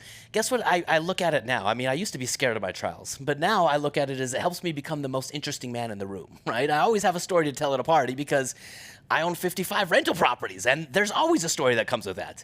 You're going to find yourself in the abyss, and that's okay. Now, in order to move forward from the known to the unknown, you need three things. And I want to introduce to you what these three things are. This is why I have an ace up my sleeve, that no matter where you're starting from, if you can get these three things, your success is inevitable. Let me repeat that. If you can get these three things right, your success is inevitable. Okay, number one, you need a goal. Now, inside of this event, I hope I've given you a goal. The goal is clearly stated on the book that 500 of you have bought, or 2,000 of you have bought over the last couple days. What is the goal? What is the goal, guys? Christine, what's the goal? Dave, Zell, Brian, what's the goal? Retire in 10 years or less. That's the goal. Okay, I've given you a goal. Now, maybe your goal is less. Maybe it's 3 years for you. I don't know. But you retire in 10 years or less. No more than 10 years. If you follow this system, you're going to retire in 10 years or less. That's your goal. So financial freedom, retire, whatever we want to call it, regardless of your age, your income, your experience, it doesn't matter. That's the goal. Now that we know what success means, we have to now look at the next thing, okay? Because having a goal, it's important. And in order to have a goal that's going to give you meaning enough to go from the world of the known into the unknown, to go on the road of trials, to find yourself in the abyss, you have to get really clear on what you want and why it matters. I hope you've spent a little bit of time on that, both pre this event and during this event, to really start to gain some clarity on that. When you get clear on what you want and why it matters, you get clear in your mind, and then you connect your emotion to it. For me, I've done this so many times over my life. When I can have a vivid vision in my mind and I can see it in my mind with my mind's eye, I can experience it.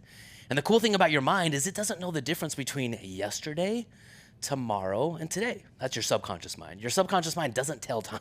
And if I can plant desires in my subconscious mind and get clarity on those and feel those things, align my emotions with it, my subconscious mind literally doesn't know the difference between yesterday, tomorrow, and today. And when I open my eyes and I come back to the conscious world, now my subconscious mind starts to align the things necessary to make my desired reality my reality. So whatever version of this that you want, the greatest form of wealth is for you to wake up and say, I can do whatever I want today. What is it that you want? If you had owned your time, if you had the money to do what you wanted, what would you do? For me, I wrote a book. I've got some big goals beyond this book, but I know what I want and I know why I want it. Now, I want you to consider this. Now, in the world of goal setting, in the world of coaching, people love to talk about goals. Goals are super important. Now that you have a goal to retire in 10 years or less, what do you think the probability, the chances of your success are? Type them in for me. Having a goal, like New Year's resolution, retire in 10 years or less, what do you guys think the probability, now that you have a goal, the chances of your success are? What do you guys think? Christine, Zell, what do you think? Eric, Brian, Dave, what do you think?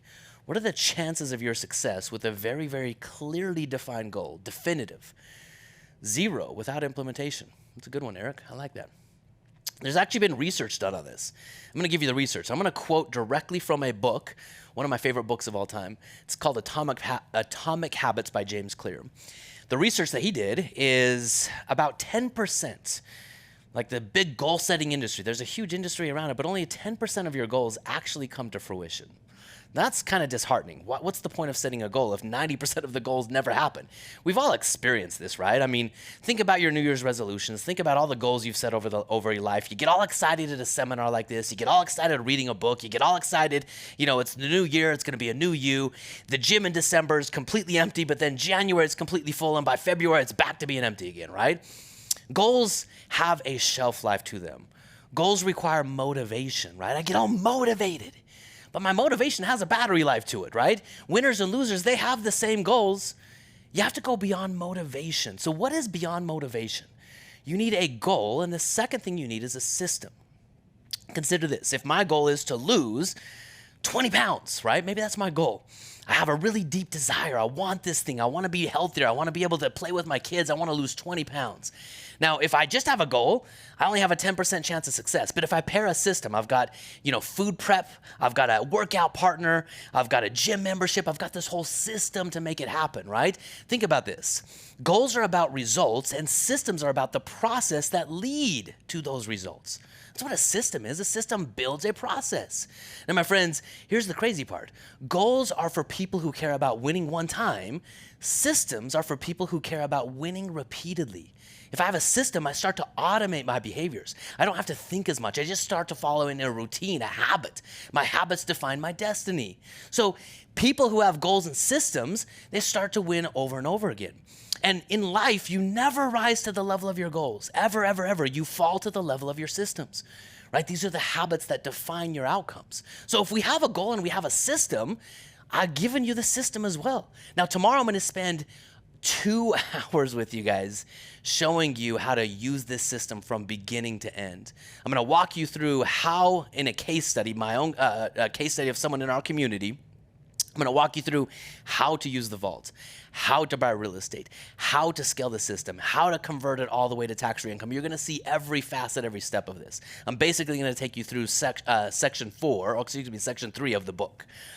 But if you have a goal and a system, right, you should be able to retire in 10 years or less. What do you guys think, right? With a goal and a system, this should be inevitable. What do you guys think? Christine, what are your chances? Jeff, what are your chances? Brian, what are your chances? Zell, what are your chances of, with a goal, retire in 10 years or less, with the passive income machine? It's going to happen, inevitably, right? What do you guys think? Much higher? Heck yeah. Christine, on my own? No. Brian, much higher? Yep, I like that. Maybe 20%. Christine, that's actually pretty good. Again, research has been done on this. Quoting again from Atomic Habits.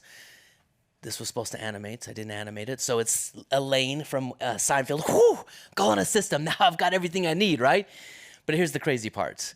With goals and systems, our chances of success are only 20%. Think about that. Again, only 20%. Now, that's where things start to get a little bit mad, right? I'm getting a little bit crazier. I'm like, what the heck is going on? And when you find yourself in the abyss with a goal and a system, you're going to be tested. And you're going to find out if you're interested. If you're interested, you're just going to go back to what's easy. If you're committed, you're going to make it through. You're going to make it through this metamorphosis. So what brings this level of commitment? Satema was talking about hitting the lowest of the low. The lowest of the... Can you imagine having to sell your Super Bowl ring? Having hit the highest of the high and just a couple years later losing everything? That'd be tough, right? But he had to find a level of commitment. So the third question that I'm going to invite you to consider is this idea of becoming. What do you want and why does it matter defines who you must become. And this actually gets us into the third level of what makes your success inevitable. Inevitable. And it's the thing that no one actually looks for. Now, in Atomic Habits, James Clear says that what comes after this statement, maybe consciously is one thing, but subconsciously, what you believe you are, you are. What you believe you can achieve, that's what you'll achieve, right? It's your belief about this. So the strongest force in human personality is our need to stay consistent with how we define ourselves. If I define myself as someone, even if I don't want it, like consciously, if I'm trying to say I'm going to retire, this year's gonna be different than last year, I'm gonna do something different. If in my brain I don't believe it, my natural default is gonna take me right back to what I actually believe. Remember Ed Milet yesterday talking about our thermostat. If our thermostat has said it, man, I hope I'm going to retire, maybe, possibly, hopefully one day. If that's our thermostat, you're going to read a book like this, you're going to go out and buy a piece of real estate, and boom, you're going to come right back to, oh my gosh, I can't do it. I really believe I can't do it. I'm going to just retire one day, right? If that's what you believe, you're never going to make any progress. So the third thing that you actually need is a goal, a system, and an identity. Now, in the book, Atomic Habits, I'm going to give you an example, and this example is such a powerful one. So he gives an example in the book of a smoker who's trying to quit smoking. Okay, so imagine yourself, put yourself in this position in your life. You're a smoker, you're addicted, you have a habit, a belief, right, that you're a smoker. You wake up one day and you're like, oh my gosh, I gotta change. Doctor gave me, prognosis that I'm gonna die, I gotta change. So you set a goal. I'm going to quit smoking. You have a system. I'm going to get an accountability partner. I'm going to get the patch. I'm going to do, whatever system I need to quit smoking. If that is what you have and someone comes up and offers you a cigarette, okay, if they offer you a cigarette and if your natural response without thinking about it, just your, natural response is, no thanks, I am trying to quit. You believe yourself a smoker trying to use a goal and a system to quit smoking. I am trying to quit. But if you could do the internal work to rewire your brain to when someone offers you a cigarette, you say, no, thanks, I'm not a smoker. And you actually just responded that way out of a sense of belief, the goal in the system now enhance that belief and your ability to quit smoking happens overnight. This is exactly how Ed Milet's dad quit drinking. He changed his belief about himself. I can do it for one more day. He changed his belief about himself. So here's the crazy part.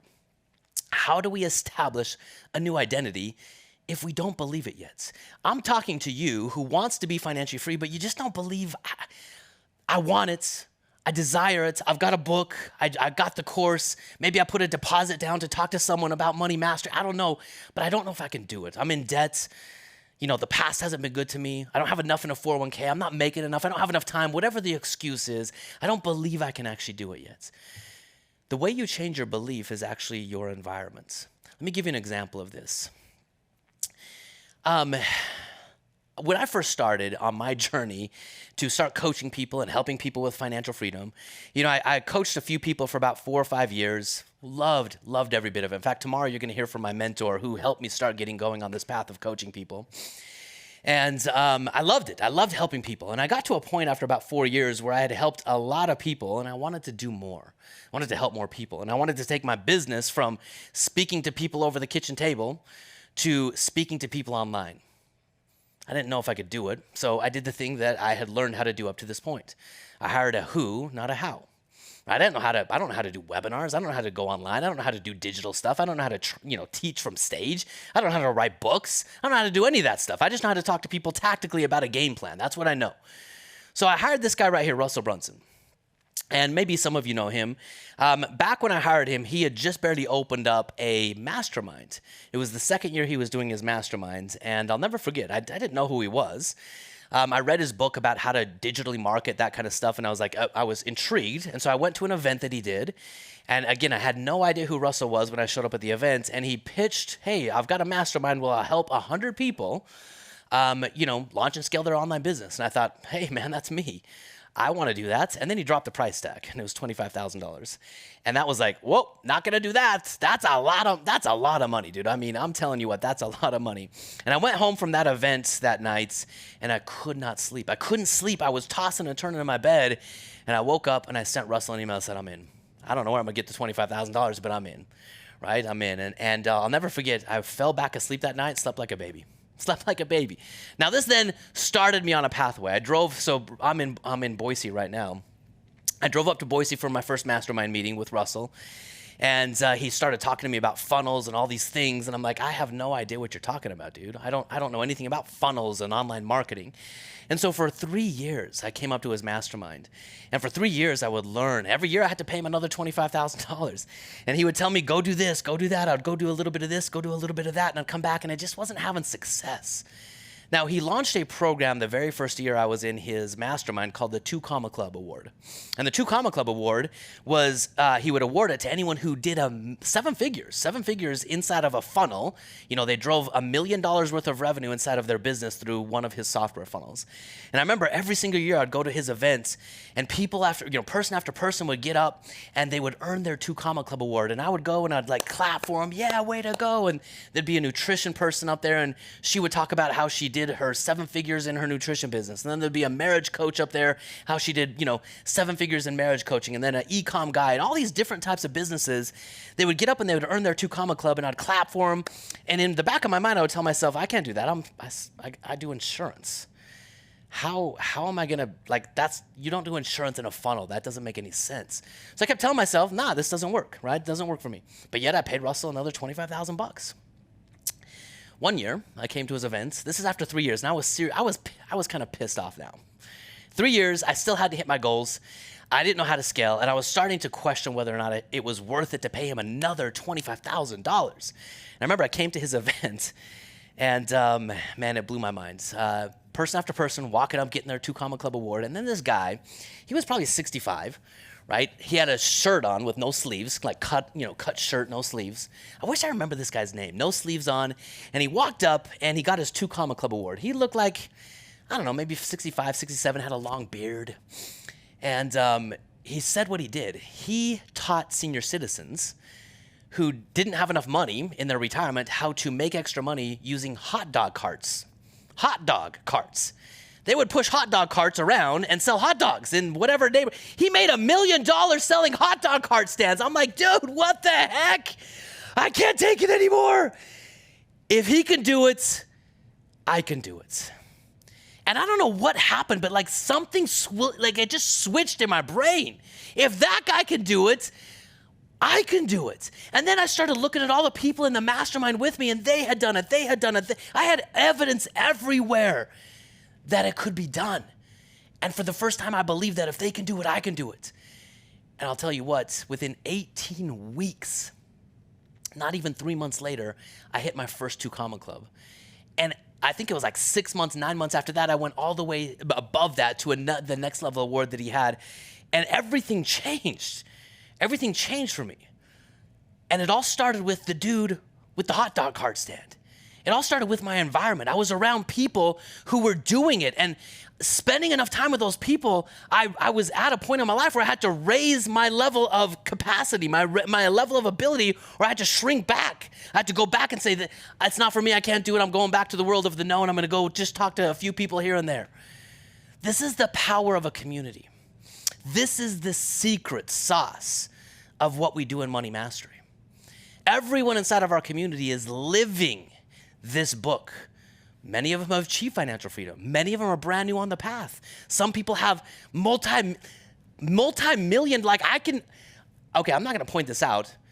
I'm gonna count 1, 2, 3, 4, 5, 6, 7, 8, 9, 10. There's 10 multimillionaires just in this photo right here. 10 multimillionaires in this right here. There's a couple newbies. These guys just got going just a couple of months ago. Look who they're hanging out with. People who've done it. This guy just got going in April of this year. I think he's got like 3 properties under contract right now. So look, your community matters. We do all kinds of things together. We hike in the dark. We hike up to mountains and waterfalls. We believe. We congregate together. We learn together. We rise together. We become the people necessary to make our dreams inevitable realities. And it's the community, it's the infrastructure, it's the people around you that make it possible. Every single challenge, every single problem you're gonna face, it's already been faced. There's already an answer for it. When you get to step 85, there's already someone who's walked step 85 who will turn around and say, hey, when I was there, this is how I did it. There's everything you need inside of this community. And here's the thing I've learned about myself. When your belief changes, the only variable that you're facing is time. It's time. Once your belief changes, the outcome is inevitable. Maybe it happens in 6 months, maybe it happens in 18 months, maybe it happens in 24 months. But once your belief changes, the only variable is time. And your story requires a hero. It requires you to become the hero. And for you to become the hero, you're gonna have to put yourself in an environment that is going to force you to rise up, that's going to force you to level up, because the environment of the people around us inside of Money Mastery, they're all rising up. And when you get in that environment, you're going to rise up together. I shared this with you earlier, but most of our shirts, they have this saying on the back: rise up and live free. It's an outward representation of an inward commitment.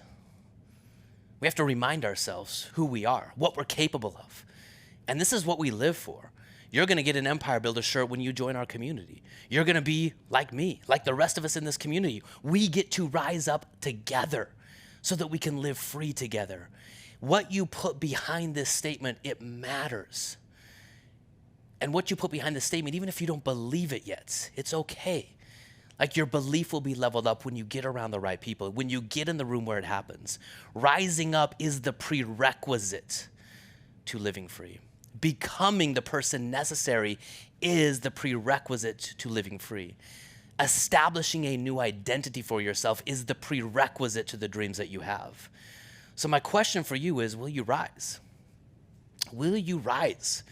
Will you seize the opportunity that's right in front of you? No matter what you believe the roadblock is, there is a solution for that. The solution is in this room. It's in the community. That is the secret sauce. If a hot dog cart guy can do $1 million, I can do $1 million. That's as simple as it is.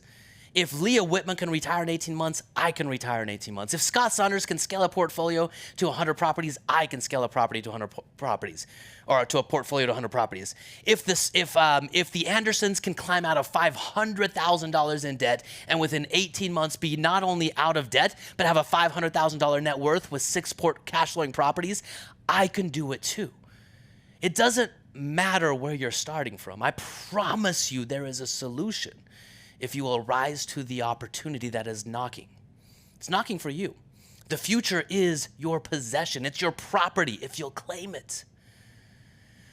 This is really the metamorphosis that happens to someone that goes through the process of going from a consumer to a saver to an investor. They go from feeling the weight of the world on their shoulders.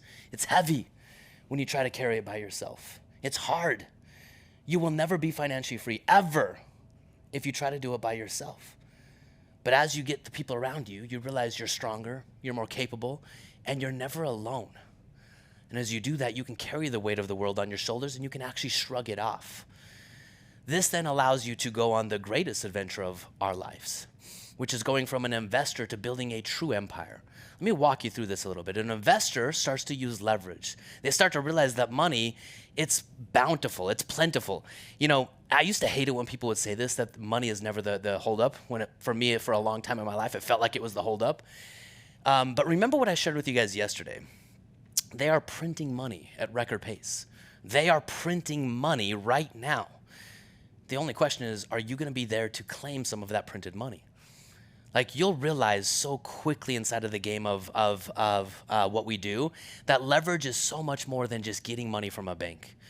You can leverage your skill sets. You can leverage the opportunities that you'll have available to you in Money Mastery. We have so many people that have partnered with other people because they can bring direct, unique investment opportunities to the table, and other people who don't want to be as involved can give them money and they can go buy real estate and partner together. That's part of how I scaled my portfolio from nothing to 17 properties. 8 of those properties were done in partnership with my brother. Grateful for my brother. He brought a lot of capital. I brought a lot of hustle. I brought a lot of opportunities, and those properties have helped me become financially free. They helped me walk away from my corporate job. Okay. The last part of this puzzle is becoming an empire builder. This is where you move from financial education to active value creation. This is where you understand how to play the game of money and use money as a tool to really magnify your purpose, right? I mean, it actually cost me a lot of money to write this book. It's crazy. Money, like real money, as well as opportunity costs. So much money to write this book. But why did I do it? Because it was a fulfillment of my purpose. It's given me so much fulfillment to stand here before you today and to lay out this map for you. And as so many people keep buying this book, I'm just so excited. Like, I'm giddy that so many people are going to be able to experience what is, for me, a fulfillment of my purpose. When you're an empire builder, you've opted out of using money to consume and try to find happiness in things. You start finding happiness in enough, in experiences, in relationships, in just life itself. You understand that money is a representation of a principle. And when it's a representation of a principle, all you have to do is learn to be a principle-based individual, and money becomes easy. You use time and leverage to build wealth, and you think about life and money in terms of legacy. Not just money, but how can I live to create a legacy? How does my name, how does my life live on? Think about what happened just a couple weeks ago. Charlie Kirk. Right? In my backyard. My daughter was at UVU when that happened. That man left a legacy. His life lives beyond him. Success is fulfillment here. Now, I'm not saying you have to be a martyr, but I am saying that the legacy that you leave is defined by how you live. How you live is defined by what you're doing right now. What you're doing right now for so many people is constrained by money. I'm opening up a doorway of possibility for you. The possibility is how to use money to buy your time back, and how to use money to buy your time back to become an empire builder. For a consumer, their time horizon is today. How do I use money to survive today? For a speculator, their time horizon is, I just hope I have enough by the time I'm 65. On this side of the quadrant, it's all about diversification. I don't control my money. I give it to someone else, so I have to diversify. There's never quite enough. It doesn't matter how much I've saved because I don't control it. There's never enough, ever. You might find yourself in that exact spot. I talk to people all the time who have a couple $100,000, sometimes even $1 million in a 401k, an IRA, a brokerage account, and they're like, it's not enough. What happens if this happens? What's going to happen if that happens? They're scared, they're nervous because they're diversified, they're not in control, it's never enough. As you go from the speculator quadrant and you go to the investor quadrant, you now start thinking in terms of life. There is no destination of retirement. Financial freedom is a lifestyle. And as you start to master money, when money starts to become easy, you go from an investor quadrant to an empire builder, and your time horizon becomes generational. Here you're focused. You're not diversified, you're focused. Here financial freedom is now money is created through active value creation. I'm going to come back to where I started, and I'm going to invite you to join me again in Money Mastery. I'm going to invite you again to join me in Money Mastery, where you'll have everything you need tactically. You'll have everything you need from a game plan standpoint. You'll have everything you need from an investment standpoint. You'll have all the coaching, all the calculators, all of the tactics, all of the resources, all of the assets. We just give them to you. They're there, right? That way, when the time is right for your game plan, you know exactly what to do next. You'll always have a target. You'll always have accountability. You'll always have coaching. You'll always have support. Always. You're never second guessing or wondering what to do next because there's always someone who's been ahead of you, who's helping you get to the next step, from direct one-on-one coaching to massive community. But the number one thing that you now have is you now have an opportunity to join one of 32 spots left. One of 32 spots left. Remember why you're here. It's Friday night. You could be in all kinds of other places right now, but you're here right now for a reason. Tap into what that reason is. When you tap into what that reason is, you have one option of talk to someone. Put a $500 deposit down. If you know that this is right for you and it doesn't matter where you're at, what excuse you're putting in front of you, you need to up-level your belief. Knowing that you're going to up-level your belief is you're going to put some money on the line, just like I did with my first coach, $10,000, and with Russell, $25,000. Dude, it was hard to write those checks. I totally get it. So hard to write those checks. And I second-guessed myself on the first one massively. I'm like, oh my gosh, my wife is going to kill me. And then we were driving back, and we didn't have words for it. We just started laughing because we knew for the first time we just put our money where our mouth is, where our beliefs are, where our desire was. We invested in ourselves. And the level of stewardship, of responsibility, and of opportunity that came with that one investment was massive. I get it. This might be a big investment for you. But if you're ready to move, if you're ready to up-level your belief, which is a doorway to your future, this is the time. This is the opportunity. So, my friends, I want to close it there today, and I want to give you an opportunity to believe in yourself. Believe in yourself enough to invest in yourself. Believe in yourself enough to take the next necessary action. Believe in yourself to know that opportunity cost is actually the greatest cost that you face. That if you miss this opportunity, the next year, 2026, will be the same as 2025. The year after that, 2027, will be the same as 2025. The number one thing I hear from people in our community is, I wish I would have started when. I wish I would have started when I was that age. I wish I would have started the first time I heard you. I've been following you for 3 years. I've been following you for 5 years. My neighbor has been investing, and I look at them and say, he can do it, but I can't. I wish. Are you going to be that person that arrives at the end of your life with a life of regret? Or are you going to be the person who arrives at the end of your life saying, I did it. I laid it all on the line. I won some, I lost some, but I gave it my best shot. The number one thing I'm afraid of, I take this directly from my coaching with Ed Milet. The number one thing I'm afraid of is meeting the person I could have been, the person I was capable of becoming, the future version of myself, and having that person not recognize me not recognizing them. Right? Can you imagine that? Looking at your fullest God-given potential and realizing that you played small, that you let fear stand in your way, that you let $3,900 stand in your way. I don't know how to live with that type of an excuse. I hope you don't either. So today is Friday. We have 3 days, Saturday, I think 2 days actually, Friday, Saturday, Sunday. We're closing the offer at the end of the week so we can start immediately on Monday with those who are ready to rise to the opportunity. If that's you, go to retireintenyears.com/MM. You'll have an opportunity to pay in full. You have an opportunity to get on the line with a $500 deposit. Guys, there is no pushing. We're not selling you in the program. If you get on the line and you have questions, we will genuinely answer them. We've turned just as many people away from the program as we've let in, because we will know if it's right for you based on the level of belief that you have in yourself, based on the level of commitment that you have in yourself. And remember, we're in this game for the long run with you, right? There's no way that you can achieve financial freedom in 10 years or less unless you played the game with me for 10 years. So we're not trying to get you going when you're not ready. When you're ready, you'll know it and we'll know it. If that time is now, take the action and be the person who rises up so that they can live free. I think we're going to close it out there for our YouTube people. YouTube friends, thank you so much for joining me today. Tomorrow we'll be back on live at 9 a.m. again for day 3. Day 3 is a powerhouse of a day. We're going to bring it all together. You're not going to want to miss my training tomorrow. Tomorrow, I'm going to go to the very end and I'm going to show you in section 4 of this book, excuse me, not section 4, section 3 of this book. The strategy is called the equity mill. This is how we take the passive income machine from growing and scaling and we turn it on its head and we shift it all into income.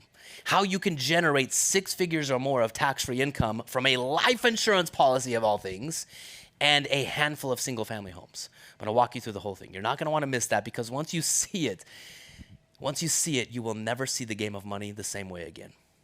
Join me tomorrow, 9 a.m. for my VIPs. Right over there. What's up, VIPs? When I point over here, this is where I see your comments. So when you're commenting, I'm pointing over here. I'm like, what's up, Brian? What's up, Colette? What's up, guys? Let's go. I'm going to talk to my VIPs. YouTube people, we'll see you tomorrow. Awesome. Give it up for Ryan Lee. How amazing was that? We are now going to transition into the Q&A portion of today and the sessions here. If you have any questions at all, you see a tab at the top of your comments that says Q&A. Come on there, ask any questions. And just like I said before, let's be rough on Ryan. Try to stump him. Ask him the hard questions. What are the biggest questions you guys have that would keep you back? I want you to identify the thing that you are saying, hey, you know what? I would move forward, except fill in the blank, and then write it in the chat there. All right. I got you. Fill in the blank. Let's see what's in the blank. He's got you. All righty. First question here. People are wondering if they will get to know the names of the management companies that you use inside the program. Oh, yeah. Yeah. So for sure, 100%, having a management company is one piece of the puzzle. Yeah, there's nothing secret in what we do. I mean, I interviewed one and gave you right there, JWB, Greg Cohen. He's a phenomenal person. Owning real estate is not financial freedom. I can tell you that from firsthand experience. So yes, there is nothing hidden. There's nothing proprietary about what we do that you have to pay to get access to. We'll tell you the insurance companies. We'll tell you the real estate providers we use. And if you want to go try to do it on your own, good luck. What you're really going to get inside of our program is everything you need, including the coaching and the community, the infrastructure, and the framework to use those providers successfully in a sequence of actions to get an outcome. But yeah, no problem. All right, next question here. I am might just be a scenario to speak to. I'm working on possibly financing my policy payments instead of funding with the cash each year out of my pocket. The bank pays the policy. At some life event in the future, I will need to pay that back, but it frees up the cash each year that I pay interest. Okay, so you're talking about a bank-funded life insurance policy. Those are phenomenal. I have one of those. They're generally for a different strategy. Like if you're a business owner and we need to get a lot of insurance and your capital can be better used inside of your business, that might be a good reason to do it. But if you're trying to build financial freedom, you're going to want to fund your policy so we can then leverage your policy to go buy real estate. So this is where a game plan comes in, super, super important. Bank-funded life insurance is awesome. It doesn't really fit the mechanism of the passive income machine, but it is a phenomenal tool in certain circumstances. I don't know if there's more detail on that question that you want me to answer. Got a question here from Brian. He says, I know, let's see, if you buy a life insurance policy for your child, are you still able to do a high cash value policy that you can use for your vault? Yeah, 100%. So I have policies on all my kids. Love having policies on my kids. There's a little bit of a nuance with that, though. So the cost of insurance isn't more or less on a kid. It's just different. So when we're building out your game plan, and I won't go into the full context of it, the number one objective is for you to have life insurance on yourself. That's our number one objective. And again, remember how we set up these policies. Whether you're 2 years old or 55 years old, we're going to buy the least amount of life insurance for the most amount of cash value based on what we're trying to do. So the percentage of your savings goal, the percentage that's going to go to life insurance, is the exact same whether it's on a kid or it's on you. The only difference is when it's on a kid, generally we can't get as much money into those policies just because of the insurability of it. It's really hard to insure a kid who's under the age of 18 for multi-millions of dollars, so we can stuff a bunch of money into it. But I have policies on each of my kids, and the way I use those policies on my kids are really twofold. When I talk about this idea of a legacy, for those of you that bought 10 books, you're going to see the full framework that we offer on legacy planning. But when I'm talking about legacy, I'm trying to raise my kids to be heirs to the empire.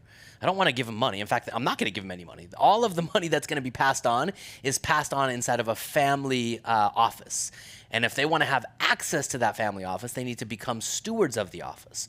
So long story short, my kids have policies so they can get comfortable with using the mechanism of banking, with using the mechanism of leverage. And then inside of the family office, they have the ability to access the family money in addition to their own money to grow and scale the family empire as well as their own. So long story, or long answer to a very simple question, absolutely you can get policies on kids. Generally, it's not the foundation of your game plan, it's an add-on to your game plan. Great question. Next question here. How long does our membership last if we join Money Mastery? Oh, that's a great question. I did not actually get this part in the offer, so I'm really glad that came up. So the way the program works is it's so simple. There's a one-time onboarding fee. There are no hidden costs. There are no extra surcharges in what we do. There's a one-time onboarding fee for us to set up your entities, set up your tax strategies, set up your vault, do all of the foundational work of your game plan. And then after that, it's $397 a month, no commitments, no contracts. So you can actually stay in the program as long as you want. You can come in, do everything that's needed in a period of time. You can pause it. You can rejoin it. The $397 a month is, we treat it just like an investment. You should be making more every single month from the real estate, from the investments, from the life insurance, from the strategy, from the tax strategy, from everything we bring to the table, to where everything is just paid for, right? It's just paid for, and there's surplus profit on top of that. But the reason it's $397 a month is you're going to need support all the way through year 1, through year 2, through year 3, and ongoing. So most of our community, they stay in the program.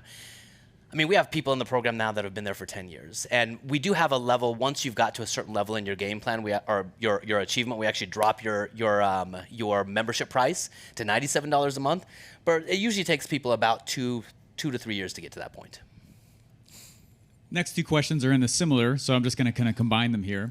Is this a one-and-done entrance fee to the program, or is it membership-based? Follow-up, is there a monthly fee associated with membership? Is there other things that besides the real estate and vault that we need to pay for as we move deeper through these steps?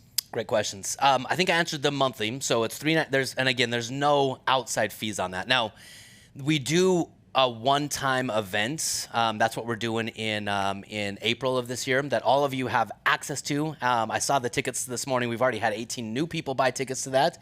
So there's about 60 tickets left to Rise Up Live. We do have a cost for the tickets. We do it at cost, but I think that's $500. So $500 for a ticket to Rise Up Live. But outside of that, everything's included in your membership. There is zero, like there's no hidden fees, there's no surprise charges, nothing like that. So that's hopefully answering the monthly membership cost. The second question was investments outside of real estate and life insurance? Yeah, anything besides real estate or life insurance that we're going to be paying for as well. Yeah, so nothing you're going to be paying for, but there's things that you're going to be involved in your game plan.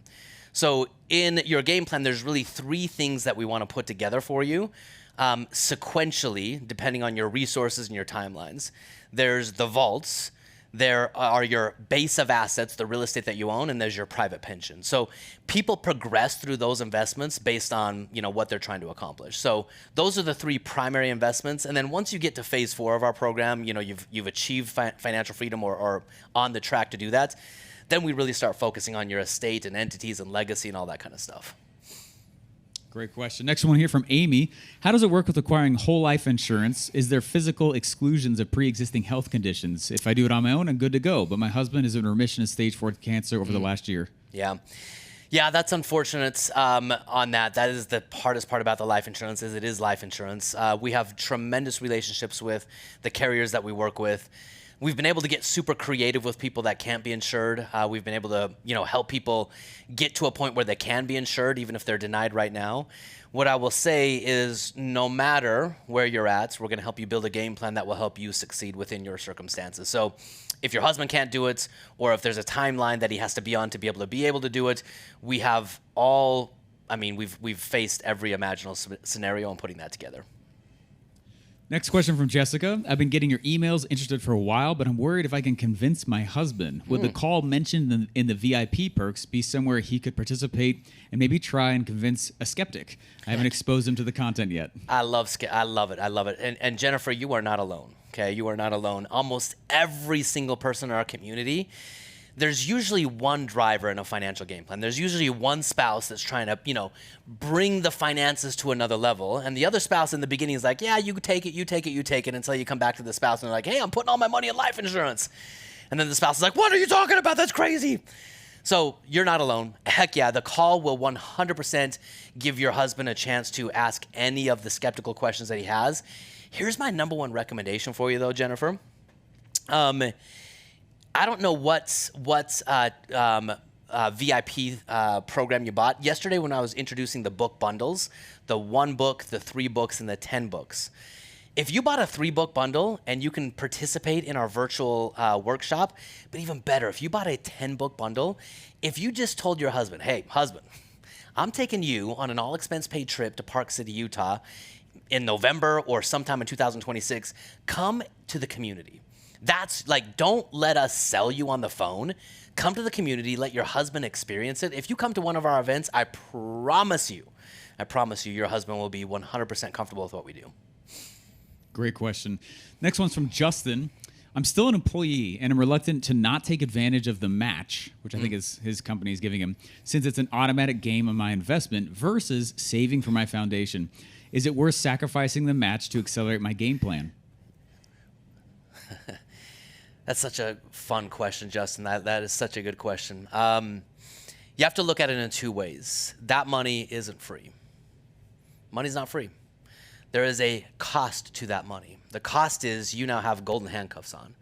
Whatever match you think you're getting, whatever match you're getting, you've been told that that's free money, but what it is it's locking your money because you now have to contribute to a 401k, which you by default know will never get you financially free. You know that. So a match isn't going to make that better. A match is just now trapping you in a system longer. I got a company match back in the day, and as soon as I understood the math for myself, I let go. I let go because you being in control of your money will do 10 times more than any match you're getting right now. So here's what I'm going to suggest for you, Justin. Get on a call with us. Let us kind of walk you through the math. Let us help you understand the scenario that you're facing. Because I promise you that match is costing you way more than you think it's giving you. When my dad learned about this, he went through the same conundrum and was immediately, once presented with the math, it was a pretty easy thing, but he obviously has a unique situation, so jump on a call. Yeah. Next question here from Eric. Do you also teach how to set up LLCs, and do you just show us how to do the taxes, or do you have a tax expert who actually does it, or that you can have us use? Great questions. Yes to all of it. So remember what we're trying to accomplish, right? We're trying to accomplish financial freedom. Financial freedom is a function of time. So we actually set up your entities for you, but we're not going to hide anything from you. If you want to be part of that process and you want to, understand what's going on, be as hands-on as you want to be. We'll set up your entities. We run a quarterly tax cadence, so you know exactly what needs to be done. About 60, maybe 65, 70% of our community just uses our internal team to file their taxes, do all their tax strategy. But there are a few people that have people they like, that they, we set up the strategy, they then take the strategy and give it to their CPA, and they just bring their CPA to the quarterly cadence. So, as long as you can direct and be the CEO of your system, so you don't have to be involved in the system, cool. Right, the easiest way to do that, is if you're not affiliated or attached to your CPA currently, just come in, let us build your tax strategy, let us be your CPAs, let us help facilitate everything, because then it's just all in one house. And then when the quarterly cadences are, your CPA and you will know exactly what's going on with your individual tax strategy. So, but yeah, you can bring your own people if you want, and you can be as hands-on. There are people in our community, bless their hearts. You know some of these people, Steve. They just nerd out on the taxes. And I get it. There's a lot to nerd out there. And so they want to be involved in everything. They just like it. That's not me. I like saying, hey, here's my target tax rate. That's why you have to have a target tax rate. Then I have 12 months of here's all the things that need to happen within the way I'm claiming my income to hit that target tax rate. And every quarter is just a spot check. What needs to be done? What's been done? Where am I at? What needs to be done? What's been done? Where am I at? And that way, my CPA and I are on the same page, knowing, okay, this quarter, I've got to transfer X dollars out of my personal account into my family LLC, from my family LLC into my kids' bank accounts, and then back into our personal checking account. Right? I know the moves that have to happen with money to keep my taxes as low as possible. So, long-winded answer, you can be as involved as you want. You can use your own CPA or our CPAs, but the main point of the program is to get you an outcome. Great question. Next question here. Is Rise Up Live the ticket we get a discount on for being VIP? Is that the one with the golf course? That's the one with the golf course. You got a discount that's already built into your membership site. So if you go right into the launch pad that comes with the book, you can buy your tickets right there. Like I said, we've already had like 18 people, I think, buy their tickets since we launched the book yesterday. So you can buy your tickets right there. It's currently $500 for the ticket. That is at cost for us.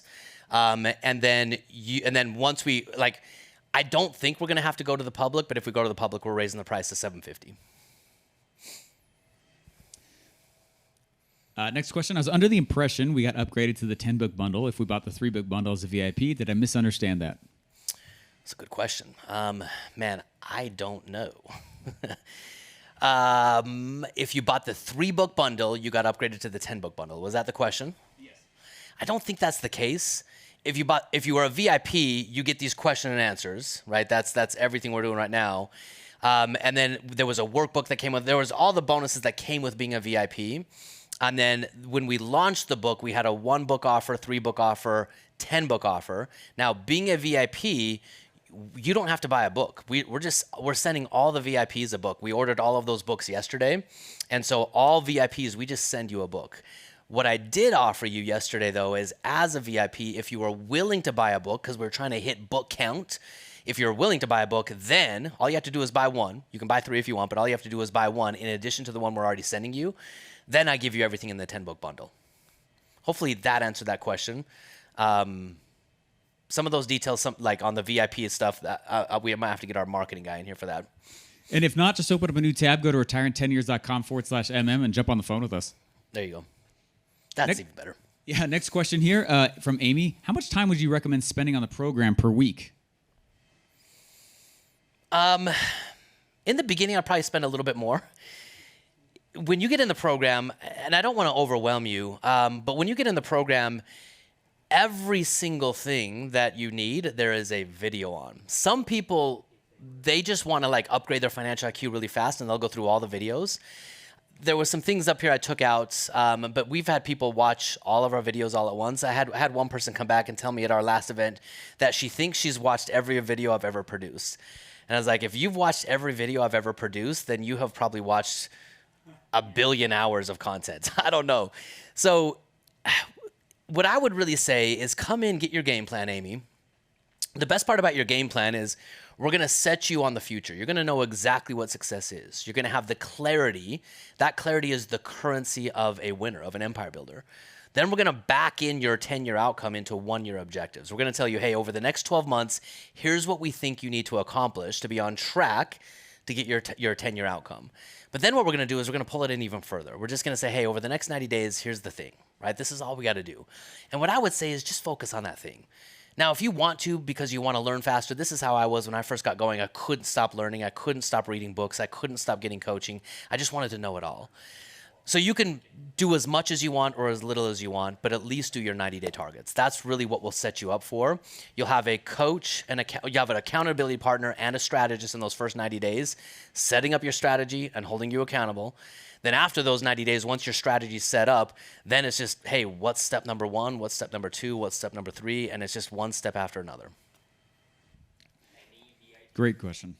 Any VIP who is going to get a physical copy from us, if they buy 1 more physical copy, they get all the bonuses up to the 10-book bonus bundle. That's the answer I gave. Okay, good. We were just verifying on the 3-book bundle versus the 10. Yep. You guys get the 10 by being VIP. Oh, no. Did I say that correctly? That's not right? That's what we said, is if they buy any... Oh, if they buy 1, they have to buy 1 additional book, though. So, Logan, so this comes back to the book question.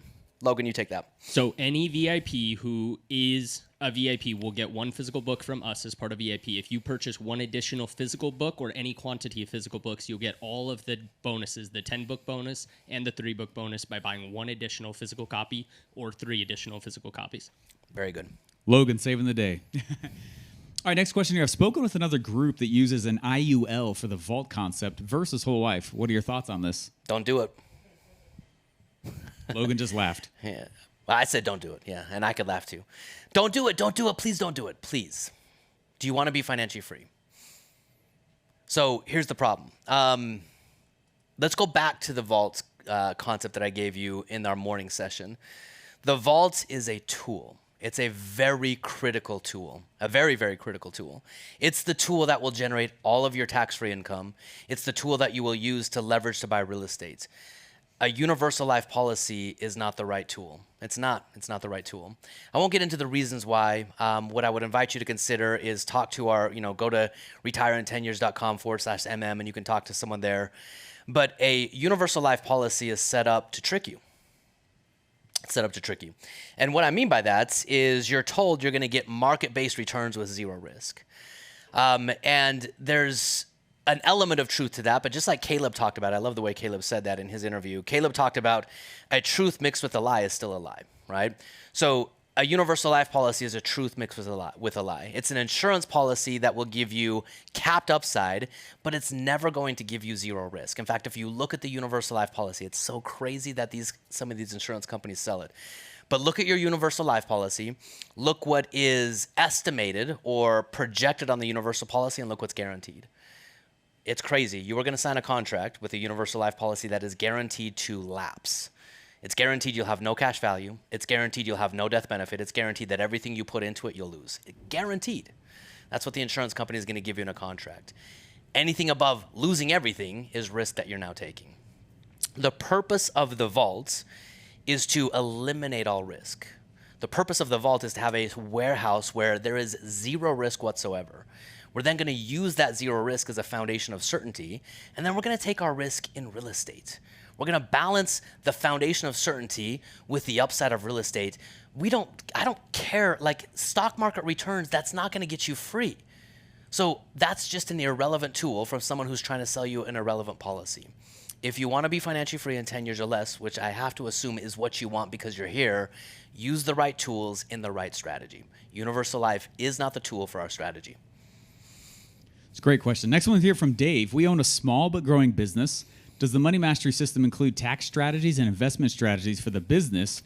Or yes. Do you have a better program for that? Yes, Dave. I love That's it. what I use personally for my own business, Let's everyone. go. Just so you know, this is absolutely for those with businesses too. Oh, man.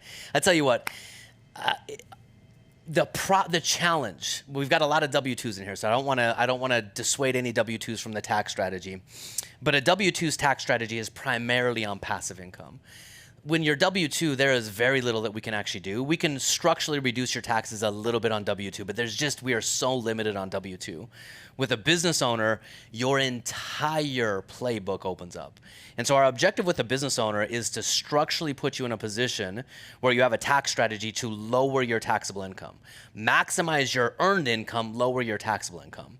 And this is where I can literally say you can structurally get to about 15 to 20% of a target tax rate on your active income. You could make $1 million and only pay $10,000 in tax, or excuse me, $100,000 in taxes, a 10% tax rate. So the best part about being a business owner is everything is on the table for you. So for your question, 100%, this tax strategy is a comprehensive tax strategy. It's tax strategy on active income, it's tax strategy on passive income. And I know we haven't talked too much about the latter phase, but you're going to have a legacy. You're going to pass on assets. Every single one of you on this call, if you run the passive income machine, you're gonna have a multi-million-dollar portfolio that is going to your future, inevitably, 100%. So we do a lot of estate taxes as well. So there's 3 different tax games that we're playing: estate tax, active tax, passive tax. But yes, 100% active. And that's exactly what you did for me personally. Yep. All right, that's the end of the questions there. Let's go, guys. Let's go. Friday was phenomenal. Again, for my VIPs, thank you so much. We've been having people just book their calls and get in the game. I'm so grateful for that. I know every single one of you in Money Mastery. I know you. You know me. You come to my house. It's crazy.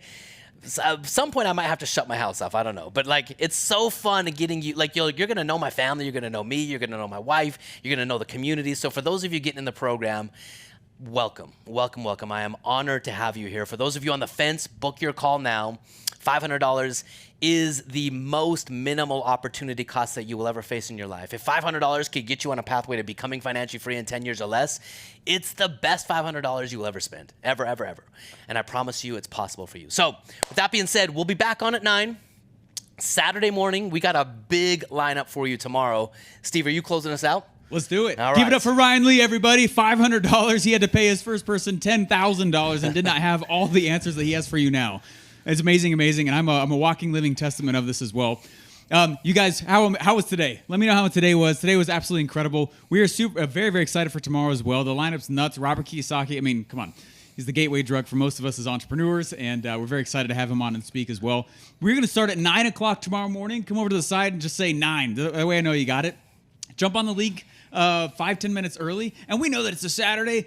Get on there, and even if you have to listen through your phone or whatever it is, just have it on and just immerse. When I first realized I didn't know enough, the way I did it was I would just put together all the courses I needed to, and I just play them on repeat, even if I wasn't actively listening. I would just had it on because I knew I needed to sink it into my subconscious.